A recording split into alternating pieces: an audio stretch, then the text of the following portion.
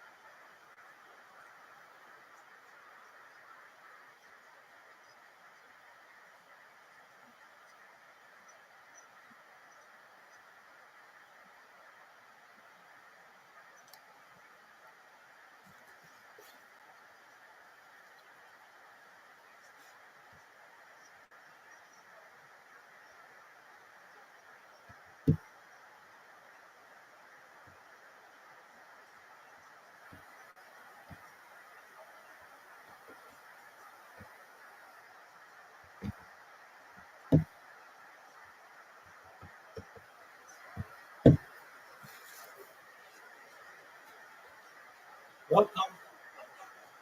How are you doing, Chris? What's good, BI?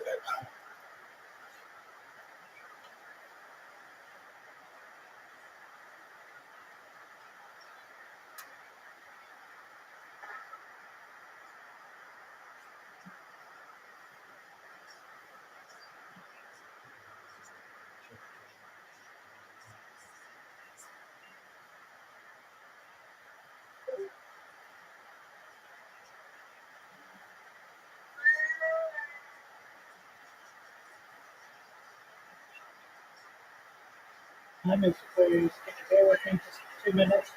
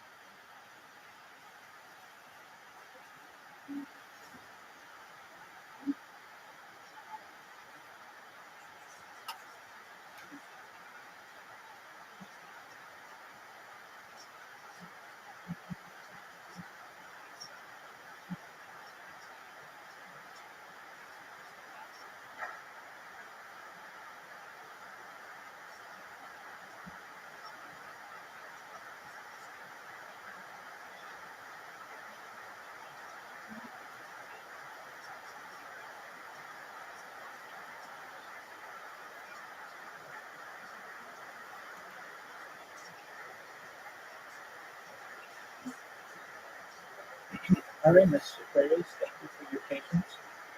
You ready? Calm down, girl. Calm down. Calm down, girl. You couldn't see. You couldn't see.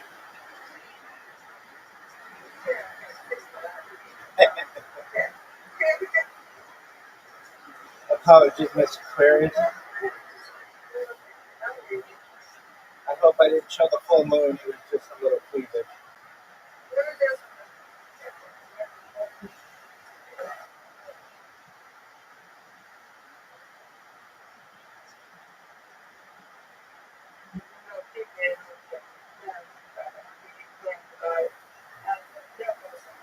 I,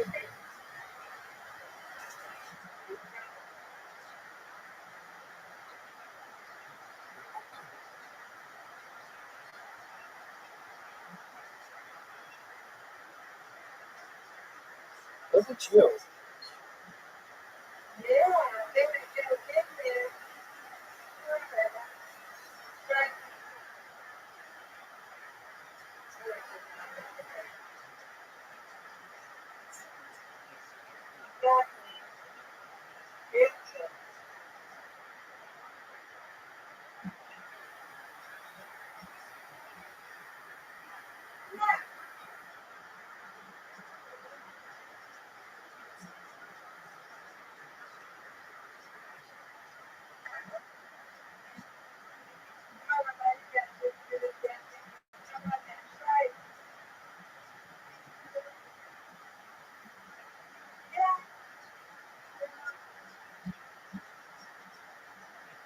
That's what I'm talking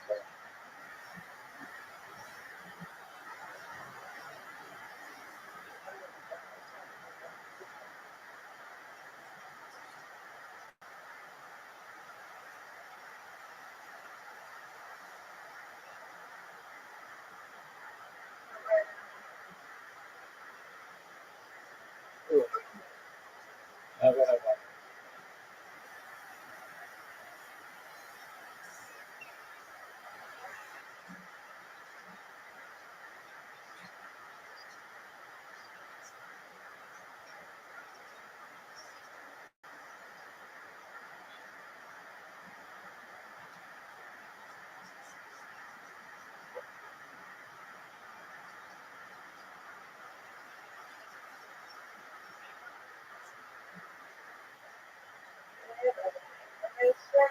Oops.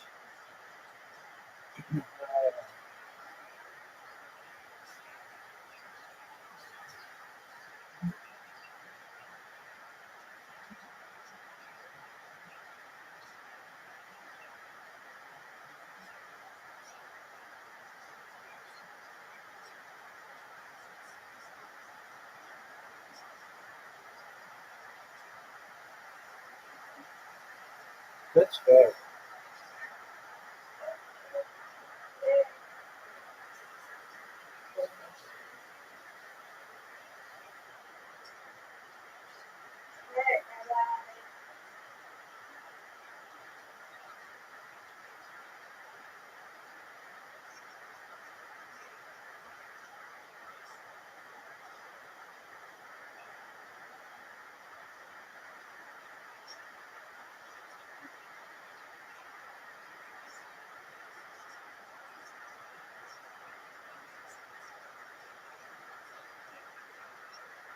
All right. You win, I win.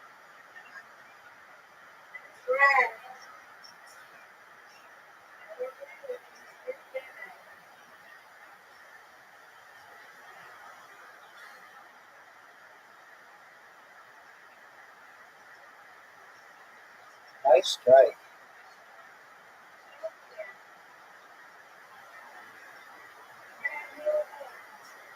Come on.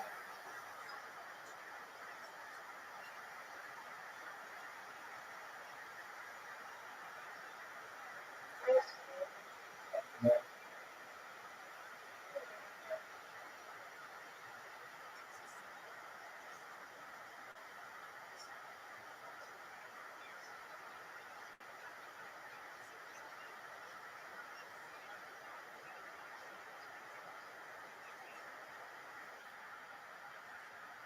Nice spin.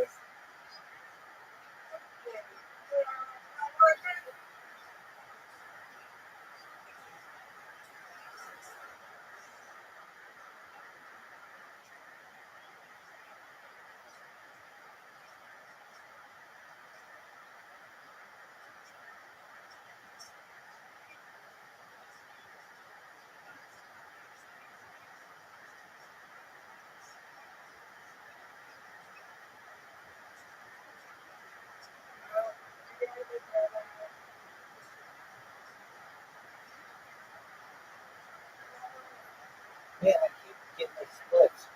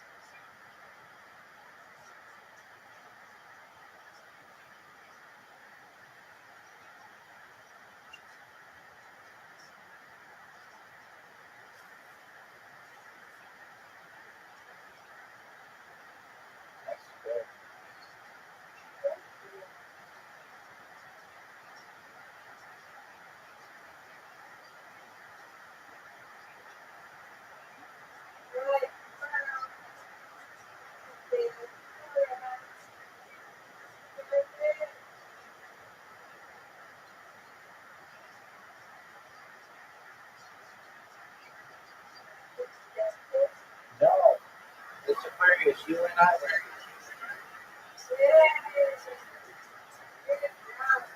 Good job, Mr. Curtis. Thank you. Great job. Thank you for your patience. Good job. How was physical therapy?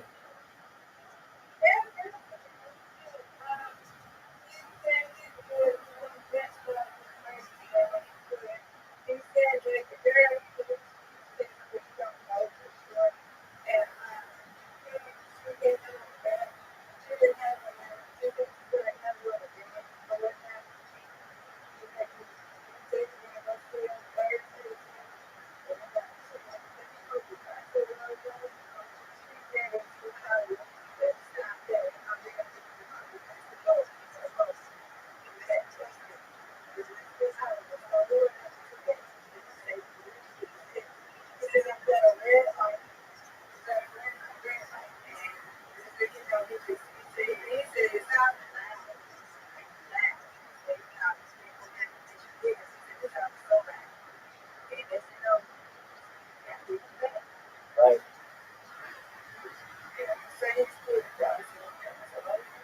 Exactly. Okay. Well, that's good to hear. And you got your last appointment on. Did your last appointment on Friday? Oh, okay. All right.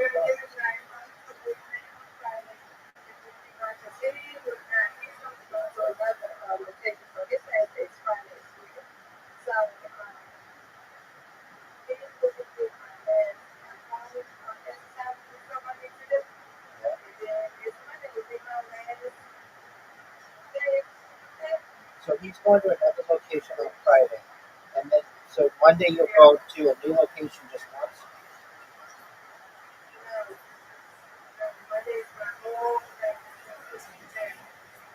I understand that. I understand that. But is it going to be in a new location just one time?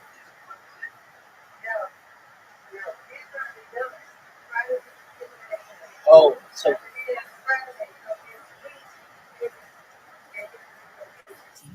and you'll be who are you going to be with next Monday?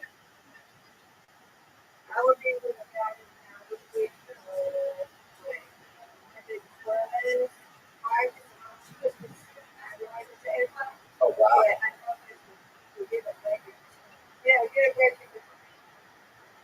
Okay. I got you.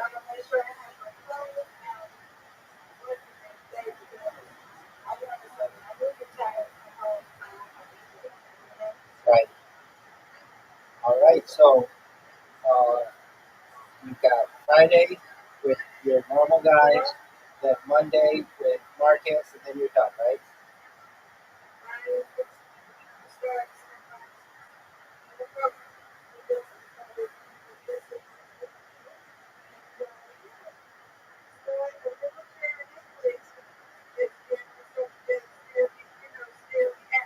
Right. I got you.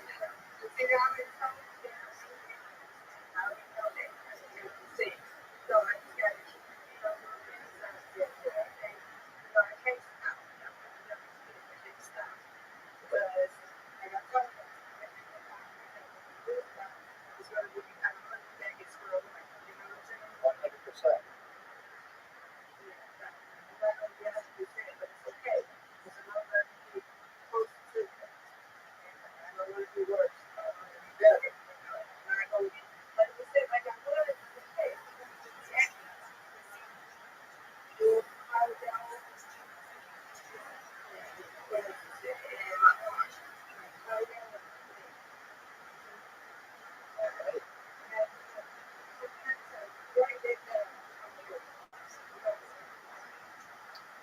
Well, Mr. Produce, well, sweet dreams, and we'll play tomorrow night, God willing. Thank you again for your patience.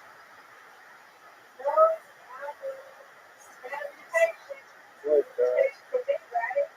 Absolutely. Okay. Sweet dreams.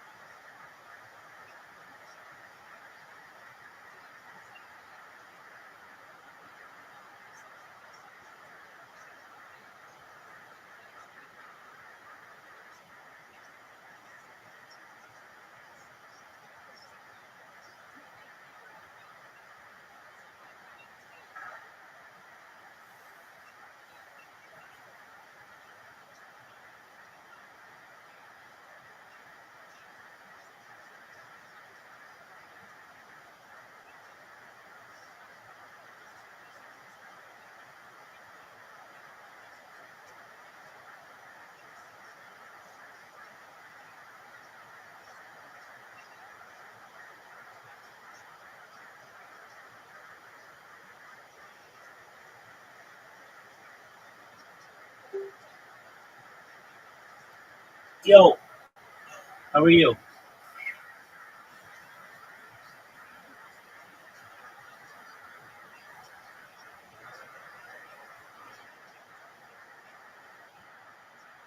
How are you?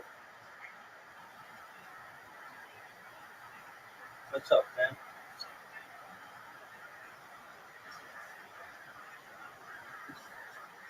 How's your day going? Yeah, here. What are you saying?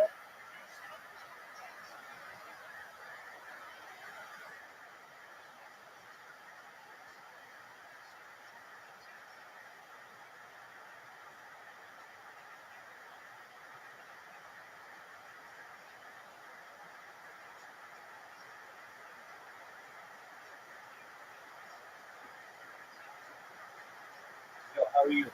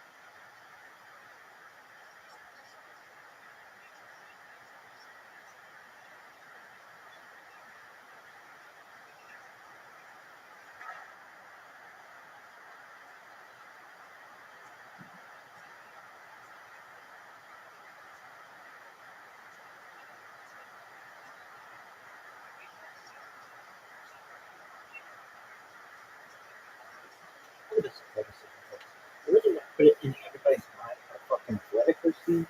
This is just um,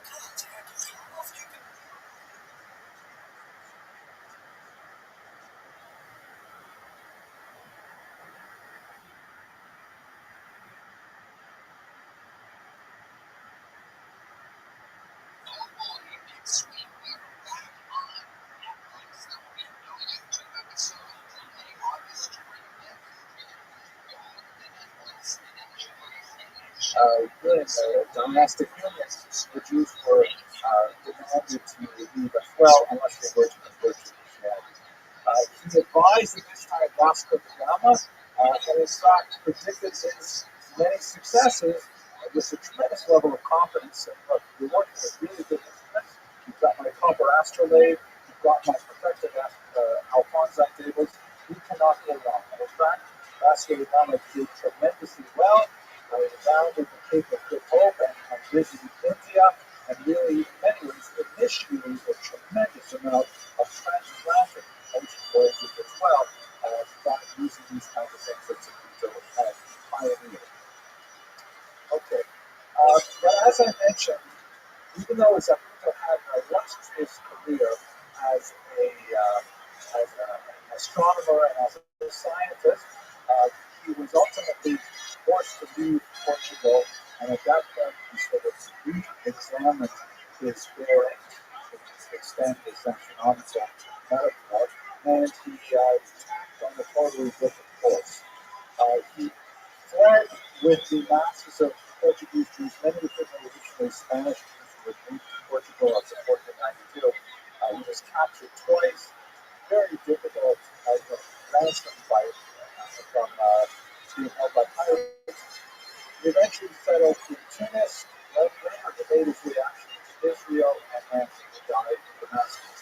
And at this point, he just changed everything. He said, you know what? I'm no longer going to write about astronomy. He did complete one small book, but it was not unwritten, it was just kind of like a memoir sort of book. And he wrote this book called Sefer Yuchasim, which is a fascinating title. Yuchasim means lineage. Yuchas, that's from the Hebrew as well. And it basically traces the lineage of the Jewish people. It seemed that he wrote in Hebrew, although he wrote other languages in Hebrew as well, chose to specifically devote Hebrew scriptures to Israel. It seems that he sort of had a change of heart, and said that I've given so much to the world in terms of science, and look how myself and my people have been treated. Let me focus my energies now on doing something specifically for my people. And he looked inward, reflected inward on the nature of the precariousness of Jewish existence as a minority in the States, and he wrote essentially a history of Jewish persecution, describing how Jews were moving from one location to another, chased from one inhospitable climate to another, despite their contributions to large society. This is one of the early works in what the professor Stella Bond from the university called Lachrymose Monster Jewish history, in which lachrymose means tear-filled. And we have this view of Jewish history as we're constantly harangued and chased from one place to another, and at the same time, we're doing so much more for the societies around us. It's a very modern life, which reminds me of a joke. Please forgive me if I tell you this one more joke. I know it is a correction, but I'm telling you, this is a funny joke. So, my jokes are not by definition funny. So the joke goes like this. This is, I actually heard this when I was doing my own doctoral research in the former Soviet Union. And if you recall what it was like back then, so much shortages in consumer goods that lines would form everywhere at the drop of a hat. If they heard that a particular store was open, people would stand in line and they would buy anything. I Czechoslovakian shoes, only size 7. You would buy as many as you could, and then later you would barter them, in various open-air markets. So, anyways, there's this lineup at Cherha outside a grocery store, and so there's two companies that be on sale. And everyone's standing there in line, and there are all these different nationalities, Russians, and Latvians, and Lithuanians, and people. So they're standing in line, and the door opens, or the window opens, and the manager leans out and says, "We've just learned that one of the trucks of cucumbers has broken down and will not arrive. Therefore, all Jews, please leave the line." So what do? They packed up every line. Close the window. A little later, he opens up the window. He says, "We've just learned that one of the trucks has been stolen by the mafia, and that less cucumbers than expected. Therefore, all Central Asians, please leave the line. Uzbeks, Tatars, Kazakhs, all leave the line. So, this goes on. Lithuanians leave Latvians, Poles, everyone to find these only pure Soviet citizens standing in line. And the guy opens up the door and says, "We just learned the last truck has caught fire, and there were no trucks arriving today, no cucumbers stalled, everyone leaves for home." So Ivan basically throws and says, "You see, the Jews get all the bricks." So, in many ways, the Sefer Yochased, we're talking now about a 16th century history. He follows a model that we repeated over and over again by many historians. It's not the first of the series. You can even say that some of the biblical books follow this kind of metaphor of the Lachrymose model where the Jews get all the breaks, said with a certain amount of black humor. But nevertheless, it is a testament to the work of his maturity, to look at his old age, and to reflect on the meaning of Jewish existence in the diaspora. So, in terms of his legacy, you get a sense of the importance of people like Zaputo for understanding the Armenian reality. They were somehow, first under Muslims and then under Christians like Zaputo, somehow able to leverage their superior education, their literacy, their openness to scientific ideas to achieve phenomenal success within their societies. With few exceptions like minorities who were forced to leave, many of them were able to climb to great heights. We've seen already Chastai ibn Shapur, the great diplomat, Shmuel Hanadid, who basically led a Muslim army for 16 years, incredible thing, which has GUINNESS, and at the same time writing an important Talmud commentary that's published with every tractate even to this day. Yehuda Levi, the great secular poet and doctor, but at the same time is entertaining Arabic masses with his Hebrew book, with his Arabic poetry, and Ibn Ezra and so on.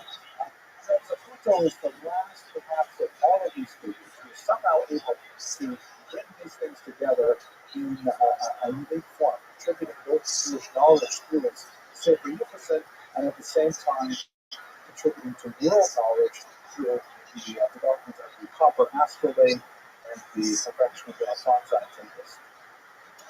What are the factors that made it possible? It's very hard to identify any that were present at that time that are not present at other times. I would like to hazard, however, that some of the things might be a sort of openness to society in the Jewish world that was not necessarily present in other periods. An openness, an idea that Jews, should not be closed off to any body of knowledge simply because they were Jewish.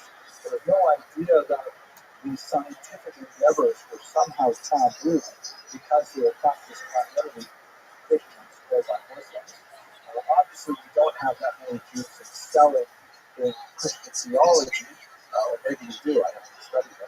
But that's probably, the big part of the reason for their success is this lack of fear of toxicity of outside society.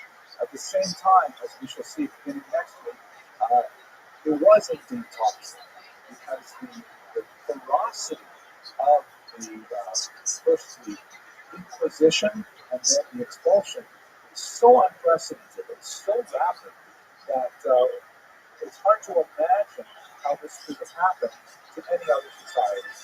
The Jews were so well integrated into Spanish culture, both under the Muslims and later under the Christians, that one might think that their position was impregnable, but in reality, that was exactly what brought things down. As we shall see next week, it was the complicated relationship between the conversos and their attachment to the traditional Jewish community that ultimately made the expulsion inevitable to certain Isabella who were slaves to the ideology of the purity of the blood.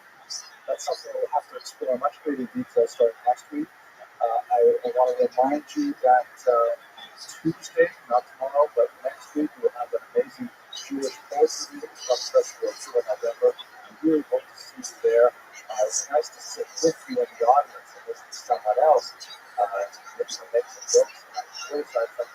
But with that, I'd like to conclude the lecture for tonight. Thank you very much for coming, and I look forward to seeing you next week.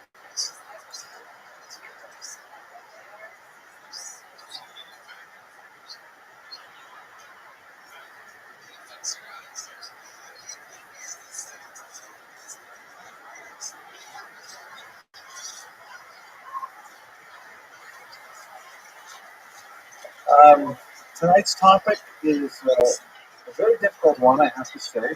This is not someone that I would necessarily choose ideally as our subject or as a focus. He's an extremely important figure in many ways, but I've chosen him primarily because he's emblematic of a conundrum that the Jews faced during the extremely terrible times of the Spanish Inquisition and the Expulsion.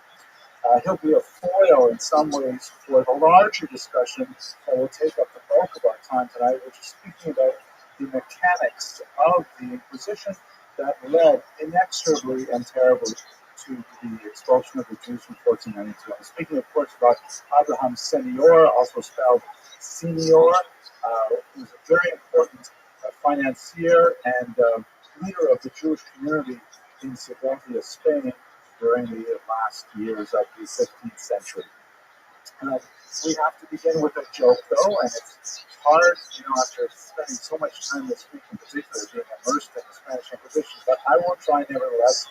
Did I tell you a while ago about a joke about the guy who his therapist tells him it's time to step away? Well, okay, so the joke goes like this. There's this Jewish man who's been going to a very competent psychologist for many, many years. And he's worked through all of his issues one at a time, and he's really made tremendous progress. So finally, the therapist says to him, listen, Irving, you've been my patient for many decades now, really, and it's been a wonderful experience working with you, but I really think it's time cut the apron strings and let you go out on your own. I really don't think you need to come back to see me twice a week like you have been for so long. And Irving says, well, gee, doctor, I don't know. I mean, this is a big step. Without regular contact. So listen, I'll tell you what, Irving is. I'm going to give you my personal cell phone number, and you can call me anytime, 24/6. Anytime you have any kind of problem, just call me. Doesn't matter. I will answer, and I'll look it through. But you will be fine. I'm confident in you. So Irving, he trusts his therapist. He says, fine. So he picks up his wife. A couple of days later, there's a call on the cell phone at 5:35 in the morning.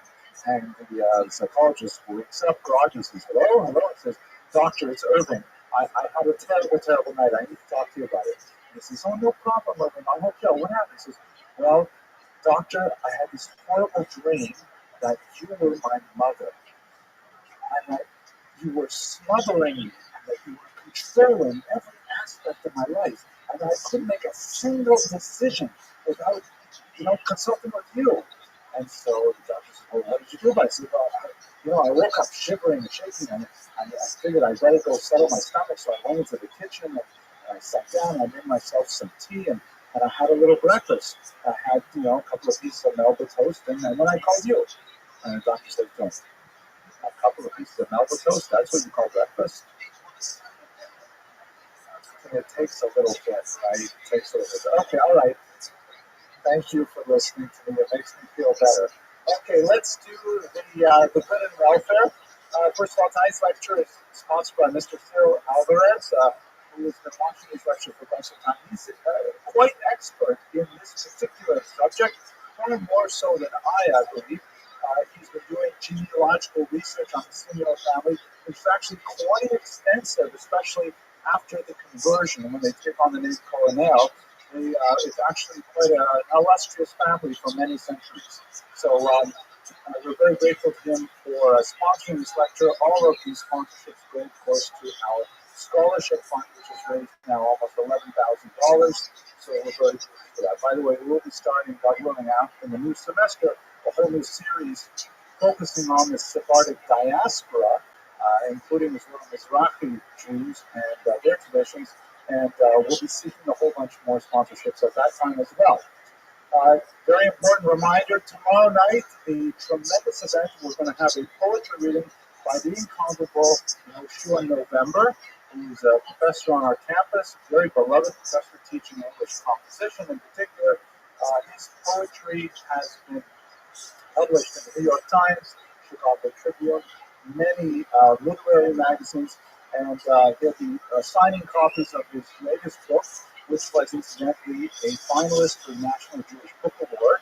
Very impressive poetry, and gives us a sense of what it means to be a poet today. I hope that you will all come, because we spent so much time discussing poetry in the Andalusian period. Let's study it in the Brooklyn period tomorrow. So that's at 7:30 in this room at this time.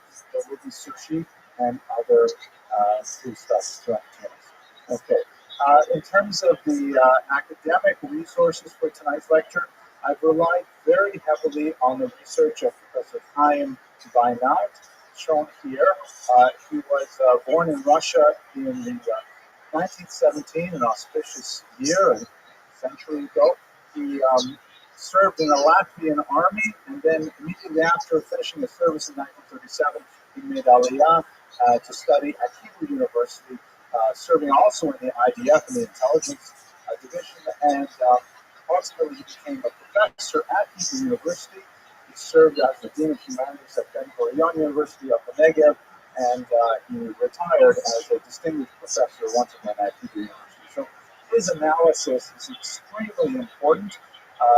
If we were to concentrate narrowly on Senior, in one of his books that I used for this presentation, he has about 100 densely packed pages of fine print text going through every little scrap of financial records of the Senior family, which is, quite stressful for even a historian to go through all this level of detail. But really, he is the number one go-to source for this period. Okay, so what's the basic biology, the basic biographic data that we're studying tonight? He was born probably in 1412. We're not precisely sure of that date, but his eventual conversion to Christianity occurred in the year 1492, and according to contemporary accounts, he was somewhere in his 80s, perhaps late 70s at the time.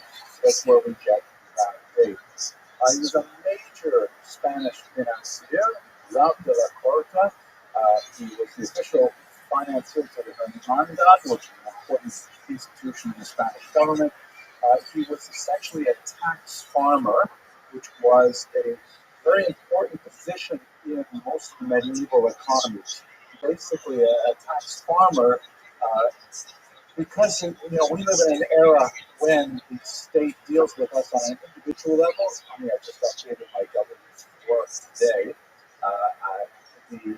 The state, because they deal with us as individuals, numbered individuals, their social security numbers, they tax us directly and immediately and frequently and often too much. But in the medieval period, taxation was conducted through communities of the corporate nature of society. So the Jews as a whole would receive a tax assessment, and the tax assessment would have to be calculated and paid on a communal level. How the Jews themselves collected it and distributed, that was up to them. Similarly, the idea of being a tax farmer is that the kings could give typically a Jew the responsibility of collecting the taxes from a particular estate or a particular region. And let's say the king set that amount at, let's say 100 ducats, just to take in a round term. If the Jew were able to raise 110 ducats, then the 10 ducat profit would remain in the possession of the tax farmer. And that's essentially what tax farming was. All right, so we're going to look at the specifics of his role in the economy shortly.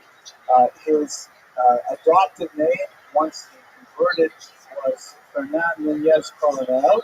It was after the sponsor was King Ferdinand himself, hence the Fernand. Nunez and Coronel are very important aristocratic names, particularly in the Guzman family.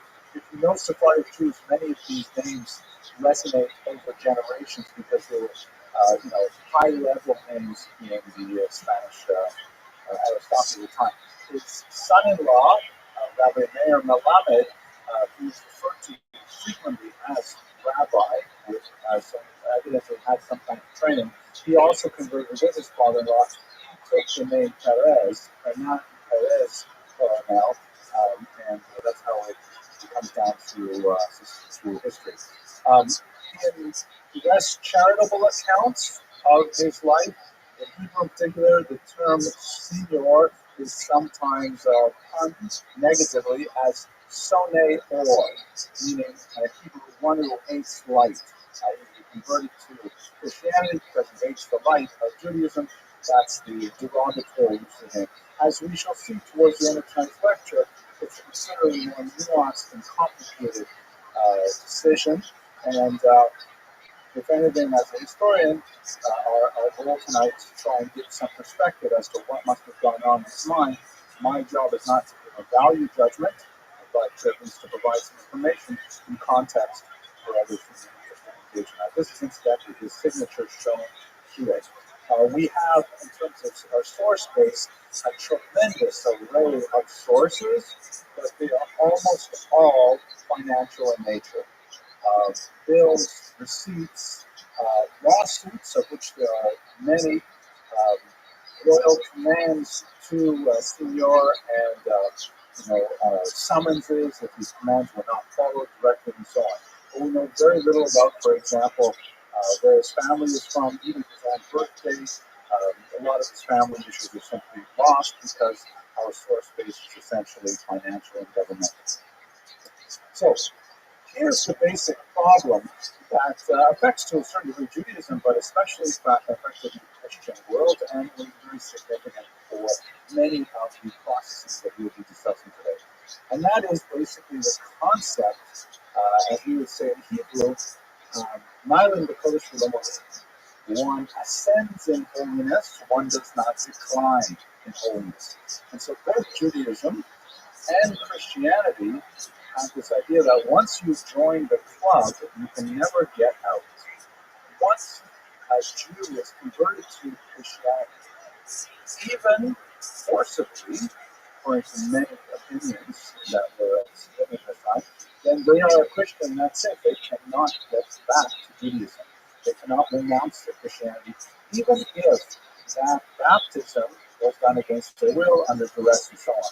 Perhaps you recall that the most tragic of these stories was the case of the Mortara affair, which occurred in the 1840s in Italy. And in fact, apparently Steven Spielberg was working on a movie version of the Mortara affair. A very sad story where there was this Jewish household, and they had a Christian maid working in the household.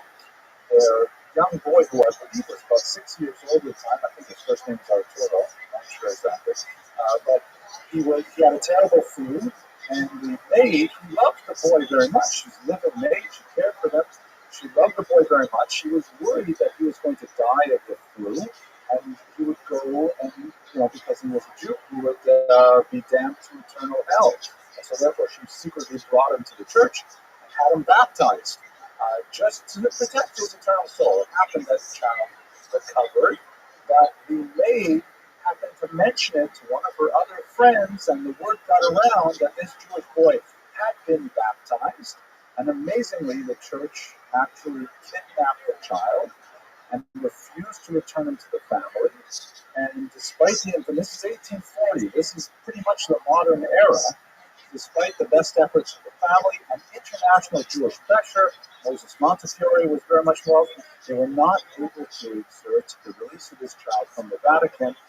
He ended up growing up in a monastery and becoming a priest and engaging in some Jewish proselytism afterwards. So it's a terrible kind of story, and that's 1840. That's 300 years later. So certainly in the 15th century, we're going to have this problem. So the church is going to be trapped in this ideology, just like Ferdinand and Isabella in particular, that once Jews are converted, even against their will, even under duress, they nevertheless are within the purvey of the church, and they may not be returned to Judaism. This will be the problem that we will explore many times. I'll also like to say one more word to a certain degree as a kind of a prologue. My first encounter as a historian with the Spanish Inquisition was ironically through the Holocaust. This important book, The Destruction of the European Jews, is one of the great initial studies of the Holocaust by a very important historian known as Raoul Hilberg. Hilberg is certainly the father of Holocaust studies, certainly the father of Holocaust. He dove into the Nazi archives and he wrote this massive 3-volume work which essentially dissected the very mechanics of the bureaucracy of murder. And it's a fascinating study and landmark study that has shaped all Holocaust historians afterwards. He's been criticized for relying too heavily, perhaps, on Nazi documents, the downplays, for example, Jewish resistance, things like that. But that's not our purpose today. What is useful for our purposes is that in the very first chapter of this book, he essentially compares the Holocaust to the Spanish Inquisition and expulsion. And he says that the roots of the Holocaust may be tied to the events we'll be discussing today and next week, 500 years earlier, which I always felt was a stretch. I always felt like, oh, come on, we talk less about the Lacrimose model. You know, as they say in French, plus ça change, plus ça va même chose. The more it changes, the more it's the same. I thought it was a real stretch to say something that happened 500 years ago in a medieval environment is really what happened in the Nazi bureaucracy in the 1930s and 40s. But in fact, the more I study this period, the more I see that in fact Hilberg's argument holds a lot of weight. In my humble opinion, and perhaps we will have the opportunity to explore this as well. The element that I'd like to identify tonight is perhaps the defining similarity between the Holocaust and the Spanish Inquisition. It's not the purity of blood argument that he makes much of. It is the idea that the Spaniards were slaves to their own ideology. That even when it was counterproductive, when it was financially ridiculous to even contemplate expelling the Jews, nevertheless there was this inescapable quality of the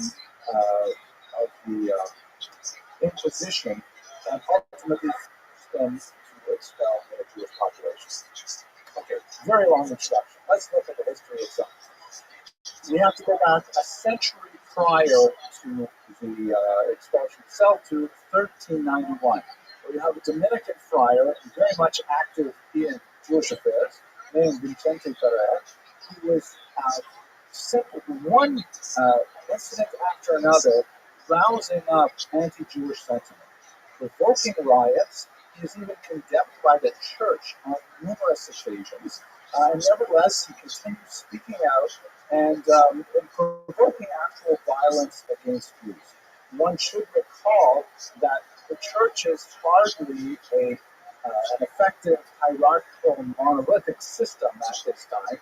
The church has to deal with a widespread, really illiterate lay clergy, even the people who are actually in the streets preaching to people often have no ability to read the holy text that they purport to represent, and they're motivated by some of the darkest urges that we have in the human panoply of psychological illnesses. So we have throughout Europe a lot of these lay clergy who actually believe that Jews, for example, drink the blood of Christian children and ridiculous things like this. The educated higher levels of the church, including the popes, are constantly publishing bulls against this process, saying, no, it's not true, please don't believe these people, that's not the church teaching, and so on. And while the church still, will persecute the Jews in the sense of pertaining to the doctrine of witness that we may have discussed last year, the Augustinian idea that Jews must be preserved, albeit in a second-class state, but there's no grounds in church ideology to massacre the Jews. It simply doesn't exist. It happens from time to time, but it's usually the it's the expression of the underbelly of the church, often helped on by people like Ferrer, and it's not at all church teaching. The church is still a religion of peace and wants to have some measure of coexistence with the Jewish. It's a lot easier. You asked me a question, but I have a feeling that it's probably better if I get to the end of the lecture and take questions in, because I think it will be hard to. If we were to go down the rabbit hole of explaining anti-Semitism, it would take a long, long time. But just to answer your question anyways, because that's really what I'm holding. The doctrine of witness argues that Jews must remain alive. They must remain in a subjugated state, but they must remain alive until the second coming. Because only then will they be able to validate the second coming. And the higher level church authorities, with perhaps some exceptions, the higher level church authorities really want to reinforce that. Nevertheless, at the ground level, it's a different story. So under Rabbi, there's a huge number of anti-Jewish riots and massive forced conversions. We don't have strong demographics for this period, but it's clearly in the tens of thousands. So you have tens of thousands of Jews forcibly converted to Christianity. What happens to them afterwards? How do they go on with their lives when the church does have this position that now that you're converted, it's a zero-sum game. You can't move backwards. You have to go forward. You also have at this time the anti-pope, because the papacy itself is under considerable strain, and there are several people running around, all claiming to be the primary head of the Catholic Church. And one of the ways that they can leverage popular support is by appealing to these subterranean urges in the wider population. Benedict the 13th is actively promoting these ideas, which leads to still bigger numbers of forced conversions. The next thing that's relative related to this is, okay, so imagine for yourself, you have a family that has been forcibly converted. They was either rebaptized or be killed, and that's what was happening in 1391 in the riots. And now what do? The riots are gone, peace is restored, and do you just go back to living Jewishly, or are you going to be a target of another attack like Rabbi? So you try to maintain your lifestyle nominally as Christian, but you don't want to eat bread on Pesach, and you want to know when to fast on Yom Kippur. So you go back and you check in with your Jewish relatives, with the Jewish compatriots, what exactly is going on Jewishly. If this goes on for a generation, 2 generations, 3 generations, as it did, then it gets harder and harder because people are living more and more openly as Christians, and they have to, with some subterfuge, go back to the Jewish community.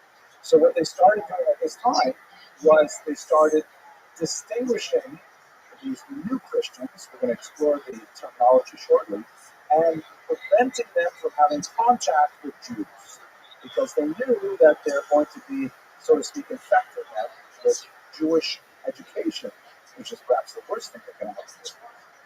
So this is we also have to note as well that in 1414 there's another big acceleration of this phenomenon with the disputation at Tortosa. Disputations are a medieval phenomenon that Spain pioneered. The most important of which we discussed last year was the disputation of 1263, in which the great scholar Nachmanides represented the Jewish side. By 1414, however, the church had got it down correctly. They knew exactly how to stage these things, how to set the rules in such a way that the Jews could not possibly get the upper hand like they did with Nachmanides. And so you have a process. The Tortosa disputation was almost 2 years long, and it was a pageant. It was like the Jews were forced over and over again to go listen to these debates, in which the text was very seriously limited. Jews were not allowed to say whatever they wanted in these debates. And afterwards, the judges, who of course were all Christian, would declare the winners, which were invariably the Christian interlocutors, and they would impose a series of punishments on the Jews. Like, for example, they have to hear 50 forced sermons.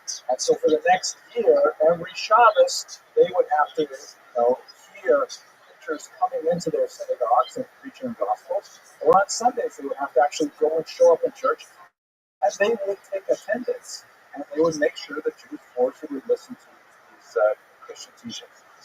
You also have the burning of the Talmud, and generally a crushed morale. We have a population that's feeling extremely, besieged, beleaguered, no hope really for growth in the Iberian Peninsula. It is interesting to kind of reflect at this point on how similar this is to the period immediately prior to the Muslim invasion of 711. The Visigoth period in the late 600s was also very much like this. And added to this, you have war fever, because the Reconquista, the Christian reconquest of the Iberian Peninsula, is proceeding at pace. They're making phenomenal gains, and ultimately they're able to conquer Granada in the far south. This is a picture depicting the surrender of the Muslims. You can see the Alhambra in the background there, and here is Ferdinand and Isabella. And even the facial expressions, the Muslims are kind of like puzzled and lost. What's happening here? How is everything changed so rapidly? But with the conquest of Granada and the complete Christian control of the entire peninsula, including Portugal, this means all of a sudden that there's this sort of feeling that we control it all. We should therefore impose a kind of a purification of the entire system. Kind of like when one political party holds all three branches of government. Maybe I shouldn't say that. Let's just keep that. Okay, so in the 1470s, the Inquisition is created. Well, what exactly is the Inquisition? It specifically targets those new Christians who, that is, Jews who were forcibly converted to Christianity, who are backsliding in their faith and adopting Jewish practices, teachings, ideas. Here is the official seal of it. It's interesting, in Latin it says, Exurge Domine et Judica Causam Tua. This is actually a quote. It says Psalm 73, but the Catholic Church counts the Psalms a little differently than the Jews, so I had to look it up until I found it here in Psalm 74. The motto of the church is Kuma Hashem, Kuma Rokim, Niva Livecha, Zehocha Pasta Mine Gavo, Kohayom, which I'll translate. Arise, God, and fight your fight. That's what's included over here. And then the second part of the verse is, remember the insults you receive from base people every day. Meaning, go out there and fight the fight of God, because there are these low people who are insulting you every day. That's the concept of the Inquisition. We're going to inquire as to who are these base people. Once we identify them, then we will punish them appropriately. The lead inquisitor was, of course, Torquemada, shown here, an unusually wicked person with a tremendous zeal for torture and the various the various instruments to elicit the kind of forced confessions and false confessions that have made the Spanish Inquisition so infamous. You can imagine that it was probably a lot like the 1930s in the Soviet Union, where a family of new Christians would be isolated, arrested, put on the rack, tortured with a whole series of tortures. I'm not going to go into detail. If you like, you can listen to my lecture on Ingo da Costa from last year, when I went into a much greater detail. And they would be forced to give up the names of so many other accomplices, so many other false Judaizing new Christians, and so many other Jews who are associated with them. But technically speaking, at this point, the Inquisition is specifically targeting not Jews, but Jews who were forcibly converted to Christianity and were entertaining the Jewish ideas. It would, however, spread rapidly. Because let's just understand, who are these people, these so-called new Christians that we turn up with these? So perhaps the most neutral term used is means converts. That's the term. Whether they converted willingly, whether they converted against their will, doesn't matter. They have to be converted to Christianity from Judaism. Christians call them new Christians in order to make a distinction, which does not exist theologically, between those people who were originally Jewish and now have become Christian with those who were originally Christian. And the new Christians were subject to a whole series of demeaning tests of faith to demonstrate what we call in Latin the term bona fides. Right? Maybe you've heard bona fide, that's how Americans say it, right? Bona fides means good faith, meaning that they are, in fact, what they purport to be. The new Christians were not assumed to have bona fides. They were untrustworthy. The Hebrew term used is anusim, which means really those of force. In other contexts, for example, that's the term used for someone who is raped, anus. The term marano is a derogatory term. It means literally pigs. Obviously, this is used inappropriately. And finally, another neutral term, crypto-Jews. That is, they're still Jewish in secret. Crypto-Jews. These are all the same people, but it gives you a sense of the various ways in which they could be viewed from without. What would happen is that these conversos who were suspected of Judaizing would be drawn before the Inquisition, and as I mentioned, tortured, maybe required to confess, name names, and then they would be sentenced, as in this famous representation by De Goya, to a series of ritual abasements that were designed to serve as markers to the larger population of the dangers of Judaizing and also as fitting punishments for the conversos themselves. They would often be required to wear this humiliating tunic and the conical dust cap. The tunic is called San Benito. You can see that here in these pictures. They're clearly very rejected. In some cases, they were required to wear it for life. In other cases, they were required to endure various torments, including the death penalty, the auto da fe, the being burned at the stake. And this being burned at the stake, by the way, also included being burned in effigy. The numbers are staggering. Again, we don't have a really clear sense of exactly how many people were killed, but we're once again talking about tens of thousands of people over the course of a few years. It is amazing how concentrated this is in particular cities, but throughout the peninsula as a whole. This is an absolutely horrific period for Jews.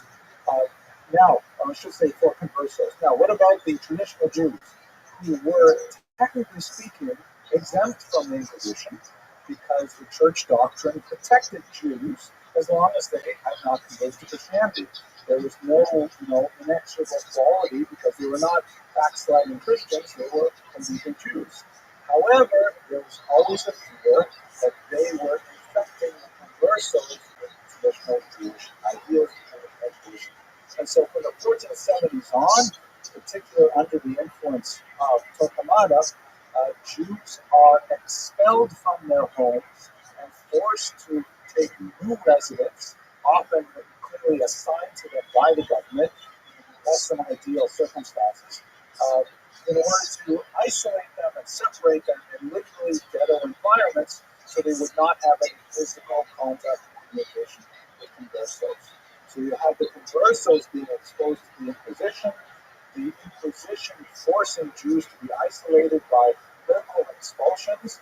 In one case, an entire province, the Jews were expelled, but in most cases, they were expelled from particular regions in cities in order to separate them from Jews. And by the way, according to the Abramson River history, you can see there's a clear economic upside for Christians to be engaged in this because all of a sudden, Jews who typically are a highly urbanized people and tend to live in the downtown core of cities because they're early settlers, this all of a sudden frees up all this prime retail real estate that can be used for the crown or for local officials and so on. You could send them out. They may live in Midtown and they have all the beautiful brownstones over there. The Upper West Side, Upper East Side, and say, listen, from now on, you have to live in this place. Brooklyn, the Flatbush is already involved here. In some other place far away, like across the river to that other state over there or something. That would be the kind of model that we're talking about. Okay. let us look at the economic impact and look at Abraham's senior in more detail. So, to explain exactly what his role was in the economy, there are several figures here at the top of the financial pile in general society in Spain. Abraham Senior was one of them. So it's Ravana, who we'll speak about next, is another. Very different choices in the position. He chose to go to exile with his people, so we'll have more of a heroic interpretation of the story next week. They functioned in a specific place in the medieval economy because they were called servi camerari. What this Latin term means is servants of the royal chamber. What exactly is that talking about? So I'm sure you've studied the feudal system. Back in high school, you have at the bottom peasants or serfs who are kind of like landed slaves. They have sort of like a land allotment, but they do not have the freedom to move. They are required to seek the Lord's permission to marry, and a certain amount of either their work product or their actual labor is owed to the Lord. So in some cases, they would actually, if they were very strong farmers, they would have to pay a certain amount of their crop to the Lord as a tax, basically rental for the land. Or in places where the person was not such great, do something called Corvée, which meant that a certain number of days a week they had to work on the Lord's fields, and that's basically the position they occupied in society.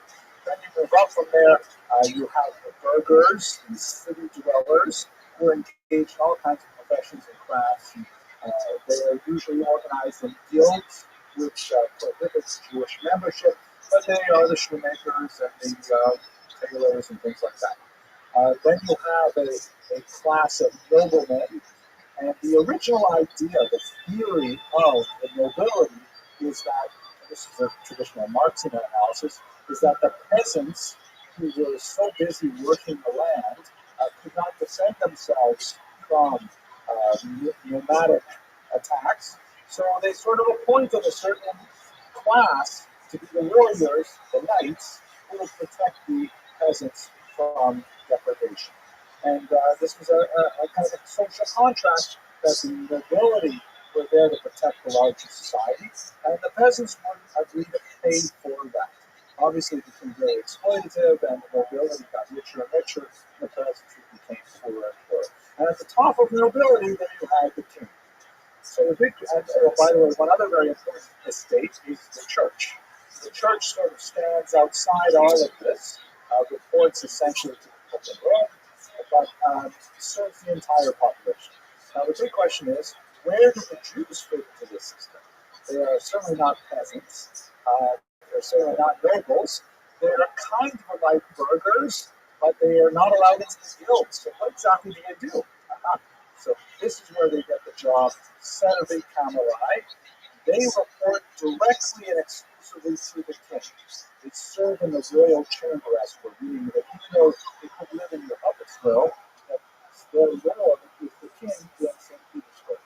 Why would this arrangement be adopted? Primarily because something called the law of gratias, which is the church canon law, which prohibits Christians from charging interest to each other. The law of gratias says that Christians can't engage in any kind of credit-bearing enterprise, which essentially stunts the economy because no one can invest, no one can find venture capital, try some brand new venture, and then pay interest on that loan. But the Jews were allowed to do so because of a reading of a biblical verse. So the Jews could function as moneylenders and could actually amass a significant amount of capital through usury. Usury has a negative connotation, but when you're thinking about 30 to 50% interest rates, it is usury. It is a real heavy cost. So Jews were moneylenders, which were highly valued commodity in the medieval economy. In fact, France expelled the Jews 3 times in the 14th century. When you see they expelled them 3 times, it's because they had to fight them back 3 times as well, because they couldn't manage their economy without this institution of credit money. So the Jews had this very special role where they were allowed to engage in money lending. They generated a lot of capital, and the king could tax that capital, which was highly valuable. That meant that they were protected, for the most part, from popular uprisings, but not exclusively, especially if the king felt that he himself owed too much money to the Jews. Then, as we saw, for example, in York in 1290, then the nobility expelled the Jews, and that was the easiest way to get rid of the debt. And might invite the Jews later to make up for the lack of credit in the economy, but that was the idea. So the Senior family were the principal tax farmers of the kingdom of Ferdinand and Isabella, which ultimately encompassed almost the entire Iberian Peninsula. So if you are to persecute the Jews, what happens if, for example, you convert them? Oh my gosh. It's like you take all these bankers, they're only allowed to be bankers if they're Jews, and if you make them Christians, what's that sign?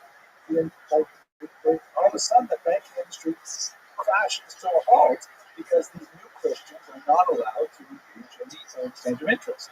And what about all the debts that are owed to these Jews, which are the income base for the taxation of the king? The king wants to get the collection. The king wants the Jews to actually make this money. If they get converted to Christianity, he loses the yeast of the economy.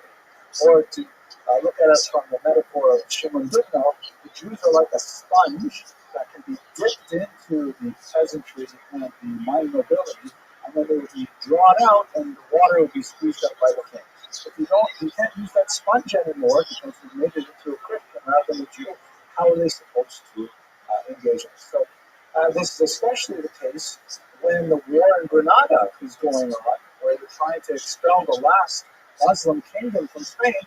How are you supposed to finance this if you convert all these Jews to Christianity? These are very difficult problems, and ultimately, Abraham Singer and others were able to hang on to the very end and enjoy royal protection primarily because of the economic aspects of their position. But, as I mentioned, the expulsion was inevitable. As we shall see, here's a very powerful and moving picture by Emilio Sala Frances, 1889, showing what's his name, Total Kamada here, displaying the ritual expulsion to Ferdinand Isabella sitting coldly in the background. There's no question they were deeply involved and invested in the actual lasting completion of this document, which led to tremendous suffering of the Jewish population. This is the Edict of Expulsion, the last page of it right here, and with the seal and stamp of the royal authorities. What I'd like to do is actually read to you a little bit from the document. It is actually about 4 pages long in total, but I've only selected a few passages. And I think it's quite illustrative of what the church was thinking. Ferdinand and Isabella were thinking when they expelled the Jews. Here we go. So there's a bit of a preamble which was directed to all kinds of people. It comes originally from Ferdinand and Isabella and King, and it goes through all the nobles, the major ones, the minor ones, through the city dwellers, right down to the Jews. I mean, they're letting this is like a general alert to the entire peninsula.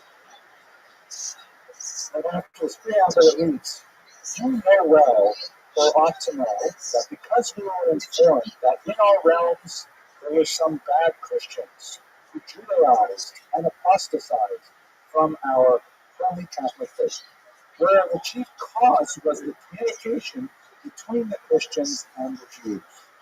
In the courses which we convened in the city of Toledo in the past year of 1,400 years, we ordained that the said Jews should be set apart in all the cities, boroughs, and places of our land." And that's actually where I'm going to stop the first time. This is like referring to the local expulsions. In other words, they're saying we tried to deal with this problem by maintaining a barrier between the Jews and new Christians. Whereby is established and made manifest the great damage to the Christians, which has resulted and results from the participation, conversation, communication which they have had were held and do live with the Jews, of whom it is proved that they always attempt, by whatever ways and means they can, to subvert and detract faithful Christians from our holy Catholic faith, and separate them from it, and attract and pervert them to their cursed belief and opinion. Note, by the way, when he says Christians here, the Greek edict is actually referring to forcibly converted Jews who are now called Christians, but they're the ones who are the problem here. Instructing them in the ceremonies and observances of their law, convening assemblies where they read to them and teach them what they must believe and observe according to their law, taking care to circumcise them and their sons, giving them books from which they can recite their prayers, and declaring the fast which they have to fast, and joining with them to read and teach them the stories of their law, notifying them of the Passover before its date, informing them about what they must observe and do, giving them and removing from their houses the unleavened bread and the meat that has been slaughtered according to their life, and teaching them about what they must avoid in foods and other things to observe their religion, and in persuading them as best they can to keep and observe the law of Moses, and in giving them to understand that there is no other religion or truth save that, and this is proved by the many declarations and confessions of both the Jews themselves and also those who are corrupted and deceived by them. So it's very clear that what the Rabbinic expression is talking about is basic Jewish education. You have this terrible situation. Jews are torn away from their communities, and they're trying to get back and learn the basics of what they need to do to be Jews, and this is specifically what is bothering them as well. We, with the council and the regarded certain prelates and grandees and caballeros of our realms and other persons of wisdom and conscience in our council, having considered the matter with much deliberation, are agreed in ordering that all the said Jews and Jewesses of our realms shall leave and never return nor come back to them or to any of them. And upon this we order that this our edict be given, by which we order all Jews and Jewesses of whatever age they may be, who live and dwell and are in our said realms and dominions, as well as a native born among them, as those not native born who in any manner for any reason have come and are in them, that by the end of next month of July, 2092, that comes in the present year, they shall leave all our said realms and dominions with their sons and daughters and servants and maidservants and Jewish followers, as well as the great and small, of whatever age they may be, and that they do not dare to return to them, either in them or in any part of them, but in dwelling or in transit or in any other manner, under the penalty that if they do not do so and comply, and are found to be in our said realms and dominions, or to come to them in any manner, they incur the punishment of death, and the confiscation of all their property to our exchequer and treasury, and that these penalties are incurred by that same fact in law, with no other trial or sentence nor declaration. In other words, they can't even step on Spanish soil without penalty of death, without trial. It's an incredible statement. It's chilling. And we command and prohibit that any or all persons in our said realms of whatsoever estate, condition, dignity they may be, dare to receive shelter or assist, or keep publicly or secretly a Jew or Jewish, or Jewess, after the said date of their coming in July, and hereinafter in our lands or houses, or in any other part of our said realms and dominions, on pain of loss of all their possessions, vassals, and citadels, and everything else. Meaning, if any Christian gives refuge to these people, they suffer complete confiscation of their entire property. And it goes on, but you get the basic idea. It's a complete and utter expulsion. Even though this will have tremendous economic consequences, Ferdinand and Isabella are locked into this Orthodox Christian interpretation with no flexibility whatsoever, and they move toward this largely because of the events that began in 1391 with the forced conversions. They cannot turn the clock back, they can only move forward. This is what some, to go back to Hilbert, some Holocaust historians particular point to it, in the master bureaucracy is what they call the ratchet effect. And if you're familiar with, those wheels that you can turn on a boat to like pull up the sails or something, they have like cogs on the outside of the wheel and a little hook. So you can turn the wheel one direction, but with every little fraction of a degree, the ratchet falls into place, you cannot put it backwards. You can only put it forwards. And so they are forced, step by step, to the inevitability of an expulsion. The Senor family indicate the documents that we have, and by the way, much of this material, much of this decision to expel the Jews happened in camera, in secret. With very few people in the Jewish community, even the most high up elements, Abdullah, Senor, and others, were completely taken by surprise by this. This is something that Ferdinand, Isabella, and Torquemada cooked up on their own largely, and it fell down like a sandbag from heaven, completely surprising the Jewish population. We know that as late as May 29, Senor had declared that he would definitely emigrate. He would give up his vast land holdings, his incredible debts that were owed to him, his huge financial empire. He had determined that he was going to leave with the Jewish population. Nevertheless, 2 weeks later, he and his son-in-law and almost all of his children, 2 sons and 2 daughters, converted to Christianity. There is a legend, very poorly sourced, but there is a legend that says that Queen Isabella threatened that if Senor did not convert, and then he would take on a new economic role, which we just in a second. If he did not convert, she would destroy the entire Jewish population. It's a poorly sourced legend. Not entirely clear how she would actually carry that out. The idea of genocide at this level really is a modern phenomenon, not a 15th century one. So it's possibly not true. By the way, I forgot to mention that Senor was also very much involved in the initial shidduch between Ferdinand and Isabella, which shows on the one level just how high up he was in their esteem, at the same time as God absolved himself from this horrible crime. What led him to stay, we don't really know, but we can imagine. His age, in his 80s, to pick up and leave and to go wandering, who knows where, finding refuge somewhere, very difficult. His status, he invested himself for years as the head of the Jewish community, and in many aspects that was his role, and this massive multi-city empire with so many different businesses, millions and millions of the equivalent of dollars involved, and all of those things, to give those things up, must have been incredibly difficult. Not to mention the pressure from his children, who may not have felt the same way he does. So you have several financial records and court records that attest to some of their activities. But in the end, all we do know is that he and his family converted to Christianity. One daughter, Reina, apparently did not convert. She went into exile. There was one possibility that in fact she did convert. She got to the rather than along with rights. But most likely not. So, the aftermath was complete economic chaos. Baynard goes through a tremendous amount of detail discussing how the peninsula now bereft of Jews, except for a significant number who moved to Portugal. We'll study that next week. What exactly happened there? It's also unfortunately very sad story. What happened to all of the economic activities that was concentrated in people like Senor? So, one of the things that the church had to the crown had to take care of right away is all of the debts that were owed to Senor, and all of the debts that were owed to Jews throughout the population. The crown claimed them.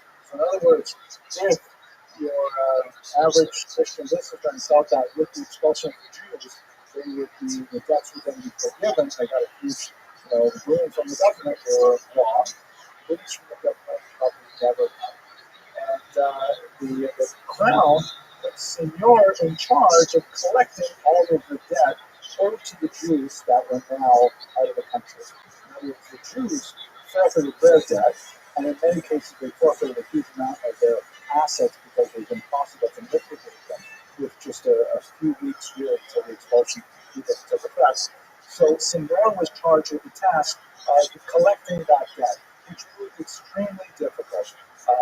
He lived only a short amount of time afterwards but there's a tremendous number of court documents indicating the displeasure of the crown with his failure to generate the kind of income that he used to when he was Jewish.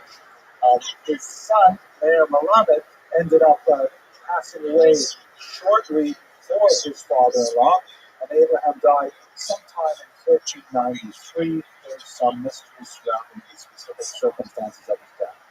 But the economic situation of Spain after the expulsion of the Jews took several decades to be addressed and recovered. Many of those losses to the crown were simply not made up, and the general economy of the region took a turn for the worse, which was offset only by the fact that the discovery of the New World, which will be our topic in 2 weeks, was able to reimburse the crown for it with a lot of new funding that was not present before. So that's basically the story of this very sad period. Next week, we're going to look at Don Yitzhak Abravanel, who was a heroic figure, like many of the Sephardic individuals we studied. He's also someone who combined tremendous political capacity and activity with scholarship. He wrote a major commentary on the Bible, for example, and it's studied to this very day. And hopefully we'll be able to move on from this very dark period with something of an upgrade. But I thank you once again, as always, for your attention and your endurance. Have a good night.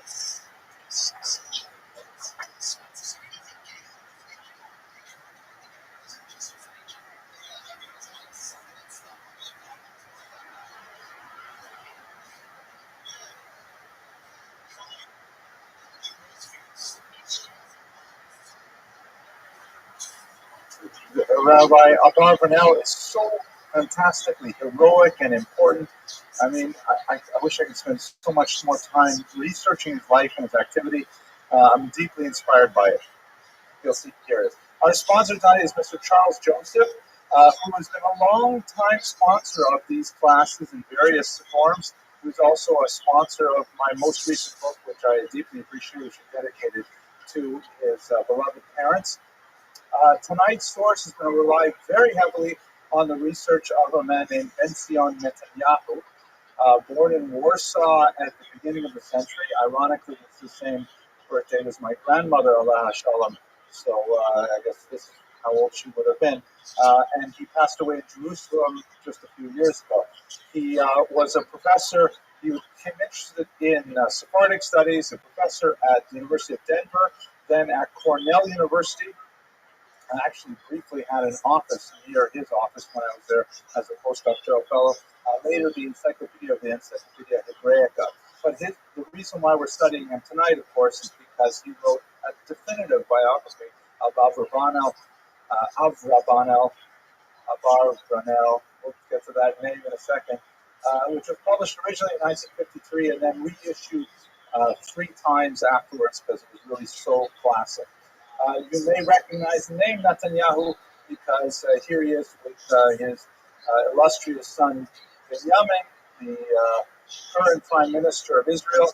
He was also the father of Yoni Netanyahu, the hero of Entebbe, and a really very impressive individual. Another son also involved in the idea.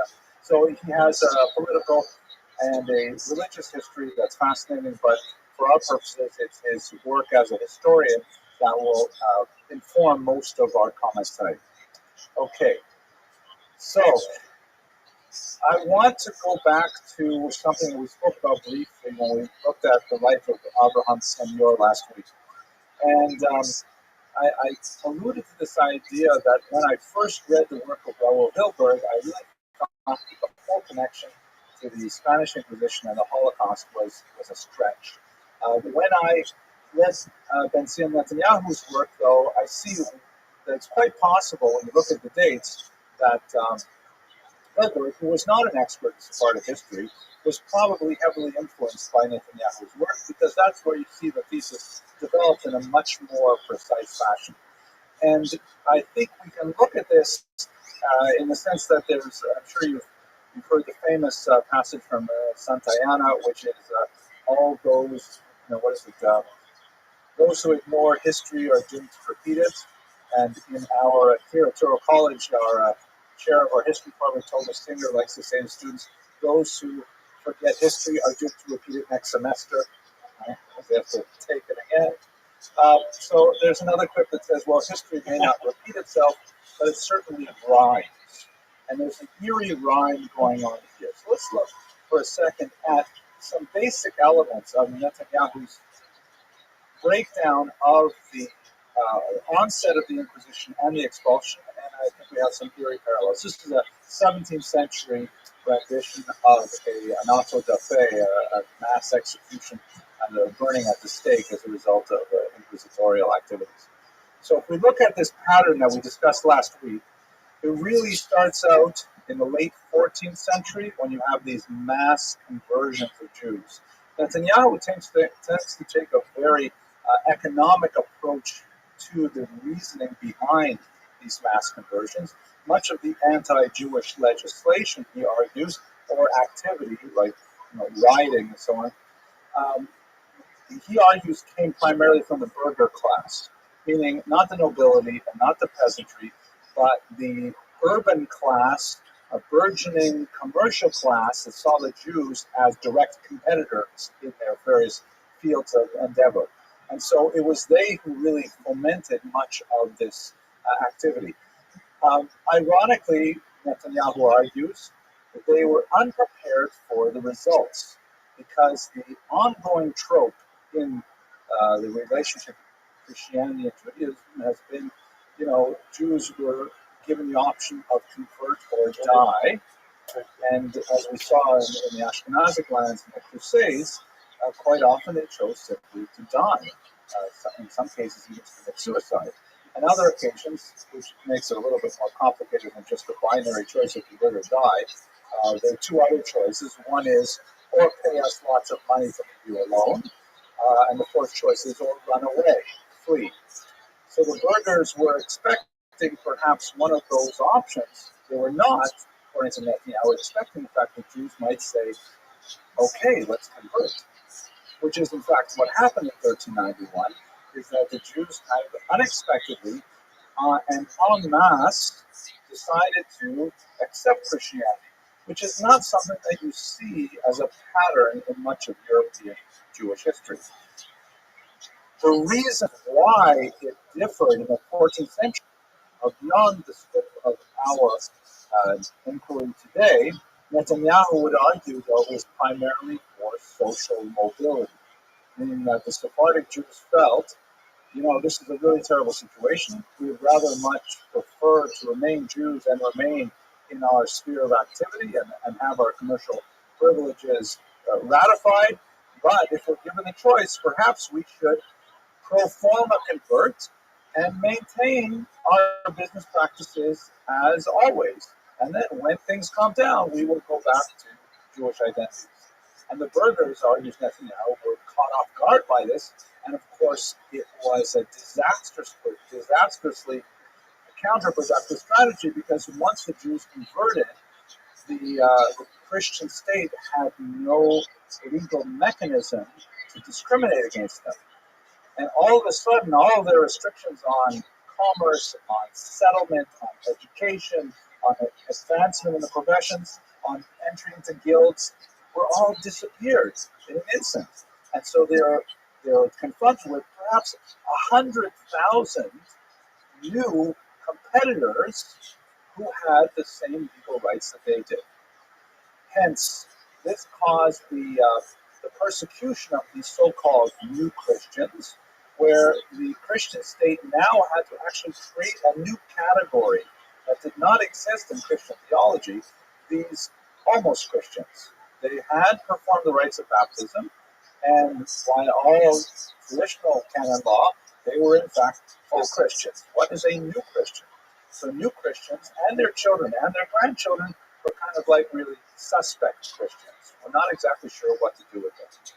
This led to the Inquisition because the church was interested in, well, what are we doing with all these people who claim to be Christians and they're not really practicing and they're going back to their Jewish roots, so you had to inquire as to their bona fides, quite literally.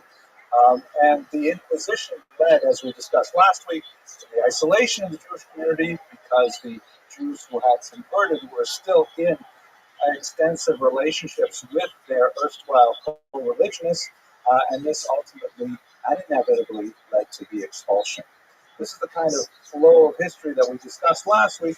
Netanyahu's thesis. There are others who disagree, particularly with the economic components of this analysis, but it sounds remarkably familiar. But if you look at the late 19th century and early 20th century Germany, we see, let's put up the Spanish pattern over here on the left, we see almost identical things happening in Germany. This is the line of history graphs. Late 19th century and 20th century, you have a massive number of Jews converting to Christianity. Again, purely pro forma, as a means to gain entry to all of the avenues of social advancement that were closed to them.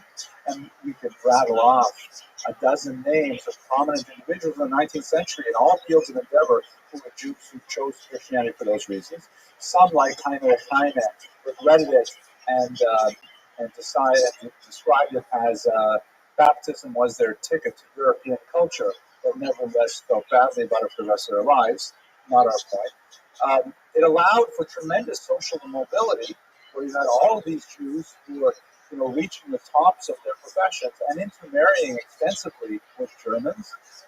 And this created an environment that, not religiously but socially, was untenable because the Aryans, so to speak, felt themselves excluded from their own country. There was this kind of like separate class of people who were like the in crowd, who were Jews with a tremendous amount of power in the media, in banking, in arts and culture, and so on. This leads, under the Nazi period, to an isolation of the Jewish community, passing of restrictive legislation to try and identify those Germans who are non-Aryan and separating them away from the rest of the population, ultimately leading to expulsion. And when, obviously that could not be wholesale in Germany because they still had the rule of law to deal with, but ultimately found its expression in the Holocaust. So this rhyme of history, this linkage of the Spanish Inquisition and expulsion to the 20th century Holocaust, I think actually has a tremendous amount of theoretical appeal, and it's the kind of resonance that we have to be aware of, even in our own days. Okay, but let us concentrate on our main topic today, which is, of course, Yitzhak Agravana. We should begin with, how do we say his name? Netanyahu actually catalogs 17 highly distinct spellings of his name in the Latin alphabet. Of course, he was active in Spain, Portugal, Italy, and as a result, using the Latin alphabet, there are a lot of different variations. And 9 different spellings in Hebrew. And Hebrew, of course, does not conventionally include vowels in its written or printed writings, so it gets even worse. How exactly do you pronounce it? One of the most popular versions in America is Abarbanel. And when I told my wife I was giving a lecture on Abarbanel, she said, "Who?" I said, Abarbanel, oh, like the wine, right? So that's how she remembers it that way. Abarbanel is perhaps, if you go to yeshiva, they'll say Abarbanel. It's a popular song, Abarbanel, Ba Ba Ba, Abarbanel. Heard it? But the probably correct, following Netanyahu here, probably correct is Abravanel. That's probably how he pronounced it, more or less, with my Canadian accent. His years are 1437 to 1508. He came from an extremely illustrious family. Many communal leaders in his lineage, fathers, grandfathers, great-grandfathers, all with tremendous wealth and prestige, honor, leaders of the community. His family originates in Spain, in the city of Seville, which ironically was one of the epicenters of the anti-Jewish activity in the 14th century. And in fact, very tragically, his own grandfather Shmuel converted to Christianity.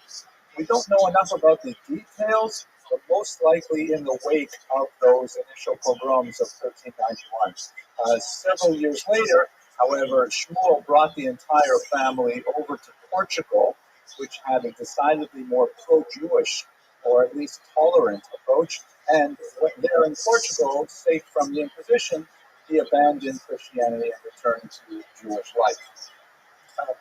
Gravano rarely refers to his grandfather's conversion.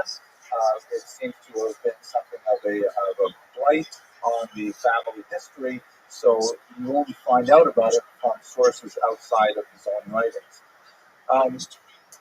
He received in Lisbon, where he was born, a traditional Jewish Sephardic education. We'll look at what those things are momentarily, but first let us understand a little bit about, why was Portugal so friendly to Jews when just across the border you had one of the most intense periods of anti-Jewish persecution in memory. One of the reasons is because the Spanish kings were moving rapidly towards the absolute monarchies that were modeled in, let's say, France, and to some degree Germany, some degree Russia, where the kings had far more absolute power. That was not at all the case in Portugal, where there was still quite a bit of division of power. One of the areas where the king did have significant power and could wield it over the church was the institution of servi camerai. You may recall we discussed this very briefly last week. That's basically, the term is Latin and it means servants of the chamber, meaning the royal chamber, an institution in which Jews reported directly and exclusively to the king.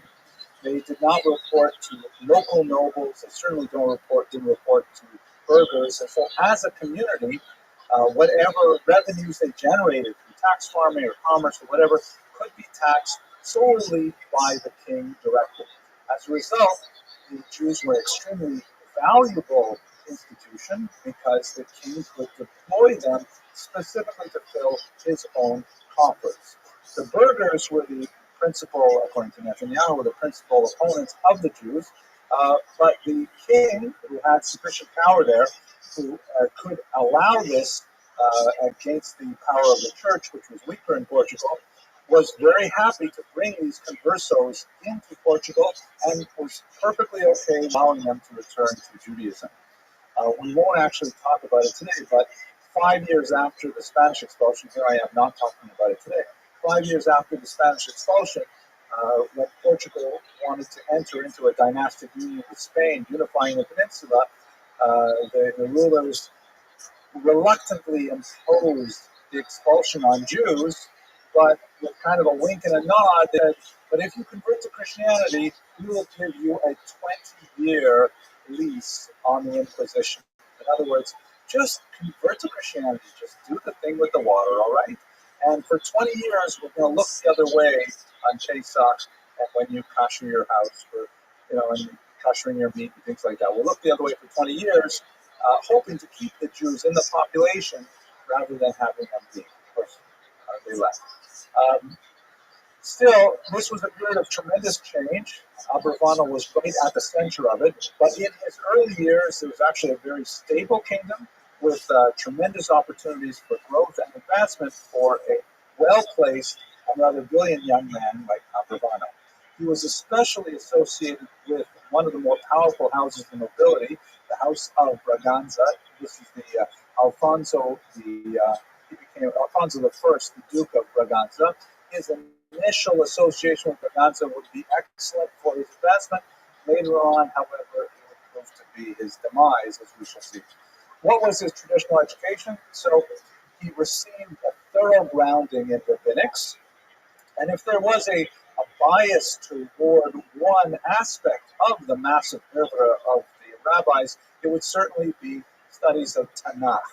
He was an unparalleled expert in the Hebrew scriptures, and of course much of his writings are based on the Hebrew scriptures. One of the Spanish, we haven't had enough time to discuss these things this semester, but one of the Spanish geniuses of their particular form of Judaic research was into text, and specifically Tanakh. So the Spaniards excelled in perfecting the Talmudic text and also the religious texts. Spain was also, of course, a hotbed of Kabbalistic activity, people like the Ramban, Lyon, and others, and so he was quite familiar with Kabbalistic texts. This would be very significant later on in his life as he began to write about Messianism and predict the Messianic future. He believed, for example, that 1503 was going to be the year that Mashiach came. He was quite disappointed to live past that date without Mashiach. At the same time, again in typically Sephardic mode, he received a very extensive and thorough education in secular studies. Rhetoric was a big deal. He studied Cicero, Thucydides, many of the great Latin classics in particular, and he even studied the Church Fathers, who were also noted for their rigorous dialectic and their beauty of expression in Latin, which he knew quite well. He was heavily influenced by Aristotle, although he had significant differences with Maimonides, and one of his great works was a commentary on Maimonides. Later, through the influence of his son, he began to shift himself a little bit more towards the Neoplatonics, but nevertheless, we're talking about a person who was truly a gifted and well-rounded individual with a tremendous breadth of sources at his fingertips. In fact, he was one of the most popular of the Hebrew commentators on the Bible in the church, primarily because of his very liberal attitudes towards deriving arguments from sources outside of the Judaic tradition per se. Okay. So, in Portugal, he rose along a trajectory that you might anticipate for a person of this stature, with the background that he had and the experience of his fathers and forefathers. He rose to become the leader of Portuguese Jewry under Alfonso V in his 30s, and he performed a number of economic activities, tax farming, just like Abraham Sr., many of the patterns that we've seen in other figures. He also was pioneered, or I shouldn't say pioneered, he led the charge for defending world Jewry whenever he saw an opportunity to help out. For example, there's a terrible story of 250 Jews who were taken from one particular island and thrown into slavery. And this was something that happened from time to time in Jewish communities, where they will be seized by pirates and then put on the slave market. Portugal was very big in the slave market, and Abrevano raced around the peninsula, gathering up a huge amount of sum to track down each one of these Jews who was sold into slavery and then ransoming them back. And for this kind of activities, he earned the respect and admiration of the entire Jewish population, who looked to him as a Moses-like figure that's truly deserving of respect and adulation. Yes, question? Can I zoom in on the face a little bit? On the words? Not so easily. When you go online, you can do it. Let's try this here. Control plus. Yeah, sorry. Students, what are you going to do? They write down notes and stuff. He had a massive fortune. At one point, there was a loan of an astronomical amount collected from the nobility in in Portugal, to give to finance a nuclear war effort, and he himself gave more than 10% of it just from his personal coffers. Rather remarkable amount. He had a happy family life, fathered 3 sons, who followed in his path and who achieved fame on their own in many other fields, as well as Jewish leadership. And he maintained in touch with them even when the family was atomized by the Spanish expulsion, and managed to reunite with them towards the end of his life. But as you can imagine, this was short-lived. That's kind of like his trajectory upward, and he's active as a political and as a communal figure, with very serious success as an economic figure. But his patron, Alfonso V, died of plague, which was devastating the Iberian Peninsula at this time. He was 49 years old. It was completely unexpected, and this changed Abrevano's fortunes dramatically. The successor, and this name I'm not sure how to pronounce it. Some say it's Joao. I like to think of it as Joao, as I think I told you last week when he was born. They said Joao, it's a boy. I can't do that joke twice. But Joao II, the successor, was not at all the same as his father. Among other things, he was very land poor. He complained once that all my father left me were the roads of Portugal, meaning no landed estates, no massive treasury. And here he's trying to build together. He's seeing that all the other kings are moving towards the direction of the absolute monarchy, l'état c'est moi, these kinds of attitudes of the state being identical with the king. And Portugal is the duckling in the background. So one of the ways that he hoped to shore up his authority was to find some quick sources of wealth and then distribute it in order to buy the loyalty of the nobility.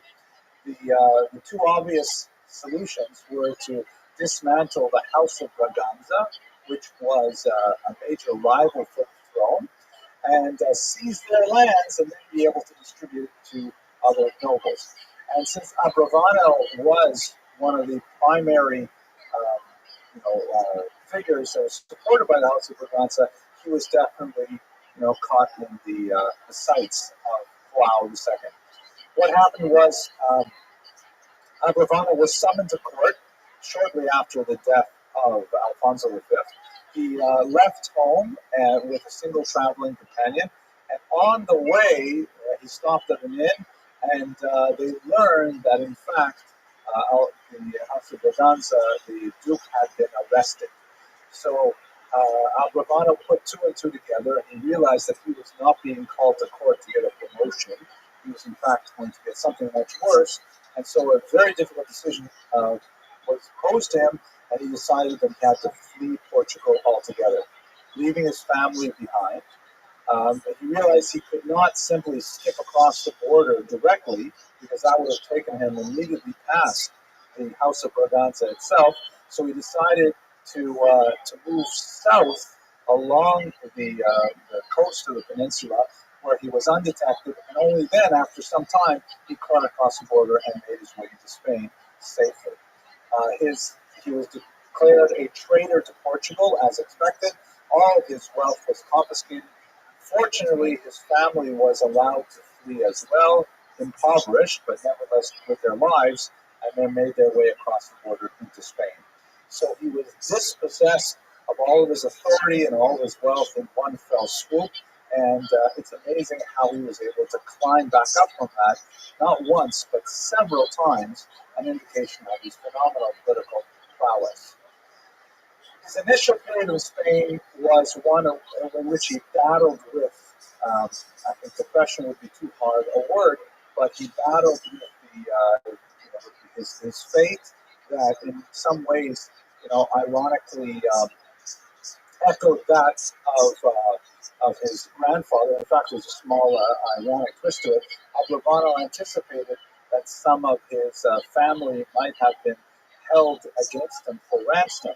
And in fact, shortly after he spirited his family out of Spain, he learned of a plot to kidnap his one-year-old grandson and forcibly baptize him.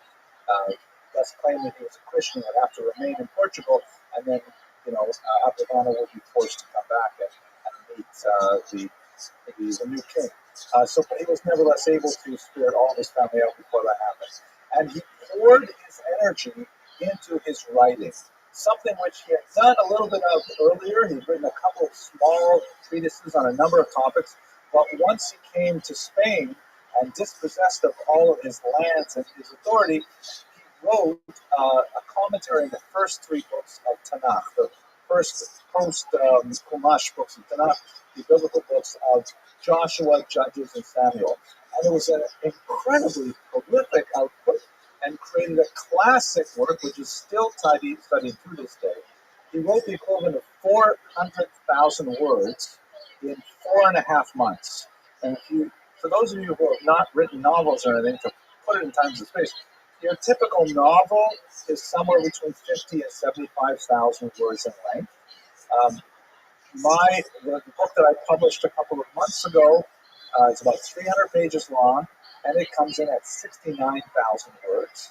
So that means that this book that I worked on since like 1994, he wrote 6 of them in 6 months. just an incredible output and genius, fantastic research into the language and meaning.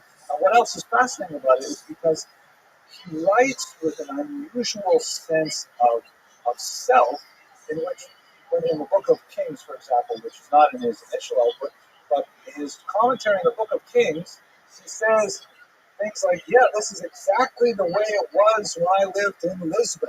And the kings were just like it was over here. And he explains the Book of Kings, talking about Solomon and the rebellions and so on. He's saying he gives examples from things that he personally witnessed in the royal court. So his perspective is hardly academic. It's more like a memoir. You can imagine something like, I don't know, Lieberman, Senator Lieberman, writing not only a book about Shabbos, but a learned book, commentary on something in the Bible, and saying, yeah, this is just like what Al Gore and Bill Clinton had this problem with. That's sort of what this like. It's an unusual combination of commentary on the Bible and political memoir. Brilliant, absolutely brilliant. It's and very gripping reading. He has a lot to say about the expulsion song. Of course, given his unique talents and his reputation, he was summoned to King Ferdinand and Queen Isabella, and he was allowed to retain his Jewish identity, of course, regardless of his grandfather's earlier conversion. And he entered service in their court. So now he's in his second royal court, where he was essentially the third in command economically. Because the king and queen were jointly the head of the government, and Abraham Senior was the principal tax collector. He was third. He worked directly under much older Abraham Senior, and he rose to tremendous prominence in Spain after having been in tremendous prominence in Italy. But, in Portugal. As we discussed, that was short-lived. We're talking about basically a period from 1403 to 1492, which is the expulsion. 9 odd years was the period of his rise to power in Spain. Amazingly,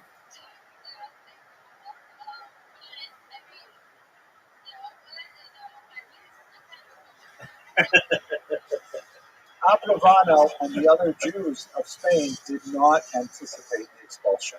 Netanyahu writes about this at great length. How is it possible? A lot of it has to do with Ferdinand's own poker face. He is in fact, I didn't know this, but when Machiavelli wrote The Prince, Ferdinand was his model. That was exactly the person he was writing about. And Ferdinand was able to keep his counsel to himself.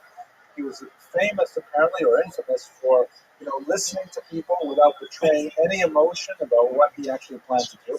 And in fact, the Jewish community was completely caught off guard by the writ of expulsion.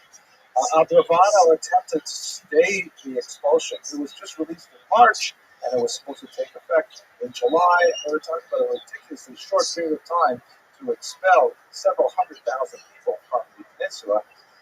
Abravano raised a massive bribe, offering it to the king and queen, hoping that would stay the decision. It did not, unfortunately. There's one famous scene which, unfortunately, Abravano did not write about. We don't have his own words, but we do have some third-person accounts in which they believe that Ferdinand was the principal mover behind the expulsion, that they felt that if they could appeal appropriately to Ferdinand, that he would rescind it. But at a key moment, he said, listen, why are you talking to me? You should be speaking to the Queen Isabella. And they saw an opening and said, oh, so perhaps it's not Ferdinand. All we have to do is speak to the Queen. The Queen owed a lot to Abraham Senior. He was apparently very much involved in setting up the original marriage, and they thought that they had an in with the Queen. And so Abravano and Senior went in to make their last appeal to the Queen. The Queen, however, was of a single mind with Ferdinand, and she famously responded by quoting verses from the Bible, which are ironically quoted in the same context in the Talmud, that to the effect that the thoughts that the king has are planted there by God, that only God can really inspire a king to act.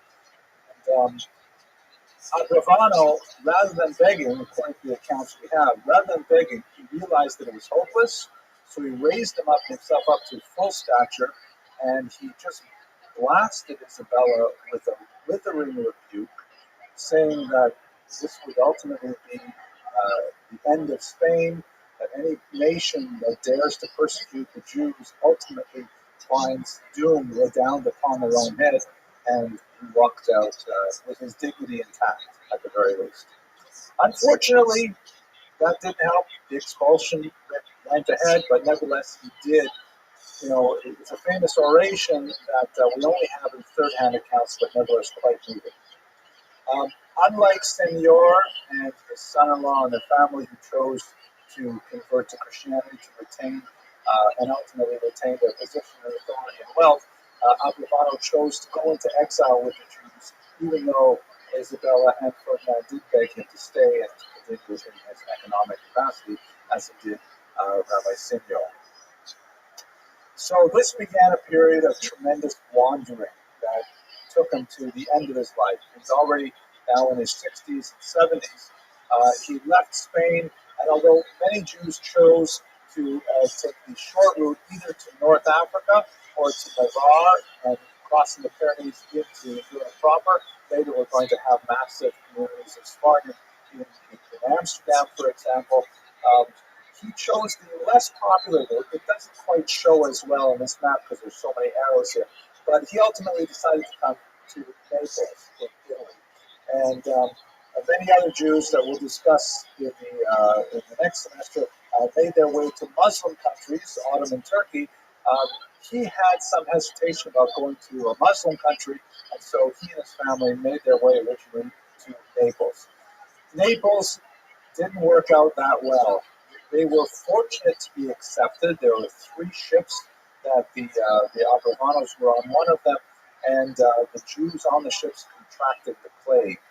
And so in Naples, there was a tremendous hesitation. Oh my gosh, accepting immigrants, refugees. Many of the other ports would not accept Jews at all. To even think of accepting Jews with the plague was exceptional.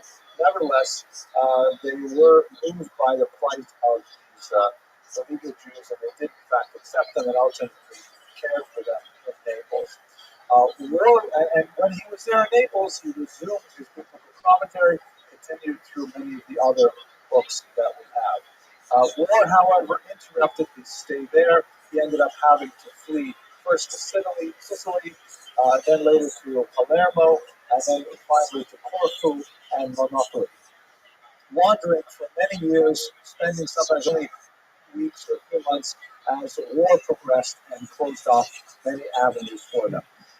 And he began to expand his writings beyond biblical commentary, writing on the ritual of the Paschal lamb, the Paschal sacrifice that comes down to us as a commentary on the Haggadah, and a series of works on the nature of prophecy and messianism in our times. And at this point, under the influence of one of his sons in particular, he was very taken with the Kabbalistic trend that we spoke about with Ibn Gabriel and others, and he began to try to use his knowledge of the Torah to calculate the Messianic end, which he believed would occur in 1503, as I mentioned earlier. Ultimately, he was saddened and mistaken. His last major stop was in Venice, where he actually, yes, he's right.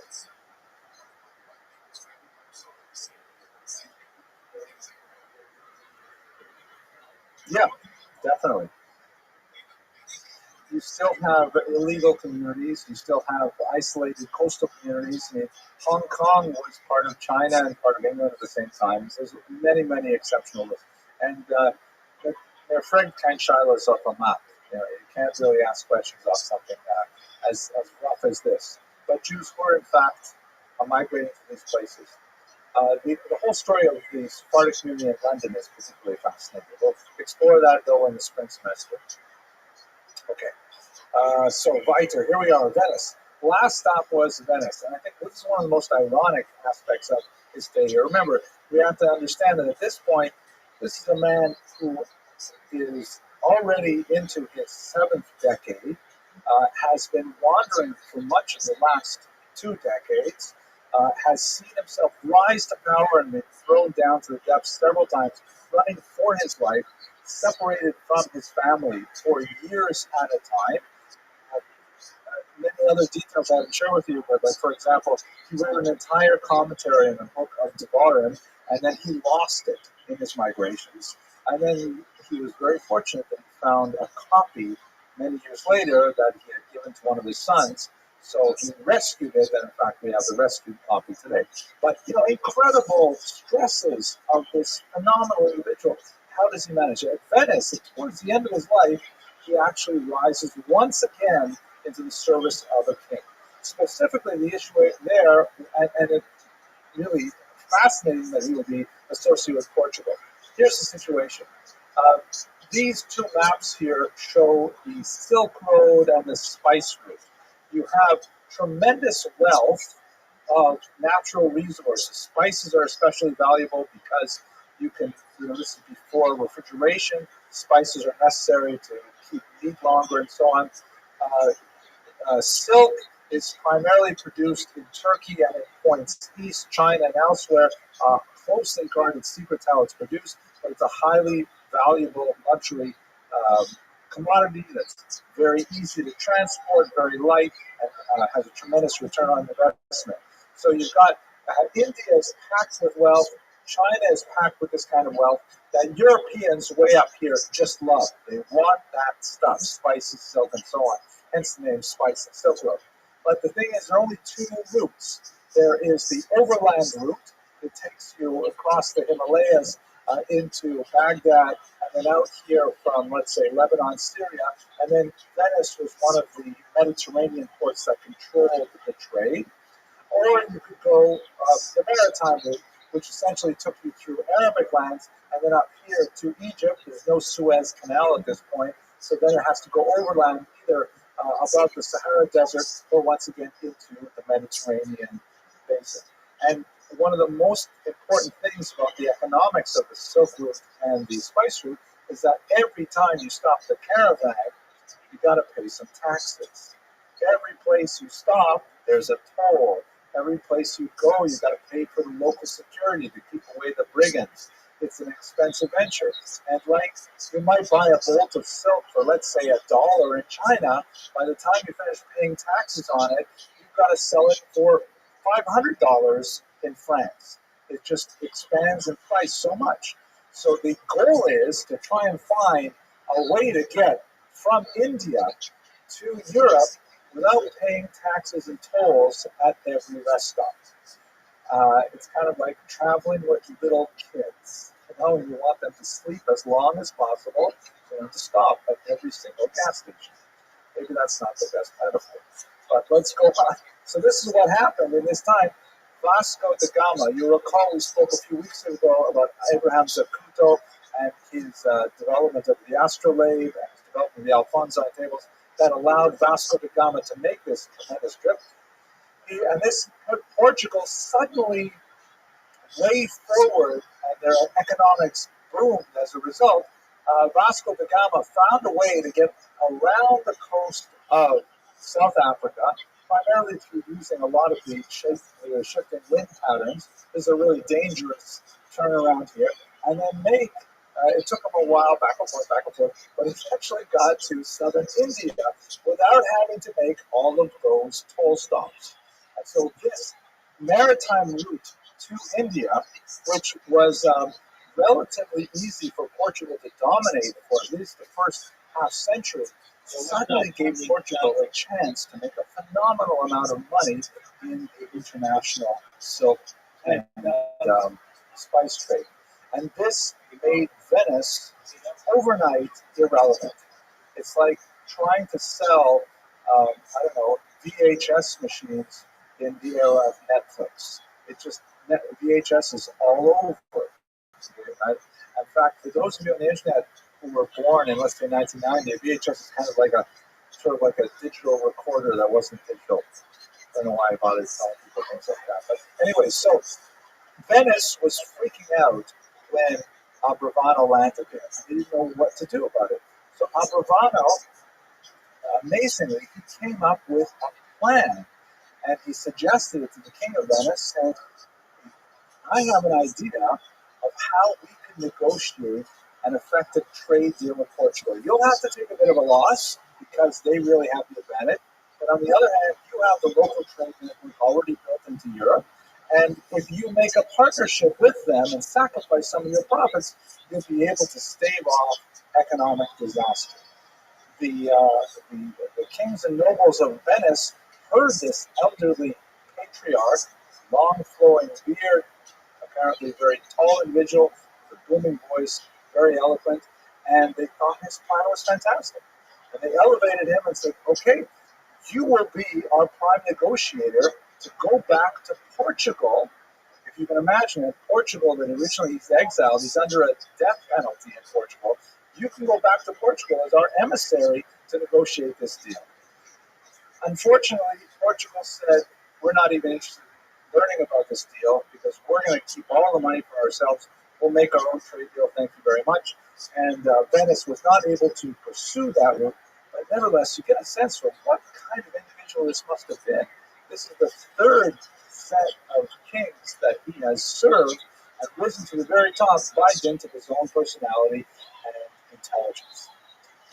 So when we think about Abervano as a whole, and we have just touched on the political contours of his life with a little bit of a sense of what he has written. The true brilliance of Abervano is in his writings, where you see the combination of his political insight, his depth of experience, and his intellectual acuity really come to the fore. His writing is very crisp and sharp.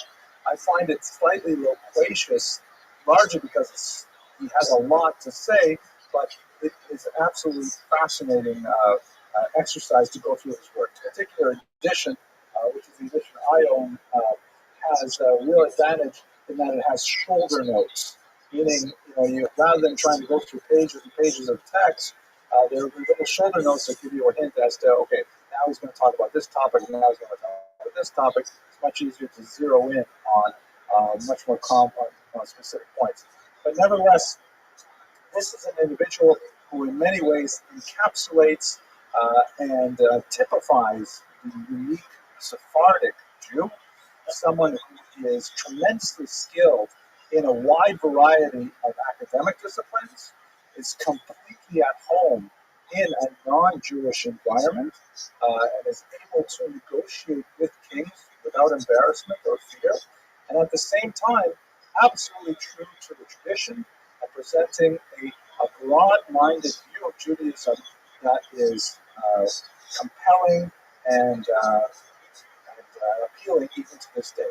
I really enjoyed doing the research and learning a lot more about the life of Yitzhak Abraham. It's fascinating, especially so interesting to see how his life contrasts with Abraham's and yours. And when you were faced with the difficult decisions associated with the position, and especially the expulsion, how do they handle those things? But Abraham really comes forth as such an incredible hero, phenomenal. I was really motivated by it. It made me feel a lot better about my own peregrinations. My wife and I observed that in the first 7 years of our marriage, we moved 10 times. And that was solely for the sake of pursuing higher education in 5 different countries, several different continents. We could do it because we were young and we had the energy. It was all for good things. But for Abraham, to be able to, put out such tremendous amount of material under incredibly difficult circumstances, all I can say is really motivated for me that I've got to finish my next project really fast because there's so many things I want to write. Anyways, so good and welfare. Oh, one more thing. I also, I'm just reflecting to myself. What I take away from this particular lecture is the incredible parallels with Nazi Germany in the 1930s. I never took that seriously, but I think Professor Netanyahu and Professor Hilbert really have a case to make there. And if you haven't seen the lecture on Abraham Senior, please go back and watch that because you'll see how I present the initial part of that argument. And today, of course, at the beginning, we discussed how Netanyahu approaches it. Maybe it's something we'll explore in greater detail in future lectures. At any rate, this is the week of Hanukkah. The first light is tonight as I'm making this recording.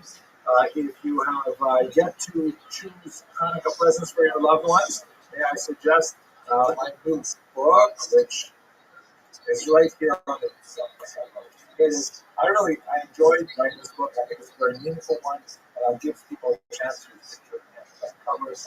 It gives people a chance to learn about the tremendous activity of the Piaseczna Rebbe, something very dear to my heart, and I hope to do some more of those projects. And otherwise, I really hope you have a fantastic holiday. We're going to take next week off in order to be able to enjoy the holiday, and then we'll return on December 25th with the final lecture for the fall season.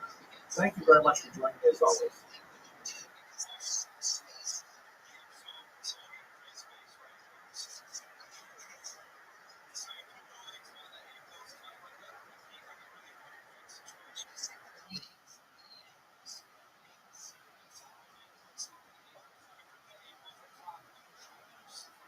Okay, welcome to the spring semester of lectures. This is going to be an absolutely fantastic series. I'm so pumped up myself about the research that I've been doing over the break since the fall semester.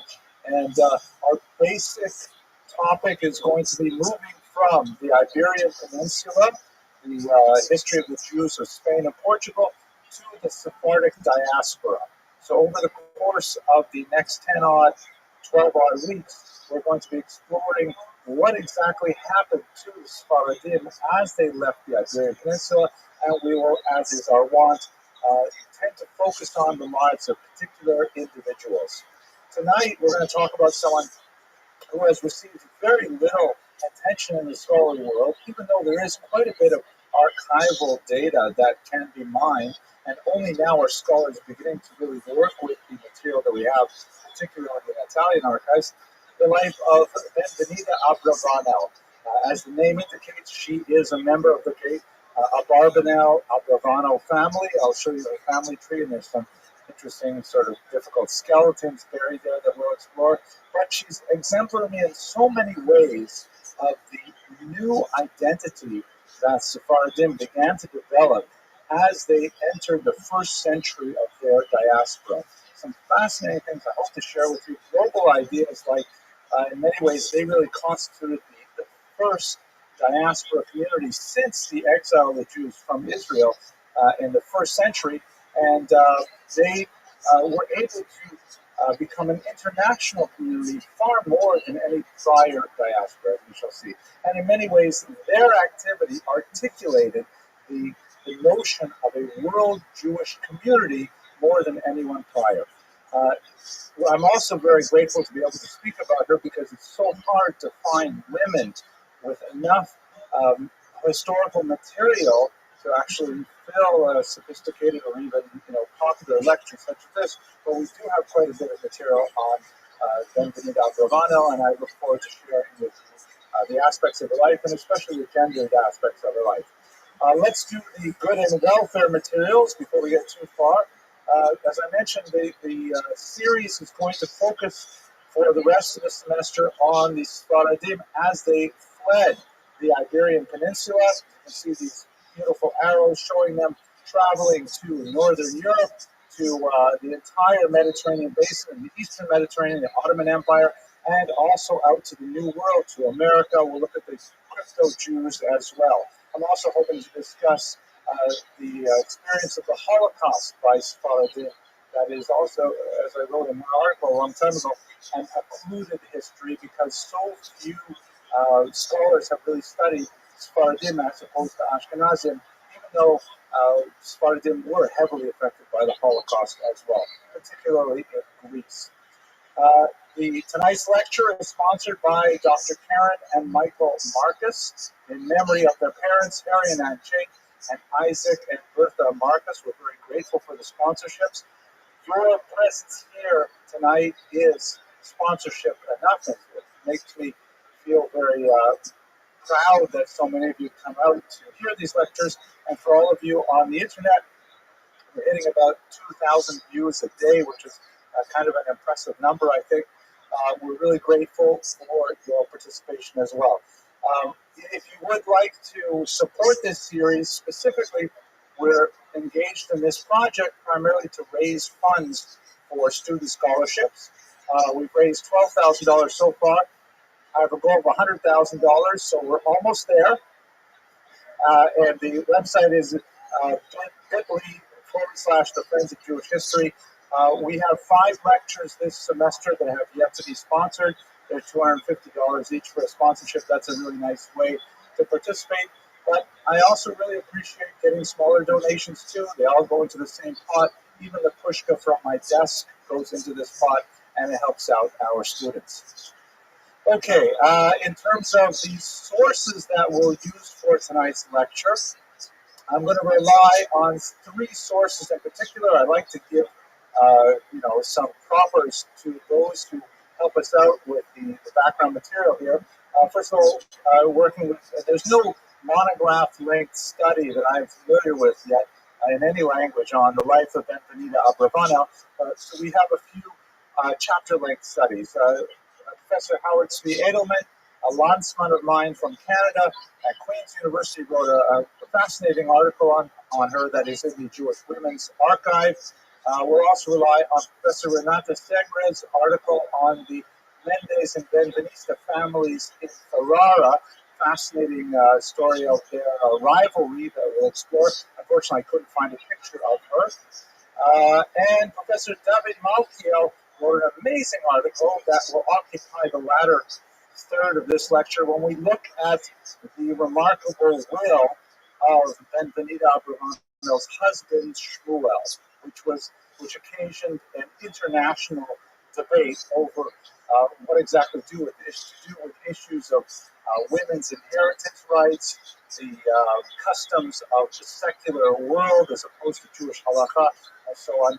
That's his research. And finally, I have to say that, I don't do this often enough, but I rely very heavily on the phenomenal Turo library staff. They're incredibly professional, incredibly swift and helpful. I have to say that the nicest people in the world end up becoming librarians. Because all they want to do is help you. They're just so happy you come into the library. They say, how can we get you the information you need?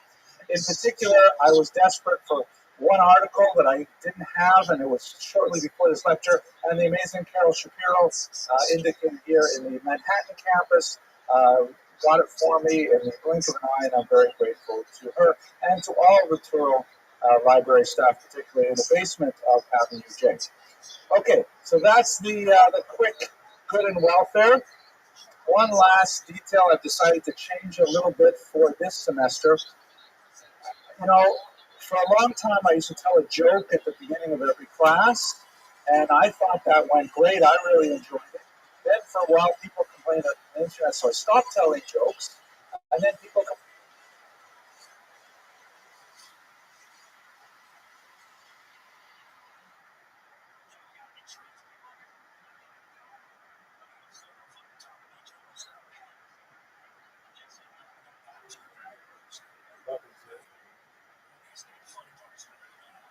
Dude, how you looking, Pam?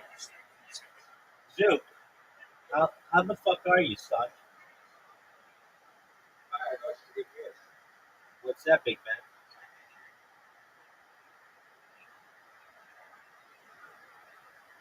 What's your School.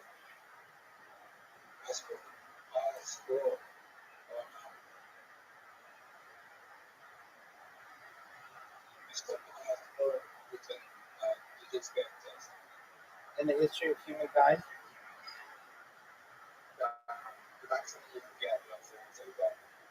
then I scored the second highest backwards. And then I said Okay. How many did you do forward? How many did you do forward? You had the invitation. Everyone's waiting on you.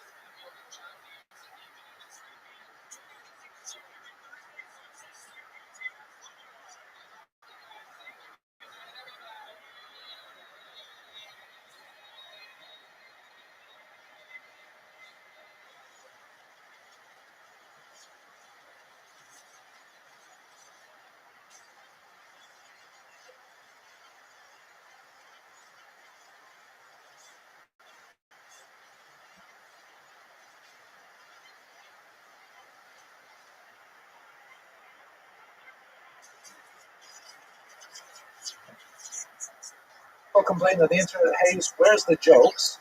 And then most recently, the complaints I'm getting on the internet is, you have to realize I've been giving these lectures for like 5 years. So there's quite a few, several hundred lectures on the web. And people complain saying, wait a minute, you told that joke already. I mean, how many jokes can I possibly know? So anyways, this is what I'm going to try to do this semester. I'm going to only tell jokes for the first time. I've never told these jokes before. It usually takes me about 4 or 5 tellings before I get it right, but you're going to suffer through the first time. So here's the joke, and then we'll get started. David has led a really profligate life. He has visited houses of ill repute. has cheated others. He has been incredibly disrespectful of the Sabbath and the holidays, and generally lived a life of wastefulness and wanton behavior. And he's on his deathbed, and the rabbi comes to him and says to him, David, after this long life and all of the mistakes you've made, and all the bad choices you made, and how you transgressed the Torah in so many ways, now is the time that you should denounce your Yetzer Hara, your evil inclination. You should denounce the Satan. You should denounce Satan who tempted you into all of these evil ways. Now is the time to make your stand and say what you really believe in. Are you prepared to denounce the Yetzer Hara and the Satan? And David says, Rabbi, until I know where I'm going, I don't think it's so wise to do that. Okay, not so funny, but like I said, first time Italian. Okay, thank you for the shrug. Okay, let's go on. Let's talk history. So, the Abravanel dynasty. We spent quite a bit of time talking about Don Isaac Abravanel, so let's place Benvenuta, sometimes spelled, by the way, Benvenuta, in this context. So here is Don Isaac, Yitzchak Abravanel, or Abarbanel, who was, of course, the great leader of the Jewish people in Spain and Portugal, went on to Venice and many other places as well. He was originally of Spanish roots, but as you recall, we discussed in the class a few weeks ago, his father was forcibly converted, possibly at the end of the 14th century, as indicated here. Then a few decades later, he fled to Portugal and readopted his Jewish identity and recanted his forced conversion. And there he raised his family. Judah was his son, and Judah had several sons, one of which was named Don Isaac.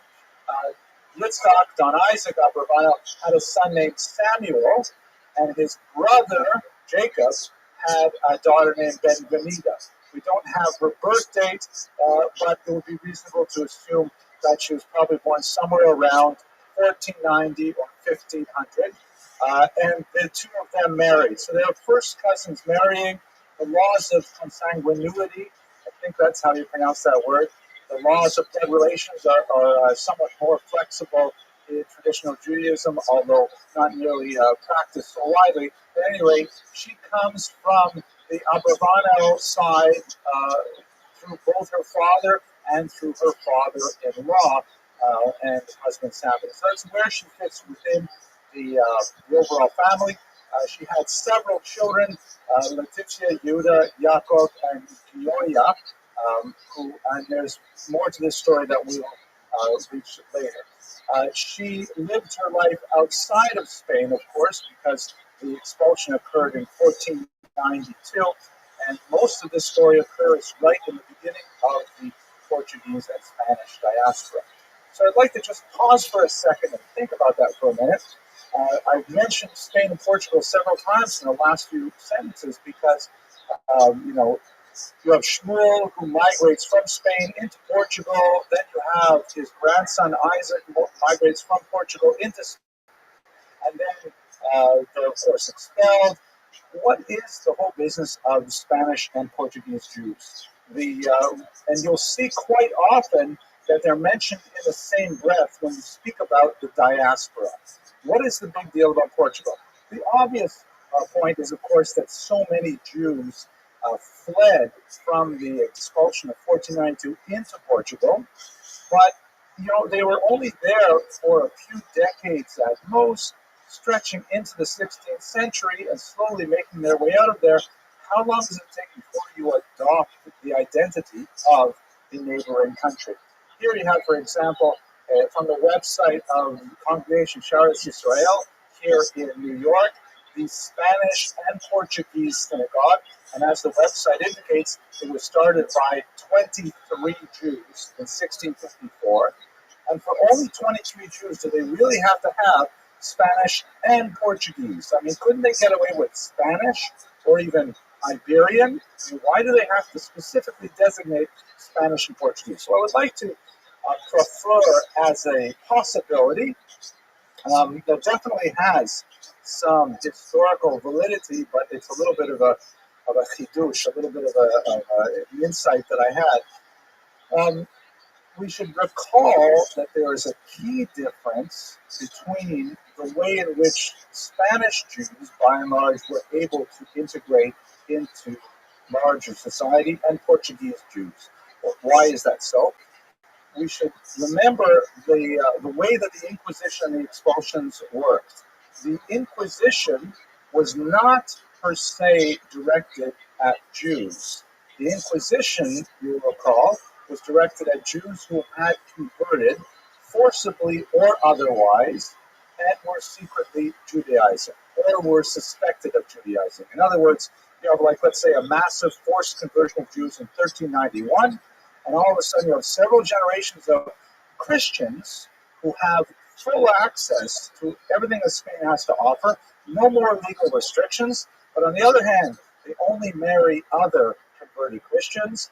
They insist on going back to buy food for Passover, going back to synagogue to get lessons in Hebrew, and their Christianity is questioned by the church, leading ultimately to the institution of the Inquisition, which specifically inquired into the bona fides, literally the good faith, of their Christianity.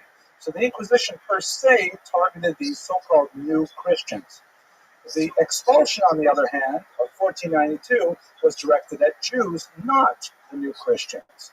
The Jews were expelled because, at least as was argued in the writ of expulsion, they were expelled because they were gravitationally exerted a gravitational pull on the new Christians. That so long as the Jews maintained their own distinct polity within the Iberian Peninsula, the new Christians would always be going back to them, would always be getting more religious training from them, and you could never be sure of their Christian faith. Therefore, in 1492, it was the Jews who were expelled. The new Christians, technically, could stay. Let me get to the Portuguese point, and I'll pause for a question. So when the Jews were expelled, the first place that they went, of course, was Portugal. This is the easiest crossing. It involves no major cultural shift. They don't have to move into Arab, Muslim North Africa. They don't have to move out of Spanish-speaking Spain into France, for example. They certainly don't have to make the dangerous sea voyages out here where they may not be accepted in any of the ports they visit. And forget about going to New York or anything like that. New York at this point is so backward, there's not a single Chinese restaurant anywhere in Manhattan. So Portugal absorbed a lot of these Jews. Now, we are not going to go into details of the Portuguese experience today because I've scheduled it more for next week, but we should understand that the Portuguese experience was very, very different. There, the kings were not necessarily so, rabidly doctrinal about their pursuit of Christian ideological purity. They were prepared to tolerate a lot more open hypocrisy in order to keep the Jews within their boundaries. And they were willing to engage in all kinds of stratagems to keep Jewish wealth in Portugal and simply turn a blind eye to their poor observance of Christianity. So you had in Portugal a lot more of these new Christians, a lot more Jews who had converted for reasons that we'll discuss in much greater detail, God willing, next week. When they also were forced out of Portugal, 1497 and later, then you had two distinct populations in the Mediterranean basin.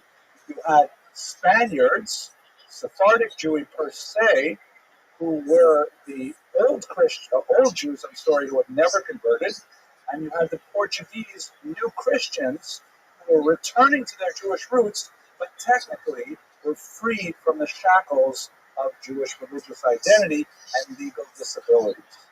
And the two groups had a very different access and entree to European culture, to European laws and society, as we shall explore. One of the great rivalries that we'll talk about today is between the Abravanels, who were Sephardic, who had never converted, and the Mendes family from Dona Gracia Mendes, who was one of the Portuguese, who had converted and was returning. By the way, in terms of the Portuguese pressure placed on Jews, some tremendously horrible things We will go into greater detail next week, but I wanted to mention one of the worst is the exile of Jewish children, separating them from their parents and sending them from Portugal, you can see on the west coast of Europe there, down to the islands, the Portuguese islands of Sao Tome, here off the coast of West Africa. Absolutely horrific conditions. We'll talk about it more next week. The Mendes family here, this is actually the niece of Gracia Mendes, not Gracia herself, were from that Portuguese stock, and they had, in many ways, a lot more rights and privileges because they technically were converted Christians. And for typically economic reasons, the local ruling powers were prepared to turn a blind eye to their personal domestic practice if they stayed within their environs and contributed to the economic climate of society. Okay, so that's where the Abravanos fit. They are the old Jews, the Sephardim per se, but not the Portuguese. And we'll probably explore this dichotomy more in later as well. So let's look a little bit specifically at her life. We know most about her life in the period between Naples and Ferrara. Anyways, here is the map of Italy, and the Abravanos ended up here in Naples, where they lived for quite some time. The husband, Samuel Shmuel, was referred to in local municipal documents, non-Jewish documents, as the king of the Jews. Now, obviously, the Jews did not have a king at this time, but this was probably referring to his high social standing and his great wealth that he was able to leverage to support the Jews of his community. Uh, the the conflict between the church and the state was extensive during the 16th century. Reformation, Counter-Reformation was going on, and depending on which power held sway at one particular location or another, there was various degrees of pressure exerted on the Jewish communities, and specifically those Portuguese Jews who were expected to behave like good Christians whenever the church held more power, as we shall see in Ancona. So there were several expulsions of Jews from Naples. The Abravanos were able to avoid two of those. The first in 1511, most likely by paying a large bribe to the local officials. Again, a second exile was decreed upon the Jews in 1533. I know it's a good question. If they were exiled in 1511, how come they're Jews back in 1533 that you have to exile them? This is one of these ongoing patterns in Jewish history that, when Jews are expelled from a particular region, typically the economy slides, and then Jews are invited back, formally or otherwise, to contribute to the economy, and then, the whole cycle starts again, as we've seen. So the second expulsion in 1533 was most likely averted through Benvenida herself because of her association with Eleonora of Toledo. This is not a picture of Benvenida herself. I put it at the front because I think it's absolutely beautiful portrait. It's one of the most stunning 16th century portraits you'll find. It's probably one of the first portraits of a noblewoman and her heir in a portrait like this by Il Bronzino. Very beautiful kind of arresting figure. Anyways, Eleonora was a ward, a non-Jewish woman of the Medici family. She was a ward in Benvenida's home, and she was tutored by Benvenida. She was actually raised in their home, placed there by their family in order to receive some of Benvenida's erudition and her sense of etiquette and style and so on. So we only know about this kind of secondhand, but the fact that a non-Jewish young girl from a very important family was placed within the Abravanos family to be raised, it gives us some indication of what their standing must have been like. As she grew up, when the expulsion of 1533 was ordered, her personal intervention, now Leonora here, made a significant difference in allowing the Abravanos to evade that expulsion as well. The joke that I had right here is I was going to say, I can't help but saying it, I was going to say that, you might think it's unfair that I should put a picture of Benvenida's student up there, but the reality is that, when you really become close with a student, professors actually tend to take on a little bit of their physical likeness. For example, and then I had pictures of Brad Pitt and Tom Cruise, and I was going to say these are some of my former students.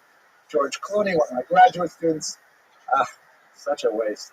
Okay, anyways, so that gives you a sense of how powerful it was. But she could not avoid it forever, and in 1541, a third exile was declared, and in fact, they moved to Ferrara, which is in north of Italy. You can see it up over here.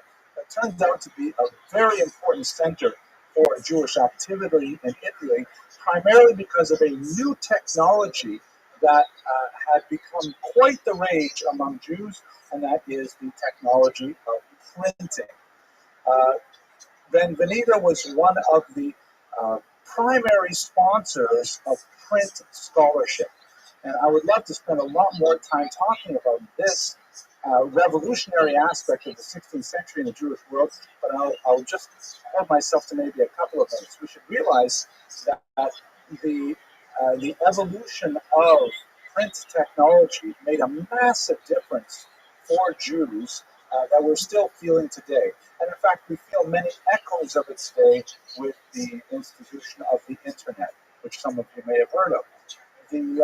The idea that you could mass produce at a reasonable price printed documents led to a literacy explosion among Jews.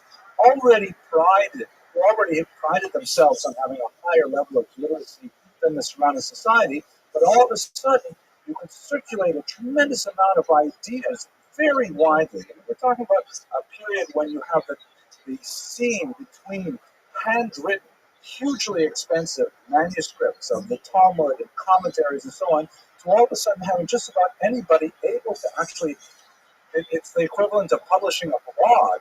That you can write something, you get it out there quickly, cheaply, and so many people can access ideas. Not all societies accepted the printing revolution.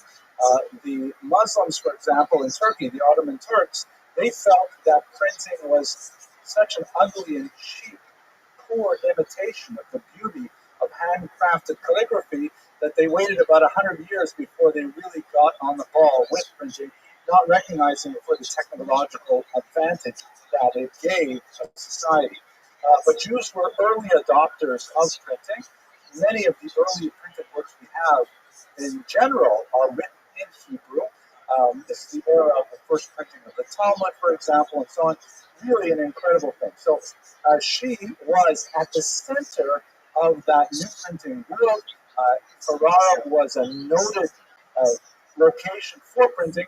One of the first and most important books that she contributed to, which was actually dedicated to her rival, Gracia Mendes, because she gave apparently even more money, was this book that we'll study next week, The Consolation for the Tribulations of Israel, which was a Portuguese work that was written by Rabbi Samuel Usque as an attempt to explain the earth-shattering significance of the Spanish expulsion.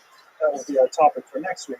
But you can see that this is the frontispiece. You can see the globe with the idea that here the Jews are now once again a diaspora people after living for over 1,000 years in Spain. Suddenly they're wandering around the globe, and the Latin phrase here on the banner is "In God is my hope." It's a fascinating work that we'll discuss next week. So that's one of the major contributions she made, was using her wealth to sponsor scholarship. She also used her wealth for one of the other unfortunate aspects of the sudden diaspora from the peninsula. She used a lot of it to ransom captives. This is a period when human trafficking was booming, lots of stateless peoples were wandering around the Mediterranean basin. We're not speaking only about, of course, the rise of the transatlantic African slave trade, which will really explode in the 16th century once the Portuguese open up West Africa. But there are a lot of Jews who are captured, and it's widely known throughout Europe that Jews will redeem their own. Jews will pay the ransom to get their own back. Ben Benita is actually reputed to have ransomed over 1,000 slaves. They were 1,000 Jews who were taken into captivity. This, by the way, is unfortunately a modern prayer for contemporary captives, referring to those Israeli soldiers who unfortunately are captured in war and are held hostage for various negotiations. So it's still something that we have today, unfortunately. But in Ben Benita's time, she really used her wealth quite liberally for the mitzvah of Pidyon of rescuing, redeeming captives. These are the kinds of things that she was doing there. One other thing, really quite unusual and consequential for world Jewry at the time, and Ben Benita was very caught up in it, and that is the episode surrounding an unusual and mysterious figure known as David Rubenstein. Probably born around the year 1500, died around 1550. We believe his death is kind of a mystery. He was sent to prison ultimately in Portugal, and there he disappeared. Rubenstein was a small man. Some of the references speak of him as a dwarf with a very dark skin, perhaps African origins. And there have been a lot of suppositions. Perhaps he came from Afghanistan, perhaps he came from part of Africa, still not clear. But he strode widely across the global stage in Europe, visiting the courts of many kings and popes, and presented this amazing messianic model of a global conflict that he would engineer to bring about the coming of Messiah. Specifically, he alluded to the mysterious kingdom of Prester John, which was a medieval concept that many Christians believed that there was a massive army, possibly of Jews, they were called the Red Jews, living inside a mountain in the Caucasus region. And at some point in the war of Gog and Magog, all of these Jews would come spilling out of this mountain, and you would have this great conflagration that would ultimately end up in Armageddon and the coming of the Messiah.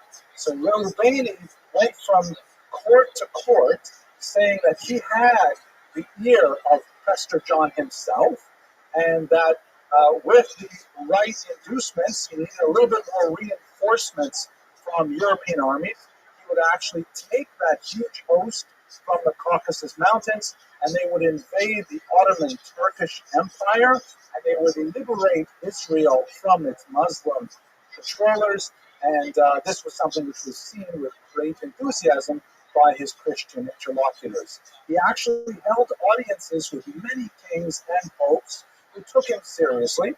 And Ben Benita Abravana also, he created, she supported him financially. She supported him with this amazing banner that you can see represented in this piece of art here, which doesn't zoom in there, in which it has the Ten Commandments emblazoned on it. And he made kind of like a striking figure wandering with tremendous chutzpah into all of these courts and claiming this. When he met with the Pope's, or perhaps it was Charles V, the Holy Roman Emperor, he said, you know what? I think you should go to my relative in Portugal. I love saying that name. I know I'm saying it wrong, but I like saying wow. So go to him, and he'll help you out. So he went to Portugal. Again, a chutzpah, right? This is after the Jews have been expelled and excoriated. He goes to King Wow, and King Wow goes for it. He says, you know what? This is great. I'm definitely going to chip in. You can count on me. And while he's there, he meets a young new Christian named Diego Pires, who was a young man who, again, this is one of these people who was converted to Christianity forcibly. He may have been the child of parents who were converted to Christianity, and he saw in David Rubenstein this glimpse of a messianic future, and he became immediately a Baal Tshuva. He said, I want to follow this man, I want to get close to God through my Jewish roots and so on. He circumcised himself, and he followed, he became Rubenstein's right-hand man and proclaimed his presence wherever they went. They actually later had a falling out, the two of them. And Shlomo Mocho, that was the name that he took on from his Christian name. He became Shlomo Mocho, which means called him Solomon King. It's a little bit of a variation on the song. This is actually his signature, highly stylized signature that seems to in itself herald the arrival of the Messiah. He went to the Pope where, because he was a Christian who had returned to Judaism, he did not survive the Inquisition and was burned at the stake.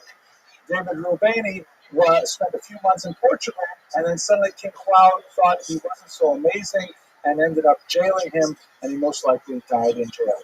But this is kind of an interesting interlude in Benvenita's life, that she supported this messianic pretender who had, for a brief period of time, the attention of world Jewry and even the leaders of the world as a whole.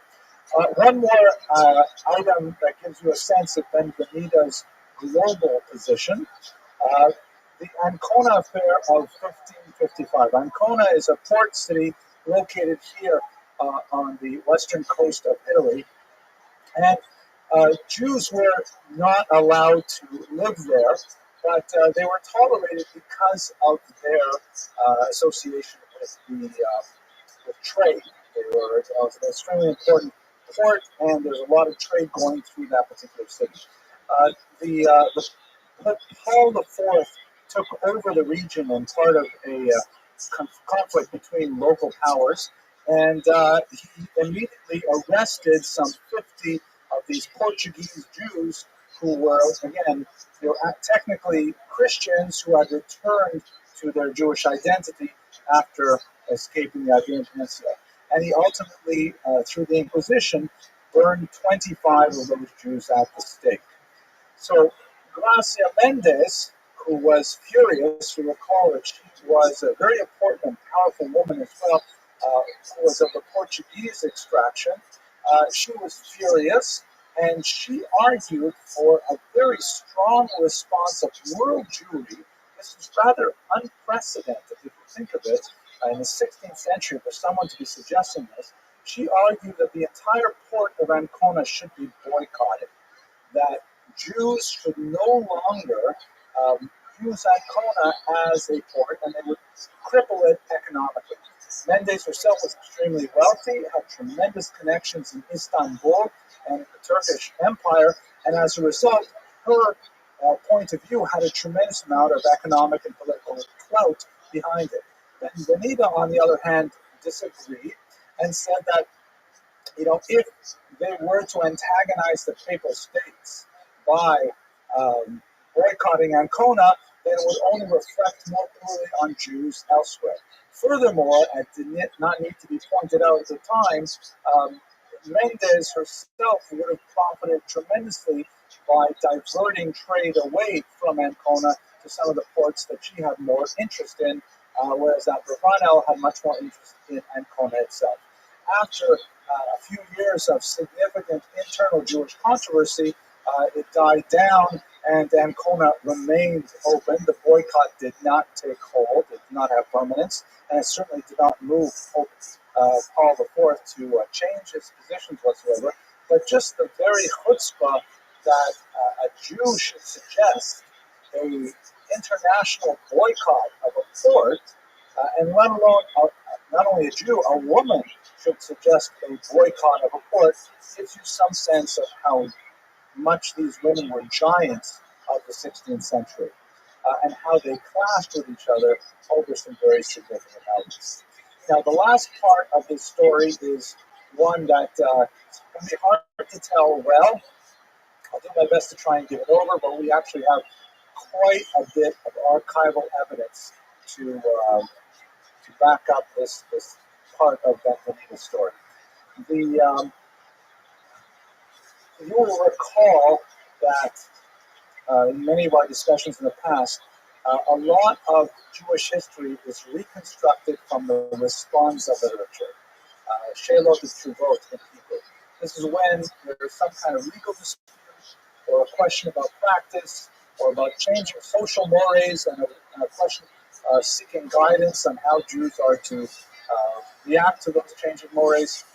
And the answers that the rabbis give back say a lot. Besides the theological and halachic Jewish legal information, they tend to say a lot about the nature of the social fabric of the historical period. So for a long time, we have possessed significant responsa literature about a very notorious dispute over a will that occurred in Ferrara in the 16th century, but it's only in recent years that it has been connected specifically with Benvenida Alcavana. And David Malkiel has published a major 60-page article that identifies all of the archival sources that points it specifically to her. So we know that the story of this controversial will is in fact associated with her and her family. And that's a sad story. And by the way, it makes me think of my father, Oliver Sheldon, who always used to tell me that whenever there is a will, there is going to be family dispute, that children fight over the inheritance. That never happened when my father, Oliver Sheldon, passed away, but only because I'm an only child. And who else am I going to fight with? But anyways, here's the story. Samuel, the husband of Benvenida, some years after the exile from Naples to Ferrara, had to go on a long journey. And he apparently at that time composed a will. Then, several years later, while he was being treated for an illness, possibly, he was ultimately killed by a medicine that was prescribed to him by a local doctor. It may have been malpractice, perhaps it was an allergy, who knows. But at any rate, Samuel dies, I believe the year is 1550. And there's immediately a dispute over the disposition of his property. Now, you would think that it should be fairly straightforward. Jewish law tends to give priority to the firstborn male child. There are firstborn male children here. There are survivors. What's the problem? The main problem is that Samuel had a child from a previous relationship, and his name was Isaac. Now, we don't know, it's not entirely clear how Isaac came to be. The sources are vague, the Jewish sources at any rate. The Italian sources refer to him as naturale e bastardo, which I think you can anticipate what that might mean, but like as a natural son. It could have come from a prior marriage, of which we are ignorant, but anyways, the firstborn male was this son Isaac, who was only a half sibling to the later children who was born to Benvenida. Now, Isaac, upon the death of his father, claimed assets. And Isaac, by the way, was known to Benvenida. It was not a secret. He did not live with the family. He was an adult at this time. And he claimed his share, which according to traditional biblical law would be Pishnayim, which would be twice the size of his younger brother's shares. However, another very well-respected principle in Jewish law is Hamos Mechavero Alav B'Hevi Araya. If you want to take property that is in the possession of someone else, the onus is on you to provide proof that you should get this. So there was a dispute, and 3 years after Shmuel Abravanel dies, Benvenida produces the will. So one of the big questions is, why did she wait 3 years to produce this will? She said it's because it had lots of embarrassing things in it. And it did. The will itself is a very unusual document in many ways. We're going to explore 2 specific ways in a second. But one of the things it says is that the heir to Shmuel's property is not Isaac and is not his son Judah. It's Benvenida.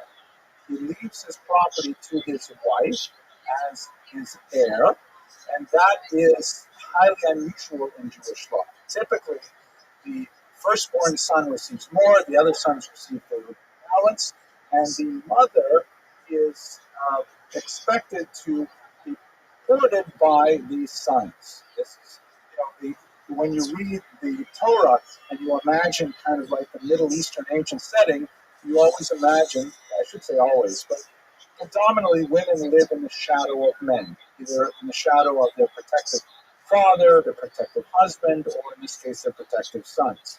There's a lot of fascinating discussion in halakha on what does it mean now that women have economic independence? What does that mean for many of these issues? And it came to play here as well. And not only was Benvenida named the heir of all this property, she was the executor, meaning she could decide when and how much to give to each of the sons. There was an indication that they should receive part of that wealth, but it depended on how they behaved and who they married. Did they marry women that Benvenida approved of? And there's a lot of conditions attached to this will that was revealed again 3 years after the death. So this, because of the massive amount of money that's associated with this will, you imagine this is not just some shtetl will.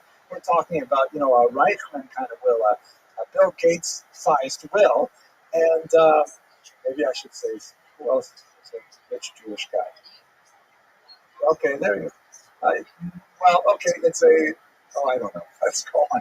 I don't want to think of Jared Kushner really face. A big amount of money. So it immediately became an international cause célèbre that attracted the solicited and unsolicited opinions of rabbis all over the world, including the opinion of the great Maharam Padua. Rabbi Yosef Karo was cited very heavily, very important rabbis who were really the leading figures of their day. What were the major elements of controversy? There are two elements of it, both of which are striking and have tremendous implications for Jewish law. The first is the will almost totally ignores Jewish law. The will gives the money to the wife. And while there's kind of like a token where he says regarding his son Isaac, he should get some special jewels that are precious and valuable, it doesn't give him the Pishnayim that the Torah refers to, the double half. Now, this is not totally outside of what can be expected, because there is a very well-known phenomenon that in order to find a way to distribute one's wealth before death, there is this halakhic institution called the Matana Mechayim, a gift while alive, where a person can say, listen, I have $100,000. I would like to make sure that all of my 10 kids get it equally, so I'm giving it to them right now while I'm alive, each $10,000. And then whatever's left after I die will go according to traditional inheritance law. So it's not completely unheard of. But the law basically flouted, the will basically flouted that aspect of it, and did not really even bring it into any serious consideration. Secondly, also more difficult, they didn't do it with two kosher witnesses, which would be the standard Jewish practice of executing a will. They went to a notary, and a non-Jewish notary, which was like, oh my gosh, how can you disperse so much wealth by using a non-Jewish authority to bring this about? And this was a huge amount of argument. Should the will be invalidated, A, because it ignored the traditional law boundaries, and B, because it used a non-Jewish system of recording the will? So one of the reasons why there was a hava amina, there was a thought that perhaps the will would still be valid, is because there was this enshrined principle that is quite complicated and is often tested in Jewish law of dina de malchuta dina. The law of the land is the law.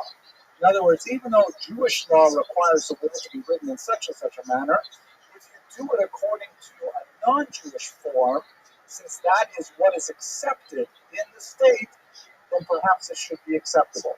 And in fact, the rabbis who opined on this issue split, with some of the very prominent rabbis saying the will should be set aside, and others saying the will should be upheld. In the end, after a protracted legal debate, both sides agreed to arbitration. And Isaac, in his depositions on the fair, said that he felt badly about going to arbitration, but he was broke and he could not support himself and his family while engaging in a massive extended lawsuit with his stepmother over this will. He may end up winning in the end, but he simply could not afford the lawsuit. And so as a result, they went to arbitration and the will was divided accordingly as per the will of Shmuel. One more detail that I think is quite fascinating here, since there's a lot of depositions involved and a lot of swearing is going on at this time, it's fascinating to see how Jews took the oath. I mean, if they were Jews per se, then they typically took the oath on some kind of Torah scroll, or at least a printed Chumash, which were available at this time.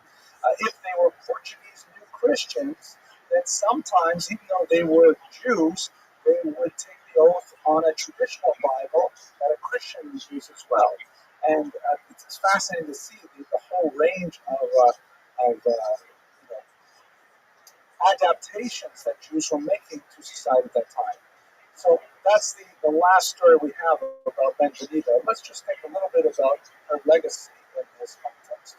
So what we begin to see the period of life of Benjanita Abravanel, and we will explore it more as we move through the 16th century, is that ironically, by expelling its Jews and then later by expelling its new Christian heretics, meaning these crypto Jews, these Portuguese Jews, the Iberian Peninsula released upon the world an unusual new diaspora, perhaps entirely unprecedented in its nature and scope, and that these were Jews who, first of all, had a strong connection to each other over a broad swath of international territory.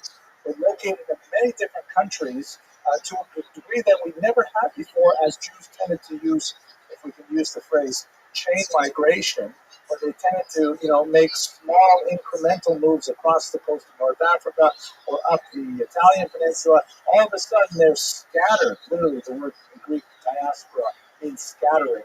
They're scattered across the Mediterranean, and they constitute one community. They constitute one nation.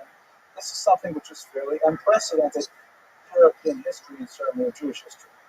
Furthermore, because of the strange, nuanced shading of the Portuguese Jews, that is, those Jews who, as baptized Christians, were technically free from legal restrictions, and if they could find themselves in a home where there was a sufficiently tolerant climate, they could nevertheless practice Judaism. Jews tended to exploit that dual identity for their economic and political and legal benefit.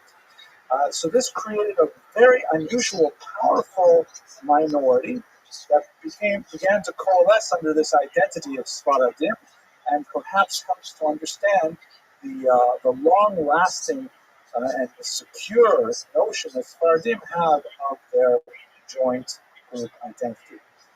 I hope that you found this lecture interesting and enjoyable. I know I had fun, maybe except for that joke part. Next week, as I mentioned, we're going to focus in on Samuel Usque and his horrible personal experience in the Portuguese expulsion and his explanation for it in a remarkable work which was translated into English only in the 1970s. Thank you for your attention and your endurance. I hope you enjoyed that presentation. I myself got a lot of pleasure doing the research for it, and it's wonderful to be back in the spring semester when we talk about the Sephardi diaspora.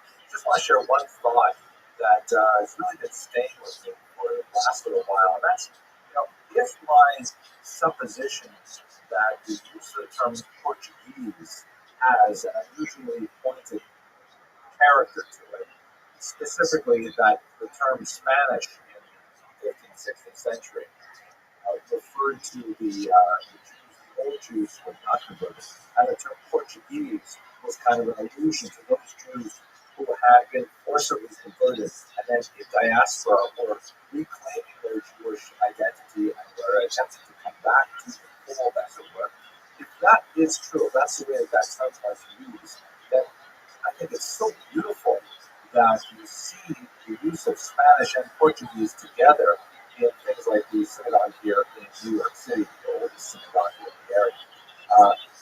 Maybe what the meaning of that phrase is, I could be totally wrong, but maybe the meaning of that phrase is that we embrace you, we welcome you, that don't worry about the past.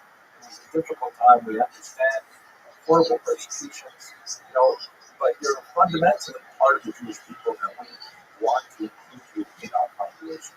And if that's the intention of that strange phrase, Spanish and Portuguese, synagogue, etc., I think it's a really useful concept and sentiment. Anyways, that's it. Next week, I'm really looking forward to speaking about the Portuguese diaspora in greater detail, and I look forward to speaking with you then. Take care and have an excellent week.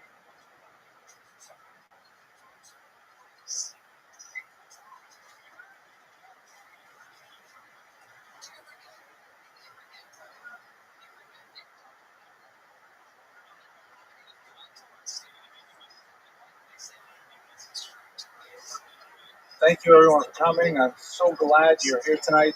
We have actually a really amazing subject, something I've wanted to speak about for a long time. I actually looked up just a minute ago exactly how to pronounce his name because I've been saying it in a certain way for a long time, and I realized, oh my gosh, I don't want to blow it by pronouncing it wrong for an entire 50 minutes. So I would guess the subject of tonight's lecture is Samuel Usque. However, when I looked it up online, it said Asque, which seemed to me not in conformity with Latin rules of pronunciation, but on the other hand, the name is Portuguese. So please, those of you who know how to pronounce this properly, forgive me if I say Usque.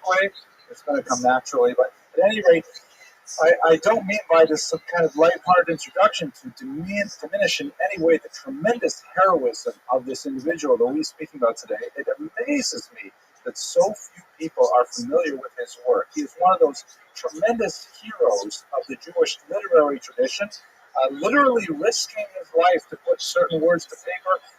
And the book that he ultimately completed, that we'll be looking at tonight, was in fact a treasured possession of many a converso family.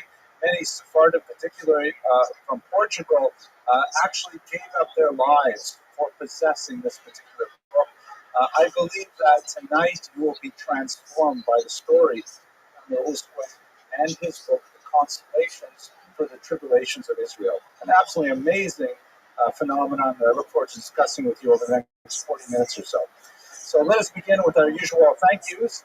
Tonight's lecture is sponsored by Mr. Brandon Sultan in honor of the Sultan and Benaroch families. I'll just read what it says here, whose Sephardic roots are expressed in a desire to honor the convivencia. That's what we discussed last semester, right? The coexistence of Muslims, Jews, and Christians for that brief period of time in early Al-Andalus. And also in loving memory of Mrs. Jean Milstein, whose relentless optimism was inspiration to us all. I also have to make a good and whistle thank you to Mr. Sultan, who is a regular viewer of these lectures online.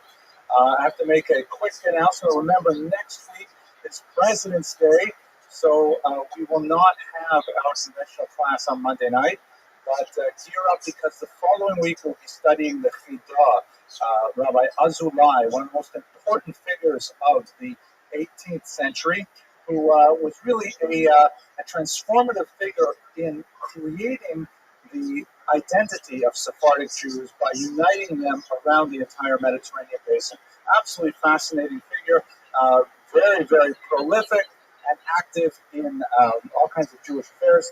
We are also short, unfortunately, a sponsor for next week. So if anyone would care to donate to our Student Scholarship Fund, we ask for $250 to make these lectures possible, and the money goes entirely 100% to our students to help them pay the sometimes difficult tuition bill, because college is expensive, and in order to make this work, we try to help them out in every way possible.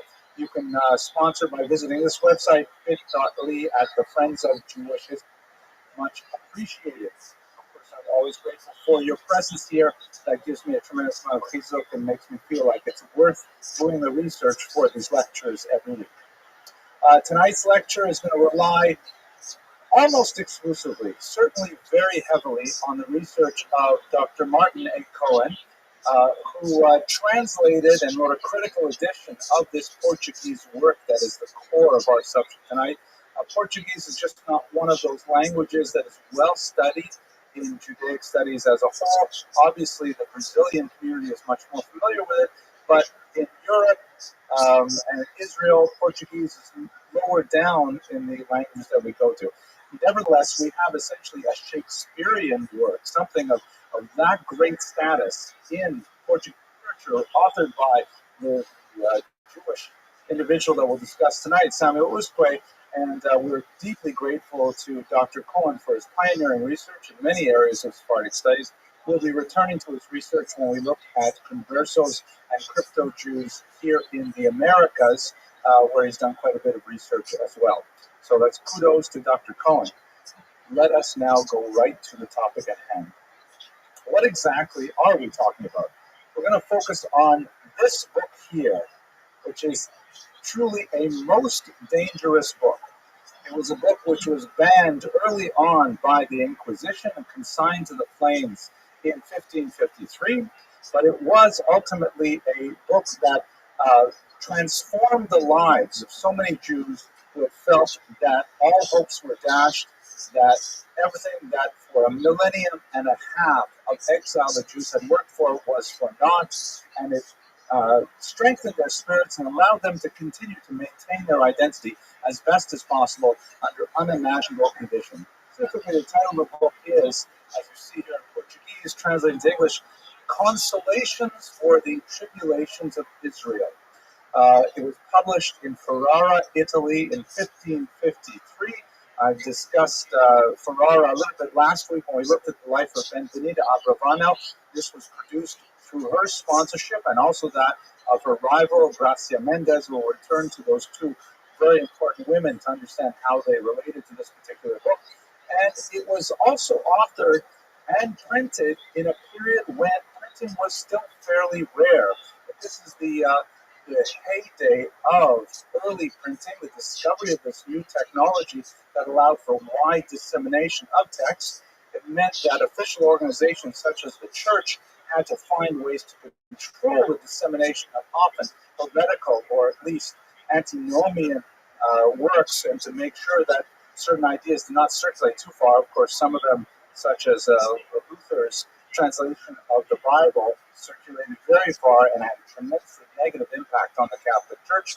This is the period of time when Usque came out with this particular work. You see that the frontispiece has this image of the globe, which is meant to evoke the scattering of the Portuguese Jews in particular after the Spanish Inquisition and the Portuguese expulsion. We'll discuss those in details.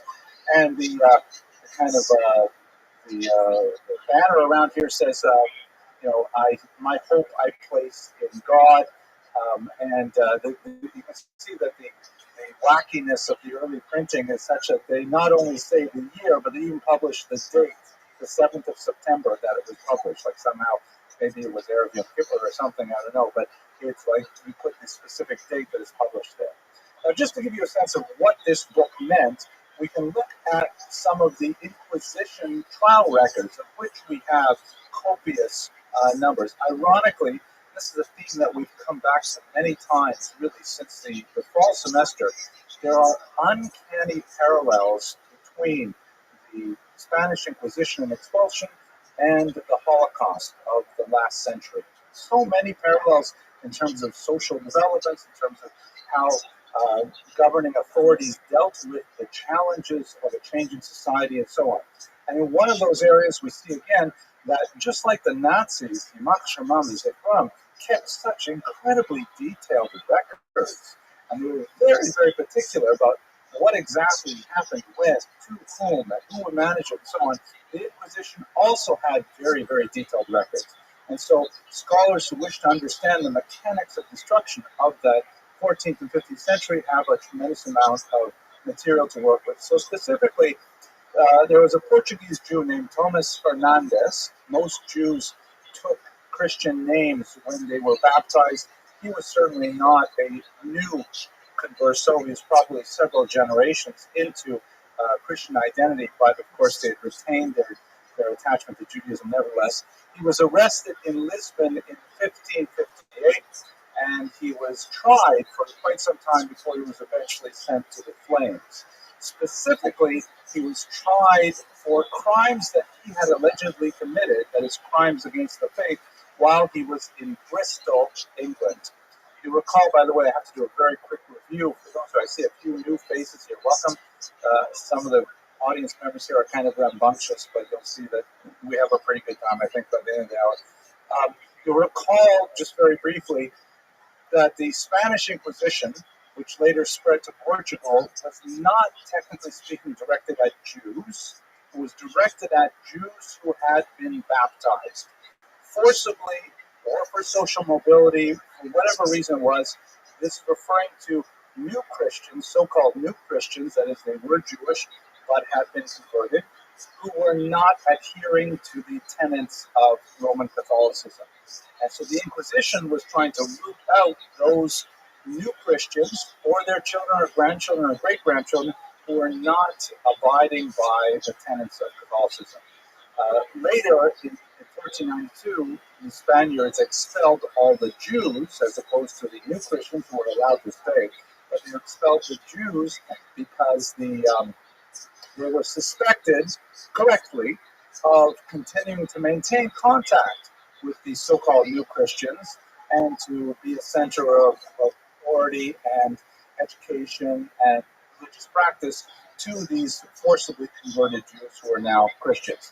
So the Inquisition is directed technically at Christians who were suspected of harboring Jewish beliefs.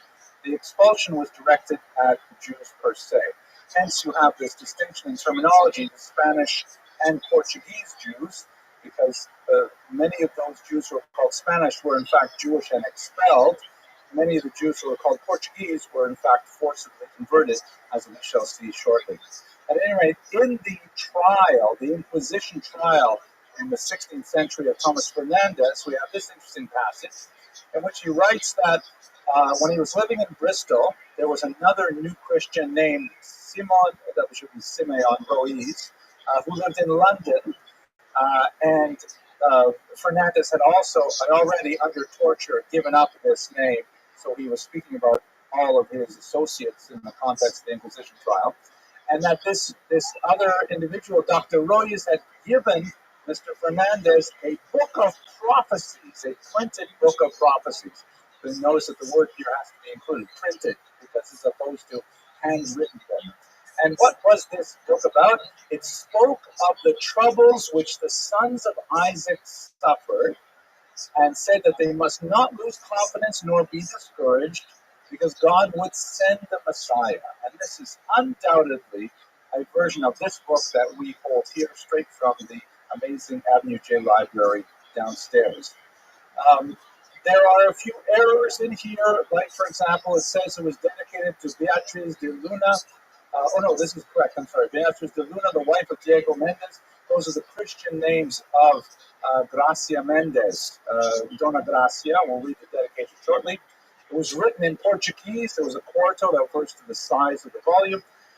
And as this was a burden on his conscience, meaning the person who was being tortured to confess here, he asked pardon of our Lord Jesus Christ, he asked for penance, and the inquisitors ultimately accept his penance, and in order to ensure his safe passage of the world to come, they accelerate it with the fires of the auto da fe.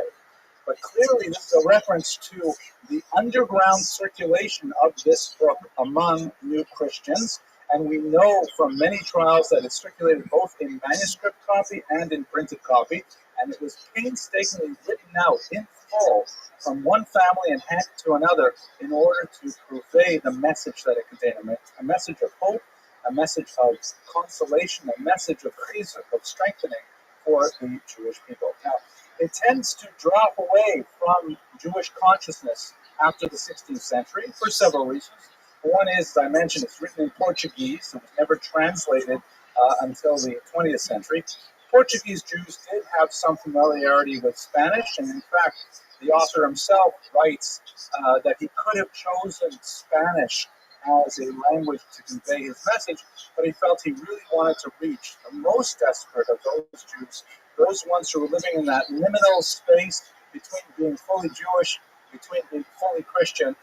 He chose Portuguese specifically, so that limited it to some degree. It could be that the reason why it fell out of circulation is because in 1553, almost immediately after it was printed, the papacy instituted a mass book burning of Jewish texts, and it probably got caught up quite a bit in that first major book burning of the 16th century. And also, it may speak to the tremendous secrecy with which the Converso community guarded this treasured book, that we only know about it primarily from what the inquisitors have to say.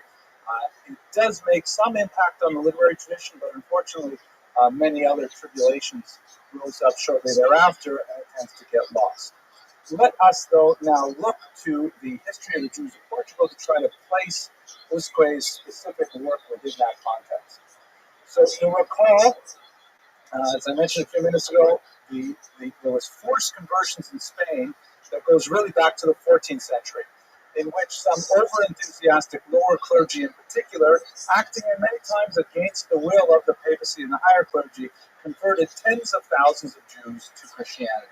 And those Jews who were baptized were suddenly trapped because the Catholic Church does not recognize the institution of forced conversion, at least not in the 14th century. In other words, if a person was baptized, even against their will, they were nevertheless Christian. As I think we mentioned last semester, we talked about the terrible case of Edgar Mortara, who was already in the 19th century, was kidnapped by the church because the maid in his home, thinking that he, as an infant, was going to die of scarlet fever or something like that, she had him baptized because she worried about his eternal soul. And when the papacy found out, they actually kidnapped him and never returned him. He grew up as a priest and engaged even in proselytizing with Jews. Steven Spielberg is coming out with a major motion picture about the Mortara affair, which is certain to be a blockbuster. At any rate, you've got in Spain now this massive population of Jews who are forcibly converted, who now have free reign in the economy and society of Spain because they're no longer held captive by the restrictions that were associated with their prior Jewish identity. This was very upsetting to the social, political, and economic order, and especially because many of these Jews continued with their traditional Jewish practice and associations, marrying with other new Christian families, sometimes even Jewish families, and sometimes you would have marriages into old Christian families. It was highly destabilizing. So the Ferdinand and Isabella brought in the Inquisition to control that movement, and ultimately in 1492 they decided that's it, we're going to get rid of the Jews, and hopefully that will solve the problem, because now these conversos will have no one to whom to turn. They were very wrong. Ultimately, of the Jews who were expelled, many of them fled to neighboring Portugal here on the coast. Now, in Portugal, there's an exceptionally sad story of how they were treated. There was a kind of a oscillation between incredible cruelty and liberalism, which at times assuaged the fears of this emigre community that, in fact, they would be allowed to live safely in Portugal, and in other times crushed those hopes in their infancy with tremendous brutality. We look at now, I would like to say my favorite king, but that's only because I like his name. I know I mispronounce it. It's João, right? Olivia, is that how you say João? But I like saying it João, though it's not right. So anyway, this is João II, who in 1492 admitted the Jews and said, listen, I see there's thousands of you pouring across my border. You're all very wealthy. The Jews are known as being the leaven of the economy. So you can come in here, you can bring your wealth, you can pay a special tax, and you can live here for 8 months until you sort yourselves out, until you figure out where you're going to live.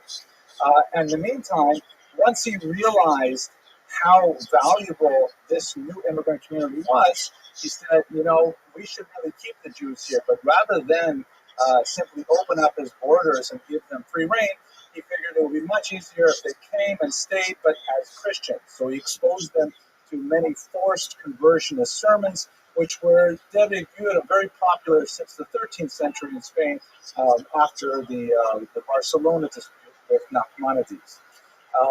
And his successor was especially cool. No, I'm sorry, it was also, wow, the second. He figured that one of the ways we're going to get the Jews to convert is actually if we work through their children. After months and months of conversionist sermons with very little success, he actually took perhaps several thousand children and separated them from their parents and sent them to the newly discovered island of Sao Tome, which is here off the coast of West Africa, with the explicit statement that they would then be they would be returned to their parents once their parents converted to Christianity. So that particular episode is recorded in Usque's book. I'd like to read it to you very quickly just to get a sense of his style and something which was immediately prior to his own birth. To my misfortune, he puts it in the present tense, in the first person singular, because the narrator is none other than Jacob the patriarch, who describes in a kind of symbolic way all of the suffering of the Jews throughout time.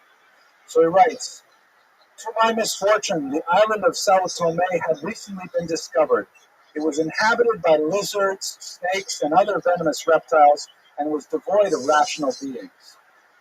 They used it, for example, to house a slave fortress for the burgeoning transatlantic slave trade that would dominate the region. Here the king exiled condemned criminals, and he decided to include among them the innocent children of these Jews. Their parents had seemingly been condemned by God's sentence. When the luckless hour arrived for this barbarity to be inflicted, mothers scratched their faces in grief as their babies, less than 3 years old, were taken from their arms. Honored elders tore their beards when the fruit of their bodies was snatched before their eyes. The fated children raised their piercing cries to heaven as they were mercilessly torn from their beloved parents at such a tender age. Several women threw themselves at the king's feet, begging for permission to accompany their children, but not even this moved the king's pity. One mother, distraught by this horrible, unexampled cruelty, lifted her baby in her arms and, paying no heed to its cries, threw herself from the ship into the heaving sea and drowned, embracing her only child.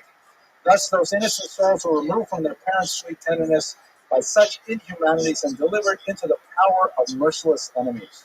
O brothers, who could describe to you the hidden and visible anguish which cloaked all my children, the sighs, the tears, the bloody and febrile groans which were heard in all their houses?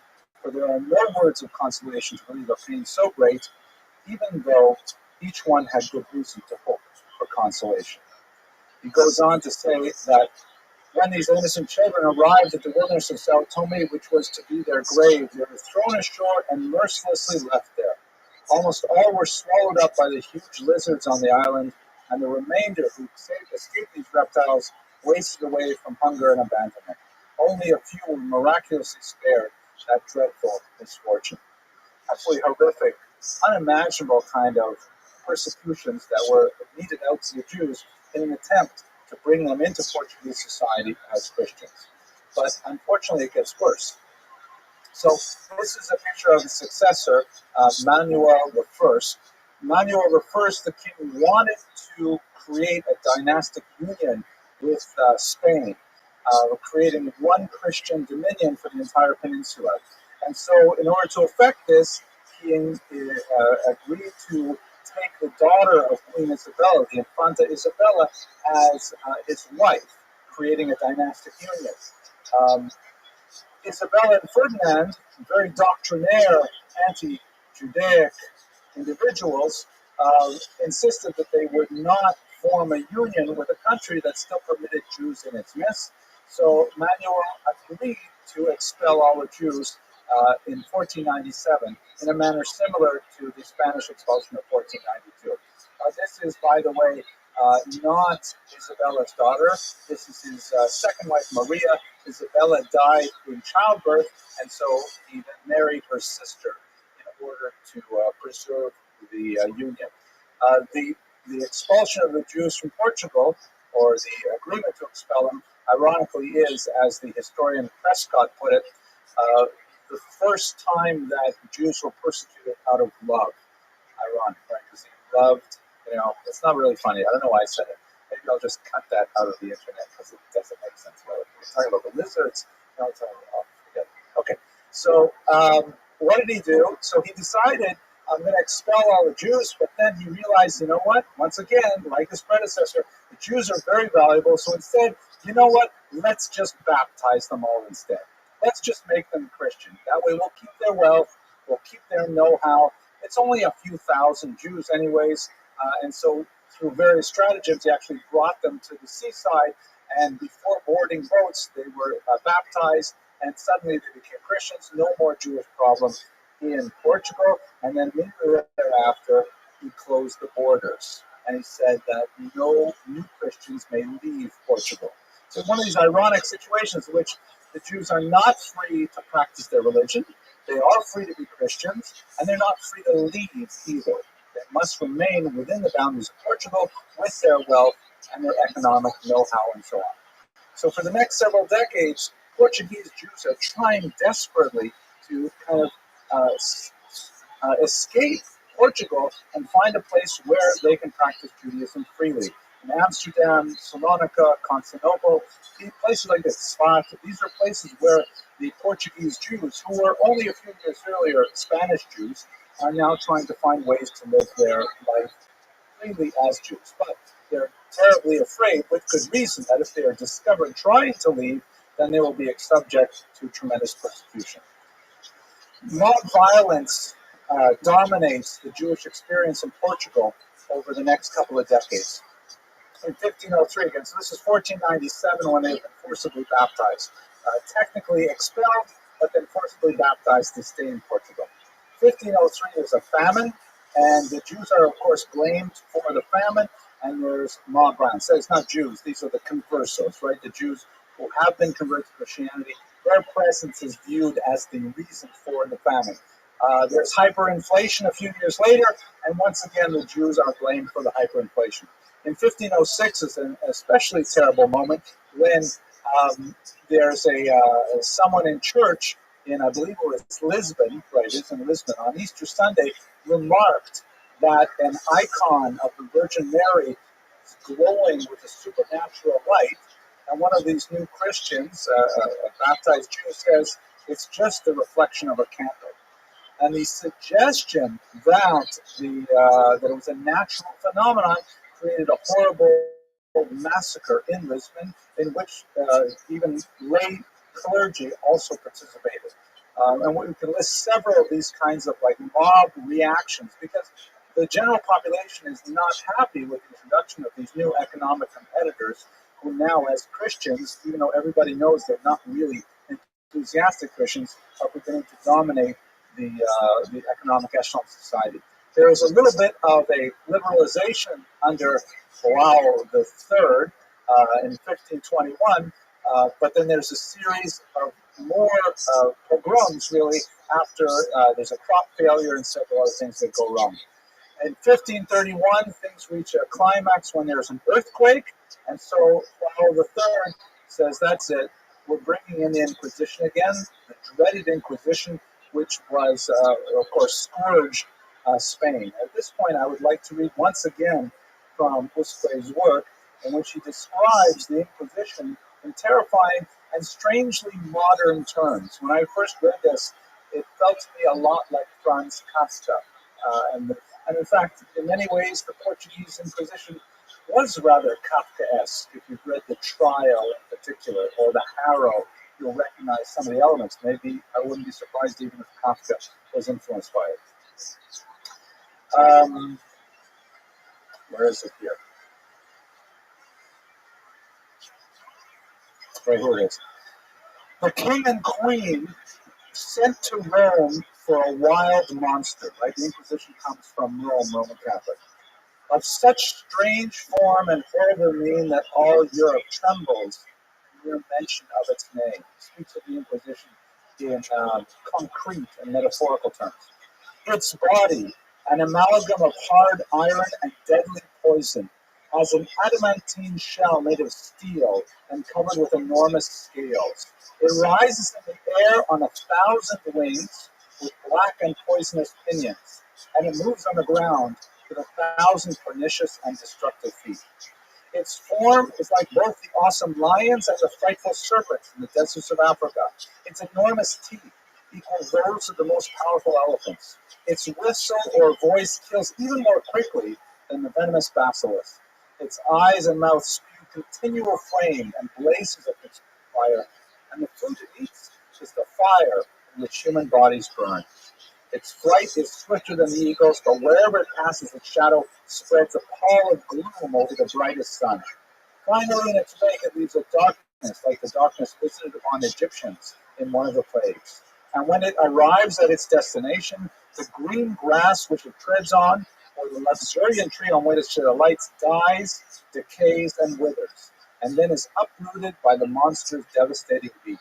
It desolates the entire countryside with its poison until it is like the Syrian deserts and sands where no plant takes root and no grass grows. Now, he goes on to talk about how this affects the Jewish community, and it's interesting to say here that he says, I do not want to be remiss in telling you that in addition to the enemies, there were at that time some confessos, meaning like these new Christians, who delivered their own brothers into this cruel monster's power and illusion to the cycle of torture and forced confession and denunciation of other Jews. Poverty was the spur and the reason for most of their evil acts. Many poor confessors went to the houses of their richer brothers to ask for a loan of 50 or 100 cruzados for their needs. If any refused them, they accused him of Judaizing with them. Terrible situation. Once again, with the Inquisition, Juan III closes the borders again. This is the environment in which Bossuet experienced his youth and young adulthood. So let us go to Bossuet himself. We don't even know if this is his real name. The only thing we really know about him are whatever information is included in this book and in a few scattered references of his contemporaries. It may be a pseudonym because he shares some autobiographical information. He says that his family comes from Huesca, which is a town in Castile in Spain. So it may be an acronym meaning like the person from Huesco. It's also interesting to note that he seems very fond of acronyms and of anagrams. You know, when you take the letters of a word and you mix them up. So, for example, one of the main characters in the constellations is Icabo, which is an acronym of Yaakov. So, some scholars have argued that he may be Manuel Garcia, if I remember correctly. That's an acronym for not especially well-known Christian. It's a Christian name for a converso, and Bossuet may have been a pseudonym that he hid behind. We'll talk about what Manuel Gomez, excuse me. We know from his own description that his family entered Portugal right after the expulsion of 1492, and he was born shortly thereafter, so he grew up in this environment of mob violence followed by the Inquisition. We know that he has, based on this text, tremendous familiarity with the broad swath of learning of 16th century thought.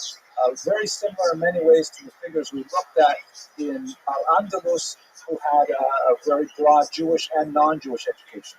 We don't know exactly where he got this information because, after all, he grew up as a nominal Christian, where any education in a Jewish character was entirely prescribed. So he learned all of his Jewish knowledge underground in Portugal. But he may have gone to the University of Coimbra because he was thoroughly familiar with Latin and Greek and with the literature of the Church Fathers. It's not impossible, argues Cohen, that in fact he may have been, like many sub rosa new Christians, he may have been studying for the priesthood. because only as a student of the priesthood would he be given access to broad humanities education that was required to write a book like this.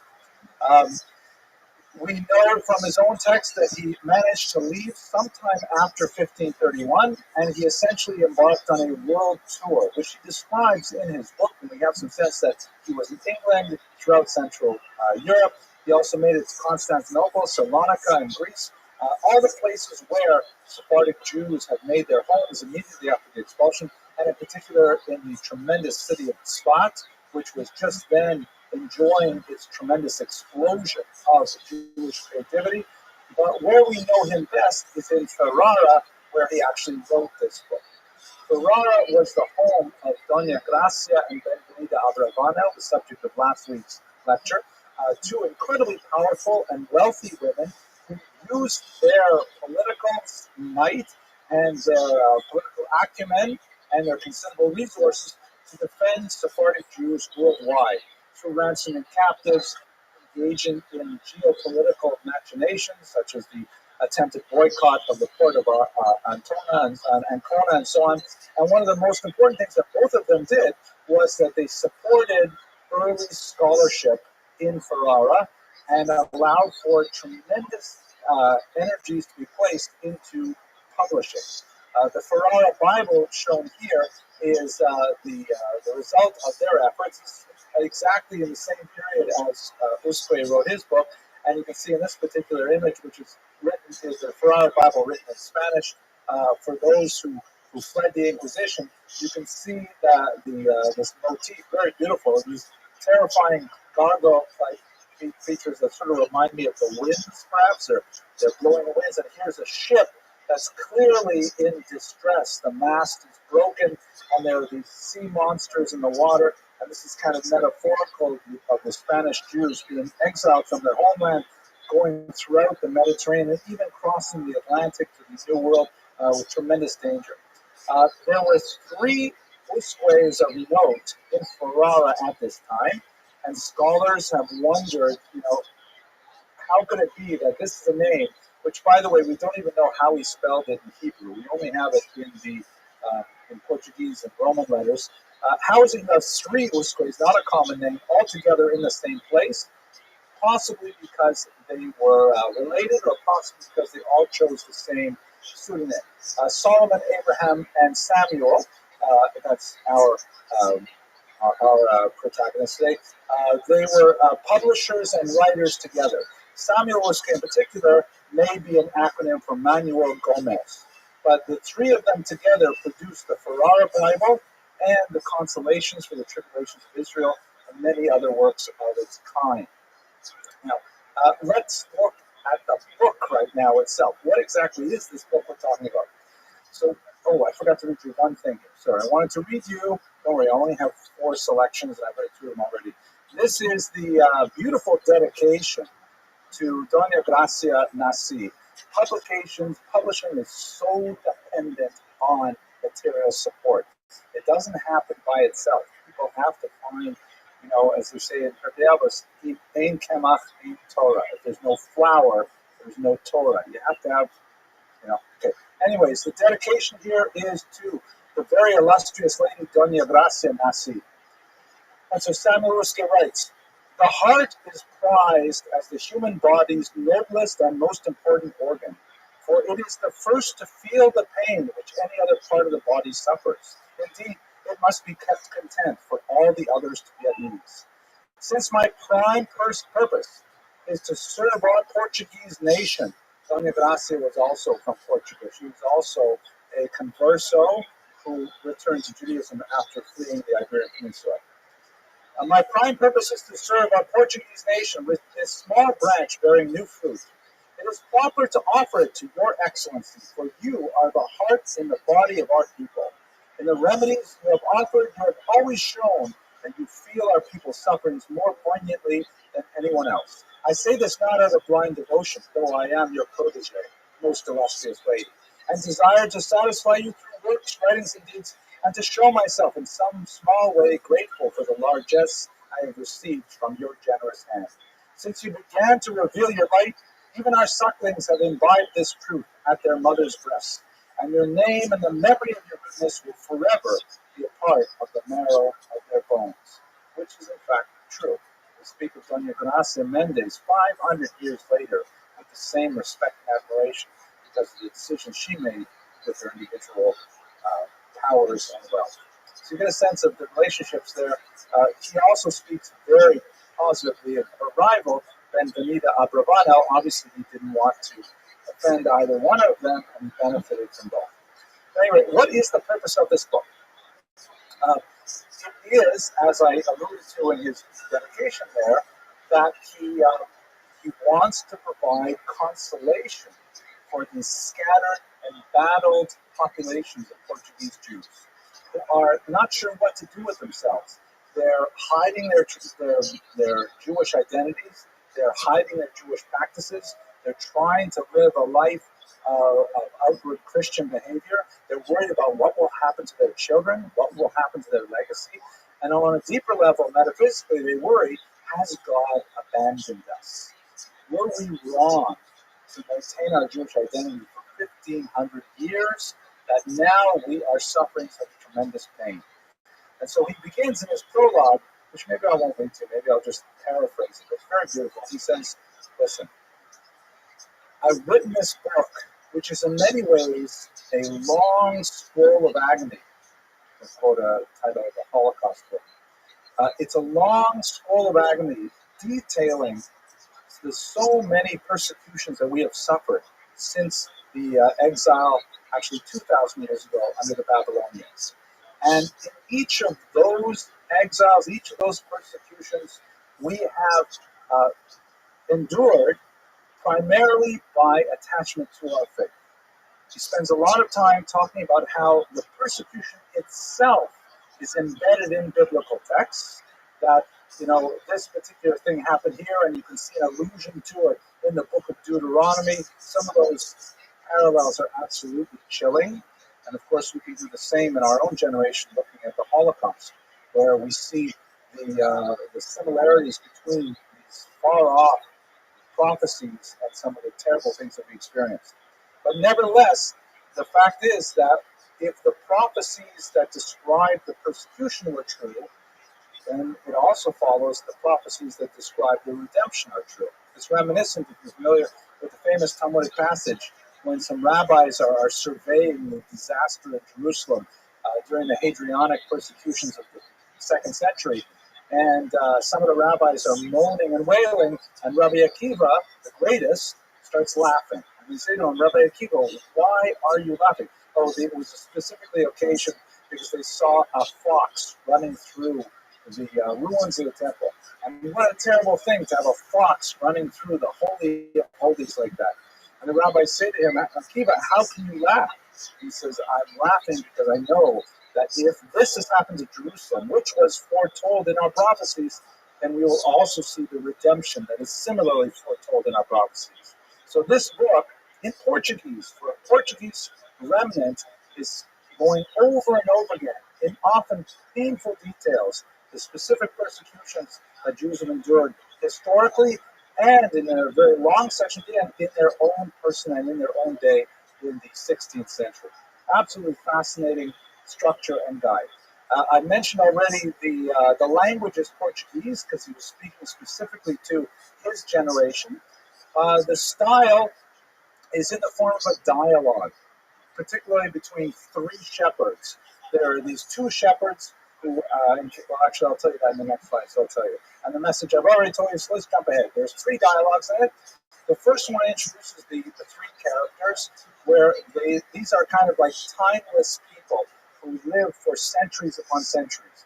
One of them is a shepherd named Icabo, which is an anagram for Yaakov, which is not a coincidence. Ursquay makes that clear in his introduction that this is what he's trying to do.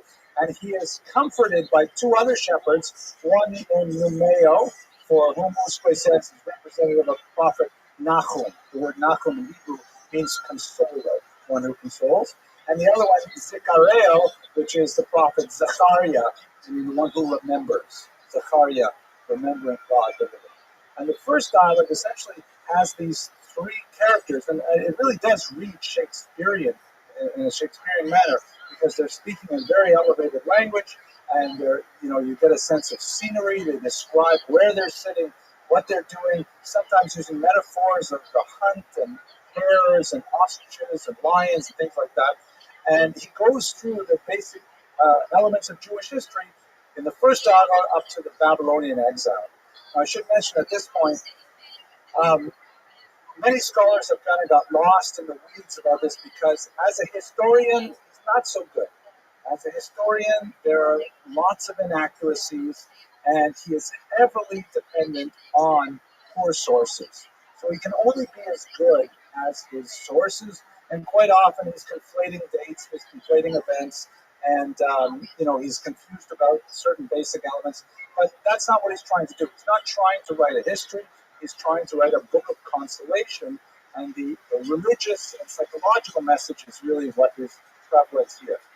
The second dialogue takes from the return of the Jews in the 6th century before the Common Era, right up until the Roman exile. And by the way, this is kind of an interesting piece. Dr. Stephen Fine, a scholar at Yeshiva University, recently discovered tiny traces of pigment in the famous Arch of Titus frieze that is in Rome, and he was able to reconstruct the way it actually looked in the 1st century.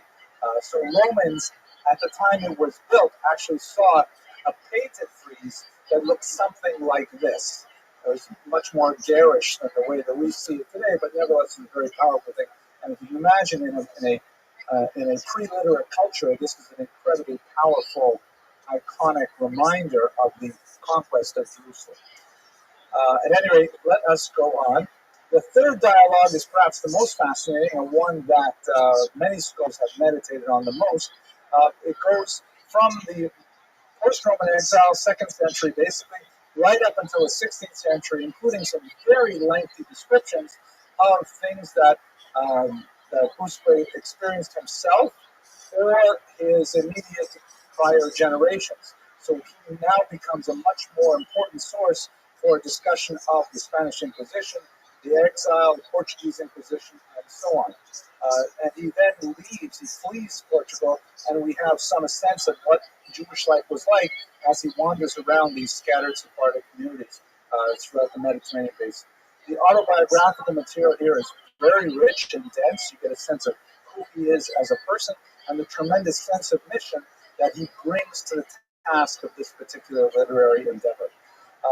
He ends with a very long prophetic conclusion in which he wraps up all of his thoughts about the persecution of Jews and connects it specifically to the coming of the Messiah, though he may tarry, with tremendous drama and feeling. It's hard to not be swept away with the emotion of this work. If you can imagine yourself in the kind of conditions under which Portuguese Jews would have been reading this. Perhaps they would have been working with a painstakingly hand-copied version of it. Perhaps the head of the family would have been reading it by candlelight quietly in order not to arouse the attention of neighbors. Perhaps it would have been furtively studied in a secret room in the house. Who knows how it was actually passed down from one generation to another, but we know that it had a phenomenal impact and was a major feature in preserving the integrity of the Portuguese Jews in their tremendous suffering. This, by the way, is a photograph that's just trying to convey the up message at the end of it. Happens to be a photographer that I like a lot, Yaakov Naomi in Israel, and he describes, after this long book of punishments and persecution, he speaks about the ultimate redemption that in many ways we enjoy aspects of it today with a free state in Israel and so on. No theological content implied there.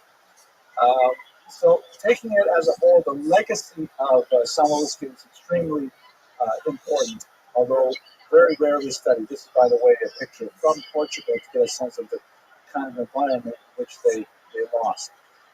And it makes me wonder, since we have returned many times to this parallel of the Holocaust and the Spanish Inquisition and expulsion, it makes me wonder, who is writing this kind of material for us today? Where are the authors who are giving us a coherent message that helps us assimilate the horrific persecution that the Jewish people endured last century into our contemporary Weltanschauung? Is it possible? Is it perhaps outrageous to ask for such a thing? But we don't have, in my humble opinion, anyone at the caliber of this way giving us that kind of message today. Thank you very much for your attention and your endurance. Remember, no class next week, but we'll begin the week after with the lecture on the Chidah. I can hang around for a few questions. I hope you enjoyed that lecture. I myself got a lot out of studying Samuel Spay's work, and it was a great privilege to be able to speak about it to an audience live last night. You didn't see it in the end of the video, but immediately after I concluded, I was jumped on by a whole bunch of audience members who really wanted to push me on a couple things I said at the very end of the lecture. So I thought I would use this moment to unpack some of their questions and explain a little bit better what I mean by it. We should bear in mind that in many ways, we are in a parallel generation to Usque, that his experience 70 years after the Spanish expulsion has certain salient comparisons with the experience we have 70 years after the Holocaust.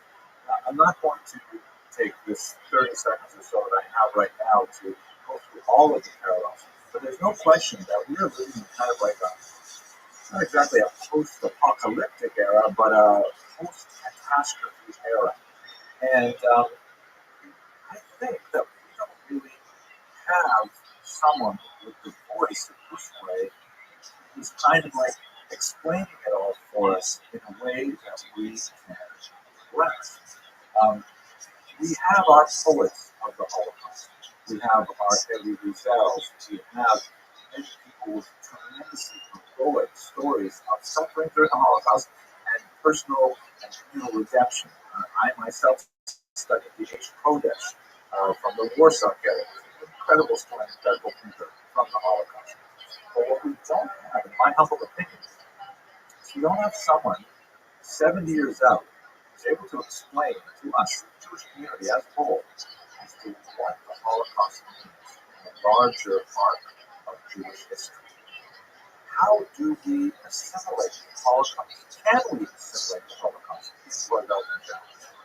How do we deal with contemporary crises of, assimilation and the challenges to the state of Israel, and all kinds of really existential challenges to our very being at this point in time? These are very big questions, and I feel in many ways like in this postmodern period we're sort of floating in space, waiting for someone to kind of explain it all to us in a way that someone will explain it. Anyways, those are my 2 cents. You heard more than my 2 cents already for the first part of this lecture. I hope it's food for thought, and I look forward to speaking with you about Jewish history in the future. Thanks very much for watching.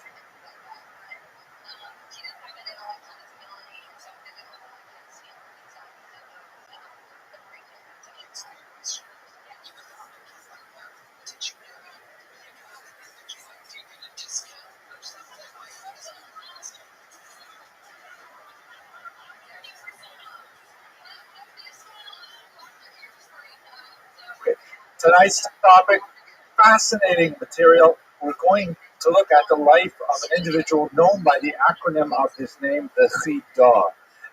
As has been pointed out to me on the way in, and as in fact is the first sentence of the major biography of the life of the Chidah's life itself was a Chidah.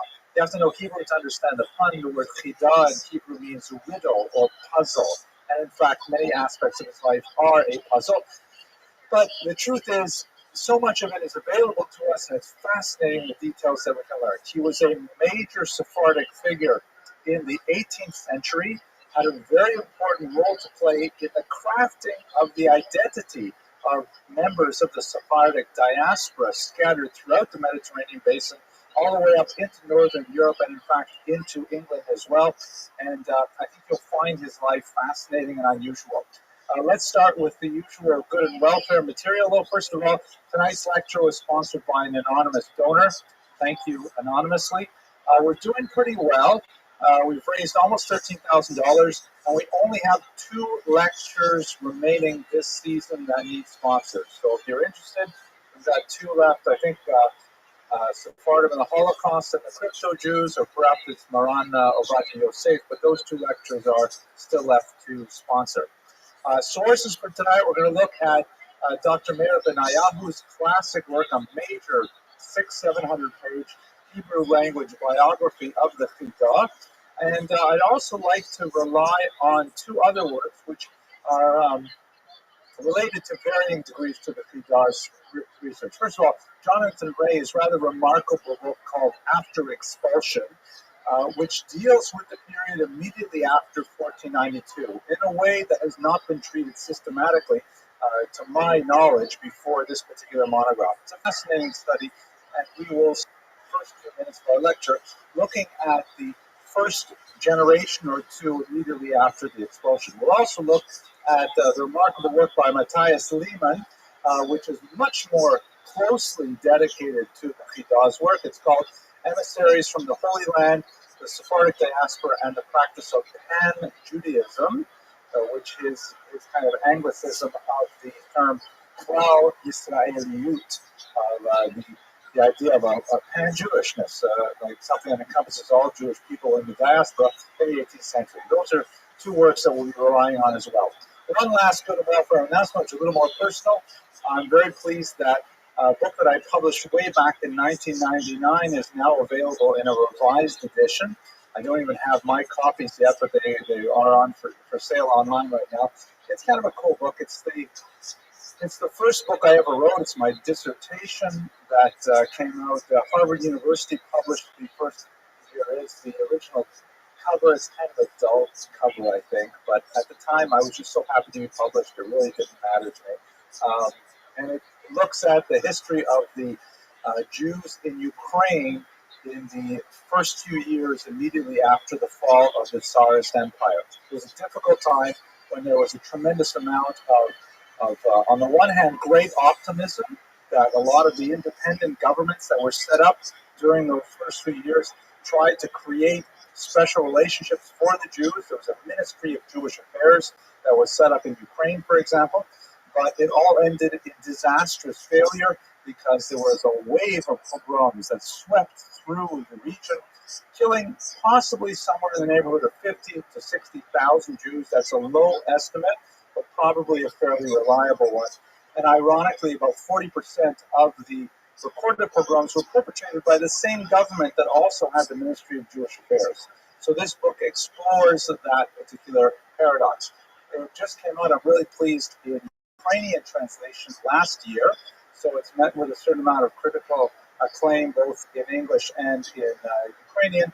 And here's just one kind of interesting picture from the cover. This is a 1918 100 Karabovanets bill, which was published by the very briefly Ukrainian Republic. And it has on the other side of the bill, everything is written in Ukrainian. On this side, you have Russian, Polish, and the third official minority language, Yiddish. On the currency, it says here in Yiddish, 100 Karabovances, 100 Karabovances, which is kind of, like the high point of their cooperation, later to be submerged in the blood of the pogrom violence. But that's not our topic for tonight. That's just a shameless self-promotion. Okay, let's go to our topic. We're going to look specifically at the Chidah. Now, the Chidah's life is primarily 18th century. He was born, I believe, 1724 off the top of my head. So when you think about it, we spent a lot of time last semester looking at the Jews of the Iberian Peninsula per se, right up until the expulsion. And then we spent a couple of weeks looking at the early 16th century, but we are now jumping all the way to the 18th century, so there's a big gap in our discussion. I need to take a little bit of time to speak about that gap, and so we'll start with that before we go to the Chidah directly. Of course, this map, which we've used many times, indicates the kind of paths that Jews took from the Iberian Peninsula. And this is where Jonathan Ray's book is absolutely fantastic and actually quite disturbing in ways. For example, we should bear in mind the degree of dislocation that the 1492 expulsion occasioned for Jews. Not only dislocation in the immediate and physical sense, they physically had to leave their place of residence and find another place to live, but the disruption of family ties, disruption of economic support, the disruption of their entire connection to the world and to their God was challenged by the huge dislocation of the expulsion. Ray catalogs how there were three entry ports into Portugal, going into that country before, of course, it was transformed for the Jews there 5 years later. And a large number of Jews were trapped at these three entry ports as they tried to get petition to get into Portugal. While they were there, many of them actually turned back and decided it's too difficult, let us convert to Christianity and we'll figure out what we can do in Spain. These were often communal decisions reached by the elders of a village, because an entire village would pick up and would be forced to leave at once to go to Portugal. And it came to pass that from time to time, the leaders of these communities said, how are we supposed to feed all of these people under our care? How are we supposed to find the wherewithal for them to live? Many of them felt that perhaps they would do better and they would eke out their basic sustenance if they were to capitulate to the demands of Ferdinand and Isabella and, in fact, convert to Christianity with varying degrees of sincerity, as you might imagine. So large numbers of Jews actually turned back at the Portuguese border. Looking at the Mediterranean basin, there's tremendous piracy going on with, as we've seen when we talked about Benvenida Bravano, human trafficking, literally, and in the worst sense, because you have to imagine that these Jews are entirely hapless. They're completely stateless. They have no larger state authority to grant them a writ of protection, and they're just hoping to make it alive and with their possessions to some other more hospitable shore. And they were regularly boarded by a whole series of pirates that would simply go on, demand their property, and still kill them even after they rendered their property, because there was nothing to really stop them. So tremendous dangers. When they landed, especially in North Africa, they often overwhelmed the local populations and were totally bereft of any means of sustenance. I mean, they could possibly sell whatever valuables they managed to salvage and bring with them to the foreign shores, but quite often they ended up being a burden on the local Jewish community that simply could not withstand this demographic of people. Furthermore, in some very sad cases, including the city of Rome, the Jewish community itself would actually send away Jewish refugees. Something that's so hard to even imagine in our day and age, but these boats would come to shore, teeming with Jewish refugees from Spain, often penniless, and the local communities knew that they would be charged with their upkeep. From time to time, they actually turned them back. We saw a couple weeks ago how this happened in Genoa, because there was fears that the Jews carried plague on the boat, but in Rome it seemed to be primarily economic in nature. The legend goes, it's hard to determine if there's any basis to this, but apparently even, and this is what they call a tremendous Chil Hashem, even the Pope was apparently aghast that the Jewish community turned away the Jews that were coming by boat to Rome. So a very, very difficult, hard time. And you can imagine the sort of stresses. I'll take questions at the end. But you can imagine the kind of difficulties that these Jews must have been under as they attempted to find some safe haven somewhere within the orbit of this region. So we're talking about an incredibly hard time for Jews overall, and this is something that lasts for generations. When we go into Portugal itself, those Jews who made it into Portugal, we discussed 2 weeks ago, the slow rise of the Inquisition until 1530, when it was finally put into place in Portugal, and then the closing of the borders and the difficult time that these Portuguese converts had to exercise when they tried to escape Portugal and make their way to safe havens, and anywhere, including in the New World, in England, in Northern Europe, they could be subject to the Inquisition if they ever set foot in any territory where the Inquisition was active. So essentially, the Jews of Portugal were trapped, fearful for their lives, and were constantly running from one place to another, hoping not to be discovered in their Jewishness. So it was a really horrible time. Now, over in the Eastern world, we have quite a significant difference because the Ottoman Empire, which was based here in, it shows Istanbul, it's not the spelling we use in English, or Constantinople, which is the earlier name for this. The Eastern world is showing great haven to the Jews who are making their way over here, and giving them, respite in Greece in particular, and also in Israel, the famous developments in the town of Tzfat, which we'll see in a second. So the Jews who could take a risk to go so far east would find that they eventually had some safe haven here, and that's where the story of the Fidah really takes much of its takes place. We also should bear in mind, and I've just kind of like in a space of a few minutes sort of raced through the 16th century to give you a sense of the kind of cultural and physical environment the Jews were living in when they left Spain. We should now look at the 17th century just for a minute. Most of you who are regulars in this class, we talked about Shabbatai Tzvi, I think twice now. We talked about Shabbatai Tzvi himself, and then we had another lecture where we talked about his rather bizarre wife, Sarah. It was also a whole story unto herself.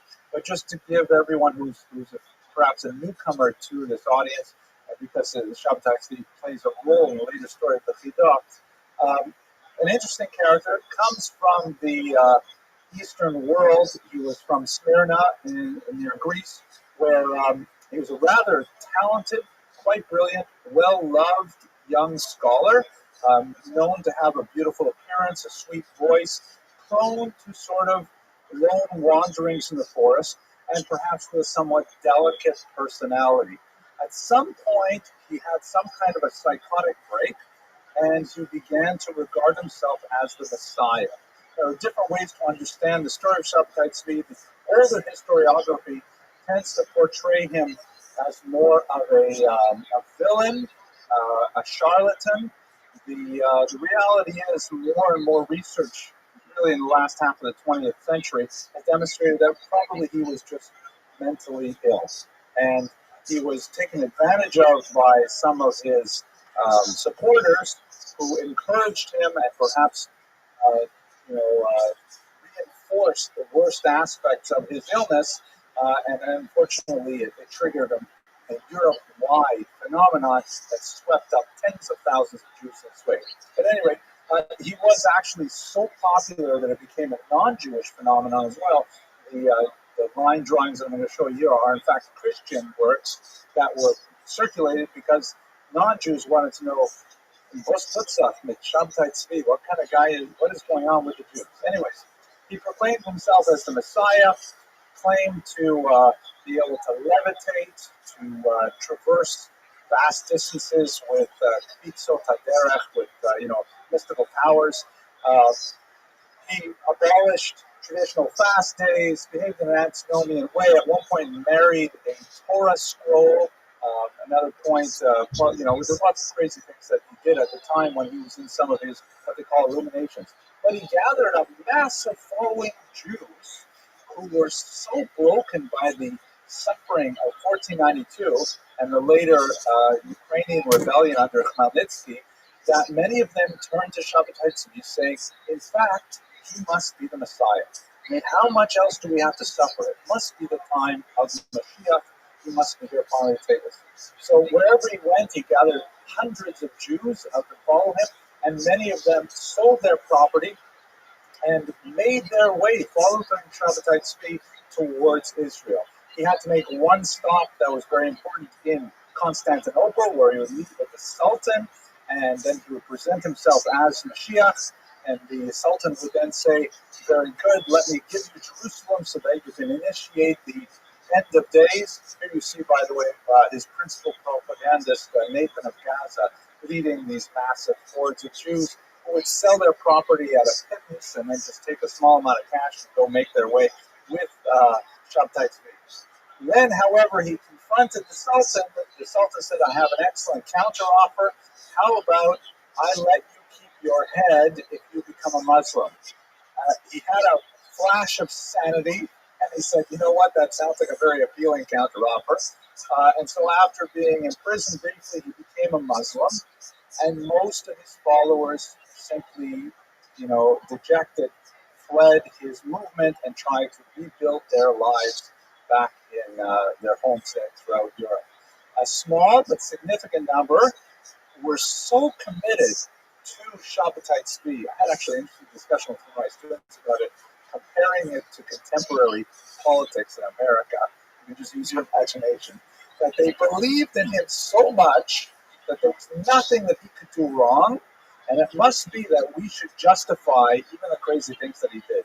And so a group of Jews, who were later called the GUINNESS, figured that if Mashiach converts to Islam, it must be that that's what we're supposed to do too. We're supposed to convert to Islam, and we're supposed to do this like world tour of all these Middle Eastern religions, and only then will Mashiach come. So the Dinma actually converted to Islam. Jews who converted to Islam, they maintained endogamous relations for a couple hundred years, and right up through the 20th century. Several Dinma played major roles in Turkish politics later on. Perhaps we'll talk about them in the last lecture when we talk about crypto Jews. But at any rate, the movement ended in a tremendous defeat. It was not a sudden and sharp break because Shabbatai Tzvi had such an influence. We should realize that much of his Torah was very appealing, very thought-provoking, stimulating. It did not read like Narishka. It did not read like ridiculous ideas. A lot of his thought was very, very persuasive, and many thinkers, you would be surprised if I gave you some of the names, many very mainstream thinkers were engaged to one degree or another in Sabbatean thought. So for the next 100 years or so, many Jews in Europe were like having a mini inquisition where there was always a taint of suspicion. If anyone engaged in mystical thought, there was a question perhaps he was actually a secret Sabbatean. In some cases, especially with kind of G-rated figures, they were actually closet Sabbateans. In other cases, they just maybe looked at some of the books and quoted a few ideas. But nevertheless, the Jews in the 17th century were having a really hard time dealing with these kinds of challenges. And this brings us to the immediate 18th century and the foundations of the life and work of the Chita. One of these messianic movements was led by an Eastern European rabbi named Yehuda the Chassid, not to be confused with Yehuda the Chassid from the 12th century. Yehuda the Chassid led several hundred Jews from, I think it was Poland, if I remember correctly, and Germany, to Israel, who were laboring under the misconception that the Messiah was to appear in the year 1706. Bear in mind that the height of Sabbatean activity was the 1650s, early 1660s. This is 50 years later, and Yehuda Chassid brought somewhere in the neighborhood of 1,000 Jews to Israel, who also sold all of their belongings, anticipating that the Messiah would be revealed and we would have the dawn of a new era. When they landed in Israel, penniless and without any means of support, they overwhelmed the local population of Jerusalem by at least 100%. Meaning there was one of these followers of Yehuda Chassid for every native Jerusalemite Jew. And then within a couple of months of their arrival, Yehuda Chassid dies. And now they're left alone and leaderless, bereft of any economic support whatsoever, and Jerusalem goes into a precipitous economic crisis, the Jewish community specifically. They borrow heavily from Muslims, and they are unable to repay the loans, so much so that in 1720, the Muslims actually seized the central courtyard and synagogue of these Ashkenazi Jews and destroy it, and for debts that were outstanding. Absolutely intolerable kind of situation. And this is the period when the Chita was born. Okay, now let's finally speak about our subject. I apologize for taking so long to get up to it. The name Chita, he's known as the Chita, HaChita, as is common in Jewish practice. It's an acronym from his name, Rabbi Chaim David Azubai. The word chita also means secret or riddle or puzzle, so it's kind of a clever acronym. His father was a famous Sephardic Kabbalist. His mother was an Ashkenazi Jew. It's not impossible that his mother was perhaps one of um, the original immigrants, or perhaps a child of the immigrants who made it to Israel under Yehuda Chassid. His years, however, are 1724, which indicates that she's most likely someone who was a very young child at the time that they arrived.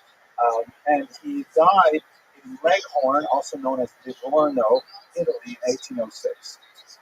His birth was occasioned by something of a miracle. When he was born, all of the attending physician, midwife, and in fact his own mother thought that he was stillborn, that he was dead.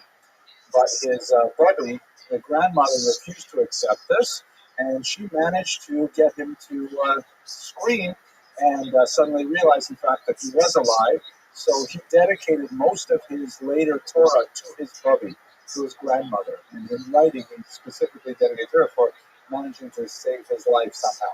He was a child prodigy from his youth. Apparently, at the age of 13, he was also already giving classes to people who were 3 times his age, and he was especially associated with a Kabbalistic synagogue there in Jerusalem and then later in Hebron. He's famous for so many things, but I'm going to focus on 2 things in particular. First of all, as a great Jewish literary figure, he composed some 85 works. About 65 of them have eventually seen print. The other 25 have either been lost or remain in manuscript. Most of them are fairly small, but some of them are really quite massive, huge honkers, tomes. The most famous of which he actually wrote a massive 2-volume collection called Shem HaGedolim, which he wrote in 40 years, 40 days, lost the manuscript and wrote it by heart. It's like an amazing thing that you could do this. An encyclopedic work that we'll discuss later on. He also was quite interesting from a historical perspective because he wrote a brilliant memoir, later published in 2 volumes under the title Ma'agal Tov. It may not have been his own title, but in fact, it's not even clear if he intended to publish his memoirs. They may have originally been started as kind of like his own personal journal associated with the job that he had to do, as we shall discuss. But later he decided to develop these and flesh them out, and it's clearly he's writing for later readers. The Magal Tov, the word Magal in Hebrew means like circuit or circle, and it refers to it's in 2 volumes, the 2 major trips he took as a meshulach, as a charity collector for the Jews of Hebron to the south of Israel. Here is a map of his 2 major trips that he took in the middle of the 18th century, starting out here in Hebron, making his way all the way across the Mediterranean basin into northern Italy, Livorno, which was a major center at the time, and then all the way through northern Europe, up into Amsterdam and London, and then coming down to the south through Paris and Bordeaux, primarily visiting Sephardic communities, but also some Ashkenazi communities, visiting nearly 200 recorded Jewish towns on the way, and then he brought back the funds to Israel. He was then sent out a couple decades later, where he made a slightly different trip. This time, the first time he also went to Istanbul and the Ottoman Empire. The second time he skipped that and stayed primarily in the West. But he left us this amazing record of what it was like to travel through Europe and go to these Jewish communities. And we have now a phenomenal document that has not been studied enough. In fact, it's only been translated into English once in the 1980s, and in many ways a brilliant translation, but could be brought up to contemporary standards, and there's a lot more research that can be done. Okay, so we're going to spend a lot of time looking at these particular excursions. This, by the way, is his signature, which gives you the kind of mystical, kabbalistic feel of his persona and the larger type of issues that he worked with. I have no idea even how to read this. I don't know where to start. It's backwards, forwards, whatever. Okay, so what he was doing. The institution he was involved in is called shlichut, or he was on a mission. The shaleach in Hebrew means to send out, and a person who is sent out is called a mishulach, someone who is sent, or someone who is shadar, which is shliach de rabbanan, a messenger, an emissary of the rabbis. And basically, he was sent out to collect tzedakah for the impoverished Jews of Israel. Now, recall that they're struggling because their population suddenly doubled with all of these Ashkenazi freeloaders who are showing up as Fardim and Judel, and all these Ashkenazim come. Some of them are Hungarians. They take all the furniture, cover it with plastic, put chandeliers everywhere, everything's on credit. So he was sent out to collect the money. Now, it's a really interesting kind of institution. Why would someone want to do this? And these trips, by the way, took like 3 years. These are massive trips, leaving his family behind and so on. When I talked about this with my wife the other day, I was saying, well, it's so exciting. I'm reading about the Chidah. Guess what he did? It's so interesting. And of course, my wife's reaction, it's always 180 degrees what I'm thinking about. She's saying, what's going on with his wife and kids? Like, how come we don't have any books about what his wife and kids had to put up with while he goes gallivanting off, visiting all the great museums of London and Paris? She's at home in Hebron, dealing with all these Ashkenazim. What's going on? So I could not, as usual, I could not answer my wife's queries satisfactorily, at least not to her satisfaction, but we'll try. But among the motives for being a shaliach are obviously this communal responsibility. It's a great honor to be able to support the community this way, but it's also very profitable. The Mishulachim, and we have great records of how the Mishulachim worked in the 18th century, they keep 1/3 of everything they collect, right? Which is, I understand, about the rule of thumb nowadays. That's a huge chunk of money. If you go to a wealthy community and you collect 6 figures, well, you've made, a decent salary right there in a few days' visit to Bal Harbor or something like that. So it can be quite profitable. It's difficult, but your wife and family are cared for by the community that you left behind. Come back with a massive amount of money.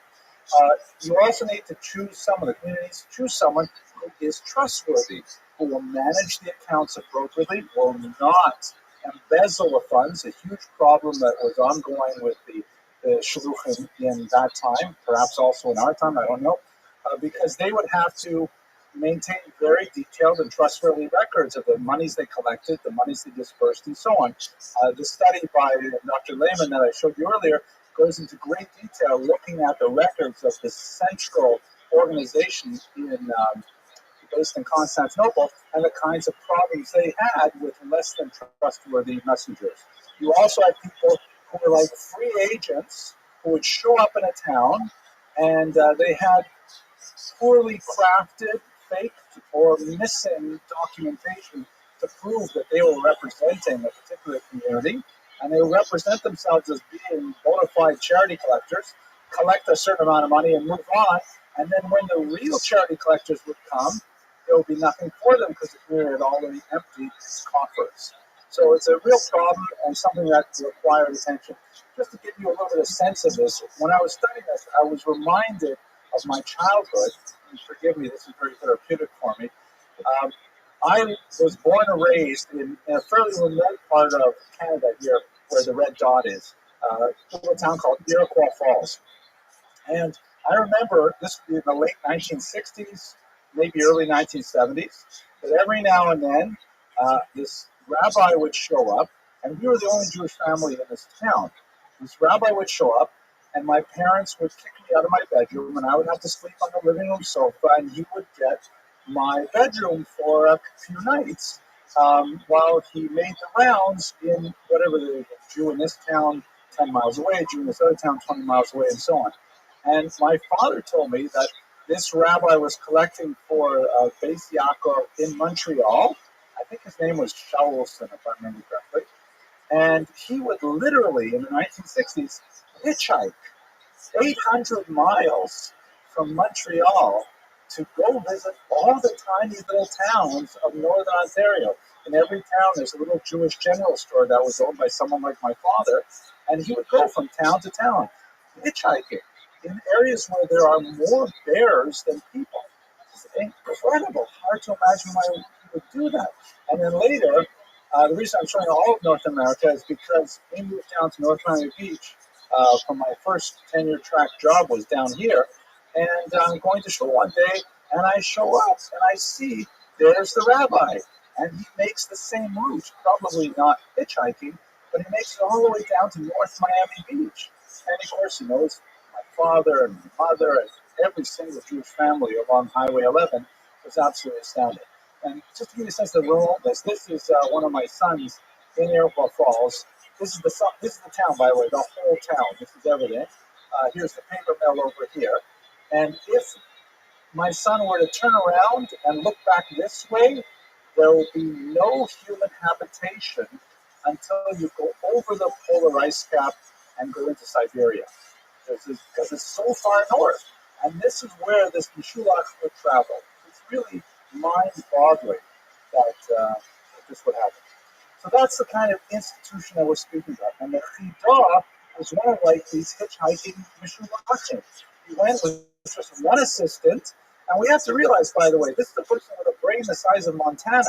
This is a person who, if he just stayed at home and wrote Torah books, he would be incredibly famous. Yet here he is, going from town to town, knocking on the doors of wealthy people to ask for funds for Chevron. It's astounding. It's like you can imagine a Nobel Prize winner, standing on a street corner with a tin cup. That's the kind of job that the Chidah is doing. So the looking at the map as a whole, the kinds of places that he would go.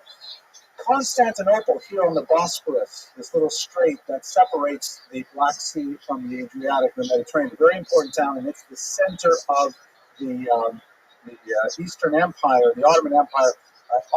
Istanbul, of course, the Muslim name. That would be the center of the Sephardic diaspora. That's where the Jews had the most power, and it was the capital city of the entire Ottoman Empire. So the central organization of these Mishulachim was based in Constantinople. And as Dr. Lehman points out, one of the important things that happens at this time is that the Sephardic diaspora, through the activity of people like the Chidah, begin to organize themselves as a diaspora community. Rather than losing their identity by being subsumed within the local cultures that they arrive, people like the Chidah are kind of like the arteries and veins that connect one community to another, often living with some degree of hostility with their non-Sephardic neighbors, and connecting them to the idea that they are all part of one diaspora, that they are one klal, so to speak, that is Sephardic in nature, despite their far-reaching connections. This diaspora was very difficult to manage. The languages of the central authority, the Pide Kushta, the appointed people of truth, is the name of the organization, they would have to communicate in Ladino, which is basically a Spanish vernacular written in Hebrew characters. They would also communicate in Turkish and in Hebrew, and in different types of handwriting as well. They would have different styles of calligraphy. They would have to send letters ahead to communicate with whichever communities these shluchim would attend to. So this is a very complicated, hard to understand diaspora, and somehow the work of people like the Chidah really tie them together. If we look, for example, at the Sephardim who are associated with Syria, and the Sephardim who are associated with Morocco, the Sephardim who are associated with Amsterdam, very, very different cultures. And especially over a couple centuries, they grow further and further apart. But the role of the Chidah was to still connect them together, to remember that Israel is really the beating heart, the center of the Jewish body politic, literally, and maintain their identity as a diaspora community. So why was he such an amazing scholar? This is a source, by the way, I didn't have the opportunity to consult for more popular work, but by a very prolific young man named Yehuda Azulai, written quite a bit of work on Sephardic race, and I look forward in particular to reading his biography of Rabbi Yosef. The Chidah was like a dream mushulach. He was a tremendous scholar.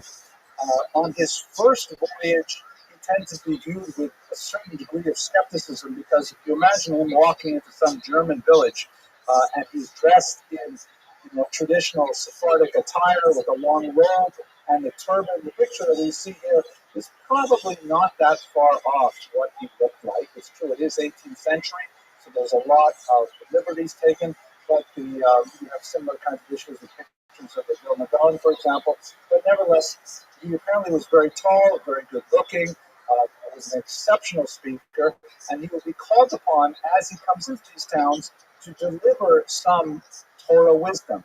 In many cases, he describes how he is sort of challenged by the local rabbis to a kind of impromptu Torah debate. And those who are perhaps more insecure in their own knowledge will make it more of an aggressive challenge. And the Chazal was always very careful.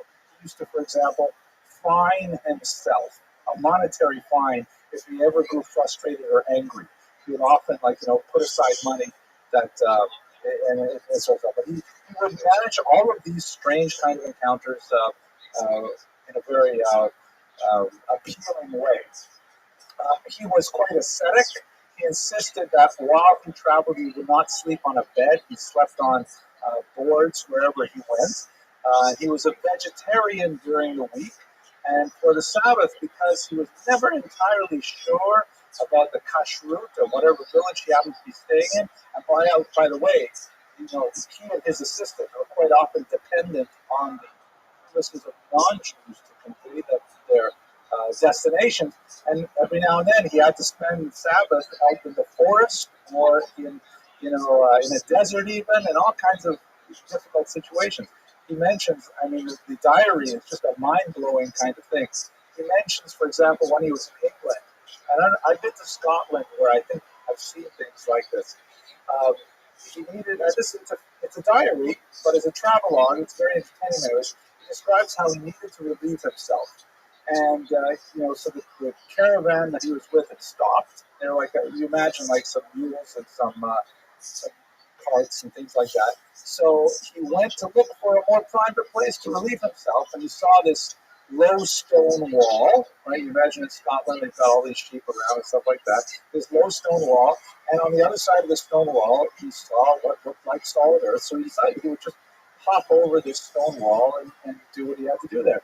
But on the other side of the stone wall was a cesspool. He didn't realize it. He ended up to his chest. Was filled, and he could not get out. It was and so he started screaming until some non-Jewish woman in a farmhouse nearby came out, and they pulled him out. Imagine, he's dressed in all this Ottoman garb with a turban and everything, and he's smelling, and he describes how they had to cover him in blankets and stuff like that. These are the kind of adventures. Imagine the Gadol Hador, this great rabbi, with these kinds of very human adventures. It grounds you in the kind of things that he's dealt with. So he learned to shecht his own chickens, and he would shecht the chicken on Friday for his meal. Otherwise, he tended not to partake in the food wherever he ate. And there are a lot of interesting, miraculous stories associated with it. So much so, I'll show you at the end of this lecture. There's actually an app for your iPhone where you can read one miracle a day associated with the Chidah. So many of these amazing stories. One, though, I find very appealing, that apparently he was brought an 8-month-old child to visit, and a very precocious child, and he actually taught the child the Hebrew alphabet, which everyone thought was amazing, and then he kissed the child on the forehead, and a few days later, the child died. Then people said to him, it's just a horrible, terrible story. But he said to him, you don't realize that that child was actually Mashiach. Mashiach was born in our generation, so we were not ready to receive him. It's kind of woo-woo stories, but you get a sense of what kind of person he was. Okay. So let's talk about the first expedition. Here's the title page, Magal Tov. Above it, you can see this map here. Oops, I didn't go the map here. This is the first expedition. Takes them out all the way out to North Europe, out to London, back down through the Sephardic regions of Spain, of France, and then back out to the Ottoman Empire, where he reported to the central authorities there, and displayed the Pinchas, the record of the monies he brought down, and then back down to Jerusalem to turn over. To give you just a sense of some of the adventures he had, I talked about some of the receptions that he received. You also have to realize that he had to get frisked by the TSA constantly. He had to go into these many different countries, one after another, with all kinds of different rules. He describes, for example, that when he went into one particular town, I believe it was in Germany, but I can't recall off the top of my head, and they told him in advance, the Jewish community said in advance, listen, in our community, this particular nobleman who runs our town is insistent on the Jewish hat. There was a ban that was placed in the year 1215, so this is already 500 years later. It was widely ignored, but that Jews had to wear some identifying clothing, either a round badge on their chest, sometimes 2 tablets of the law, but quite often a ridiculous conical hat called the Judenhut. And they gave him one. They said, you got to wear this. You can't go in town without this. He was convinced that this was not only undignified, but it can't be serious. I mean, this is, after all, the 18th century, please. So he describes how he put the hat in his cloak, and he walked around as normal inside the town. He got arrested, and he got dragged before the magistrate, who fined him 100 golden pieces, which was like an astronomical sum of money. And he managed to argue his way out of it by saying, listen, I had it on my person. I was technically wearing it. I wasn't actually wearing it on my head. It was in my pocket. That's good enough, isn't it? If you see the boys go out and play basketball, they have the kippah in their pocket or sometimes in their mouth. That's close enough. Okay, I thought it was funny, but anyways. So he describes these kinds of adventures and difficulties that he has as he's traveling. Quite often he was subject to danger. He's carrying a lot of money. He has to bring this money with him.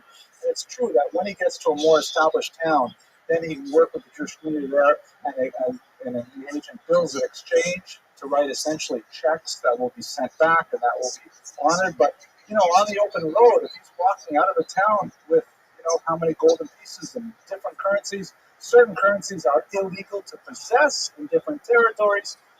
Tremendous dangers that he's faced with for years, and he put up with them. Very adventuresome.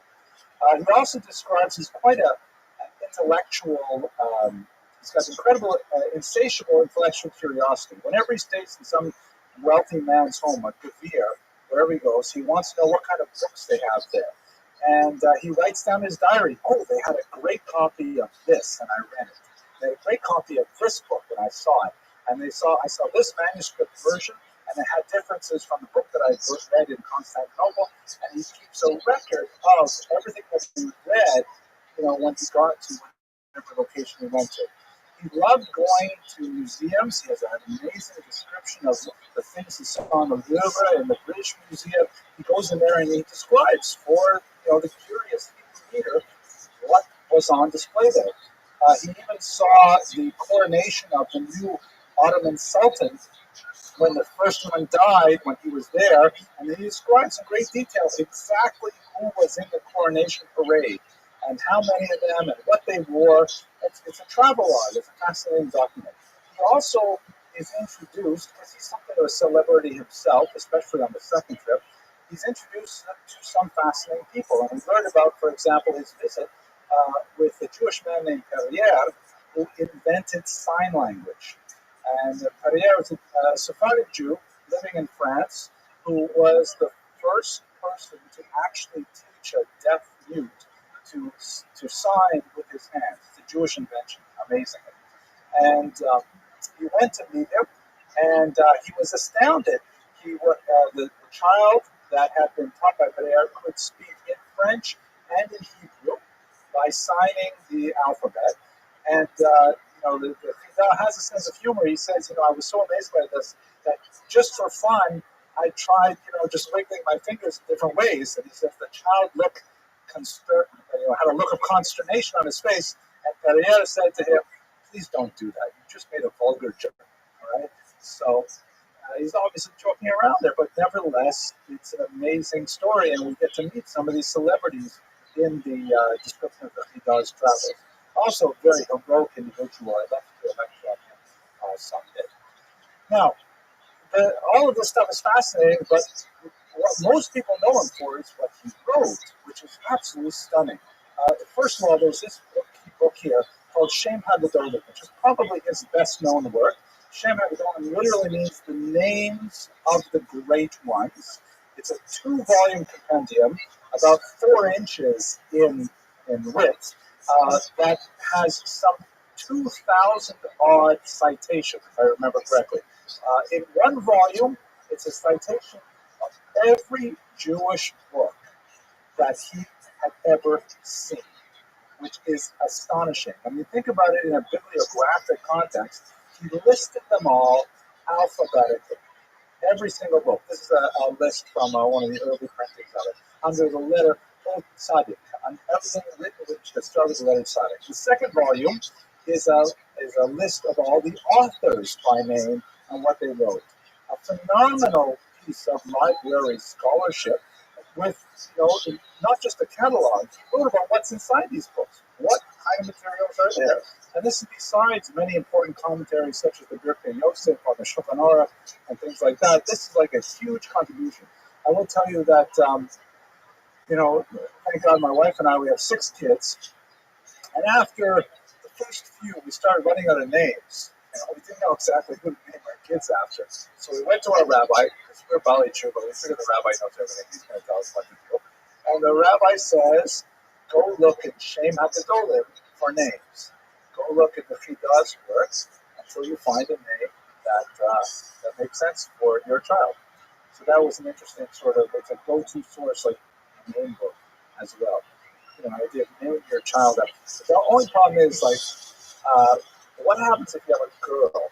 Right? All the guys, they're all guys in these books. There's no girls in there. So, anyways, one other book that I personally studied many times over and I got a lot out of is this book called Chok L'Yisrael, which is not authored by the Chida, but he composed a major part of it. Basically, it's a 5-volume series, as you can see here, and it's inspired by the Arizal, one of the great Kabbalists of the city of Tzfat, who had a particular practice of learning a certain number every day, a certain number of verses of the Torah, a certain number of verses of the Haftarah, a certain number of verses of the Ketuvim from the Bible, and then a little bit of Mishnah, a little bit of Talmud, and a little bit of the Zohar.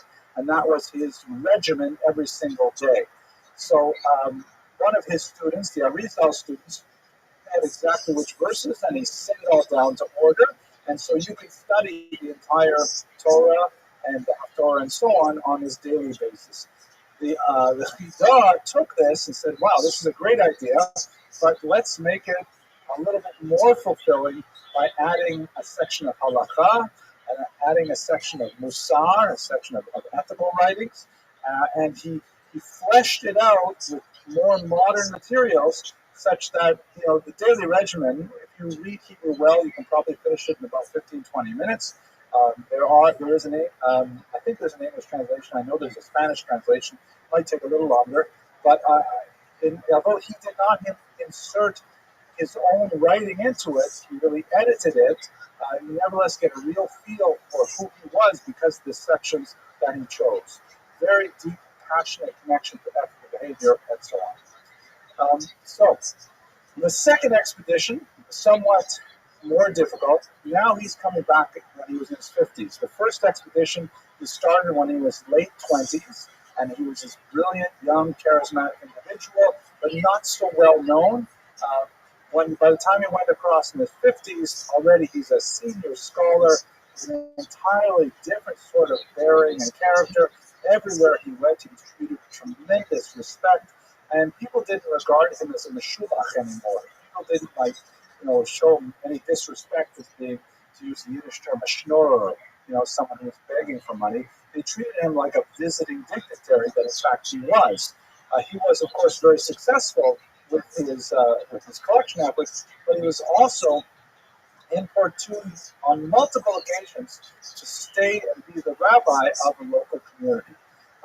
An issue that he felt very difficult not accepting these positions because the communities treated him so well, and he clearly felt that he was needed and loved, but he managed to break himself away almost every time. He was heartbroken when he learned, however, en route that his wife Rachel had passed away, and that took him down quite a bit in terms of his energy and also in terms of his desire to return. Many of his family had already relocated to Livorno, had children living in Livorno, and in the end, he decided that he would stay in Livorno, and he spent several years there where he finally passed away, being with his children. He did remarry another woman by the same name, ironically, tried to rebuild his life, but he brought it to an end there. I'll just focus on one last detail about his trip, which is discussed in Dr. Lehman's books. Uh, he received very different reception, particularly on his first trip when he went to Ashkenazi communities. Because very often, when you go to Sephardic communities, Sephardim would regard him as, to use the Ladino term, unzera, one of ours. He's Sephardi. Those who are laughing, though you're fluent in Ladino, it's actually Yiddish. But the Ashkenazi, on the other hand, were very like, sorry, you're from the Sephardic community of Hebron. We only give to the Ashkenazic community of Hebron. So we're not really interested. And he was often turned away empty-handed or with very niggardly gifts from these Ashkenazic communities. So much so that he often had to rebuke them in order to get them to donate more generously. This began to fade, especially when he came by the second time, but it portrays a kind of like a growing split between the Ashkenazim and the Sephardim in the 18th century. Okay, to close our lecture, here's the shot from the app, Chida HaYomi, the daily Chida. The most important aspect of the Chida's life from a perspective many centuries in the future is, of course, his literary legacy. But we should also recognize that with his tremendous personal efforts to support the poor of Hebron, he also served a major function in tying together this disparate Sephardic diaspora, and also by connecting all of these far-flung communities to the central homeland in Israel.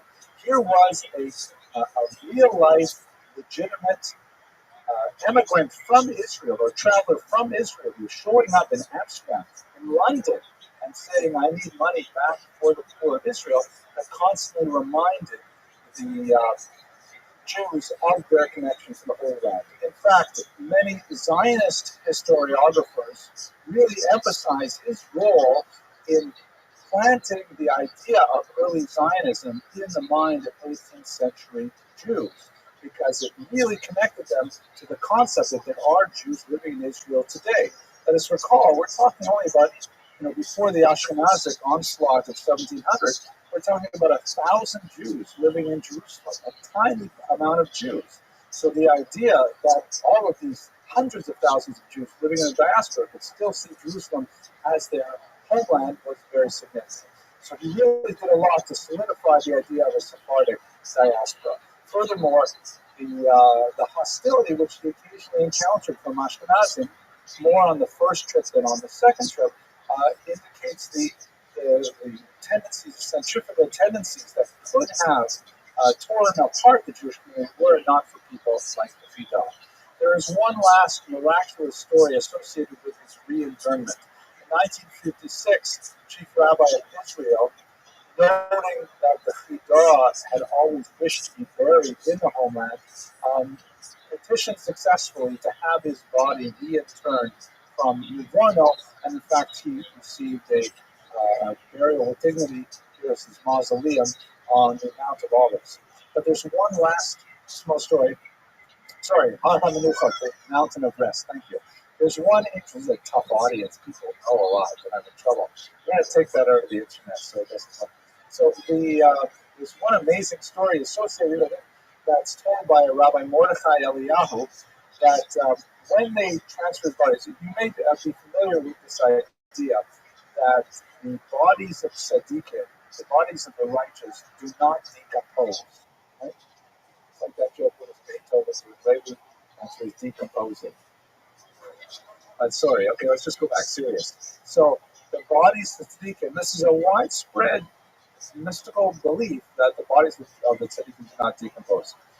So the story told by Rabbi Eliyahu is that, when they put the body of the Chidah in the plane, there were two occasions on the trip when, in fact, the coffin fell and it was actually turned upside down.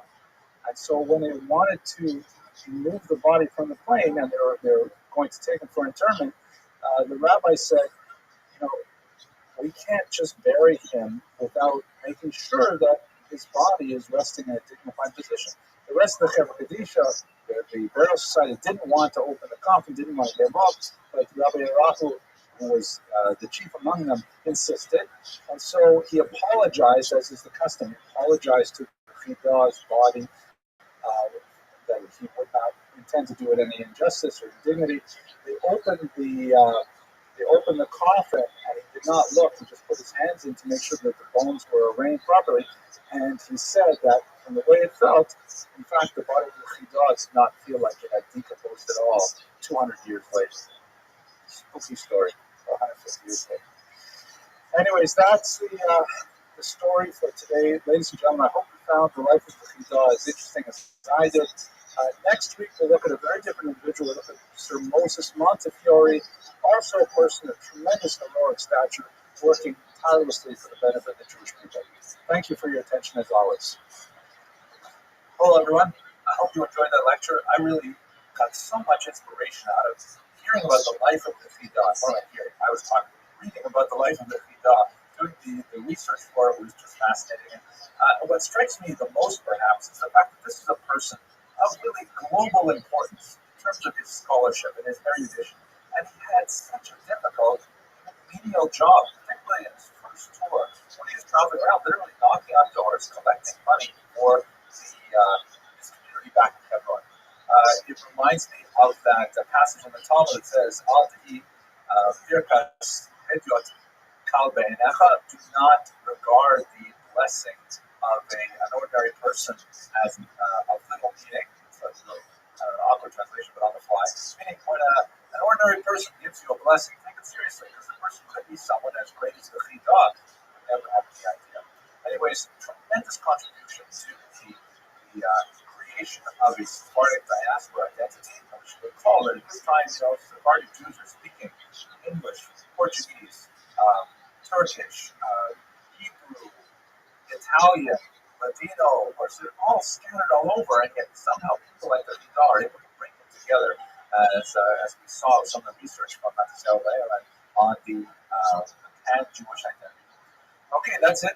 Last shameless plug. If you're interested in the Jews of Ukraine, check out the Jewish edition of my book that just came out. I'm very pleased with it, and I hope you have a fantastic Purim that's coming up this week, and I'll see you guys next week. Thanks for watching.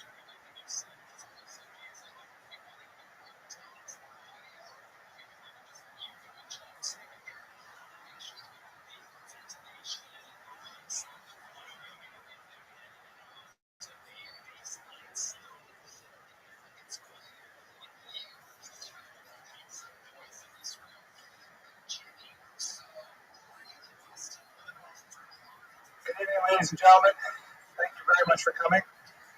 This week we have an amazing person to speak about, someone who lived just over a century and had a phenomenal impact on the entire 19th century, and in many ways a lingering legacy that continues to inform the way we relate to each other as Jews even into the 21st century. A person of truly towering proportions, someone who had personal influence in so many parts of the globe, and it's really an inspirational character that I got a lot out of it doing the research for this particular presentation. I'm speaking, of course, about Moses Montefiore, an extremely important philanthropist from England who was exceptionally involved on a personal level on the rescue of many Jewish communities, both with his wealth, but also with his tremendous force of personality and the pressure that he brought to bear in so many different political environments. Many regarded him as a messiah-like figure because of the salvations that he was able to bring to individual Jewish communities, especially in the Near East. His life is somewhat more complicated, but the deeper we go into his personal background, I think you will find that it is as inspirational as his tremendous achievements were. Let's do our good and well chart very quickly. So tonight's lecture is sponsored by Christopher and Anne-Marie Bray. They've long sponsored a lot of our lectures here by donating to our scholarship fund, and it's especially appropriate, I think, that longtime sponsors should be associated with the name of Montefiore. Our source today is going to be Abigail Green's recent book, a real hunker of a book here, about 500 odd pages, published by the Belknap Press of Harvard. Really an impressive piece of scholarship. She herself happens to be a descendant of Montefiore, but she's also a professional historian, and it's very clear that her training is really what dictates the voice of her research. At the same time, it's fascinating to read about some of the inside scoop that she gives us. Like, for example, I'll speak a little bit about one moment when Montefiore's life was miraculously saved.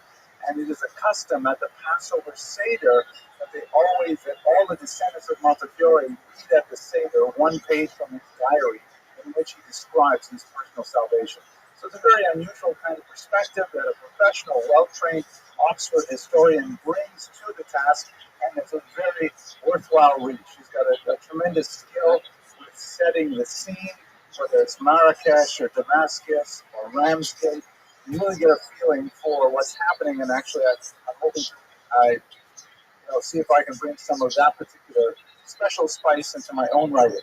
Anyway, that's our primary source for today, her book on Moses Montefiore. So, who was this man? His years, as you can see, 1784 to 1885. He lived just over a century. In fact, the centenary of his birth was a cause for international celebrations, both in England, where he was a major political and philanthropic figure, and also among all of the Jewish communities really of the world. He was incredibly influential in finance and industry, where he made his fortune, and at a fairly young age, he basically retired from his business efforts and placed almost all of his energy into Klal Yisrael, into the Jewish people as a whole, traveling the world, helping besieged, beleaguered populations, trying to work through some of the political crises that they faced, and also lending of his phenomenal wealth to populations that were desperate for food and suffering from cholera and so on. We'll explore some of those things. He was typically knighted by Queen Victoria. He became Sir Moses. It was actually a bit of a scandal when he became the Sheriff of London. The idea that you should call the sheriff by the name Sir Moses, they suggested that maybe you could anglicize that somehow to, I don't know, Boris or something like that. Like, my middle name is actually Moshe Moses in Hebrew, but in English it's Morris. And he said, not at all. I was born Moses, I will die Moses, and you'll call me Moses. Thank you very much.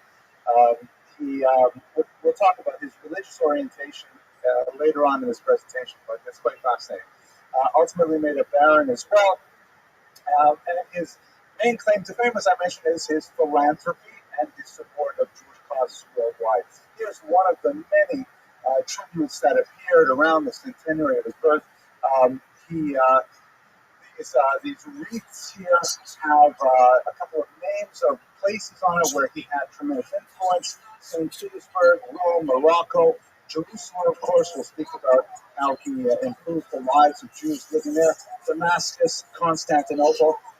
His coat of arms here, he was very proud to actually have the word Yerushalayim in Hebrew emblazoned on his coat of arms. And when his flag flew when he traveled through the ancient Near East, the Near East, and the Jewish community saw the flag of an English nobleman coming around with this Jerusalem banner. They often broke down in tears. It felt like a messianic kind of moment when this great wealthy individual was coming through with tremendous aid for the population. He was also he liked to record aphorisms, and he jotted down things in his diaries and in the inside flaps of the books. He was an avid reader. One of his most famous aphorisms is think and thank. Right? Contemplate and express gratitude. He liked collecting these sort of things. So this is kind of like a tribute image to him on the centenary of his birth in 1884. Cause, as I mentioned before, a great celebration. Now, I should mention that much of the story that I'm going to tell you today is based on some of the official biographies that have appeared. It happens that he died childless, and he named his nephew Joseph his heir and literary executor. He had a massive amount of personal papers because, as I mentioned, he was a assiduous journal keeper. He kept diaries, voluminous correspondence all over the globe. And Joseph, some years after the passing of Montefiore, burned almost the entire archive for reasons which are unknown. Some have argued that he wished to avoid exposing his illustrious uncle to humiliation of scandals that may have been buried in those archives. Others have argued more charitably that he was worried that his uncle would be reified in an idol-like fashion. He didn't want people digging deeply into the documents, and this is an open question. Dr. Green goes into in some detail, and you can certainly peruse her book for various theories as to why this particular act of destruction was motivated. But nevertheless, we have only a few bits of official biographies that were recorded by several figures important in his life, and we have the official papers that Joseph held back that he deemed appropriate to the state, and also Montefiore had a personal secretary named Rabbi, who was actually a rather brilliant man who came from Eastern Europe with a traditional Talmudic education, but a very broad secular education as well, Dr. Lura. And Dr. Lura was so through one of the official biographies, he personally could not bear to see so much of this material lost, so he actually rescued a few key sections from the archive. And that, taken together, is basically the source material for the life of Montefiore from his own family archives. Of course, he made such a tremendous impact on so many world governments that there's a phenomenal amount of source material, journalistic accounts, government papers, so on the other side of the correspondence. So Dr. Green was really able to piece together quite a complex picture of a man whose activity over a century had such incredible impact. He was, of course, Sephardi. This is the theme of this semester's activity. We're looking at the Sephardi diaspora. He actually came from an Italian Sephardi family in Livorno. Livorno, also known as Leghorn, was a major trading port in Italy, northern Italy, and it happened that Jews found that to be a very welcome center for their activities. The Medicis had actually passed a law guaranteeing religious tolerance, which was rather unusual for Europe at that time, and so many Jews to that region, primarily because they could be free to practice their own faiths. Both the so-called the Spanish Jews, Sephardim per se, those were Jews who had fled in 1492 when they were exiled from Spain, and also those so-called Portuguese Jews who were the same Sephardi Jews who had fled first to Portugal, where they were forcibly converted, and then over the next few decades they managed to escape, trickling out of the Iberian Peninsula and then returning back to their ancestral faith once again. To give you a sense of the pervasiveness of this community, the split between the Sephardi and the Portuguese, Portuguese was the official language of Montefiore's synagogue in London. But that's actually how they would conduct all of their synagogue business, was in Portuguese, minutes taken in Portuguese, and so on. But the service was, of course, in Hebrew, and he was quite adamant that the service should not change one iota. In fact, he was one of the most stalwart defenders of the traditional Orthodox service when the Reform movement made considerable inroads into England and tried to bring with it some of the German innovations, such as the introduction of organs to the service and family seating men and women together in the sanctuary. He opposed it bitterly, and while he was alive, he was able to, in fact, withstand much of those social pressures. It did lead to a breakaway minion, and we will not go too deeply into the politics of that, but nevertheless, his particular orientation was definitely very Sephardic and was based on his heritage from Livorno. His parents, of course, were actually English, hence his English citizenship, and they were visiting Livorno where their parents had come from, and that's his connection there. His wife, shown here, Judith, was actually Ashkenazi, so it was a little bit of an unusual marriage of the time to have one of the Sephardi elite marrying one of the Ashkenazi elite. They had a long relationship. She passed away in the 1860s, if I'm not mistaken. But when he was irritated with her or wished to needle her, he would call her in German "meine liebe Frau," which was, of course, a Yiddish or German term underlining the second-class Ashkenazi status as opposed to the Sephardi elite of London. However, she had another connection. Her sister was married to an important Ashkenazi named Rothschild. So the connection between the Montefiore family and the Rothschild family was cemented through marriage in the two sisters, one of whom, Judith, marrying Moses, and her sister, of course, marrying into the Rothschild family, together with the Goldsmith and a third family from the Ashkenazim. They really controlled a tremendous amount of Jewish wealth and even general English wealth at the time. He was the eldest child of several. Tragically, he lost one of his sisters when her dress accidentally caught fire and she was burned to death, could not be rescued, and then his father died shortly thereafter, and he remained the sole support of his mother, or from a teenager on. The picture of the two of them together, you can see the rather quite devoted. You can also get sort of 18th century feel to this image, even though they were married at the beginning of the 19th century. It definitely feels kind of like a private prejudice sort of image. A closer look at Judith herself. They remained, unfortunately, childless, and this was a cause of great pain to Judith, but she devoted much of her energy to helping women's causes, which often got her husband into trouble, as we shall see shortly. He made his money primarily in the mercantile area as a tea merchant, and then he transferred over to the burgeoning stock market, which was really just developing in the 19th century in London. He partnered originally with his brother Abraham, but they had a major falling out when Abraham married a woman that the rest of the family disagreed with. And in fact, this was kind of like a very sharp red line, a defining line in the sand for Montefiore. Intermarriage was something that he looked on with tremendous disfavor, and in fact, he had difficulty reconciling himself with family members who did marry outside the faith. He made a tremendous amount of money in tea, and then later in the stock market, even more money, and he invested quite a bit of that into several new industries. He was very interested in gas lighting, which was just coming to England at this time. That is, like we have electrification, they have gas lines running all over the place. It sounds, terribly dangerous, but that's in fact what they had for street lighting and things like that. He was a heavy early investor in that technology.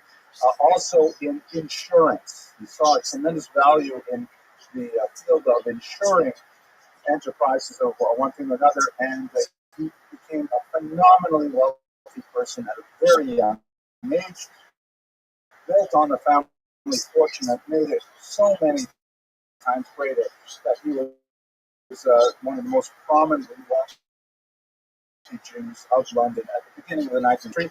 in 18 business affairs at the age of 30, although in reality he was regularly back at the office, his office for various personal activities, personal correspondence, but almost all of his activity was ultimately political or social or philanthropic in nature. So he was still very much working well into his 80s and 90s, but when he had actually retired from business per se already at the age of 30.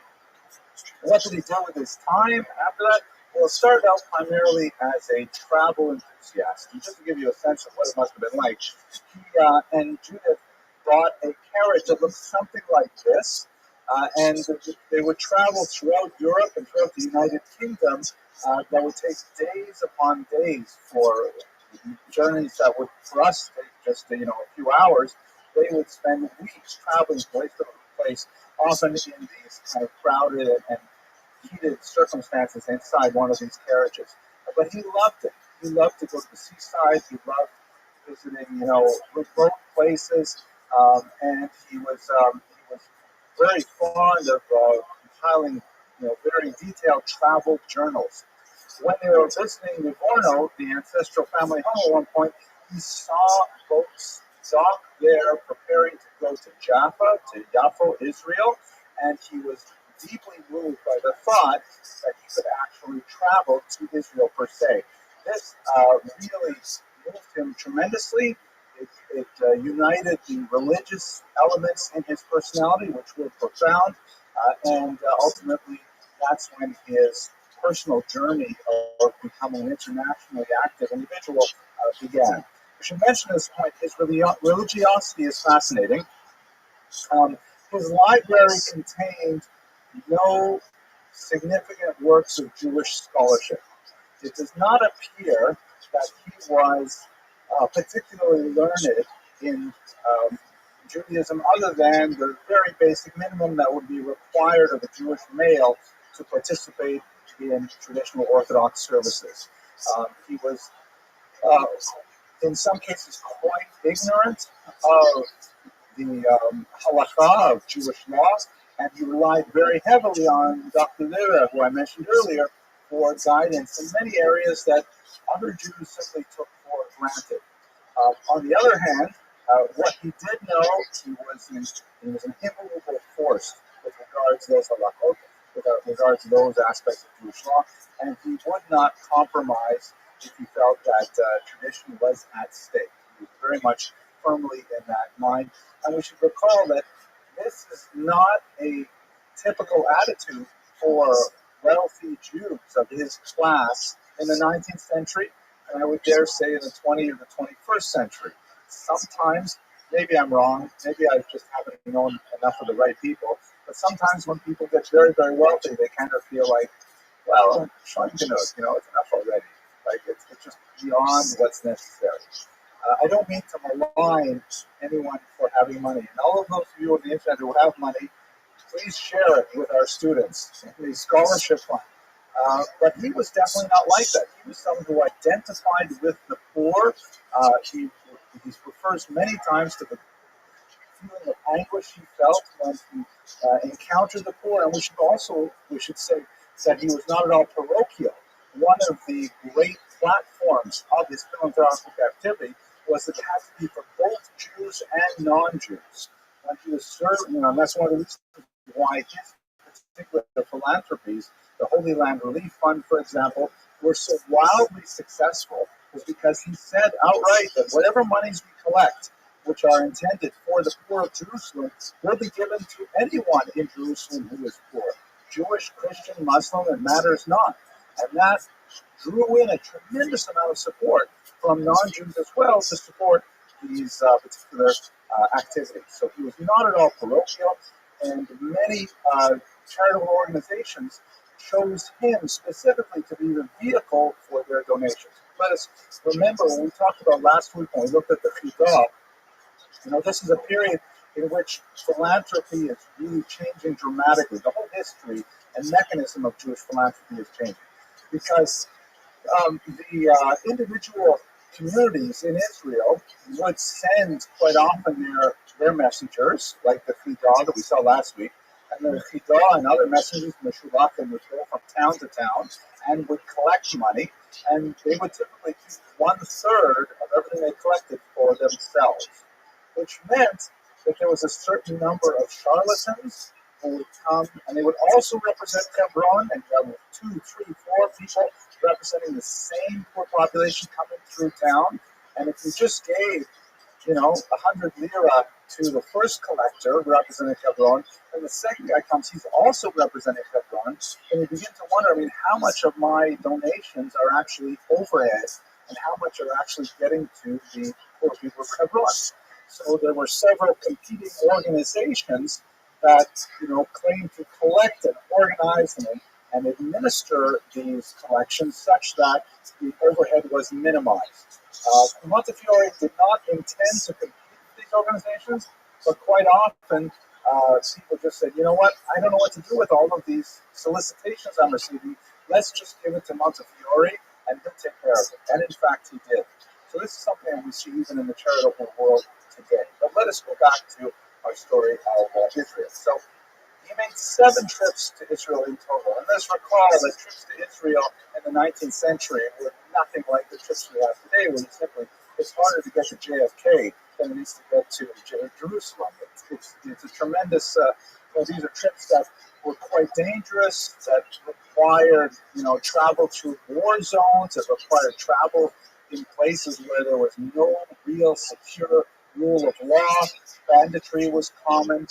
In fact, on their very first trip, no one would travel with them from their dock in Cairo by boat to Israel because they were afraid that they would be besieged by pirates. Finally, they found one Irishman who agreed to travel with them, and he said, I'm sure we'll be fine, we won't be attacked by pirates, but just to be safe, everybody has to dress like an Ottoman Turk. And in fact, they had to dress up like Turks with turbans and the whole thing, his wife as well.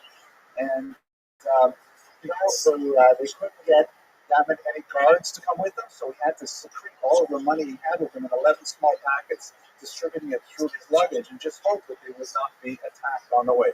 Very dangerous kind of travel. I would like to read you one passage here. I have a couple of passages in which he describes the kind of feeling he had when he was in these places. Okay, so when he first saw Jerusalem, he writes in his diary, with humble thanks to my God, the God of my fathers, the only true God, we arrived safe, without any accident, in the city of our forefathers, the great and long-desired object of our wishes and journey. May God Almighty bless my dear wife and honored mother, make me more deserving of his manifold blessings and mercies, that I may become every day a better man, a more righteous Jew, and more useful to my poor brethren in general, so that my latter days may be virtuous and peaceful. May my God guard and protect me and my dear wife to the end of our lives, and then receive our souls to his almighty care. To get a sense for the genuine piety that he experienced upon seeing Jerusalem, it was a life-changing experience for him. He, over the course of these several trips, came with many charitable ventures. He was very big into the idea that the Jews in Israel should be given the means to make themselves productive. Let us recall, he's living in Jerusalem at this time. Something like 3,000 Jews are there. The community is roughly split, Ashkenazim and Sephardim. Very different attitudes to work, to Europe.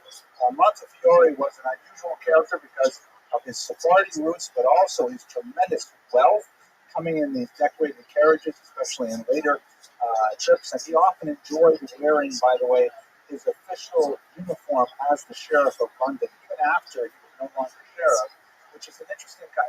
When I think of sheriff, I think of Wyatt Earp, I have 6 counts. It's not like that. It's more like the Sheriff of Nottingham, right? Except guy, right? With a big, oath of office, a medallion of office with red robes and things like that. And he would appear, and people would be astounded that a Jew could be wearing these kinds of clothes and representing, one of the most powerful maritime countries in the world at the time, empires. He also So he believed very much in setting up various types of vocational endeavors for Jews. Sometimes I got into trouble. The most famous, iconic example of this is, of course, the windmill that's seen in Jerusalem today. The windmill was one of his many attempts to try and get the Jews some means of production. Because of his experience in England and in Northern Europe, he felt that harnessing wind power to ground grain into flour would be something that would enable them to be quite productive. They didn't really think too much about exactly where they put this particular windmill. The wind was not as effective as they would have liked. The thing was constantly breaking down. They didn't have parts for it. So it's more of a kind of a visual icon than a very productive means of production for the Jews, but nevertheless, it was quite a significant statement, and it was a visual reminder of Montefiore's presence there. The almshouse here, by the way, set up before, were paid for, as well as much of the windmill, by a bequest of $50,000, which is an incredible sum at the beginning of the 19th century, from none other than Judah Turo, for whom this college is named. We'll speak a lot about him in a couple of weeks when we come back to it. But Montefiore was the recipient of Turo's beneficence even back then, because Judah Turo wanted to give this money to the poor of Israel, and he chose Moses Montefiore to do this work. The Min Moshe neighborhood of Jerusalem is named after Montefiore himself. It's even named, of course, in Hebrew is Moshe. Let's just have a quick look at the next thing. So, to give you one example of the kind of stories that are associated with them, on that first journey to Israel, they had a tremendous amount of difficulty with the sea at that point when they were crossing the Mediterranean. And there was a tremendous tremendous storm that threatened to capsize the ship. Everybody was terrified, and the sea was raging. And it happened that I don't know why, but they were carrying with them a piece of the afikoman from the last Pesach. Maybe this was some kind of an amulet, a talisman. I mean, there are, just to back up, especially for people in the internet audience who may not be familiar, on the holiday of Passover, you eat these unleavened bread, sort of like wafers or crackers, absolutely tasteless.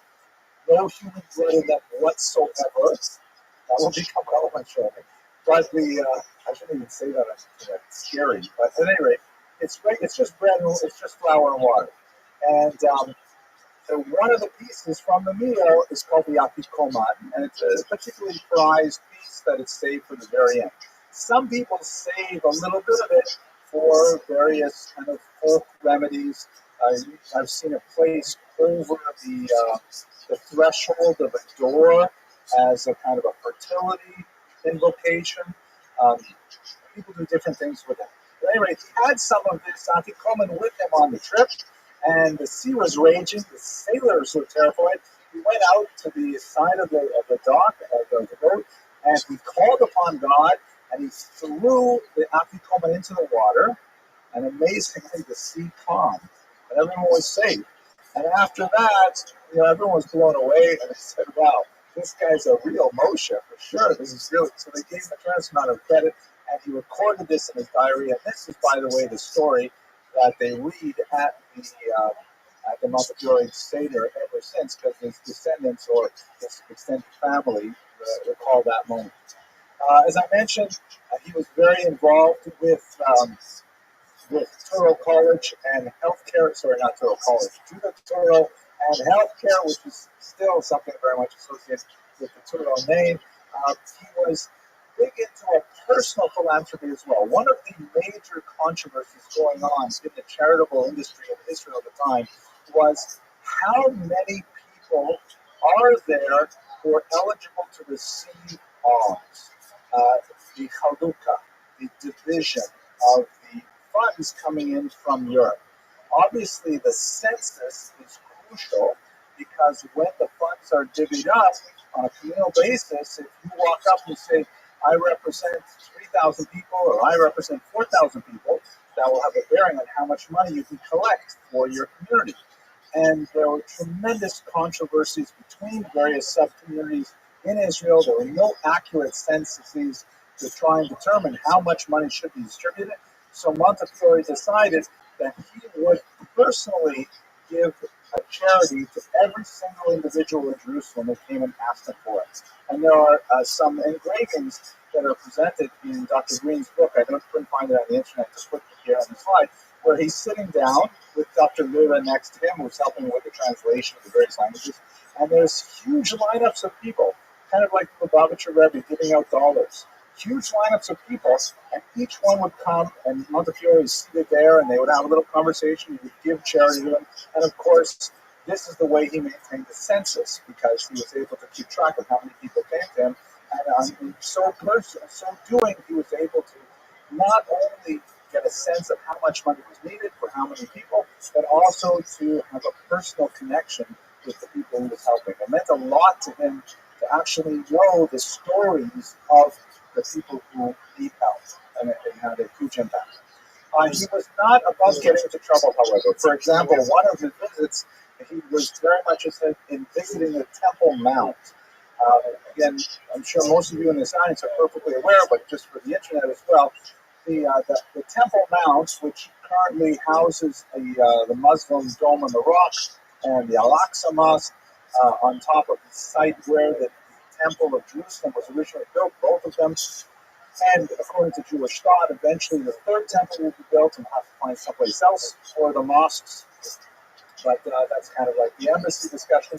At any rate, since the Holy of Holies, the Sancta Sanctorum, the Kadosh Kadoshim, is located somewhere on that Temple Mount, Jewish practice since the destruction of the temple has been that Jews are forbidden to walk on that ground. There are some interesting rabbinic differences of opinion about where exactly is the forbidden part of the territory, and in fact there are some opinions which are rather outliers that say no, Jews are allowed to go up there, but the vast majority of rabbinic thought says Jews cannot go onto the Temple Mount. They may not tread anywhere on its steps because they may actually be walking in a place which is permitted only to Kohen Gadol, who is the high priest during the ritual of Yom Kippur. Montefiore nevertheless visited the Temple Mount, and that caused a huge uproar because all these Jewish communities, most Jewish communities, were saying, "How can you possibly transgress and walk in this space?" So there are a couple of interesting stories, and actually he was put in a cherem. He was formally excommunicated by the rabbinic establishment in Jerusalem. Despite all of the charity, despite all of his good works, it didn't matter if he flagrantly violated Jewish law by walking in the Temple Mount. He was excommunicated. So we should have to pause it on a couple of times. There are a couple of stories associated with it. One of those stories is that, in fact, he did not walk anywhere in the Mount. He was carried in one of those sedan chairs. And so the non-Jews, for whom there is ironically no prohibition to walk up there, they carried around. He never actually set his foot anywhere on the steps. That could be. Another story, which is perhaps more powerful and more telling of who Montefiore was as a person, though, is that when he was put into cherem, when he was excommunicated, he asked his secretary to provide a list of all of the signatories of the cherem, all the rabbis who had formally excommunicated him. And of course, they received this list. And then when he was called for an aliyah that following Shabbos, he asked the Gabbai to read a Mishaberach, to read a blessing on all of the men who had excommunicated him. So he repaid their ostracism with inclusion, and he paid it with a blessing. I think that says a lot more about what kind of person Moses Montefiore was. It's also possible, by the way, Dr. Green discusses the problematic dates of this particular cherem, that it may not even have been his fault. It may have been his wife's fault. Why? because among the many projects that Judith was very interested in was women's education. Again, the whole idea of making the Jews, the impoverished Jews of Jerusalem, productive, teaching them a trade, teaching them ways to earn a living. She opened up a Jewish school for girls in Jerusalem. Let us recall, by the way, that this is a good 60, 70 years before Sarah Schneer, before the Beis Yaakov movement. And Sarah Schneer had a tremendous amount of difficulty getting the idea of formal education for women established in a much more traditional community. Let us recall that there's nothing specifically forbidding women from receiving education. In fact, here at Touro College, close to 3/4 of our undergraduates are women, and that's something that's replicated not quite with that degree of disproportion, but in the academic world in the early 20th century in general. But the fears among the traditionalist community would be that this be the leading edge of much more global, far-reaching social change. If the young girls learn how to read, if they learn how to do mathematics, if they learn how to, I don't know, keep books or operate computers or become physician assistants, who knows what would happen, could lead to, I don't know, mixed dancing or race. So the Sephardic community ultimately came around to it, and all of the female students who showed up were Sephardic women. The Ashkenazi community completely banned it. And the cherem that Montefiore was put into, according to Dr. Green, was probably more due to the upset over the idea of educating women in a formal environment as opposed to in a home environment that was occasioned by this. And nowadays, of course, in the 20th century, 21st century, we no longer have any controversies about women getting educated. You know, that's a perfectly. I'm joking. I'll probably cut that out of the internet, but I can get in trouble. Anyways, that's some of his. Let me just read you one other thing. After coming back from Israel, he was definitely a changed man. He was definitely someone who, although prior to this, he had taken his Jewish identity for granted and his Jewish participation kind of like, you know, sort of typical for his class and station. After visiting Israel, he was a changed man. And we have here, on his 43rd birthday, on board a ship on his way back from Israel, especially after visiting the tomb of Rachel, which moved Judas very, very deeply. He writes, I humbly pray to the God of my forefathers, my God, the only true God, to grant that I may henceforth become a more righteous and better man, as well as a better Jew, and that I may daily be more deserving of his abundant mercies, that I may, to the end of my days, be guarded and directed by his almighty providence. And when it pleases him to take me from this world, may he graciously receive my soul, pardon and forgive my iniquities, support and comfort my dear, dear wife. This day I begin a new era. I fully intend to dedicate much more time towards the welfare of the poor and to attend as regularly as possible on Monday, Thursday, and Saturday synagogue. And in fact, this is what he did. He turned around synagogue attendance in such a profound way, on a personal way, that it was typical for members of the synagogue, particularly the wealthy classes, to not attend.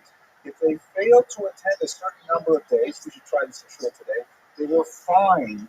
It was a fine that you had to pay. If you didn't show up often enough, you had to pay a fine. So Rothschild, for many years, simply paid the fine, and he showed up when he felt like it. But then after visiting Israel, not only did he avoid paying the fine, he gave alms, but he didn't pay the fine, he asked to become the Rabbi himself. And he became the taskmaster. And he was the one who was constantly pestering all of his social circle, why aren't you coming to shul? And he was dragging them in, and he literally revolutionized the whole attitude towards shul among his social class. It was a brilliant personal transformation. He was something of a Baal Tshuva himself in this regard. But we have to go on, because there's so much more to say about him. I jumped ahead a bit about this, right? I talked about this without even a slide. There you go. So what is, I think, most significant, though, in his religiosity, because as I mentioned earlier, he was not a learned Jew. He didn't spend a lot of time focusing on the traditional texts, but he regarded his own avoda to be that of chesed. I've given those terms intentionally. The word avoda in Hebrew, avodah in modern Hebrew, or Sephardic pronunciation, it's hard to translate properly. Literally means work, service, but even that, service is not a great translation. The word avodah has two kind of complementary elements. One idea is, take the Hebrew word melacha, which means labor. It's effort, to do things, to physically carry things and get sweaty. That's part of avodah. If you say an eved, a slave, right, or a servant, depending on the context, well, that's someone who physically has to do work. So avodah is something that you have to reach down into your kishkas to do. Kishkas is a really difficult term to translate, but see, it's something you really have to work to do properly. Avoda, however, is also the term used biblically for worship and the service of the temple. Service in the sense of, so we use the Hebrew word as well, sharet, to actually provide for another. So the avoda in the temple would be to provide, so to speak, for God, but there's also an avoda for one's fellow, that is to provide for another person. So looking at his attitude, his personal avoda, which is again these two elements of both physical labor, effort, and service to the other, that it was defined by chesed. Is the second term one is defined. Chesed, again, hard to translate. It's generally related as kindness, but in the context from which it appears in a few places in the Bible, it means going beyond what is the norm, doing more than is necessary. So related to the word chassid, right, like the Chassidim in Williamsburg and in Crown Heights and so on. So his chesed, his kindness was beyond the norm. His personal avoda was, what can I do for other Jews? And for other poor people in general, how can I possibly help? And he devoted a tremendous amount of his energy to this specific task. Let's look at a couple of examples. So the Damascus affair was perhaps the defining moment of his chesed outside of the narrow confines of monetary assistance. In 1840, there's a terrible story that a Capuchin monk named Thomas and his servant, who was Muslim named Namara, disappeared in the streets of Damascus. We don't know exactly what happened to him. He was probably murdered and the body lost by because he was involved in some nefarious activities. Bones were later produced in the context of the scandal, but the people who found the bones would not release them to be examined by a forensic expert to see if they were even human bones. They may have been dog bones or something like that. Anyway, we don't know what happened to them, but they disappeared. A story went around Damascus, however, that what happened to this monk and his Muslim servant was that they were captured and murdered, and their blood was drained in order to make the Passover matzah. Right? The old ridiculous blood libel that is haunted the Jews for centuries. Complete fabrication that has no basis in reality whatsoever, but nevertheless has always spelled doom whenever the Bible circulated. Now, it happened that Damascus at this time was under some French control, and a French government employee actively prosecuted the case, believing that this in fact had happened, that the Jews had killed this monk for his blood. They arrested 7 Jews and tortured them horribly. Some of the tortures are described in the Montefiore biography as well. I'm not going to repeat them here, but they're just awful. And what ended up happening is 2 of the tortured Jews actually died while in custody.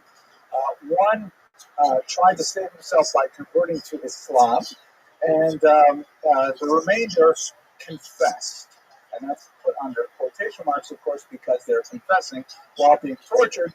And they listed all kinds of names of Jews in the community particularly prominent Jews, and said they were all involved in this crime to murder this man. Those people were also arrested, and the whole cycle began again, and it became quite an awful affair. At one point, in trying to seek more information, officials stormed a Jewish school and arrested 63 children and kept them incarcerated, separated from their parents, forcing their parents to give up the names of people who were involved in this crime. An absolutely horrible thing. It happened that one of the Jews that was arrested was an Austrian citizen. And so the Austrian government got involved and said, listen, we don't do these kinds of things. This is already 1840. This is the modern era. We don't do things. And it was reported in the Austrian press. The Jewish world got wind of it, and eventually it came to Montefiore's attention. And these Jews were still held incarcerated with dire consequences that they would be murdered on this ridiculous charge. So, together with Adolphe Cremieux, shown here, a very important French lawyer, with whom Montefiore did not get along. The two of them ended up being complete rivals over so many things. But nevertheless, they cooperated on this and a few other ventures as best they could. It was resolved to send a delegation to the Ottoman Empire to say this cannot happen, and also complain formally to the French government to indicate that their government agents should not be involved in perpetrating such a crime. So they ended up traveling to Egypt. At the time, Damascus was under the control of an individual in Egypt. And there, Montefiore took advantage of his 6'3" frame and his official sheriff's ribs and so on, and he demanded, together with Cremieux, that this end.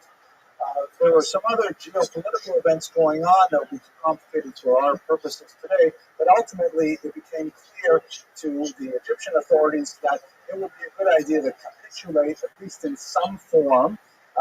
So what they did was the Egyptians agreed for the immediate release of the prisoners, although not a pardon. They were just agreed to let them go free. They eventually created by the way, there was a burial site created for the monk, and the inscription says, "Here lies Thomas, who was cruelly murdered by the Jews for his blood," and Montefiore was never able to have that inscription removed from the grave as well.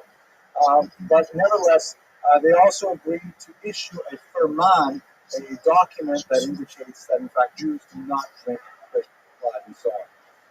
So this was regarded, even though it was not a total victory, they didn't get the pardon, they had other things associated with it. Nevertheless, Montefiore was hailed as a tremendous hero for his personal involvement in bringing about the release of these Jews from the blood libel. And he was viewed by the Jews of the eastern part of the Mediterranean as a tremendous savior figure who was able to sail in from London and be able to actually turn things around for these beleaguered Jews in prison. When he returned to international fame, a commemorative community actually created this massive trophy for him, a kind of a commemorative thing. There's a picture of it in Dr. Green's book. It's in silver. It looks like it stands about 3 feet tall, and it has figures around here of Moses and Ezra, and here's one of the Jews of Damascus. The sphinxes represent Egypt, and on the panels shown down here, there are the whole story of Damascus there, and at the very top is a depiction of David killing the lion to save the lamb, a famous passage from the book of Samuel. And obviously the imagery is that Montefiore was like David, who goes out and faces down a tremendous threat. The lion, in this case, to save the lamb, the Jews of Damascus. So it's a very dramatic moment, probably the high point of his career as a philanthropist and as someone involved in Jewish affairs. But, in the interest of time, I'm going to have to skip you through things very quickly.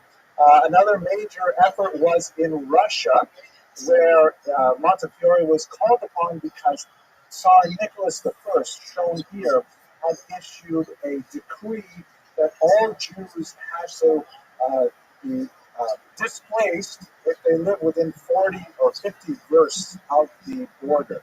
There was a tremendous amount of smuggling that was going on across the Austrian and the German borders with Russia. Jews were suspected, probably correctly, of being involved in that trade. But Nicholas I, in his typically, autocratic and heavy-handed style, simply banished all Jews from this region, causing tremendous dislocation and suffering, demographic upheaval. We should also recall that Nicholas I, here by the way, is a picture of the Pale of Settlement. This is the region where Jews were allowed to live in the Russian Empire between 1772 with the first partition of Poland up until the end of the Tsarist Empire in 1917. This region, it's a strange name in English, Pale of Settlement, but Pale really means region.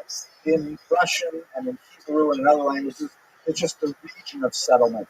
The term Pale probably comes from English history, and the region that separates the southern part of the UK from Scotland was also called the Pale. We have this phrase in English, beyond the pale, meaning beyond the normal boundaries. Anyway, so region of settlement, these are regions where Jews were allowed to live. So any Jews living within 50 versts of the bound of the borders with the West had to move to the interior of the Pale of Settlement, whatever the economic consequences were. Montefiore went over there.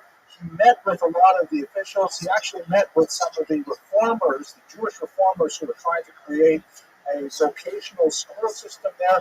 He was initially quite impressed. One of the things that he thought was extremely valuable for Jews was that Jews should learn the vernacular.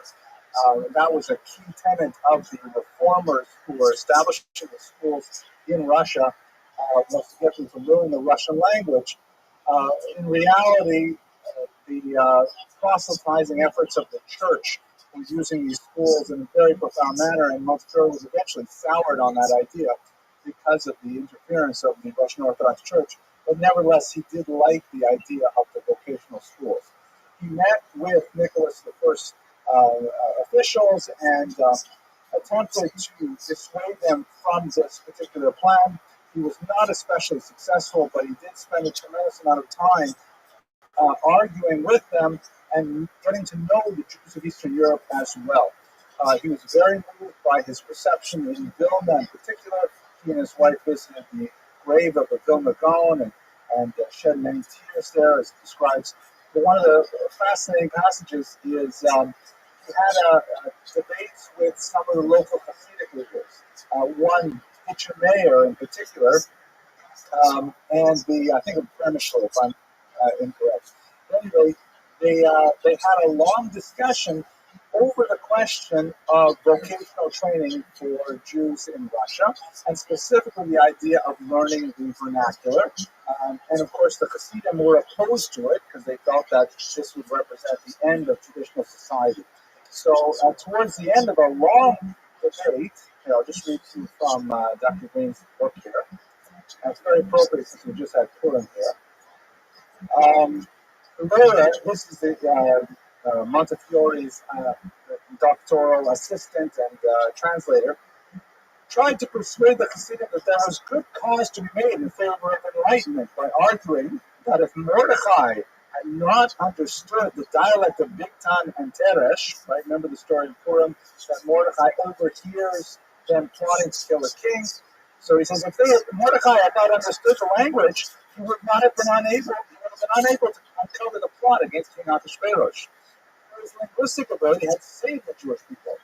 Rabbi Yitzchak responded, this is a Hasidic individual responding, that the book of Esther proved quite the contrary. Had it been generally known that the Jews understood the native language, then Bigtan and Teresh would never have been so indiscreet. Right? They would not have spoken in the vernacular because they would have thought they understand. So Mordechai, however, was a member of the Sanhedrin, this is the Talmudic understanding, and therefore a linguist. But the same did not apply to the masses. Unwilling to enter into such high-flown Talmudic disputation, Montefiore intervened pragmatically. Quote, if you oppose the study of secular subjects, who will be qualified to protect your rights before the government? Rabbi just smiled politely. We are praying for the advent of the Messiah. But until then, we are well satisfied with you, honored sir. Right. So, so it gives you a sense of how Montefiore was interacting with this complicated society, but also how he was regarded by traditional elements. A last period in which, unfortunately, he was not successful, and this shows how the waning of his powers, but it also illustrates the fact that Jews turned to him worldwide, was the horrible Mortar affair. We spoke about this briefly last week. Mortar affair is this story in which a young Jewish child was baptized as a baby by his non-Jewish maid. And when word got out to the church that, in fact, young Edgardo had been baptized many years earlier, the Pope actually arrested the child, brought him to a monastery, and raised him as a Catholic because he had been baptized. He therefore was a Christian in good faith, so to speak, regardless of the fact his baptism happened when he was a child. This is a famous portrait that tries to illustrate the moment of his seizure by the church. His mother is fainting here. What ended up happening is Montefiore was called upon, much as he was for the Damascus affair, to come and sort this out. Please get this young, I think he was 8 years old at the time, child back from the church and reunited with his family. Montefiore went to Rome, met with many officials, was unable to persuade the church to release the child, despite international pressure, and in fact, he had to go home empty-handed. Mortara was shown here as a baby on the left and as an adult on the right. Ultimately, grew up to become a priest himself, to engage in proselytizing activity in the Jewish community. When asked about his feelings, he reported that he has absolutely no desire to go back to his Jewish family. He accorded that sensation to none other than divine grace, that God must have implanted within him desire to remain a Christian. Steven Spielberg, shown below here, is currently making a film that I'm sure will be an absolutely fascinating movie, which documents the horrible story of the kidnapping of Edgardo Mortara, which is the title of the film. I think it's slated for release 2018 or 2019. So to sum up his legacy, Moses Montefiore, absolutely phenomenal Sephardic individual, who early on realized that his role in the world was far beyond that of an extremely well-to-do London Sephardic Jew, that he could expand his horizons far beyond his Brevis Marx synagogue and reach out to the Jews of the world. He leveraged his phenomenal wealth and his personal charisma and his political clout to literally save thousands of lives around the world, and the world has been transformed by his philanthropic mind and by his ceaseless dedication to the welfare of the Jewish people. Thank you very much for your attention. I look forward to speaking to you next week.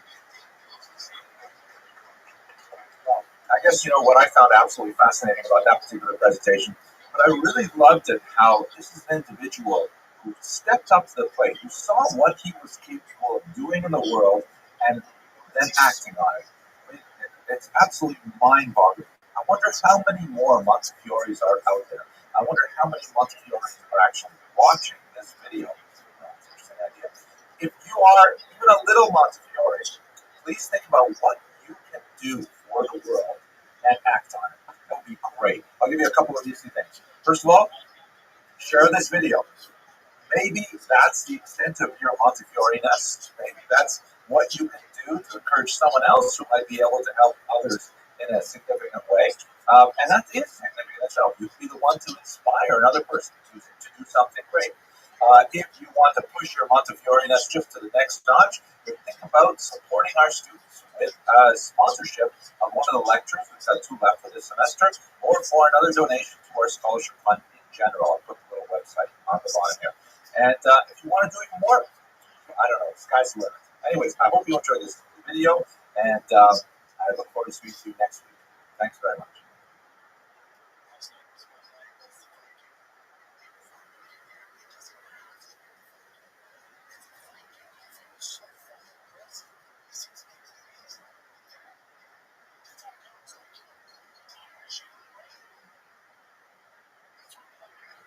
Okay, very good.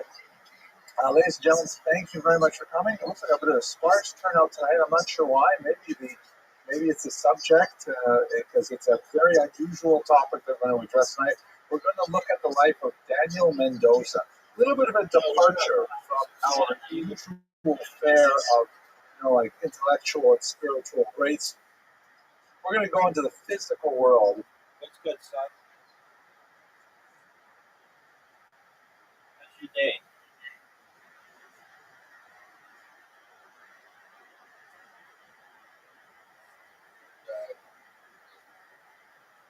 All right, it's new.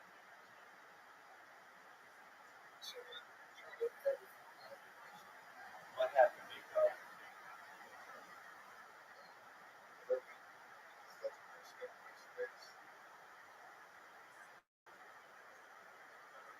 So they concussed you?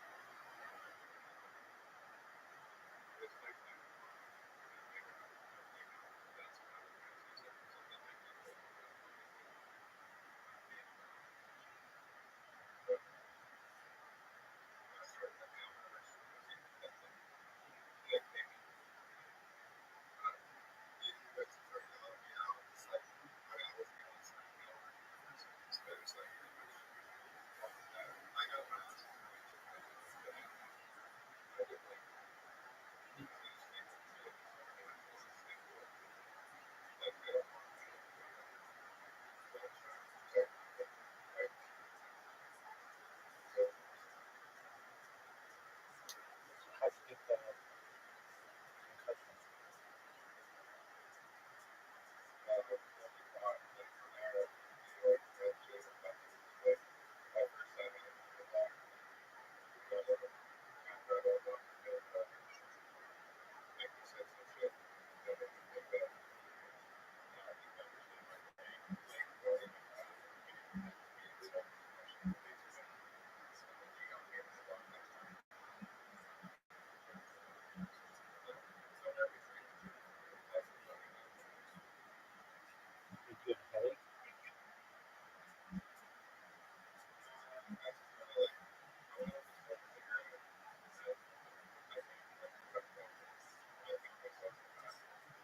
Did you have a headache?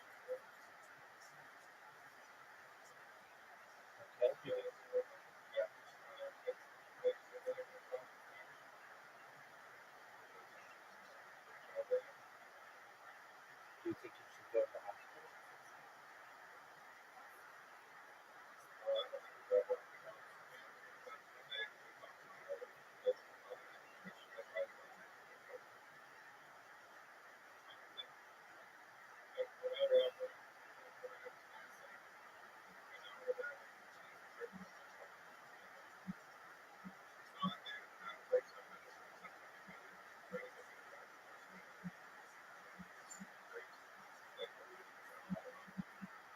What did the cop say?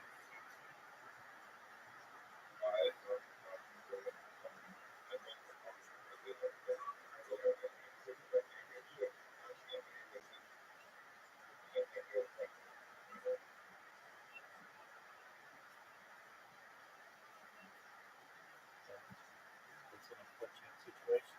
How do you think if you're running?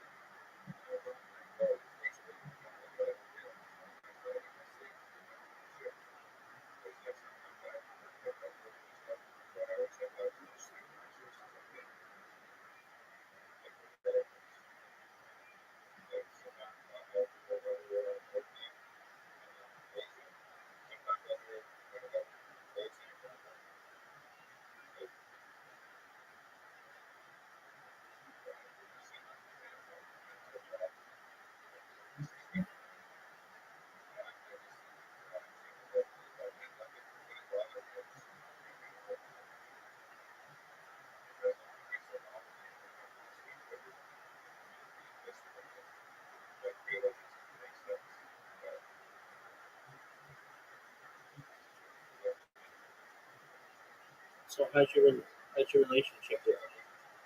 How's your relationship with them?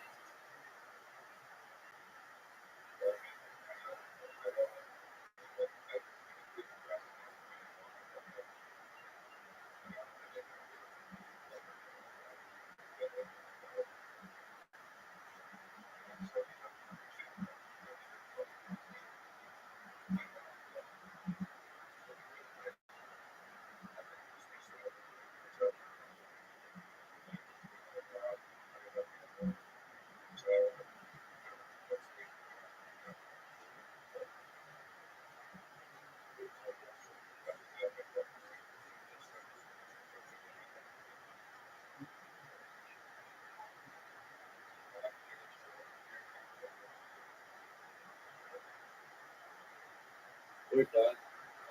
You can have an okay relationship with him, or do you want him to move out?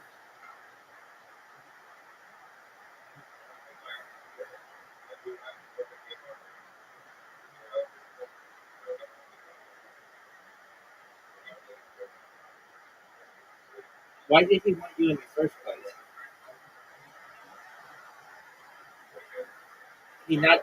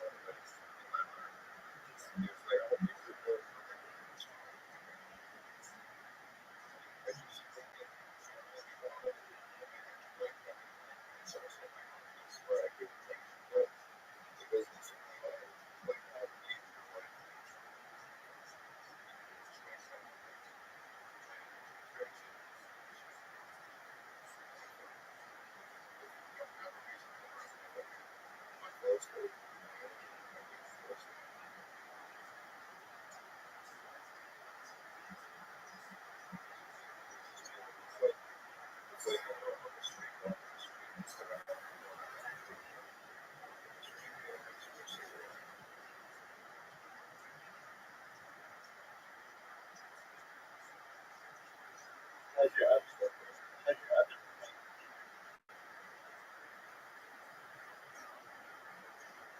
How's your other?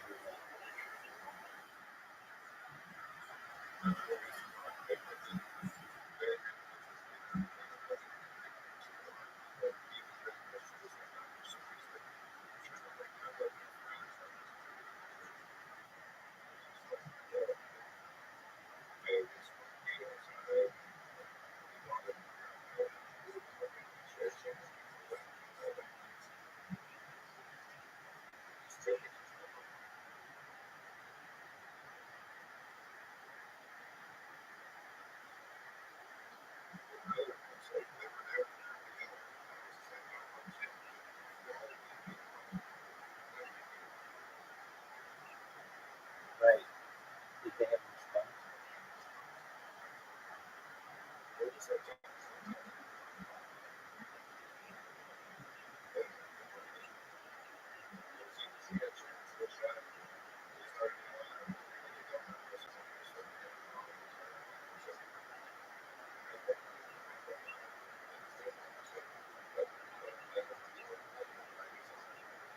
Right.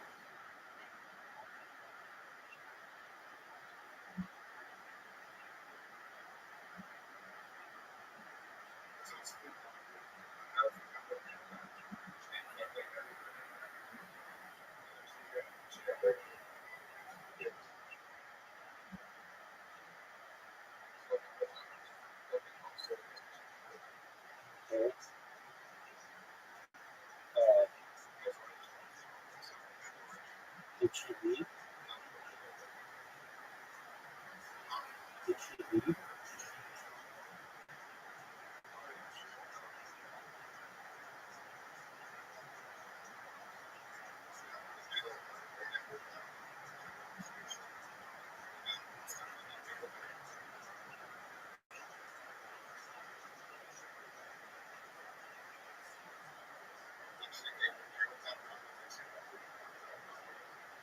Right.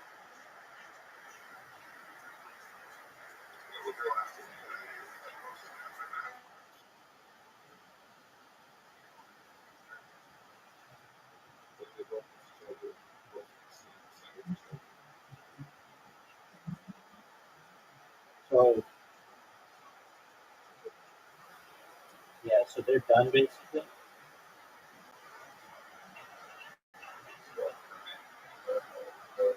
Yeah.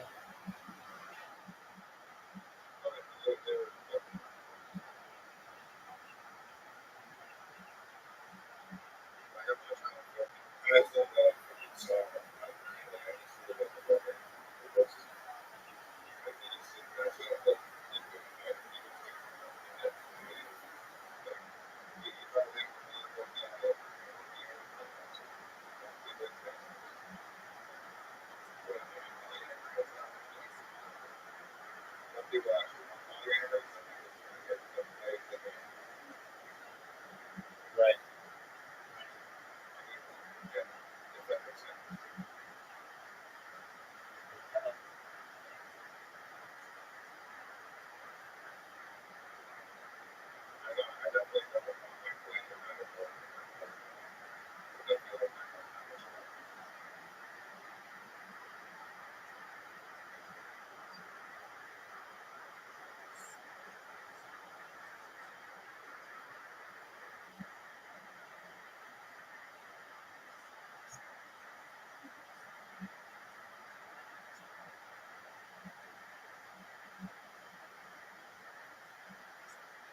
Well, I hope everything improves for you, big man.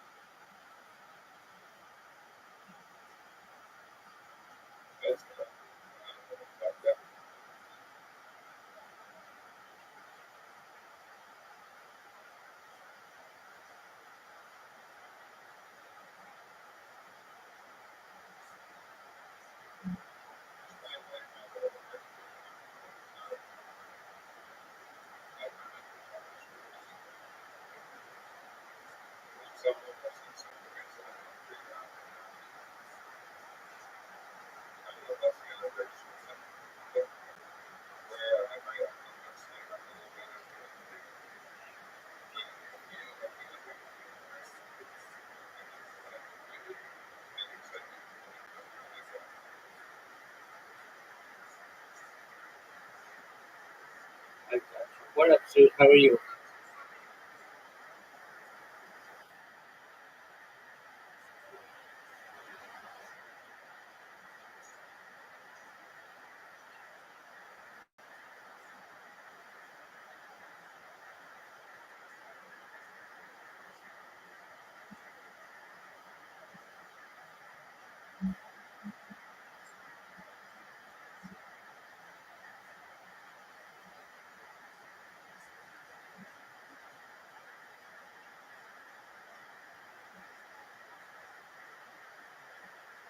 Well, I hope you feel better, big man.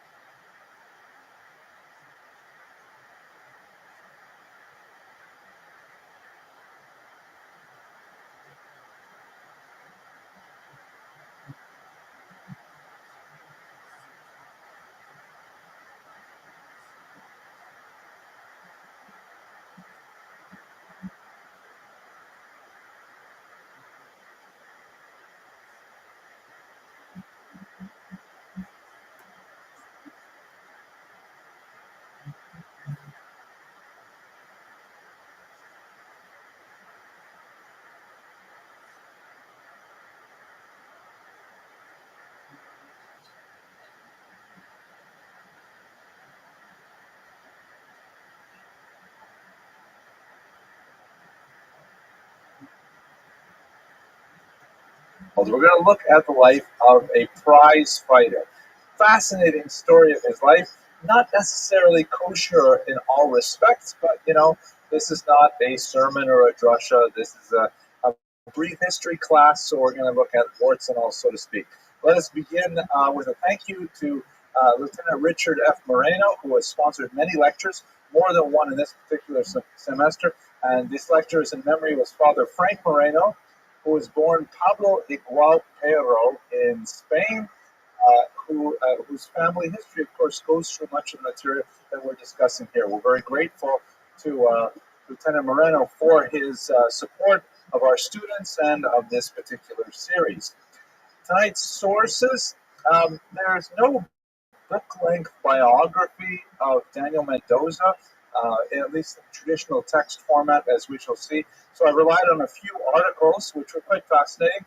A beautiful article we'll read from beginning at the beginning of this lecture. Lewis Edwards prepared a paper for the Jewish Historical Society of England, writing in 1938. Fascinating to imagine what it must have been like to speak about a Jew who fought back in 1938 in an environment when the Jews of Europe just across the channel were enduring such tremendous persecution in the immediate pre-war era. We'll also look at John Wales' Daniel Mendoza's Contests of Identity, Masculinity, Ethnicity, and Nation in Georgian prize fighting. There's a lot to say about Mendoza and his specific role in embodying Jewish aspirations in a very physical form as a prize fighter, as opposed to a kind of like a pasty complexion, Talmudic, underweight man sitting and learning Talmud all day. Mendoza was a tough little scrapper, as we shall see. And finally, most interestingly, a recent master's dissertation defended at McGill University by Daniel Brody, The Jewish Strongman, Daniel Mendoza, and the Assault on Stereotype in Late Georgian England. A little bit longer study than the other two, and actually quite useful. Unfortunately, one book that I really wanted to look at, I did not get in time to cover this lecture, but there is a graphic novel on Daniel Mendoza, published by Oxford University Press, which is in itself an amazing thing that Oxford University Press is publishing graphic novels. It says something about the medium and how it's maturing. I don't quite get it yet, but I'm hoping to understand exactly why graphic novels are so appealing. Perhaps they're intended for undergraduates and so on, but anyway, fascinating material. I would have liked to have seen this before this lecture, but I'm putting a plug in for people who want to read more. So let us begin with just the bare biographical facts. What are we talking about here? And it would be appropriate now to speak about Daniel Mendoza in terms of statistics, because after all, he is a boxer, and that's what people do, right? His year is 1764. We're not precisely sure about that date, but he passed away in 1836. He was 5'7" and 100.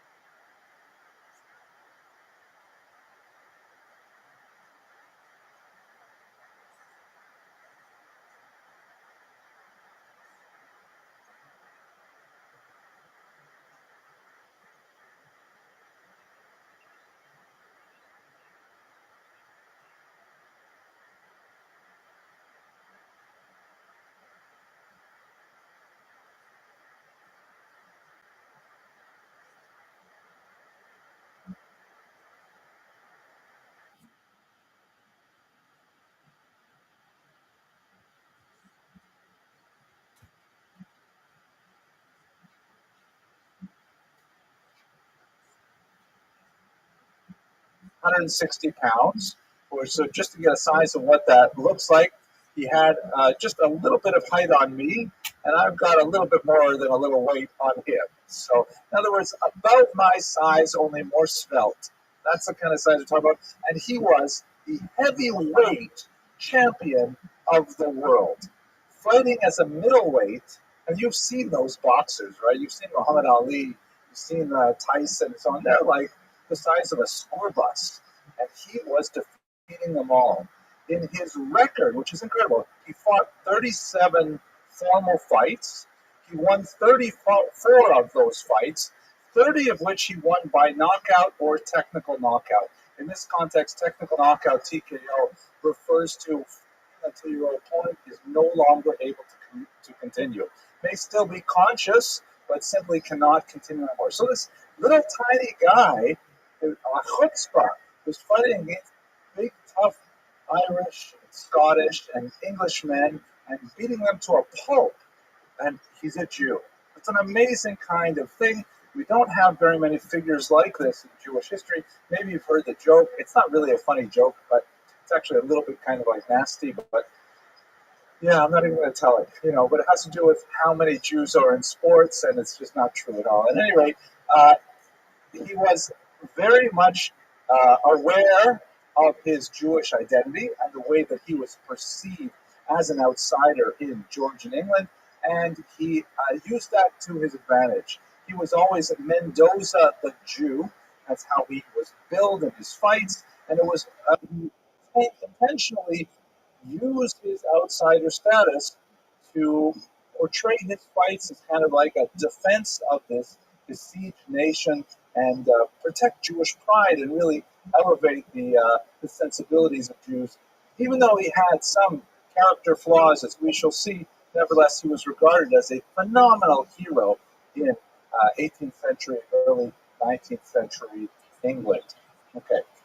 We should start with a little bit of an apology. As we are talking now about not necessarily the most educated or the most noble of figures. We're not talking, we're putting them in the same series as people like the Chida, Sir Moses Montefiore, Benvenida Abrabano. Put all those away for tonight. We're going to look at a totally different part of Jewish history. And let us recall that, Jewish history is filled with Jewish people. And as Rabbi Berline, one of the doyens of popular Delta Ed history of the Jews, likes to say you should never confuse Judaism with Jews. This is very much the case here. We're not talking about someone who was, specifically motivated by his Jewish identity or tried to do something noble for the Jewish people. In fact, the opposite, he may have used his Jewish identity for personal gain in some context. But, that's the nature of the subject that we engage in. We're looking at Jewish life and all of its complexity and sometimes its darkness. Lewis Edwards was certainly conscious of this when he provided that paper in 1938, the first real scholarly biography of any type of Daniel Mendoza. And he wrote at the introduction, it is suggested that, and you have to imagine he's reading this before an august panel of intellectuals and scholars and historians at the Jewish Historical Society of England. They're trying to really reach the highest levels of Oxbridge learning and so on. And he writes, it is suggested that, though an apology is not necessary for the choice of the subject of this paper, an explanation would not be out of place. Meaning, why are we talking about Daniel Mendoza, a boxer, in this august setting? It says, to the muse of history, nothing nowadays is common or unclean. And were the subject of boxing, in fact, even more disreputable than its opponents have claimed, a society purporting to deal with all phases of Anglo-Jewish history could still not deny it an audience. Meaning, Mendoza is a thing, like it or not. Mendoza is an important person who had a huge impact. His Jewish identity was well known, and he was perhaps the most famous Jew in England in the 19th century. And as I think you will find interesting, he was probably the first Jew to meet King George, even before Moses Montefiore and many other people. First of all, we might as well get it out of the way. He does have a significant criminal record.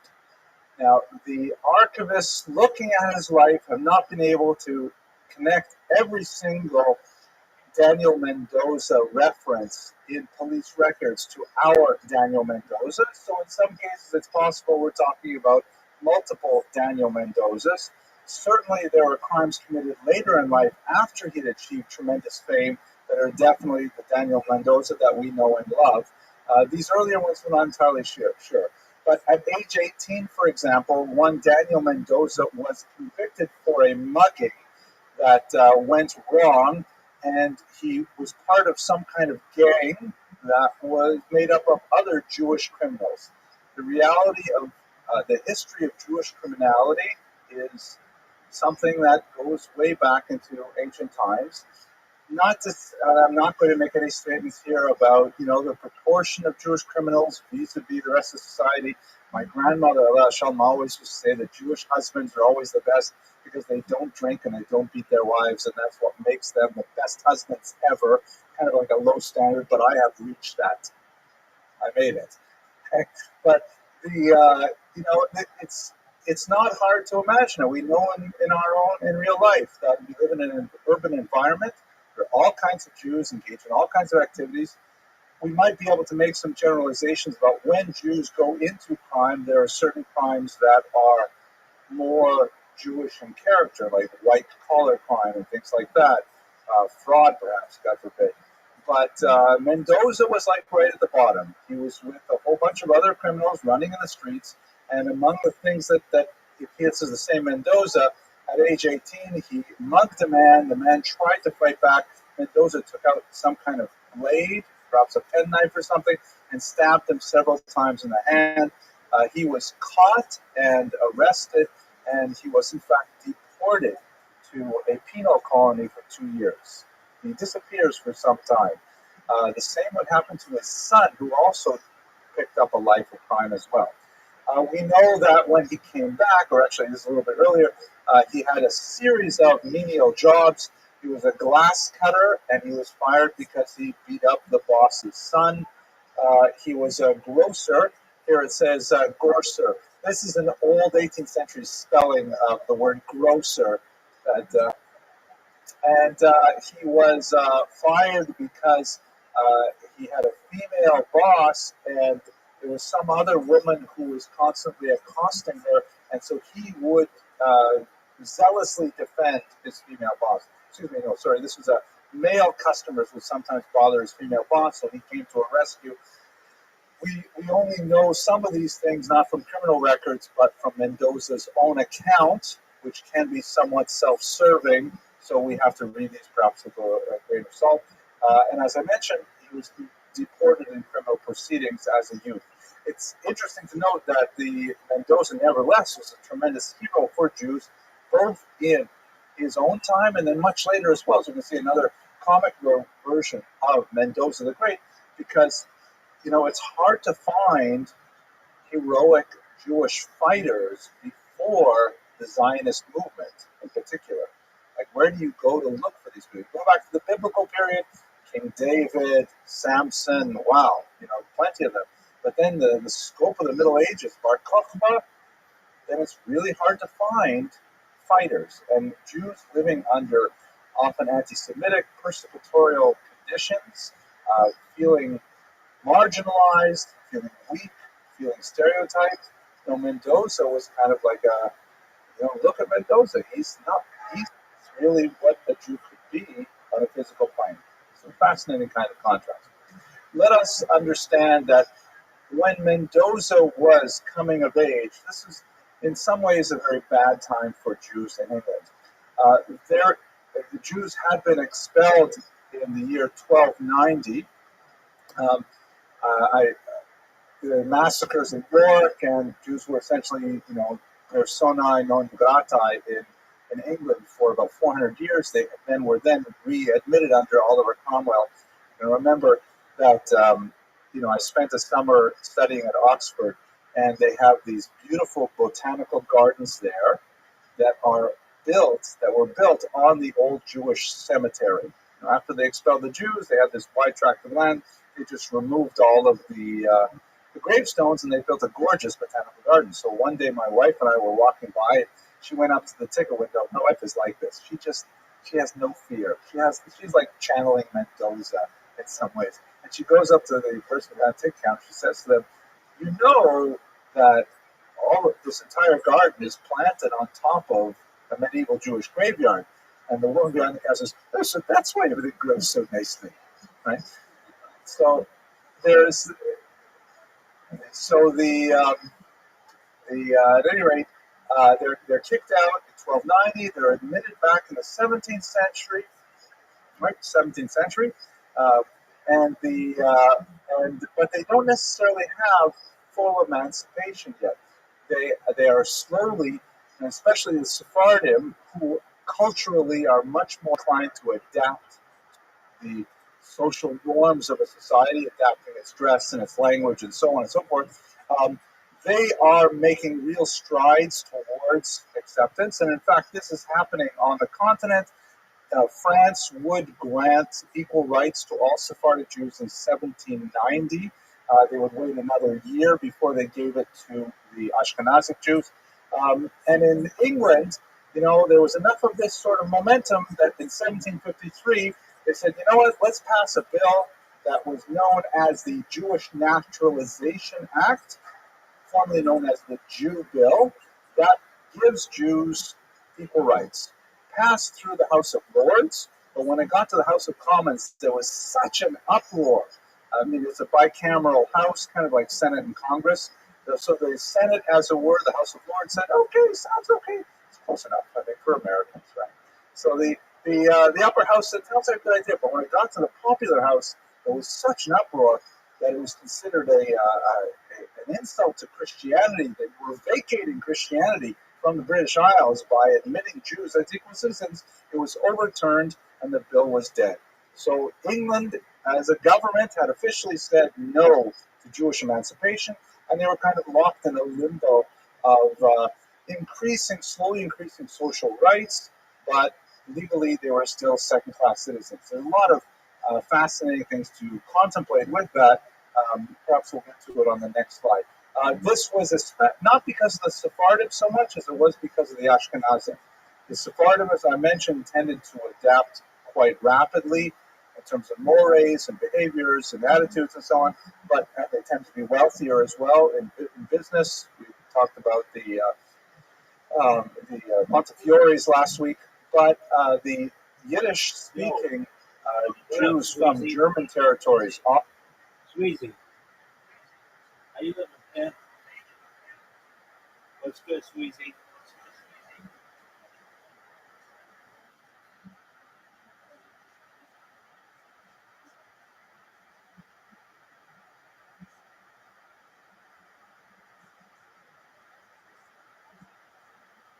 Austria, Hungary, Germany itself, they were really quite foreign, maintained their traditional modalities of dress and commerce and so on, and England just was not ready to consider them equivalent. It is important to note that England is a country that has a long tradition of philo-Semitism, that England has itself, the British people themselves, have often identified with Jews, seeing that there's even a tradition that the British Isles were populated by the lost tribe of Menashe, that the English were actually descendants of that lost tribe, and there were some sort of, affinities drawn to the diaspora of the Jews to the condition of the British people. So there was a natural trend of philo-Semitism that we definitely see through much of the early modern period. We see it culminating perhaps in the Balfour Declaration of 1917. At the same time, there's also a competing trend of anti-Semitism, which is it's not the same character as you will find in the continent. It's certainly not the same character of anti-Semitism you'll see in the German-speaking lands, for example. The blood libel and things like that, even though it has a history in England. The first blood libel was, of course, 1144 in Norwich, but it was not taken seriously.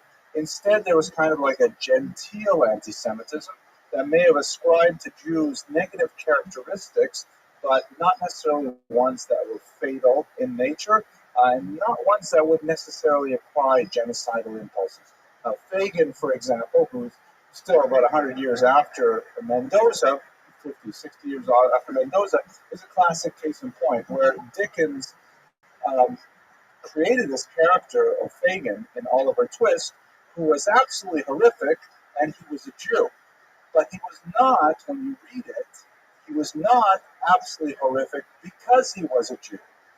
Jewishness was just something that went along with his awfulness, like, let's say, the fact that he had red hair.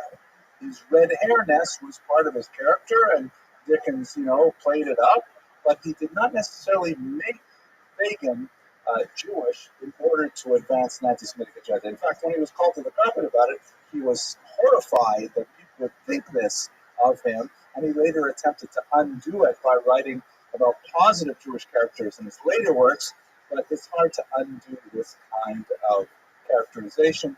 It's hard to apologize for something when you've already offended so many, but that gives you just a sense of the kind of two worlds in which Jews could inhabit space in British society.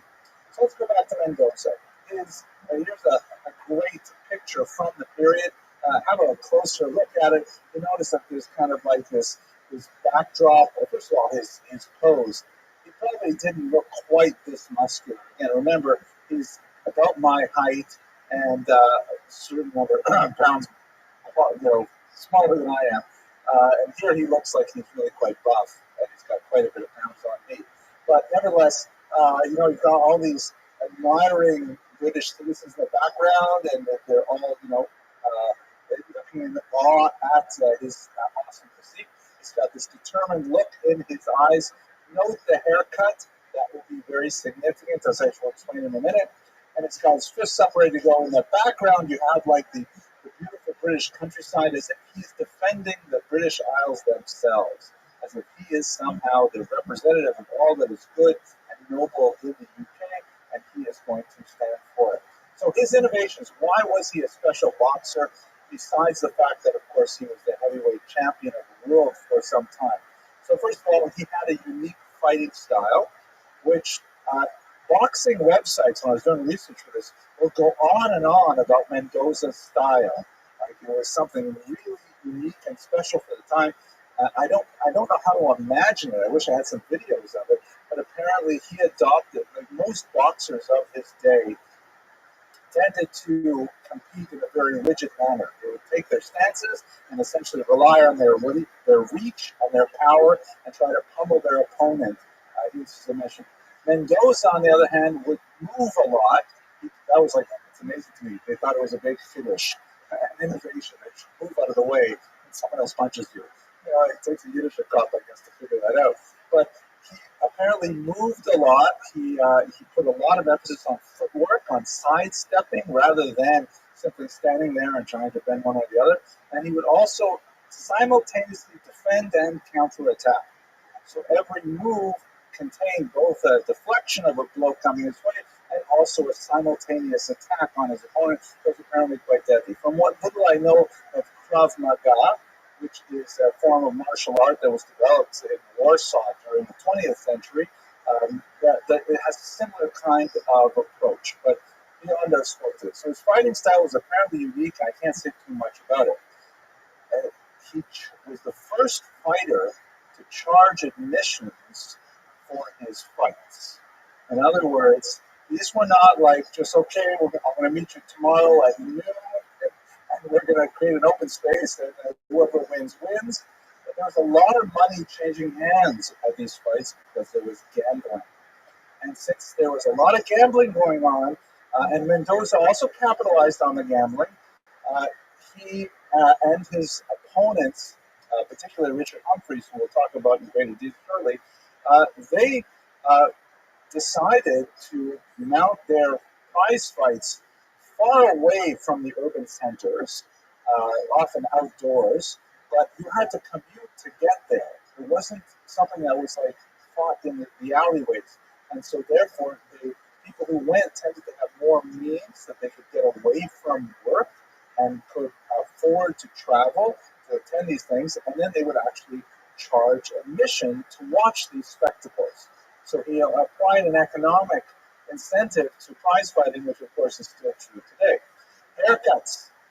In one of his last battles, he was brutalized by an opponent who, realizing that Mendoza was very proud of his Samson-like locks, grabbed him with his left hand by his hair and with his right hand pummeled Mendoza into submission. And you have to realize that the rules of boxing at this point in the 18th century were pretty limited. And so that he could do this it was legal, although somewhat dastardly.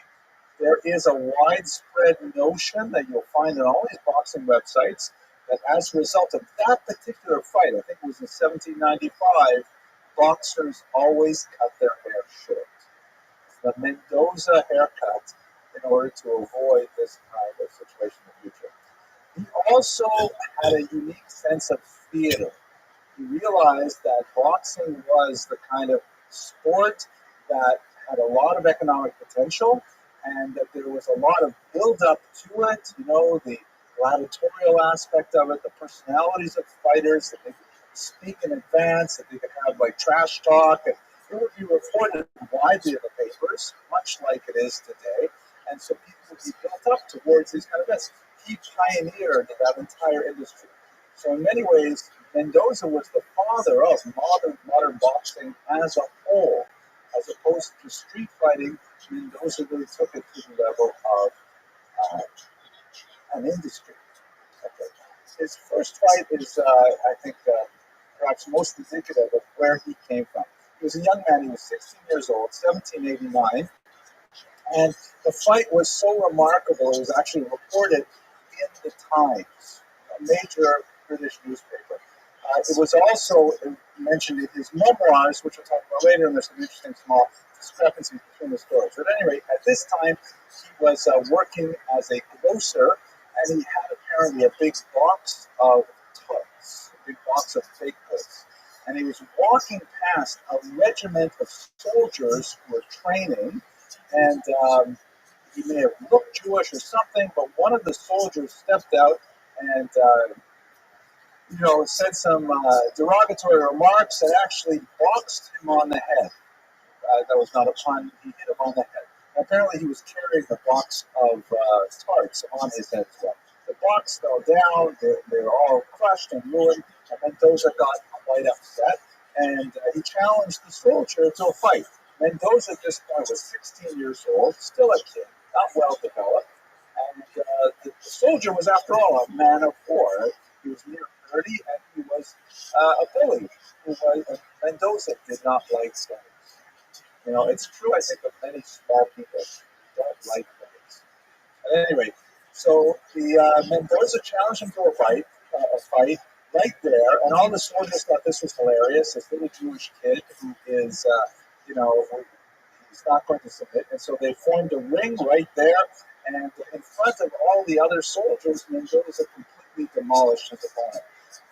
Here's the quote from the paper. Then the Jew, note that he's the Jew. He's not just some 16-year-old. He's the Jew. That's all you have to say about him.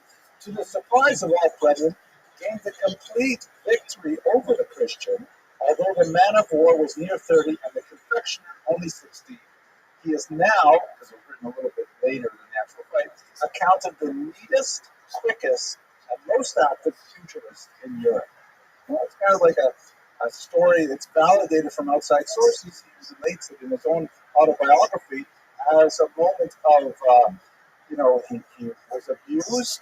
He was undoubtedly abused in an anti-Semitic manner, and he stood up for his rights, and he won. And in fact, right after he demolished his opponent, he demanded that the regiment pay for all of the broken tarts. And right there in the spot, they paid him 5 guineas to make up his losses, and he went on his way. Kind of an interesting adolescent start to this world-class fighter. His most famous series of fights, however, are associated with this man here, Richard Humphreys. Originally, Humphreys, also a boxer, some years older than Mendoza, saw the tremendous talent in this young man, and he began to teach him and to guide him along the way. And under Humphreys' influence, Mendoza won fight after fight. He was virtually invincible. fights that he lost, 4 out of 37, were at the very end of his career when he was already quite a bit older. Um, at some point, they had a falling out. The falling out was probably over a debt that Mendoza may have owed to Humphreys. He denied that he owed that debt. Humphreys was upset about it. He may have had to do something with Mendoza setting up a boxing school, not necessarily having enough funding for it. And in fact, Mendoza was plagued with debt most of his life. He married, he had a large family, he could never quite pull things together, even though he often won large prizes for his fights and often won large gambling winnings on his fights. He never could quite escape poverty, and so he was always short over money, and he was short-tempered as well. So anyone who specifically needled him on money was sure to get a very powerful review. They ended up agreeing to fight to settle their debts, and at that point, it begins to acquire the aspect of theater. They had 3 well-publicized fights where the results went back and forth. Mendoza ultimately would emerge victorious from the third and final fight, but it was kind of like this sustained grudge match between these 2 rivals.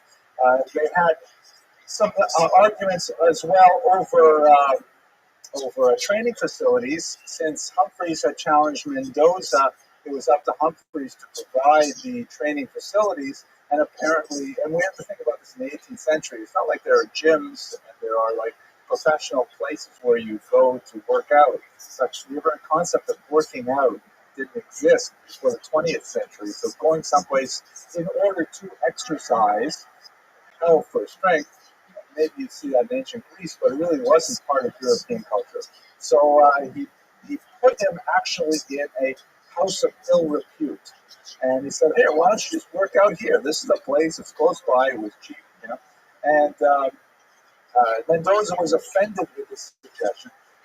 We know that he's not such a little wilting flower. Like, there are a lot of things he put up with, people he hung out with. He was not, for example, even though he billed himself as the Jew, he had no problem fighting on Shabbos and things like that. But he was not, we're not talking about chief rabbi material here. And he was so offended that he refused to train for his fight as long as he was placed in a bordello for his training purposes. And he has a famous quote where he says, "I rely on my excellent constitution. I have no need of training." And he would just walk straight into the fight. So they fought 3 classic fights. Perhaps the most famous of them, we may want to the most famous of them, just to give you a sense of the kind of drama of the ring under Mendoza. I didn't actually read the caption to this, but this actually says it all. Let's see if we can. It's kind of hard to read. It's written in script, which, by the way, most kids my 14-year-old age cannot read. They don't know how to read script handwriting anymore. Maybe it's a little bit too hard to read the whole thing. But anyway, here's Humphreys here, and this is Mendoza. And this is one of the seconds of Humphreys. This is the other one, a man named Johnson. These are 2 others who are seconds of Mendoza. They're named Jacobs and Isaacs, right? And they really did play up the Jewish aspect of it, as we shall see a couple of examples shortly. So he's got these Jewish seconds who are helping him out. By the way, later on in life, when he was no longer capable of fighting, he also acted as a second for a boxer who was an African American who had bought his own freedom with his boxing winnings. So he had kind of like an interesting sort of career later on, supporting another outcast from society. At any rate, what happened in this particular fight, Mendoza was doing really well, and he was fighting tremendously well. Humphreys was beginning to tire. At one point, the match was going very poorly for him, so his second poured water on his stomach. Somehow that helped, and they got back into the fight. And when Mendoza was about to deliver a mighty knockout blow, Johnson stepped in and blocked the blow from his boxer, which is clearly cheating when you look at it, right? the second is not allowed to get in there and block the flow. That's the dramatic moment here that's shown in the picture. Even these Jewish seconds of the day, they're saying, "Oy Veismir, how could you do that?" But somehow he did it, and there was a lot of public excoriation. That's cheating, and Mendoza certainly would have won without that, and so on. They had to have that third final match, and in fact, Mendoza did win the match. But one wonders, and I have not seen this in print from any of the analysis, but from just reading about Mendoza in a few different articles, I get the feeling that the whole thing was probably staged. Like, this just adds to the drama and the tension. That, Humphreys manages to eke out, not losing badly, but he does it with cheating and so on. Come on. It just makes you want to see the next fight. Makes you want to have Mendoza win in the end. So that's this kind of material was, in fact, au courant in the papers every day. People would read it, the sports page kind of material. This is a page, I believe, from that Oxford University press book, and this is sort of expressing the way in which he portrayed himself. It's not exactly I don't think this text is real. I made it up, but here's at a fight. Even the Prince of Wales, the future King George IV, was there at one of the fights. We definitely will see his connection with royalty in a minute. George IV says, "You're an admirable boxer, Mr. Mendoza, and a credit to your people." And he says, "I'm a Briton, sir." Meaning, what do you mean, your people? I'm us people. I'm you people, too. And he says, "Yes, that's what I meant." So you get a little sense of the genteel anti-Semitism there.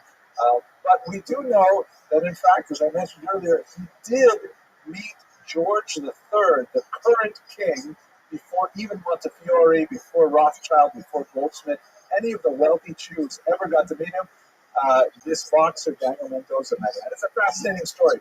Apparently, he was invited to go on a fox hunt, which is something that British people do, I guess. They get together, they get a whole bunch of horses, and they get some hounds, and they go chase after foxes, and then they kill them, or whatever they do with them. But at any rate, Daniel Mendoza, coming from the lower echelons of British society, had no idea how he was supposed to behave at a fox hunt, and apparently he broke the rules. He rode, if you can see this picture, I'm trying to figure it out. I should have done a little more research.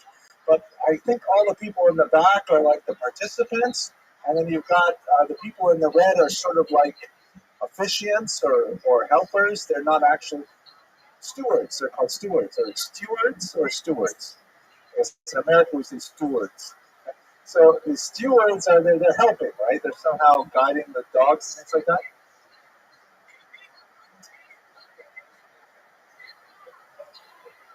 They send the dogs out with traps. Are the dogs supposed to trap the fox?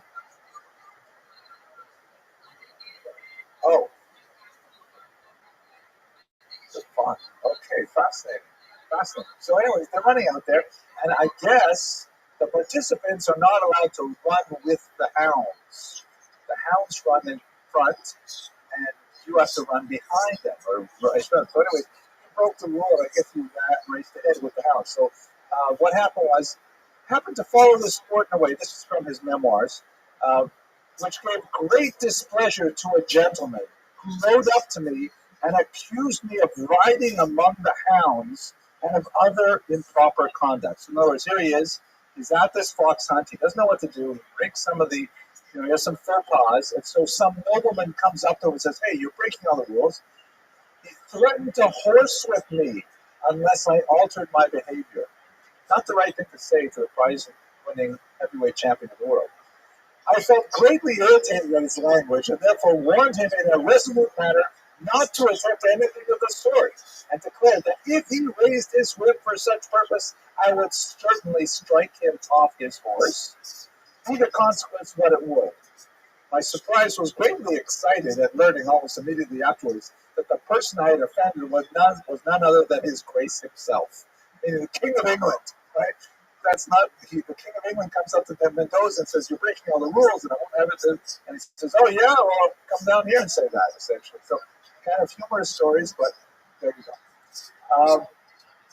He constantly played up this Jewish David versus the Christian Goliath. Like even though Jews did not have equal rights, he nevertheless seized on this, and he always portrayed them as kind of like a Zionist mentality of like the David versus the Goliath, all the Arab armies surrounding him. Who knows how much of an impact he had on the formation of the Jewish mindset of the youth of the 19th century? It's hard to imagine. They actually had, like, Jews would sing these little rhymes at some of their events. This one is reported also in the papers that said, then this was a pro-Mendoza Jewish taunt song, right, to taunt Richard Humphreys. My Dickie, which is Richard Humphreys, was all the delight of half the Gentiles in town, the Gentiles in town. What a damnable shame to be spoiled by a cursed little Jew. Meaning it's tongue in cheek, but I'm a cursed little Jew, and look what happens to you. He contemptuously viewed his opponent as David was viewed by Goliath. Right? The giant Goliath looks at David and says, am I a dog that you send out a boy with a stick to fight with me? So he really played up this kind of attitude, and he rode that media wave for the aggrandizement of the prophets, no doubt, at the various matches. Here's another picture from the one of these fights conducted out in the open. Mendoza is on the left and Humphreys is on the right. He eventually wrote his memoirs at age 52. The motivation for writing the memoirs was most likely his deep tenure, that he was impoverished, he was not able to keep funds together despite accumulating great amounts. Somehow the money just disappeared. He engaged in a variety of business ventures, all of which failed, including a boxing school. He was actually sent to debtor's prison twice. His son also got in trouble and was sentenced to death for robbery. It amazes me that he could be sentenced to death for robbery, and ultimately that was commuted, and he was deported. I believe to a penal colony in either Australia or Africa, if I'm not mistaken. But he had it. I'm sorry, Canada. Canada, we didn't take criminals over there, but at any rate, he wrote these memoirs. So they're difficult memoirs because they're as most memoirs are, quite self-serving, and he glosses over a lot of the kind of darker parts of his youth in particular. But he played up the whole idea of here he's a Jew and he's downtrodden by society as a whole, but he doesn't care, and he'll speak his mind to anyone. And he had the courage to stand up for his perception of who he was and as part of the nation. In the end, he just fought too long. Like so many boxers, they keep fighting and fighting, and they don't retire as heavyweight champions. They still take another challenge and another challenge. For him, he had to financially. He simply could not keep going without the flow of income. He took a challenge from Gentleman John Jackson. The name is so ironic because it was Jackson who grabbed him by the hair and pummeled him mercilessly. He had a period of decline. This is John Jackson's shown here. Later, he got in trouble with the law again. A woman insulted his wife Esther over a debt of 18 pence, and he brutally attacked the woman and even chased after her when she sought to flee. Definitely not cool behavior for anyone, let alone a heavyweight champion of the world. When he was brought to the courthouse for this particular incident, the Jews of London flocked the streets and crowded the streets, perhaps to get a sight of Mendoza, perhaps to support him, but ultimately they were unsuccessful, and he was convicted and found guilty for that attack. So he definitely is not a poster child for all of the good character traits that we try to emulate in ourselves and in our children, but nevertheless, he's a dramatic illustration of a different path for Jews that can really reach great heights. Here is a picture where he looks a little bit more like me here. This is at age 43, he came out of retirement, the first of two times he came out of retirement, and he actually won a fight after a really horrific 56-round match. And these matches, by the way, the rounds had very little break time in between them, like 30 seconds, and they would just go at it and at it forever. He tried again at age 57, so I'm not quite 57 yet, but just imagine somebody like me deciding to come back out of retirement. And he was not able win at that advanced an age, but nevertheless it shows his triumphant, his indomitable spirit that he could not be cowed in submission. Even age would not hold him back from his attempt to defend his title. And in many ways, he's a fascinating sort of counterexample of the lives of Sephardic Jews in the modern era. That's it for my comments today on Daniel Mendoza. I hope you found this entertaining. Maybe not enlightening, but nevertheless entertaining. God willing, we'll be back next week to talk about Judah Turo, an American Jew, a Sephardic extraction. Of course, it's going to be very important because this is draw. Can you zoom in on this here, David, please? This is the, we are at Turo College. We are named after Judah Turo and his family. So it'll be a very relevant discussion of Sephardic Jews in early North America. Thank you very much for your attention. I hope you have an excellent week.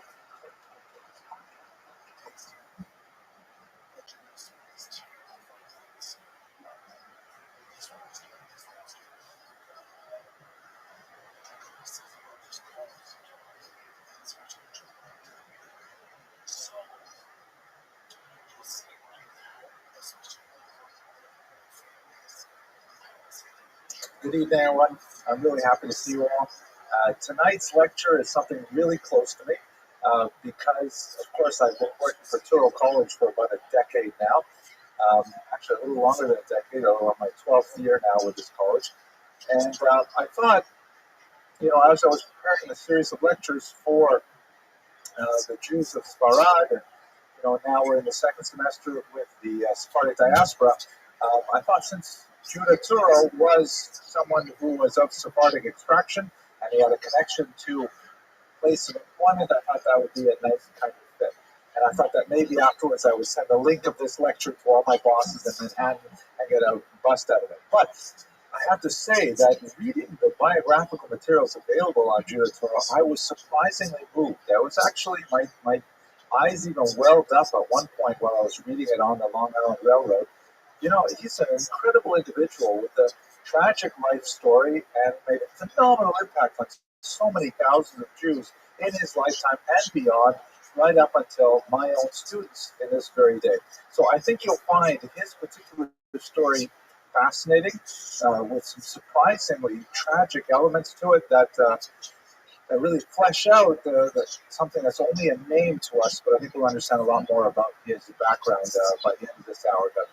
Let's just do some of the good welfare material to start with. First of all, tonight's lecture is sponsored by an anonymous donor. When I asked her if she wanted to do it in honor of any particular individual or something like that, she simply said just in honor of Jewish scholarship. So that is, in fact, our donor for today. Just an important reminder that this is the last class we're going to have before the Passover break. We will return on April 16th. I mentioned in previous classes that I'm going to be leading a trip into Spain and Portugal this summer on kosher riverboat cruises, and I'm really excited about it. It's going to be great to be able to speak about the things we've discussed all year in actual locations in Spain and Portugal. There's only 12 cabins left, which is really nice. It's almost sold out, so it's a last push for anyone who wants to participate in this wonderful opportunity. Okay. Tonight's sources, we're going to be based primarily on one somewhat hagiographic biography, Leon Hernab, who was a historian who lived about 100 years ago. 1871 to 1957 are his dates. He was German-born, and he spent a lot of time in American Jewish history in 16 monographs, an incredible amount of, a very prolific writer, including 2 volumes of poetry, which I particularly admire. And he wrote a book called The Life of Judah Turo, which is, of course, our main source for today. That is the only biography of his that has appeared, although there are some fictionalized accounts in German and in English of Judah Turo for reasons which are, maybe we'll return to it at the end of tonight's lecture. The figure of Judah Turo was very important to 19th century German historiography. His particular life story was part of the whole Wissenschaft des Judentums model of the ideal Jew, and so his life was portrayed in some German fictionalized, serialized novels and things like that. We'll also look at some contemporary scholarship of the period. Morris A. Goodstein, who wrote The Story of the Jews of Newport, another monograph called Aaron Lopez and Judah Turo. These were major source texts for Wiener in his monograph.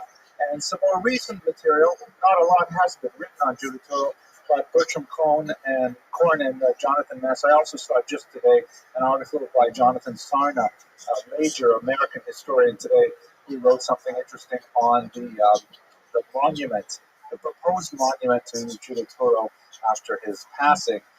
So we'll get to that as well. Those are our main sources for today's lecture. So who exactly was Judah Turo? As I heard someone in the audience say a few minutes ago, he doesn't look happy. This is the only photograph that we have of Judah Turo that I am aware of. It's a daguerreotype. His years here are 1775 to 1854. And as one of his contemporaries remarked here, Colonel John Winthrop, it is a strong likeness of him in every way, perhaps too strong to retain the same amiability which so softened and pervaded his countenance, and which the artist has not been able to transfer.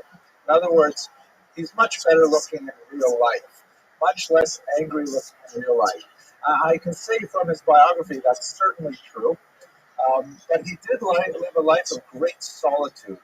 A failed love affair early on in his life was the end of his romantic life, and he lived alone, a very simple lifestyle, very incredibly successful businessman, but very few social contacts, only reserved a small circle of friends that he closely associated with, and yet at the end of his life, in particular, a tremendous production of philanthropic works in his will, and many during his lifetime as well that remained hidden until he passed. So this is the man whose life we're going to study from 1775 to 1854. Let's look at his Sephardic background. The story, as you'll recall, that we've been following since the turn of the semester is the departure of the Jews from the Iberian Peninsula. And you've got lots of Jews we talked about, for example, the Chita making it out to Eastern Europe. We spoke about the Abarbanel in Italy. We talked about Usque also in Italy. Last year we spoke about Da Costa making it to Amsterdam.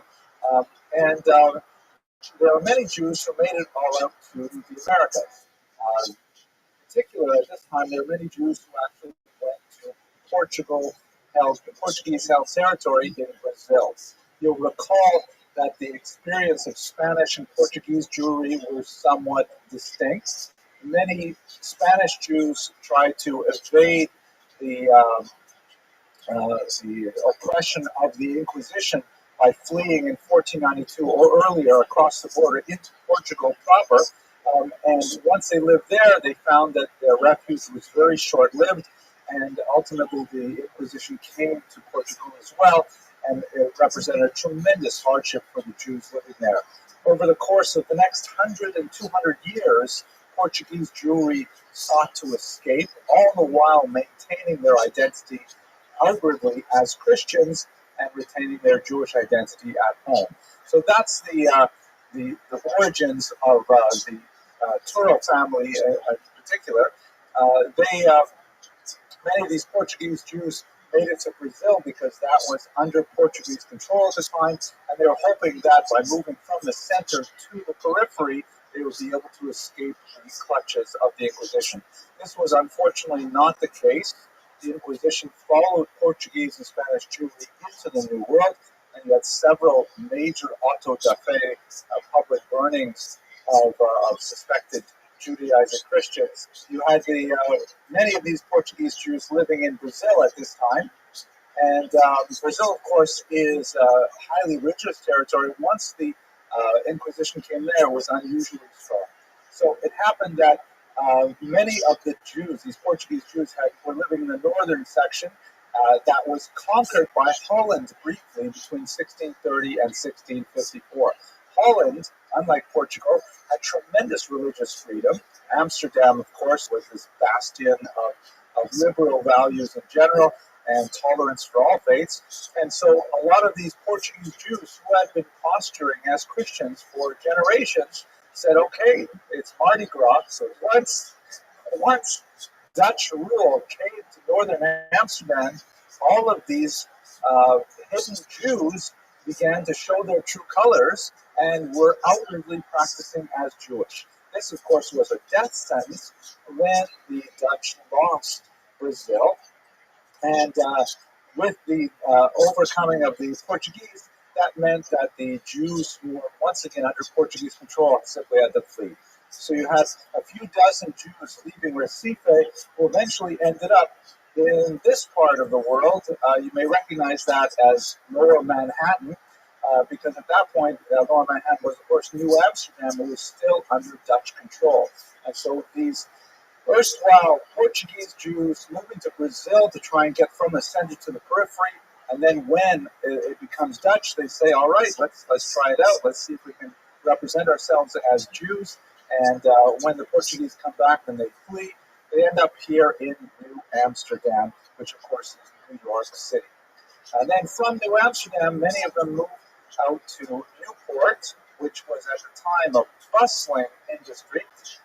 And that's where we're going to pick up the specifics of the Judah Turo story, because a small number of these Portuguese Jews had made it to Newport, and in 1658, 15 Jewish families from Holland came directly to Newport, Rhode Island, to join those few Portuguese families that had started there, and they included among them Judah Turo's father, Isaac, for whom, together with Judah, this particular college is so named.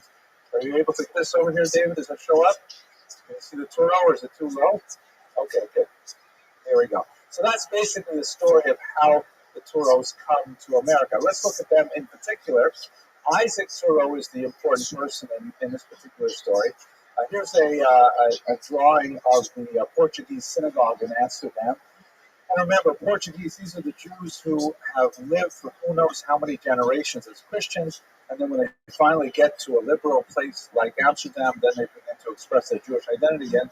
The name Turo occurs many times in the community records. One Abraham Turo is named as the Gabbai de Terra Sancta, which means the treasurer of the Holy Land Society. Recall we talked about the Fidah.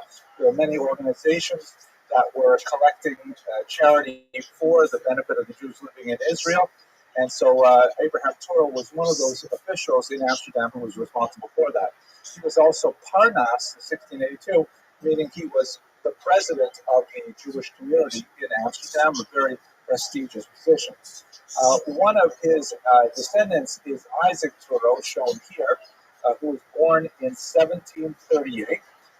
He had religious inclinations, and he served as a chazan, as a cantor, probably more like a rabbinic position, without necessarily having smicha, without necessarily having rabbinic ordination.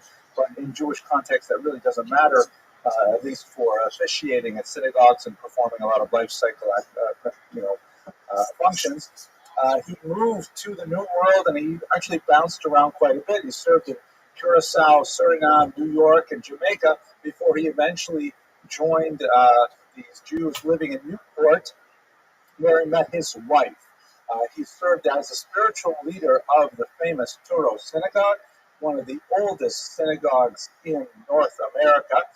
This is the building as it's located in Newport.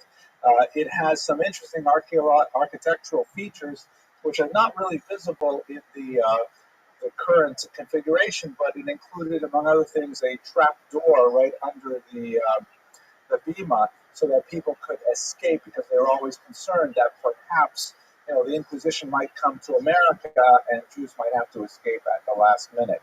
It's a very fascinating synagogue. These fans are direct from the 18th century, very rare electric devices. No, I just made that up. Okay. Right, you knew that. Anyways, he ended up becoming the rabbi of the synagogue in Newport, which was not, of course, called the Turo synagogue back then, but nevertheless it has been associated with his name and with his illustrious son Judah, who we will explore now. So what's happening to Isaac Turo, the Chazan who moved from Holland to Newport? He marries Raina Hayes of Boston. Raina Hayes' brother is an extremely important person in Judah's life shortly. They had three children, Abraham, Judah, the second son, and Rebecca. But then the American Revolution broke out. And ironically, while Judah, the son, ended up becoming very much an American patriot, his father, Isaac, was a Tory, was pro-British. And this never happens in the modern age where a father and a son have different political viewpoints.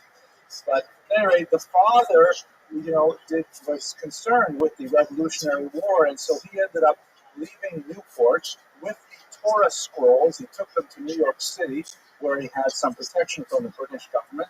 And then when the American Revolution expanded still further, he ended up moving to Jamaica, where he served as a rabbi in Kingston. After living through this New York winter, I don't know why anyone would want to go to Jamaica for for position, but that's where he set up a stella, and unfortunately he died the year after. And so Judah, his son, was only 8 years old at the time. So following the trail here, Isaac, the father, comes from Holland, moves to a few places in the New World, settles in Newport, and marries there. And then with the revolution, he makes his way down to Jamaica and unfortunately passes away, leaving his widow with their young children. She decides to go back to Newport, and the children are raised in the home of her brother-in-law, Moses Michael Hayes. Very important American patriot. Anyways, Judah is raised from the age of 8 in the home of his uncle, Michael Hayes, Moses Michael Hayes. Hayes, unlike his father, who was a Tory, Hayes is an American patriot who supports the revolutionary efforts, and he also has some rather unique, broad-minded values. And this is a small section from an abolitionist named Samuel May, who was a Ben Bias, was a regular householder in the Hayes home, a Christian, and he writes in his memoirs about what it was like visiting the Hayes so often. And he writes here, both Uncle and Aunt Hayes, or so I called them, were fond of children, particularly of me, and I was permitted to stay with them several days and even weeks together, and I can never forget not merely their kind, but their conscientious care of me. I was the child of Christian parents, and they took special pains that I should lose nothing of my religious training so long as I was permitted to abide with them. Every night I was required, on going to bed, to repeat my Christian hymn and prayer to them, or else to an excellent Christian servant woman who lived with them many years. I witnessed their religious exercises, their fastings, and their prayers, and was made to feel that they worshiped the unseen, almighty, and merciful ones. Of course, I grew up without any prejudice against the Jews or any other religionists, because they did not believe as my father and mother believed. So a beautiful short passage of a longer section here that describes how the Hayes home was clearly religious in nature, that they have their fasting, their prayers, and the young Christian child who was a Ben Bias there. I don't even know what the right English term for Ben Bias is. Someone who was a child who's constantly underfoot in your home and a regular guest without any invitation necessary. Usually your kids' best friends, like my boys' best friends are constantly eating at our house. I send a bill every 6 months to their parents, that kind of thing. He was in their house, and when he would sleep over, for whatever reason, the parents are out of town, who knows, he would always be, the Hayes would make sure that he did his regular Christian things, and they confirmed that while they had their own religious identity clearly well entrenched in their identity. So it gives you a sense of what kind of home Judah must have grown up in from a very impressionable age. And it also says something about the kind of values that he imbibed, that one which maintained a strong identity rooted in the Jewish tradition, but at the same time quite tolerant, and even promoting the religiosity of others simultaneously. It's an interesting kind of combination that you do not see so often anymore. Unfortunately, here is the beginning of the tragic part. He fell in love with his first cousin, the daughter of the Hayes family. So here he is, a young orphan who is living in his uncle's home and growing up in close proximity with young Catherine, who was born right about the same time he was. And he falls deeply in love with her, and she with him. And he begs her father's permission to marry, and he denies. It's not the issue of, I'm going to pronounce this word, consanguinity. Is that right? I hear some nods. Okay, thank you. It's not the issue so much that it would be illegal in either Jewish law or in secular law for them to marry.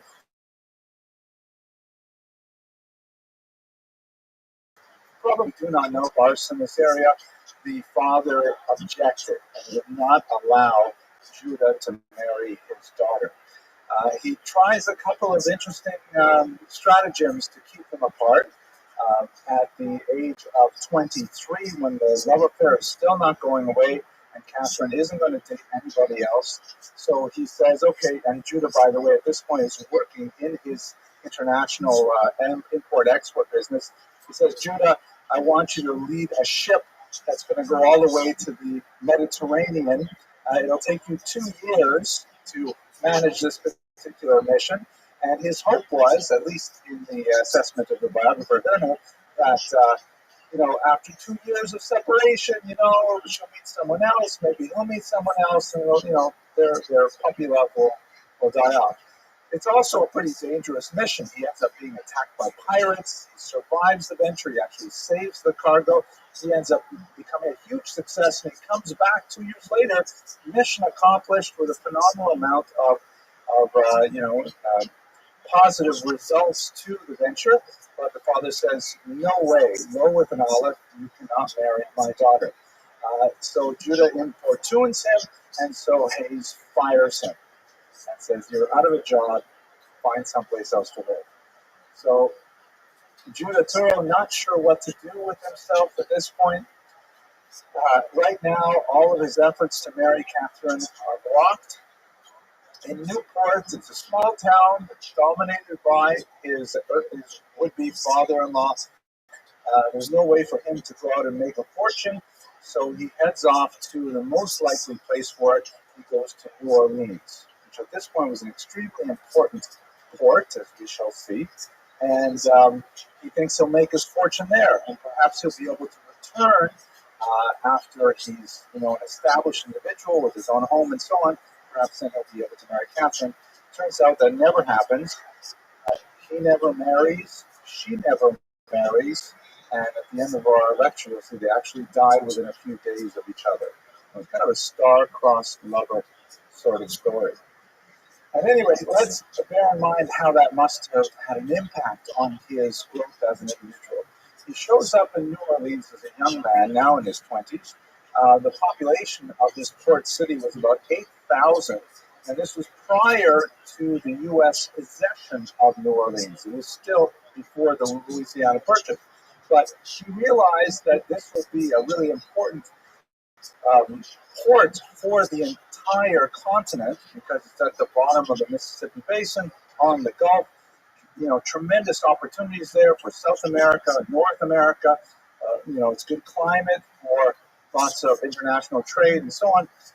This is well before Katrina, obviously, but he thought that it would be excellent. And by 1840, just 4 decades later, it became the 4th busiest port in the world. And you understand the context of it here. Only London, Liverpool, and New York were bigger than New Orleans as a port, with more cargo going in and out. And it was actually the 3rd largest city in the U.S. and the wealthiest per capita city. So by 1840, the wealthiest city in the Union, based on per capita basis, was in fact New Orleans. So his gamble was well planned, and it worked out for him because he became a phenomenally wealthy individual there, working in mercantile endeavors. He owns several ships, some of them captained by Daniel Marcy, shown here, who later became a representative to New Hampshire. And these ships are, I tried to get some pictures of them. Some of the ones I've seen in books really wouldn't reproduce well, but these massive 1,000-ton ships, 4 or 5 large masts, constantly carrying goods all over the world, all focused in the hands of this one individual, Judah Turo, who is sending them left and right and managing every single detail of his far-flung business enterprises with a tremendous degree of concentration and attention to detail. I remember one story that I read about was he sent out his clerk to buy him a new cloak, and before the clerk could come back, another vendor came into the store saying that they're on sale for $2 cheaper at a different store. So he sent that clerk to go buy it for $2 cheaper. And when the clerk came back, he told him to return the cloak. So in other words, he saved himself $2, which, okay, maybe would be the equivalent of $50 or $60 today, but still, for an incredibly wealthy man, not a large amount of money. But at the same time, he wrote a $5,000 check to tzedakah to charity on that same day. So he may be very parsimonious with his own, parsimonious. Did I pronounce that right? Thank you. Are you an English teacher? Because you nodded at the other one too. English major, thank you. There's one word I used to get wrong all the time, reverberate. I used to say reverberate, it's reverberate. Anyways, so Judah Turo may be very, very particular about $1 or $2 here or there for his own personal needs, but extremely philanthropic and generous with his money, as we shall see shortly. Here's the center of his business in New Orleans, massive buildings. Imagine these pictures for like the 1840s, really quite significant. Compare them to, Macy's on 34th Street, buildings like that. Really quite incredible facilities. He himself occupied a tiny office, and he never moved from it for the entire duration of his business career. He had no need for the big corner office with lots of windows and things like that. He was just very content to work in his own small home. He had an apartment rather than a house. He lived very simply in all his life while becoming tremendously wealthy. He had, as I mentioned, very few friendships. He lived a very private life, especially after his wounding in the War of 1812. One of his best friends was this man here, who was later his literary executor. And by the way, I should mention that I mentioned earlier. Part of the reason why we're so dependent on a few biographies is because, like Montefiore, his contemporary, Judah Turo insisted that all of his personal papers be burned after his death. We don't know, for example, what kind of correspondence he carried on with Christina in New York, with Catherine. Thank you. Christina would probably not be appropriate. Catherine in Newport, but he left over like a slew of business papers, of bills of lading and things like that. But his personal papers were lost. It apparently took several days to complete all of the burning. But we do know about him from other people who wrote in their own memoirs about him. One of those is the stories that we have about his friendship with Reverend Davis Shepherd, that was cemented in particular on one dramatic moment on the battlefield. This is from the biography of Andrew Jackson by James Parton, and I'm going to read you a section about Judah Turo here. So Judah Turo, the far famed and far beloved philanthropist of New Orleans, on this day, January 1st, 1815, served his country in a capacity much more dangerous than that of a combatant. When the state was invaded, Mr. Turo was attached to the regiment of Louisiana militia. After performing severe labors as a common soldier in the ranks, Mr. Turo on the 1st of January volunteered his services to aid in carrying shot and shell from the magazine to Humphrey's battery. In this humble but perilous duty, he was seen actively engaged during the terrible cannonade with which the British opened that day, regardless of the cloud of iron missiles which flew around him and which made many of the stoutest-hearted cling closely to the embankment or seek some shelter. That in the charge of duty this good man knew no fear and perceived no danger, It was while thus engaged that he was struck in the thigh by a 12-pound shot, which produced a ghastly and dangerous wound. And what ended up happening is that he is lying on the battlefield, bleeding out, being hit somewhere in the thigh. This man, Resin Shepherd, ran out there, grabbed his prone body and dragged him back to safety, got him to medical attention. It apparently took close to a year for him to recuperate, but it ultimately saved his life, and they maintained a very close friendship for years thereafter. He was one of the few associates, a non-Jew, who was very close with Judah Torah. But I think it's interesting to contemplate how here, by 1815, he's really quite a wealthy man. He's been living in New Orleans for a dozen years, and yet he volunteers for the militia, and he's out there doing the grunt work of carrying shot to the battery to be able to reload, to allow the soldiers out there to reload. Incredibly dangerous work for a businessman who at this point is in his late 30s, early 40s. Really quite impressive that he would personally undertake that kind of heroic activity. And it shows his patriotism as well.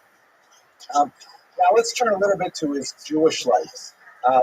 He was not especially gregarious, as I mentioned earlier. He didn't like going to synagogue very much, in particular because the first synagogue in New Orleans was not Sephardic. There was a German synagogue there, and he was not very fond of it, and so he rarely participated.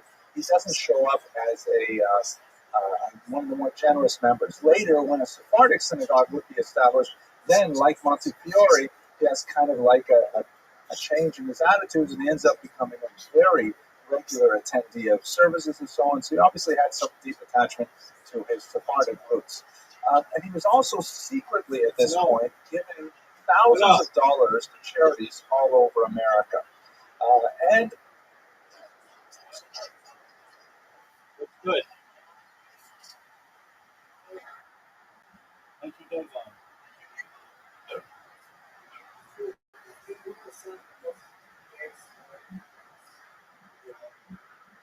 All right. Well, what happened?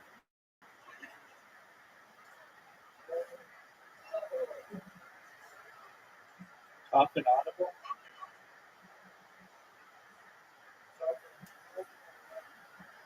I have an audible. Okay. How'd you find out about it? Where?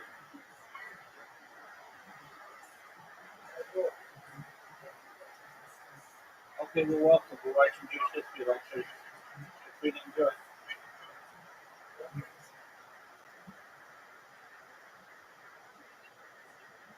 and across the world. We've already mentioned last week when we spoke about Montefiore that he donated $50,000, incredible sum at the time, to Mom's house, which is right by Montefiore's windmill, in an attempt to provide a livelihood for the dispossessed of Israel.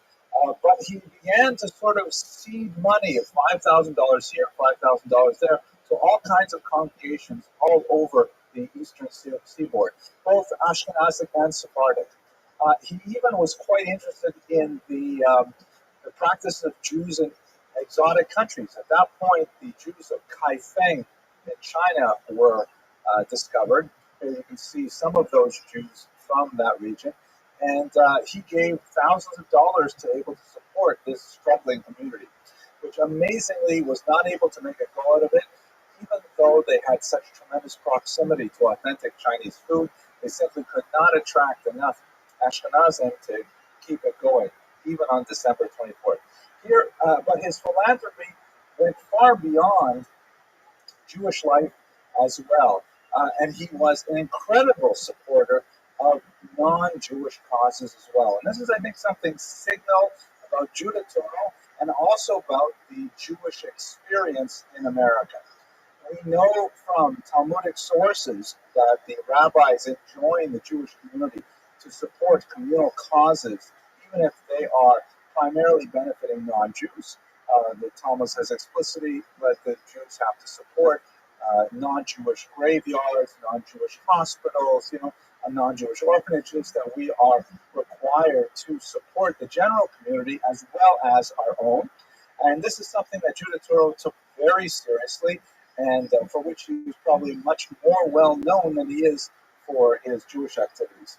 And here's one interesting story written from a Christian minister in 1855. So there was a church, the first Congregational Church in New Orleans, that had gone bankrupt, and they were going to be evicted from their premises. So he writes, Mr. Toure became the purchaser without any conditions expressed or applied as to what disposition he should make of it, meaning of the building. Then we were few, feeble, impoverished, and bankrupt, and noble Israelites snatched us from the jaws of destruction. From that day up to its conflagration in 1849, he held it for our use, receiving not enough in the way of compensation for keeping it in repair. He might have torn the church down and reared on the site a block of stores whose income by this time would have amounted to $500,000. He was urged to do so, and at once replied to a gentleman who made a very liberal offer for the property that there was not money enough in the world to buy it. Immediately after its destruction, he bought a new building for us, meaning after the church burned down in 1849, he paid for a new building for the congregation, where we have worshipped till now, free of charge. Is there a Christian society in New Orleans that has ever offered to help us? It's an amazing kind of, to use the term from the Jewish sources, a Kiddush Hashem, a tremendously public action of kindness that would be hard to imagine happening today so easily, particularly in the kind of strained relations we often have intercommunally. But this was not Judah Turo. Judah Turo, like his would-be father-in-law, was very tolerant of all faiths while clinging very strongly to his own, and he put his money where his mouth is. Let's have a look at some of the philanthropic causes that he was involved with. He established New Orleans' first lending library. I believe it is the first lending library in the United States of America, meaning a free public library, something that I know appealed to Dr. Lander, alav shalom, when he established the name Turo, because here Judah was clearly very interested in public education, in free education, in providing for the community as a whole. This is a picture of the building that Turo built in New Orleans. He was also very involved in healthcare initiatives. He created this Turo Infirmary that you see some of the buildings of it. He contributed, by the way, he created the hospital, which is known today in New York as Mount Sinai. That came from Turo's seed funding. And he also is associated with many universities. Tulane University, for example, has the Turo Medals, which are awarded to their top students in several fields. And really quite impressive, his name, particularly in the South, is all over the place because of the tremendously generous donations that he gave. There are so many stories about how he secretly gave money. In one occasion, I recall reading in some of the letters observed that he heard that a particular building was falling down, and he said, listen, I'll give you money. Please do not reveal where this source came from. And by the way, when I walked by it the other day, I saw that the entire road leading up to it was rather in bad repair. So listen, I'd like to pay you to make sure that the road leading up to your facility is also put in good repair. And once again, has to be done completely confidentially. So a tremendously generous individual who was looking to do something productive with his funds. Really quite amazing. Now, let us turn to his legacy, which is fascinating and complicated in many ways. He was ultimately passed away in New Orleans, but he asked to be reinterred next to his mother. He wanted to be buried next to his mother. Of course, that would have been close to Catherine, who also died just a few days after him, and was also buried there. This is actually his gravestone. In his funeral cortege, all of the orphans in New Orleans followed his hearse because he had supported 6 orphanages. He had maintained the facilities and the costs of 6 orphanages in the city.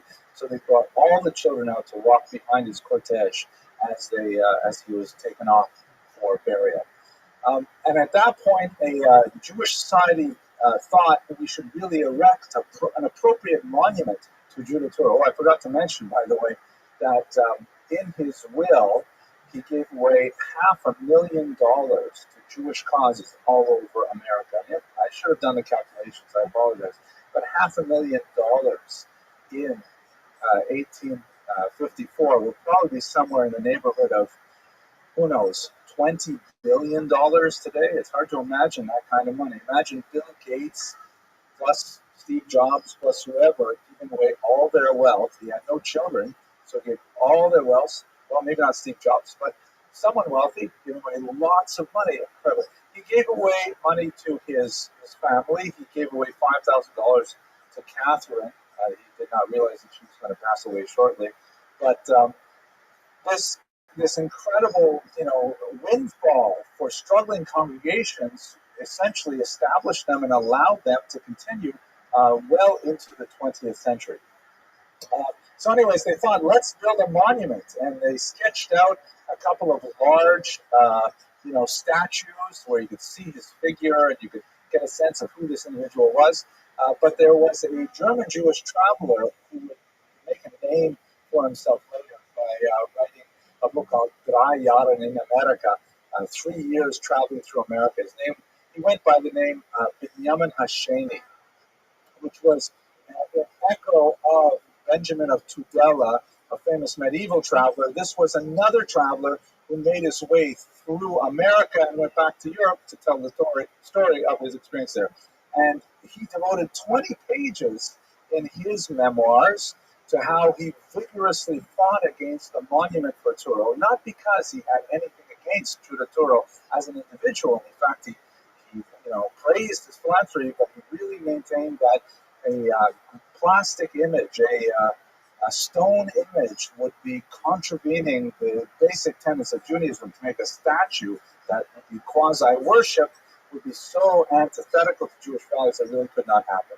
And Binyamin Hasheni, the second Benjamin, held the day, and so as a result, no specific memorial other than the gravestone was erected to Judah Turo, although his legacy is celebrated in many other ways. And of course, the most important way that we should talk about today is how he was associated with this institution, Turo College. So without, we could easily spend an entire hour speaking about the founding of Turo College, which maybe we'll get around to sometime in this series. But let's just take a minute to see what is the connection with Turo. Why Turo? So this is the founder of Turo College, Dr. Bernard Lander, Rabbi Dr. Bernard Lander, who at the age of 54 decided he would just give up his prestigious position at another important university in this city and just start his own college. And everyone thought he was crazy except for his wife, who said, go ahead and do it. And she was his main support. And he set about with tremendous success to create this massive institution, which now has campuses in Jerusalem, Los Angeles, Moscow, Berlin. We have 18,000 students worldwide. I mean, it's an incredible institution. We are the single largest provider of healthcare graduates in the state of New York. That's an incredible kind of achievement. 5 medical schools. We go on with these things. How did he come to choose the name Turo College? So this is the official biography here by Peter Weiss called The Lander Legacy. It's actually a pretty good read. I did enjoy it thoroughly. And it appears that when he was tossing about for names for this college, he had to find some kind of,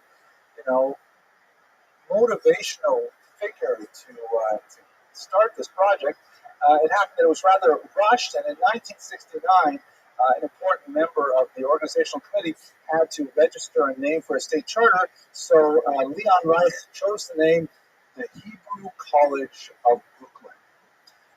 Now, it happened that Dr. Lander was not pleased with that impromptu name that was filled out essentially for just had to have a name. You can't just start a college without a name, because he felt it was too limiting. First of all, our mission at Turo College is really a dual mission. Dr. Lander articulated this vision where Turo College would serve the traditional Jewish community in a culturally sensitive manner, but at the same time, Turo would also be dedicated to serving traditionally underserved communities. That's why we have, for example, a medical school in Harlem. And you don't normally put medical schools in Harlem, but that's kind of Dr. Lander's vision. So he felt that the Hebrew College and just in Brooklyn, that's way too limiting. So we had to cast about for other names. So the other names that came up, they thought, okay, how about, because it is such a visionary and unusual kind of place, let's call it New College. The only problem is, New College has already been taken. Lots of new colleges around. There was a new college where I was educated in Toronto, a new college in Oxford, so you can't just call it New College. So then they said, okay, how about naming it after Israel's first chief rabbi and call it Herzog College. There is, by the way, a Herzog College in Israel right now. But they were concerned, well, maybe the family wouldn't like that. Maybe the family has other plans with it, so Herzog College didn't fly either. And then here's my favorite. They thought, okay, what about, extremely important individual in the founding of Israel, because Dr. Lander is very Zionist and very much pro-Israel.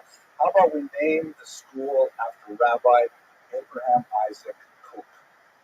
And then Dr. Lander said, no, then what will happen is the students will be called cookies, and that just won't work in English. But we could have been Kook College. That's not impossible. So ultimately, after a long discussion of many of the options, Dr. Lander decided on the name Touro College after Isaac because of his religious credentials and his service as a Chazan, and after Judah because of his tremendous philanthropy and his tremendous love of both Jewish people and the American people. And I think, humbly, it was a very appropriate choice, because a lot of the values of the college, the fact that we will have, these tremendous programs in the Bronx and the kind of neighborhoods where there are food deserts, but there's not an education desert.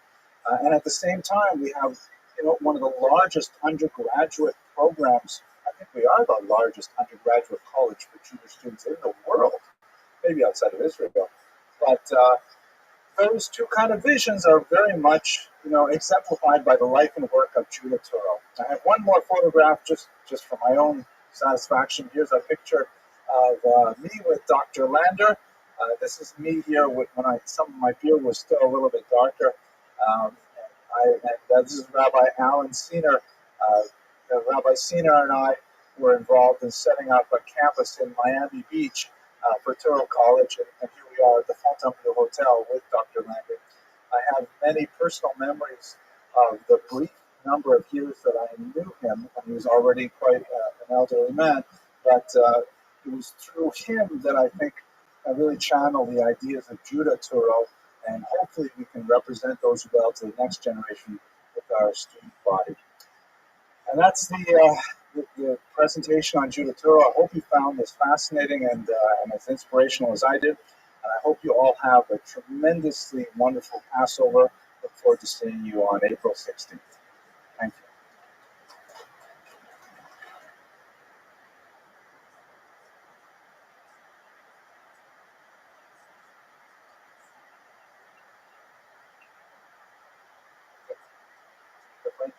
As you are well aware, the pattern that we've set for the past couple of years actually is to do biographies where we look at a particular historical period through the lens of one specific perspective, try to understand how that person lived their lives and what kind of information we can glean about the surrounding society from their particular experience. Tonight we're going to do something a little bit different. We have to do several things differently, but the most important change for tonight's theme is we're going to look at the macro theme. We're going to look at the Holocaust from the large, specifically how it affected Sephardim. I'm tempted in future years perhaps to return to this topic in a biographical format, but for now we have to take a broader approach, primarily because much of this has been largely ignored by the scholarly community, as we shall see shortly. So let's do the good and welfare very quickly.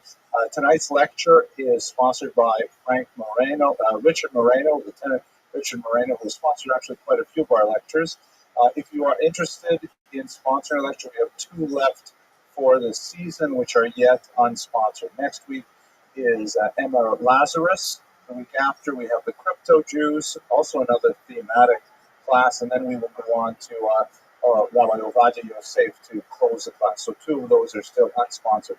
The website is bit.ly at the Friends of Jewish History, or just contact the office. We would love to have your sponsorship. Okay, let's go to the subject at hand, though.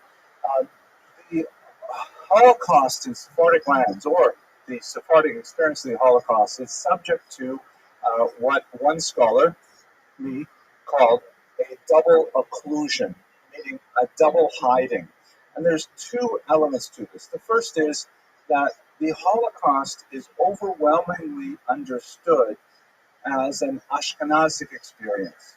When you look at popular culture, the victims of the Nazi genocide inevitably have their language inflected with Yiddish or Polish, perhaps French, German, Dutch, but you rarely hear Arabic as one of the languages spoken by the victims of the Holocaust. This is a grave distortion of the historical record. To be sure, the vast majority of the victims of Hitler's tyranny over Europe were Ashkenazic Jews, but there's significant numbers, tens of thousands, perhaps hundreds of thousands, that hail from Greece in particular, from Turkey, North Africa, and their experience has largely gone unstudied. Even the Greek Jews, who are perhaps the most European, and their experience was most closely related to their Polish brethren to the north. And this is a highly unfortunate situation.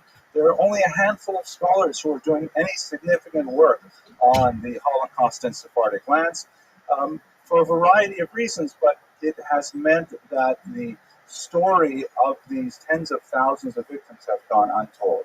I'd like to rectify that very briefly tonight in a tiny way so that, especially after Yom HaShoah that was just commemorated a few days ago, we can understand a little bit more of the scope of the devastation of the Third Reich.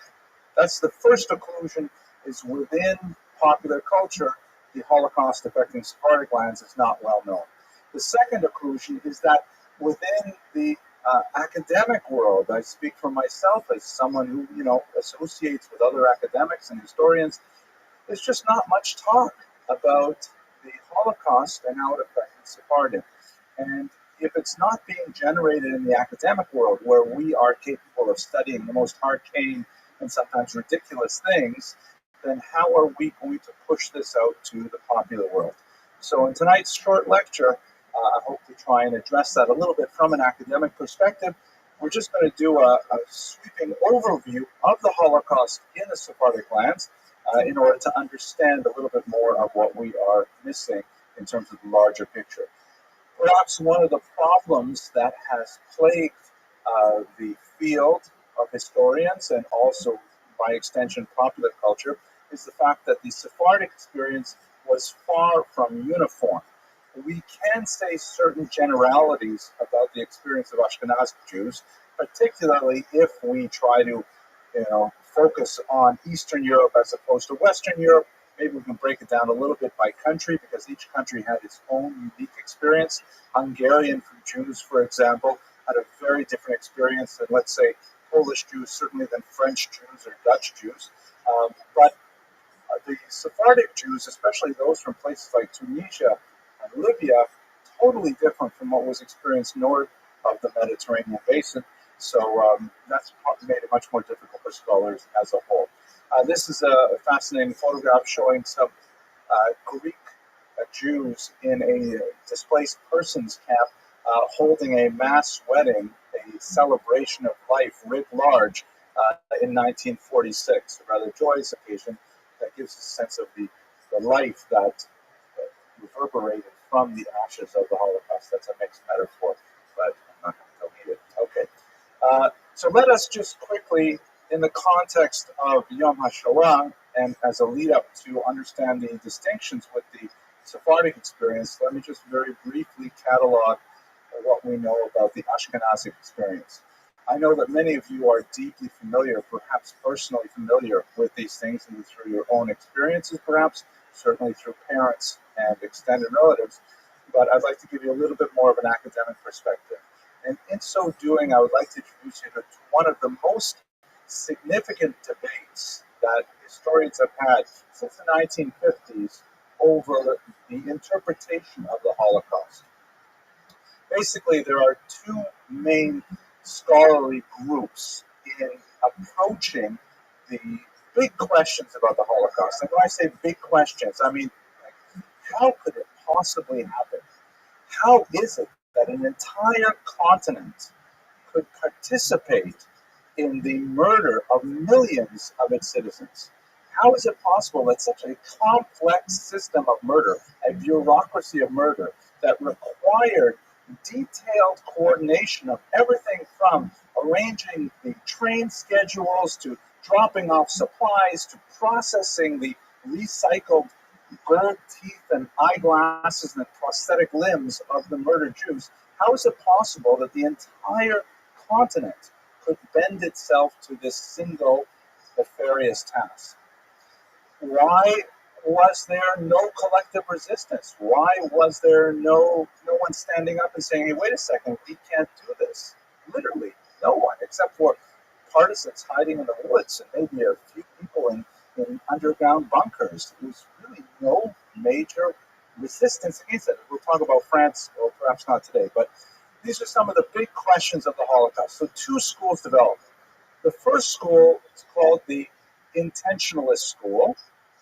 The most important intentionalist, perhaps you've heard the name, is a great historian named Lucy Davidowitz. And she was essentially following a model that was created, a philosophical model of the Holocaust that was created in the context of the Nuremberg war trials. 1946, 1947, right after World War II ends, immediately the Cold War begins. And America and Russia are locked in this global conflict to try and establish domination over Europe. And the assets of Europe, particularly the human assets like the German rocket scientists and so on, are hotly sought after. And the allegiance of the populations, many of whom were either pro-Nazi or were willing to go along with Hitler's aims, have to be secured in order to ensure that either America and democracy or conversely, the Soviet Union, communism, can dominate what would eventually become a divided Europe. And so what was necessary for the Allies in the war trials is they wanted to wrap things up really quickly. They wanted to find who was guilty, hopefully not a very large circle of people, punish them, and let's move on. That was really the strategy of the justices at Nuremberg, is they wanted to find the guilty, punish them, and move on. It was important that, for example, Western Germany should realize that, yes, we have to, throw in our lot with the Allies, and we have to face West, and we have to, democratize. And you just can't do that if you're going to hold guilt over a society for decades and generations. So they came up with a legal strategy, which we can question as historians today, which posited that the reason the Holocaust happened was that Hitler formed a conspiracy with a tightly knit group of individuals, particularly those associated with the SS. And with this small group of people, perhaps a few hundred, they were able to essentially dupe the rest of the continent into going along with the process of murder. The Poles really didn't know what was happening in the fields around Silesia, and the Germans near Dachau, they thought they were like some kind of factory there. They had no idea. This is the model of the intentionalists, and it worked fairly well for a long time. A very small number, 10 people, were hanged at Nuremberg, and they established clear criteria for who was a war criminal and who was not. And basically, shalom al nafshi. At that point, we kind of wrapped things up, and we were able to try and rebuild Europe, Marshall Plan, and so on. So that's the intentionalist school, which says fundamentally that Hitler intended this from the very beginning and created a model that invited co-conspirators and kept everyone else out in the cold.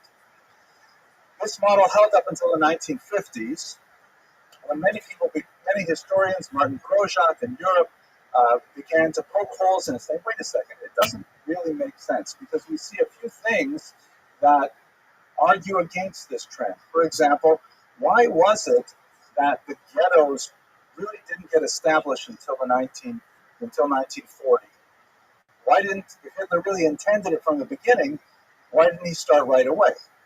And furthermore, why is it that Jews were still allowed to leave? And why is it that Hitler actually set up two different repatriation plans, one in the island of Madagascar, another one in the Lublin region of Poland, where it seemed like he was trying to transport Jews as opposed to murder them all?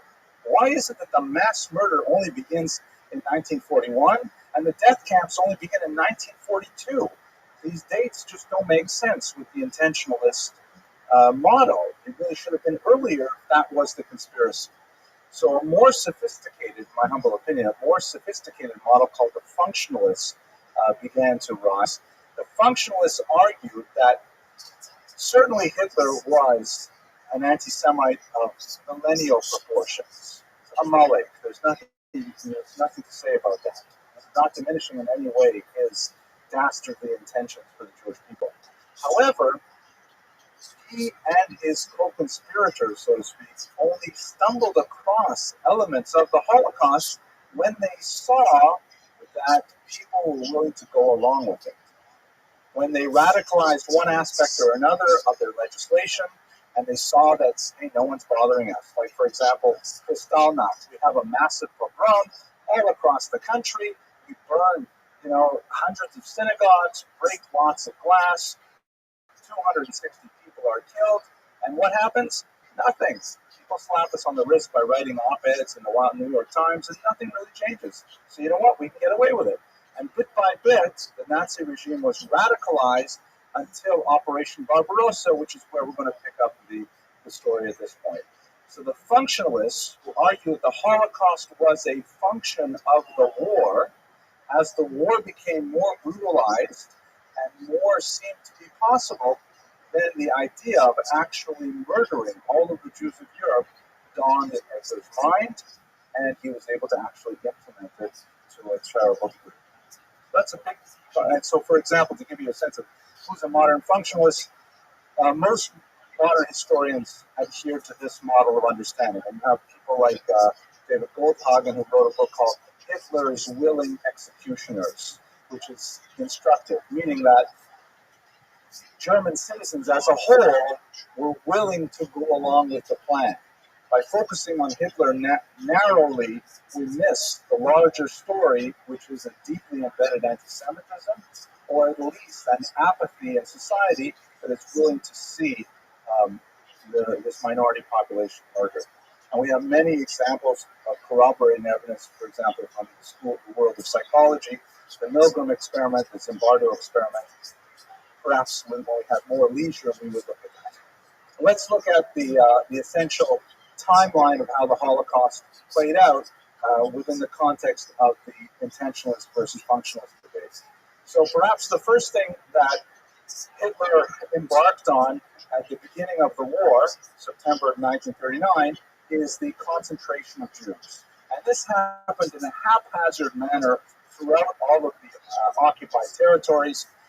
There did not seem to be a coherent plan as to what exactly this concentration was for, but ultimately, and we should note also that these concentrations, which are called ghettos, of course, many of them did not have any kind of barriers other than administrative ones, meaning they would simply put out a map. This is the Jewish region. You must live in the Jewish section of town, and if a Jew is caught outside of the section, especially when a year after the war begins, they institute formal badges and armbands for Jews. A person could be shot for being outside of the region, but there's no external constraints like a wall keeping them from living within the ghetto. Two types of ghettos develop. Some, like in the Polish city of Łódź, seem to operate on the model that the purpose of the ghetto was slave labor.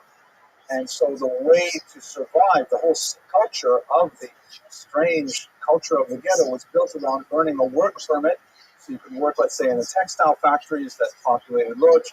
or wood, and then you would be able to get rations to feed your family. Other ghettos, like Warsaw, shown here, were understood to be simply holding pens for Jews to starve. That they were there to just attritionist places where Jews were given, for example, the daily ration for Jews in the Warsaw Ghetto was 150 calories, which is basically like a few potato skins. Average, I just did one of those breathing tests today, and they told me that I need to eat 1850 calories per day. I said that's per day, right? Not like half a day and then another 1850 at night. No, per day. So an adult male has to eat about 1800 calories.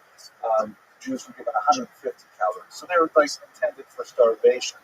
The starvation was in fact the occurrence in most of these ghettos, which remained intact basically from the beginning of the war of 1939 until the spring of 1942, when the next stage was deportation. But before we get to the deportation, we should understand that one of the great turning points around which functionalists and intentionalists have a tremendous amount of debate is the significance of Operation Barbarossa.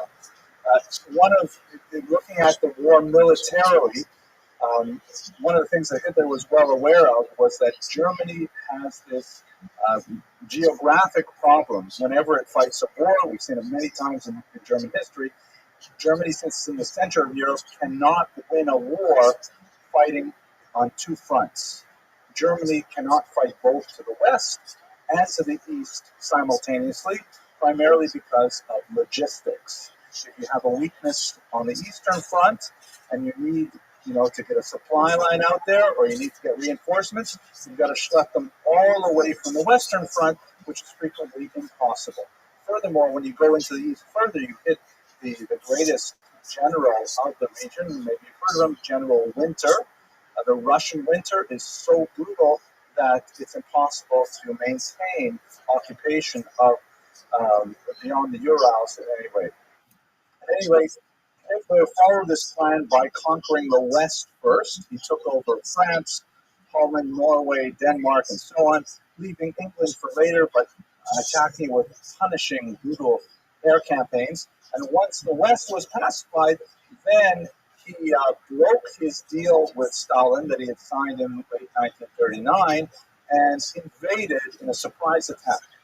Now, what's significant beyond the military in terms of the Holocaust, and remember that the war and the Holocaust are two separate but related phenomena. The Wehrmacht was trying to advance the war effort, and at the same time, Hitler was trying to advance a second war effort, that against the Jews. So he sent out 4 groups of what were called Einsatzgruppe, or special commandos. And these special commandos, A, B, C, and D, followed the Wehrmacht into Poland and the former Soviet Union, and essentially followed the troops in and went to the tiny Städtlach where Jews lived. They would round them up in these tiny little Städtlach, these roving commandos, and they would drive them out to ravines. Sometimes they would have them dig their own graves, strip them naked, and they would shoot them en masse. They did this for about a year, and they killed somewhere between 1.5 and 2.5 million Jews in this manner, including most of my own family that remained behind in Europe. This is, however, a far cry from the death camps that would be created later. And historians wonder, did Hitler switch to the death camps because he saw that he was going to lose the war, because the winter was beginning to impinge on his troops' movement, or did he move to the death camps because he saw he was able to shoot so many Jews in a fairly inefficient manner with machine guns? Perhaps he can get away with something even more radical. So the war at this point, this is when you have the first actual incident of organized mass murder. It's significant to recall the date. June 22nd, 1941. The war has been going on for almost 2 full years at this point, and you have not had any organized mass murder. Kristallnacht is a massive, upheaval and pogrom, really of a 19th century variety, and there are lots of incredibly awful, brutal attacks on Jews, but they are called Einzelaktionen. single action events. You don't have a clear mandated military plan, a technological and bureaucratic plan until 1941, which lends more strength as well to the functionalist argument. So after the Einsatzgruppen have had significant success for about half a year, then they move on to the next stage, which is the development of death camps. We should recall that Hitler actually had thousands of concentration camps that were operating already from the 1930s. And he put into the concentration camps basically anyone he didn't like. Political prisoners, communists, Jehovah's Witnesses, homosexuals, gypsies, anyone he didn't like. Jews were only a tiny minority of the camp population before 1942. And you can see here these black dots are many of these camps. One of my own teachers was here in Sachsenhausen. Then in 1941, largely, by the way, as a result of the experience they had testing new methods on Sephardic Jews. Sephardic Jews were the first Jews to be gassed in the war. They were the Jews of Slovakia were experimented on as to find a more efficient killing method. Hitler set up 6 of these camps here, which were known by the German term Vernichtungslager. Vernichtung in Yiddish means literally to make into nothing. Nicht, right? Vernichtungslager as opposed to Konzentrationslager, meaning they're there in order to make people into nothing. The most notorious of them, of course, was Auschwitz, but the other 5 names are etched in the memory of Jews as horrific sites of mass murder. And of course, we know the story of what happened with the death camps. The Jews who had been languishing in the ghettos were rounded up, like this photograph again from Warsaw at the Umschaltplatz, separated male and female, and then put into cattle cars where they were often for days trucked across the landscape. They would be emptied out at one of the many concentration camps, such as Auschwitz, shown here. There would be a selection process where the vast majority of them would be sent immediately to be killed. But those who either showed promise as slave laborers would be dedicated to one of the many satellite work enterprises that surrounded these death camps. For example, Auschwitz had outside of it a plant for making acetone, which is a significant chemical used in the war effort. And so a small number of physically healthy Jews were separated off to be worked to death as slaves. Those were ultimately the very tiny minority of Jews who survived admission to these camps were typically among the ones who were associated with slave labor. Also taken away at this point were Jews who were useful for medical experimentation by pseudo-doctors such as Joseph Mengele, the Wasser Engel, the white angel, they called him. He specifically liked taking children who were twins because he could experiment on one and use the other one as a control to see what experiment resulted. The Nazis also used Jews for a whole series of war-related experimentations, such as, for example, field amputations. If a person stepped on a landmine and lost a leg, would it be possible to sew on another leg? So they would frequently simply remove limbs, sometimes reattach them, sometimes ship them off to the front. And in their typical Prussian way, they kept detailed records of which continue to pose a ethical dilemma for scholars who wish to perhaps use that medical research today, despite its nefarious origins. The vast majority of Jews, of course, would be taken to a gas chamber like this one at Majdanek. They would be exposed to a rat poison called Cyclone B that would mix with the air and would asphyxiate the Jews within 20 minutes. And then other Jews would be brought in to remove their bodies and take them to crematoria for burning. I'm sure everyone in this room is broadly familiar with this history. It pains me, though, that my students, my undergraduate students, they're what they call the 3Gs, the third generation after. They may have grandparents who experienced this. They may know grandparents who experienced this firsthand, but they're the last generation. It's hard to imagine there will be a 4G that has has any meaningful contact with survivors. So it bears repeating primarily for the internet audience because the vast majority of young people today don't have a sophisticated idea, even a 15-minute presentation such as this. The survivors, as I mentioned, were typically those who were selected for slave labor and who happened to be fortunate enough to be alive at the time of liberation in 1944 and 45, many of them by the Russian army. Many of the slaves had actually tipped over the point of what we would call conscious sentient life and become what the camp slang called Musulmanes or Muslims, which was a slang for people who simply gave up on living and they felt nothing. They literally felt no pain. They had no more effort to even eat, and they would typically die within a few years. They were exposed to horrific conditions. These are the latrines, for example, fed a gruel that encouraged diarrhea and then forced very brief periods of time to use these latrines. One of the most fascinating accounts and studies of the camp system, very in-depth study by a man named Terence Desprez, who wrote one of the first early studies of how the camps actually worked. He wrote a brilliant study called The Survivor.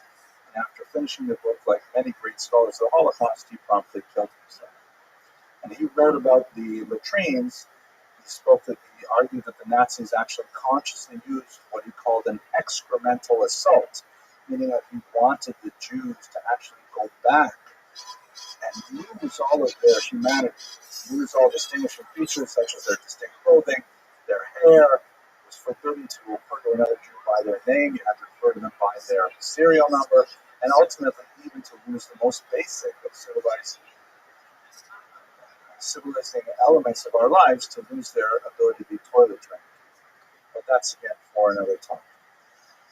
Now, we have to bring it back to Sfarad. So the scope of the genocide, this is a map that shows you the deportation range, which essentially extends from France. Drancy was one of the major transit camps, all to the 6 death camps in southeast Poland in particular.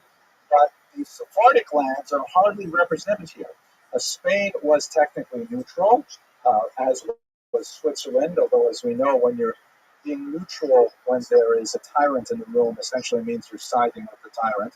But what about all the Sephardim who are living down here in North Africa? What happens to them? They largely survived the Holocaust, but only briefly. As this map shows, the vast majority of them experienced their own demographic upheaval, not at the same level as those of the Jews to the north, but they were decimated by the uprisings of their local populations upon the establishment of the State of Israel. And just looking at some of these numbers, countries like Algeria had 140,000 Jews in 1948 when the state was established, and in the year 2000 they had 100. Libya went from 38,000 to 0. And this Jews forced out of their homes and essentially exiled to Israel. And if you have to be exiled, Israel is a good place to be exiled too. But this is the contrasting experience of the Sephardim, which is of course slightly later than our time period. Okay, so if we look at the Sephardic context, we can say 3 basic things about their experience and why it was different. And I am painting in broad strokes, but we're just trying to place it within the overall context. The first and most important thing is the date of occupation by the Nazis. And this is true of Europe as well. The longer the Nazis held a territory, the more likely it was the Jews there were to be murdered. You see that most impressively, perhaps, in the case of Hungary, where the Jews actually managed to hang on right until the very end, until 1904, until the Nazis drove out the local Hungarian government, which was allied to the Nazis, but was hesitant to actually put in place the draconian measures that Hitler demanded. And once the Nazis took over Hungary, then of course one of their first priorities, even at the expense of their own war effort, was to immediately murder as many Jews as possible. So the same rule holds true as well for Sephardic lands. Greece, where we'll have a large population of Jews, was taken over fairly early by the Nazis, and they had some of the most devastating losses. In North Africa, however, which was associated with Operation Torch, when Rommel made his way across the coast here, hoping to close the circle around the outside of the Mediterranean basin, these countries had it progressively easier because Nazism was in their countries for less time. It's a simple function. The longer the Nazis are there, the more likely it is that Jews will be murdered. The later the Nazis come in the war, the more likely it is that Jews would survive. Persecuted, but still survive. Second very important factor, this is number 3, let's go 2 here, is colonialism. That especially in North Africa, the indigenous populations did not view the Nazis as liberators. Algeria, Tunisia, Libya, Egypt, they viewed the Europeans on the other side of the Mediterranean lake as essentially interlopers who were coming in and were forcing their ways onto the local populations. So what difference does it make if you're dealing with the French in Algeria or you're dealing with the Germans in Algeria?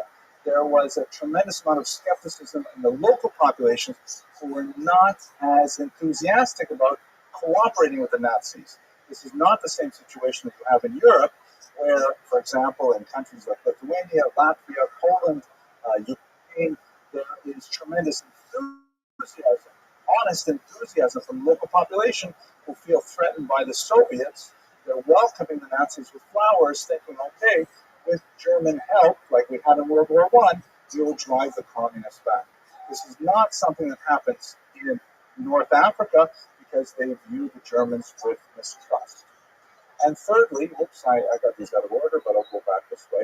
The thirdly is the fact that Sephardic Jews tend to be, and still tend to be, far more acculturated than Ashkenazi Jews. Ashkenazi Jews tended to maintain their own separate language, Yiddish, tended to have their own separate modalities of dress. They tend to be very focused and very narrow commercial enterprises like money lending, petty trade, artisanry, things like that. In North Africa, in the Arabic-speaking lands, Jews were highly adapted to local populations, virtually indistinguishable from them in dress and language and culture. They did not have nearly as narrow a range of occupations, and so they were generally much more well-connected to society as a whole. This is something that we see all the way back from the Golden Age of Spain, where Sephardic Jews had significant linkages with local populations and were able to blend in with a much greater degree of success than they were in Ashkenazi lands. The great exception to that rule, of course, would be Germany and France, where the Jews attempted with phenomenal effort to slavishly imitate local non-Jewish norms, and it did not help them that great. So let's have a quick look at the 3 main regions of Sephardic lands and understand their experience with the Holocaust. Greece is the region with both the largest concentration of Jews and also the most European of experience of the Holocaust. And in fact, the Greek experience is largely indistinguishable from that which we see to the north in places like Poland. The key distinction is which part of Greece are we talking about? Because when you look at the Peloponnesus, the peninsula that extends into the Mediterranean, there's 3 zones. There's one zone occupied by Bulgaria, that is a German ally that invades a territory in the north of Greece that they coveted. Then you have a region in the center which is occupied by Germany directly. And then you have the fairly large section here, which is occupied by Italy, of course, also a German ally under Il Duce Mussolini. And as we would expect, the Jews who were in the German zone experienced the Holocaust with its full force immediately upon the Germans invading the region. Ghettoization proceeds particularly in Salonika or Thessaloniki, one of the most important centers going back a millennium for Jews. Many Sephardic Jews had settled there after the expulsion of 1492, and the Jews are rounded up in short order, Thankfully, one of the leaders of the Jewish community there understood what was happening and took all of the local community records and burned them. So the Nazis did have some difficulty actually rounding up the Jews. This was not the case in Germany, Poland, and elsewhere, where the local Jewish leaders were forced to cooperate with the Nazis on pain of death, and so the Nazis were able to identify Jews much easier. But nevertheless, they took them, eventually sent them to Bergen-Belsen, where the vast majority were murdered.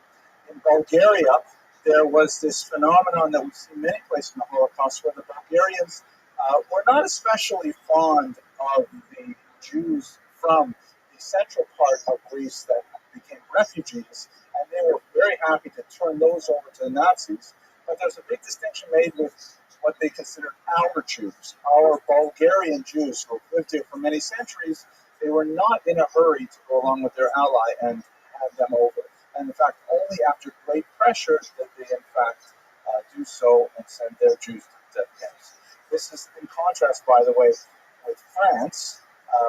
When France was conquered, even though we have this image of, these heroic French guys wearing berets and like bombing things, and like the reality is the Vichy French offered the Jews to Hitler before he asked for them. They already deported their Jews in advance of a request from the Nazis. The same thing happened in the Italian zone. The Italians were perhaps the least or the most reluctant of Hitler's allies. Mussolini himself had very fond relations with Jews. He had a Jewish mistress for some time, and he was just not, he loved the idea of territorial expansion. He just could not really get his head wrapped around the idea of anti-Semitism, especially genocidal anti-Semitism.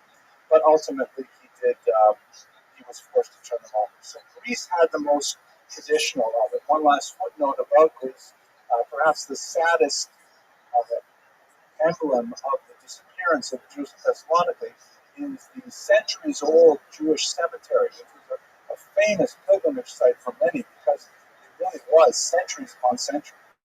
Quite a large region in Athens, and it was taken over. The stones were removed and used as materials, and now you have the Aristotle University that sits on its grounds today. Serbia and Croatia has a similar experience to many of the European regions. The Sephardic Jews in Serbia were exposed to incredible cruelties.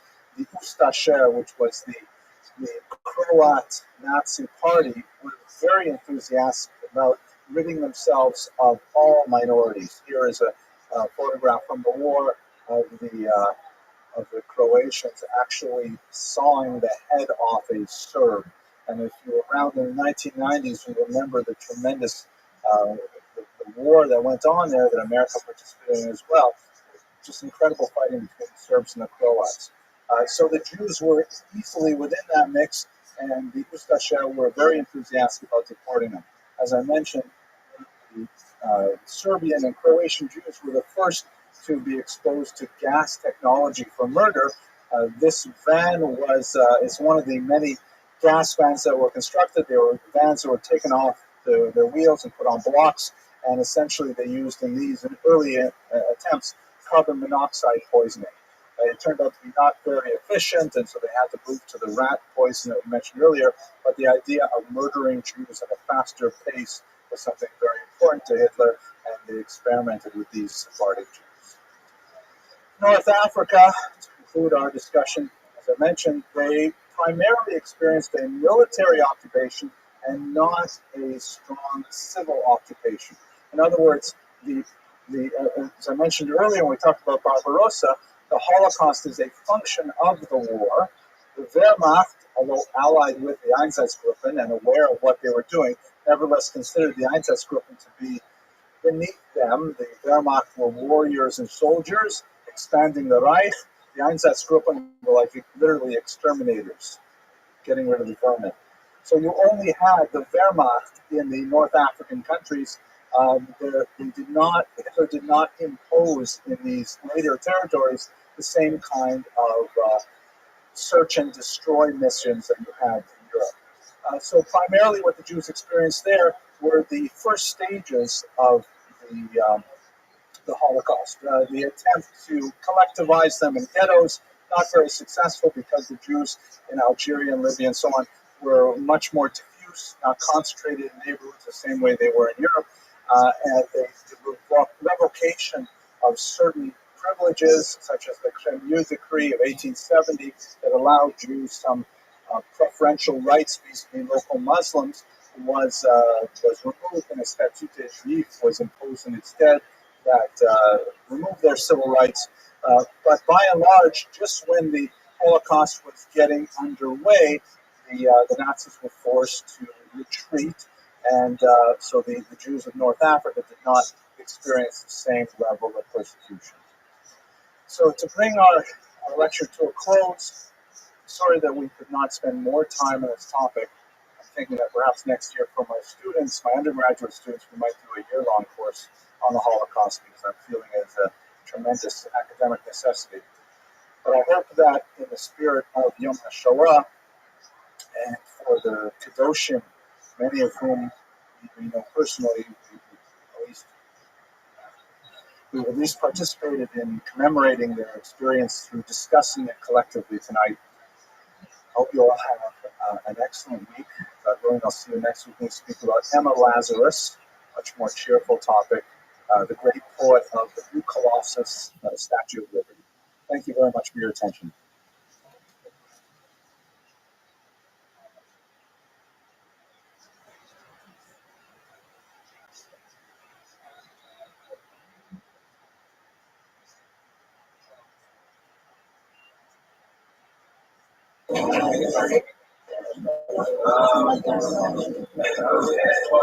Well, say a few words. I can show you my honor to be part of the group. Tonight is the first night that men are in the building, primarily the ladies' organization. Tonight is very we are honored and happy to have such a great turnout.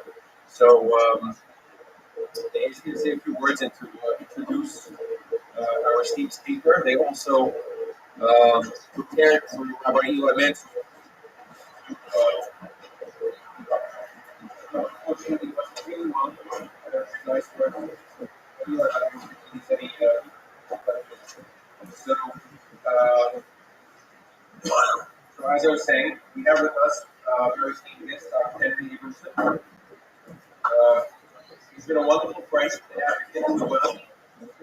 Not only has he provided us with the fantastic course material and riveting presentations of Florida Jewish history for the past 2 semesters, he also promoted us and our mission for numerous fronts, including the super important social media outlets, over which folks must sweat. We have a tremendous amount of gratitude and appreciation to Dr. His help and personal guidance.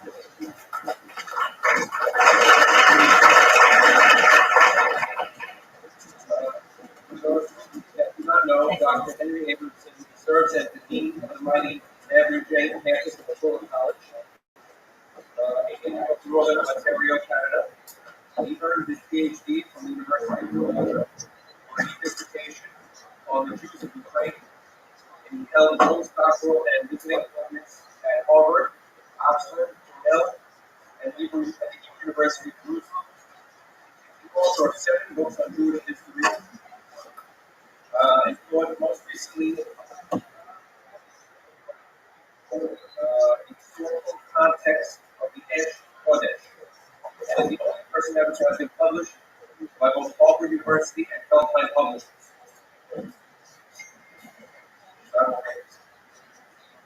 His research has been recognized with research grants from the National Endowment of Humanity, the United States Holocaust and Memorial Museum, and is a recipient of excellence in the Academy Award from the National Education Association. His personal website has over 20,000 followers, global followers, with online lectures. Not to mention the ever popular Monday night lecture at the Torah College, which all public everyone there. So, without further ado, I'd like to give him a warm welcome, Dr. Henry.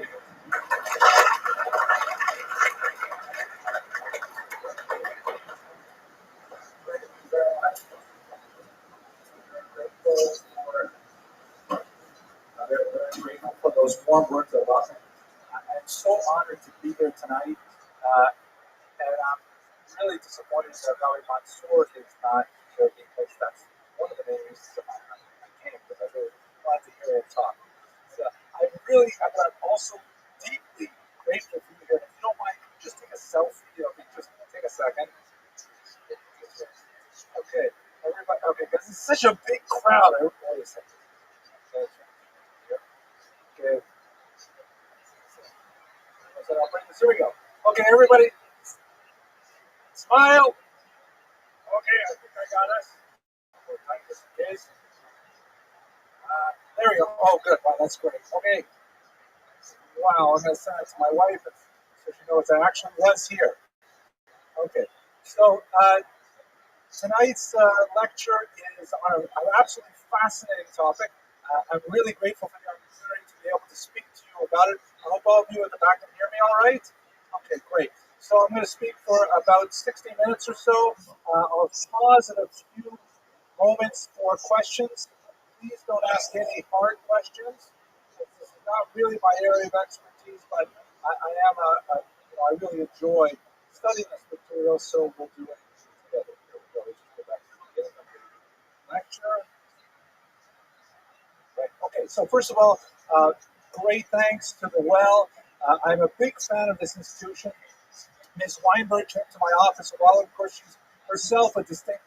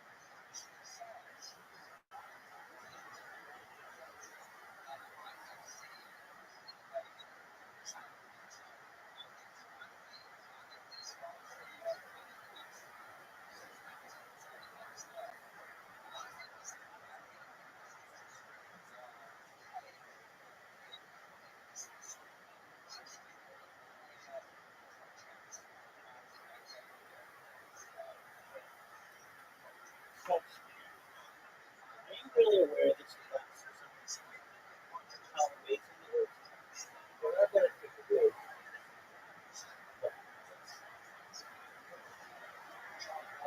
Please look at this athleticism. It was in the queue.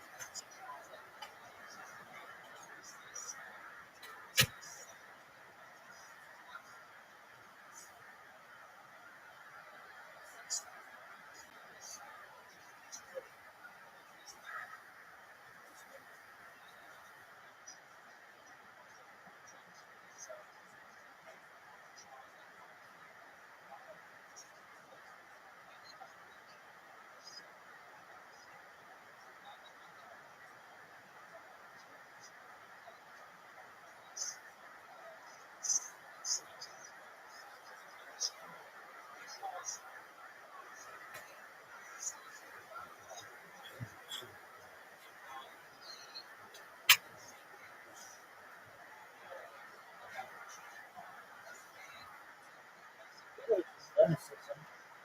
You see this?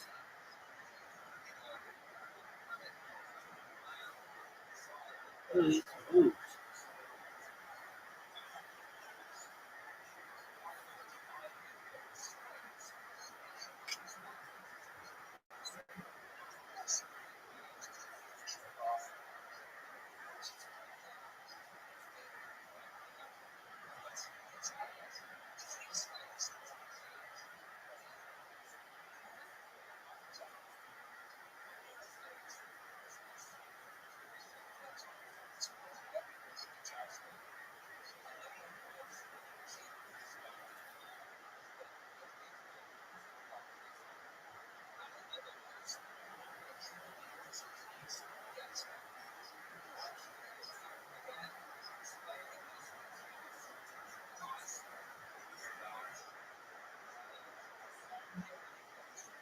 Alright, folks. Look at this athleticism.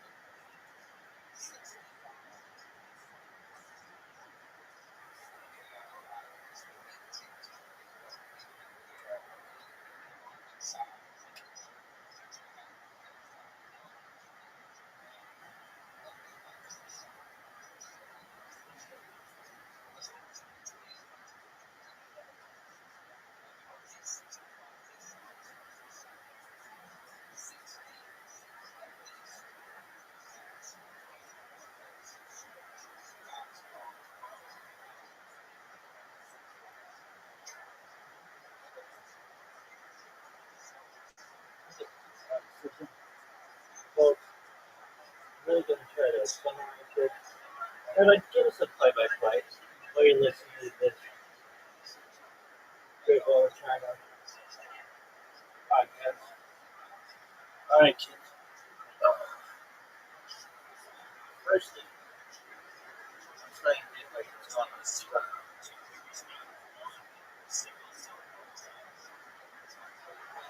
So here's what we do. Before we lock, if you, I'm never giving anybody step-by-step stuff. So everybody's like, oh, yeah, right. Guess what? Basically, but come over here and start this one. Why'd you start that one first? I don't know. It's just what I do. Then I go over here, go like this. Then I just ninja move sometimes. Then I go like this. This.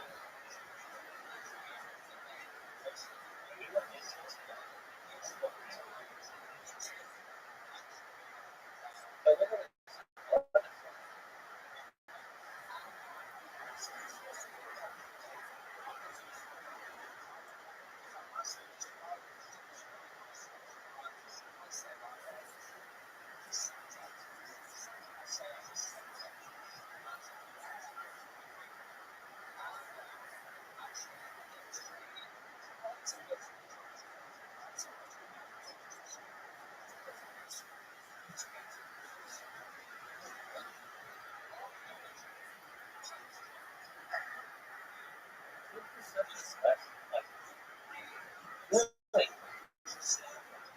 really impressive.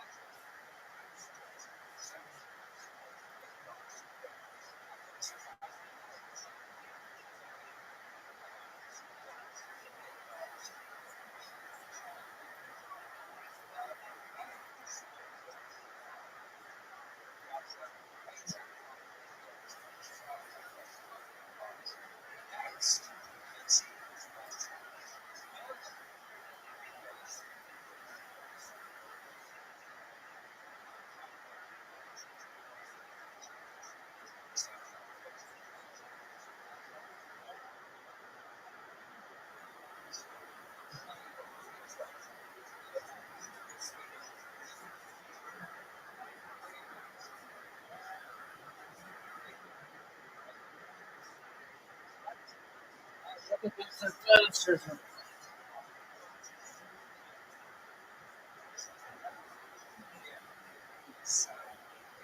Folks, I'm going to try to summarize this for you the best I can.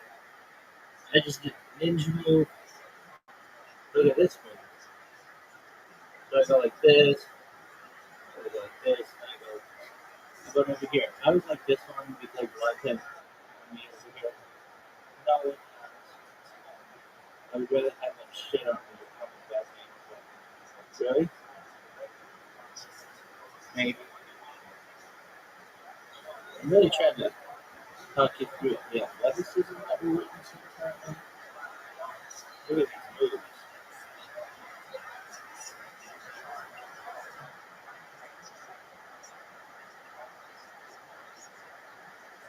Look at this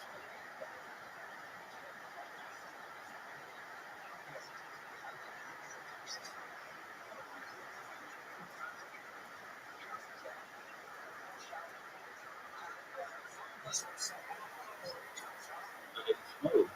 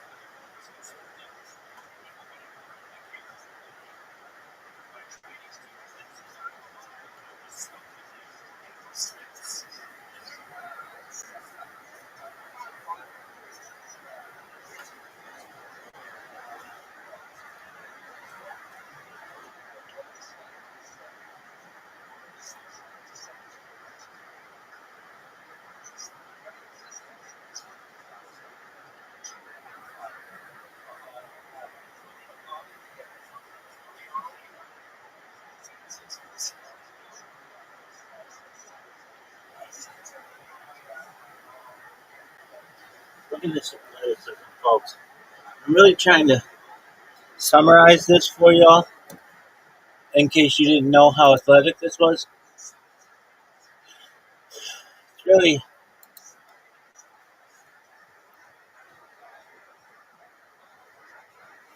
really unprecedented.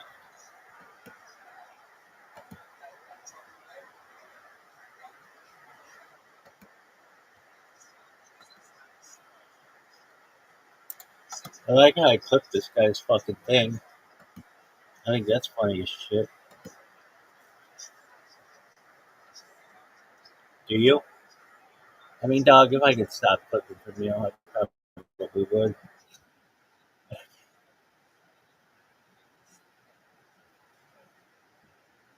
I've deleted 80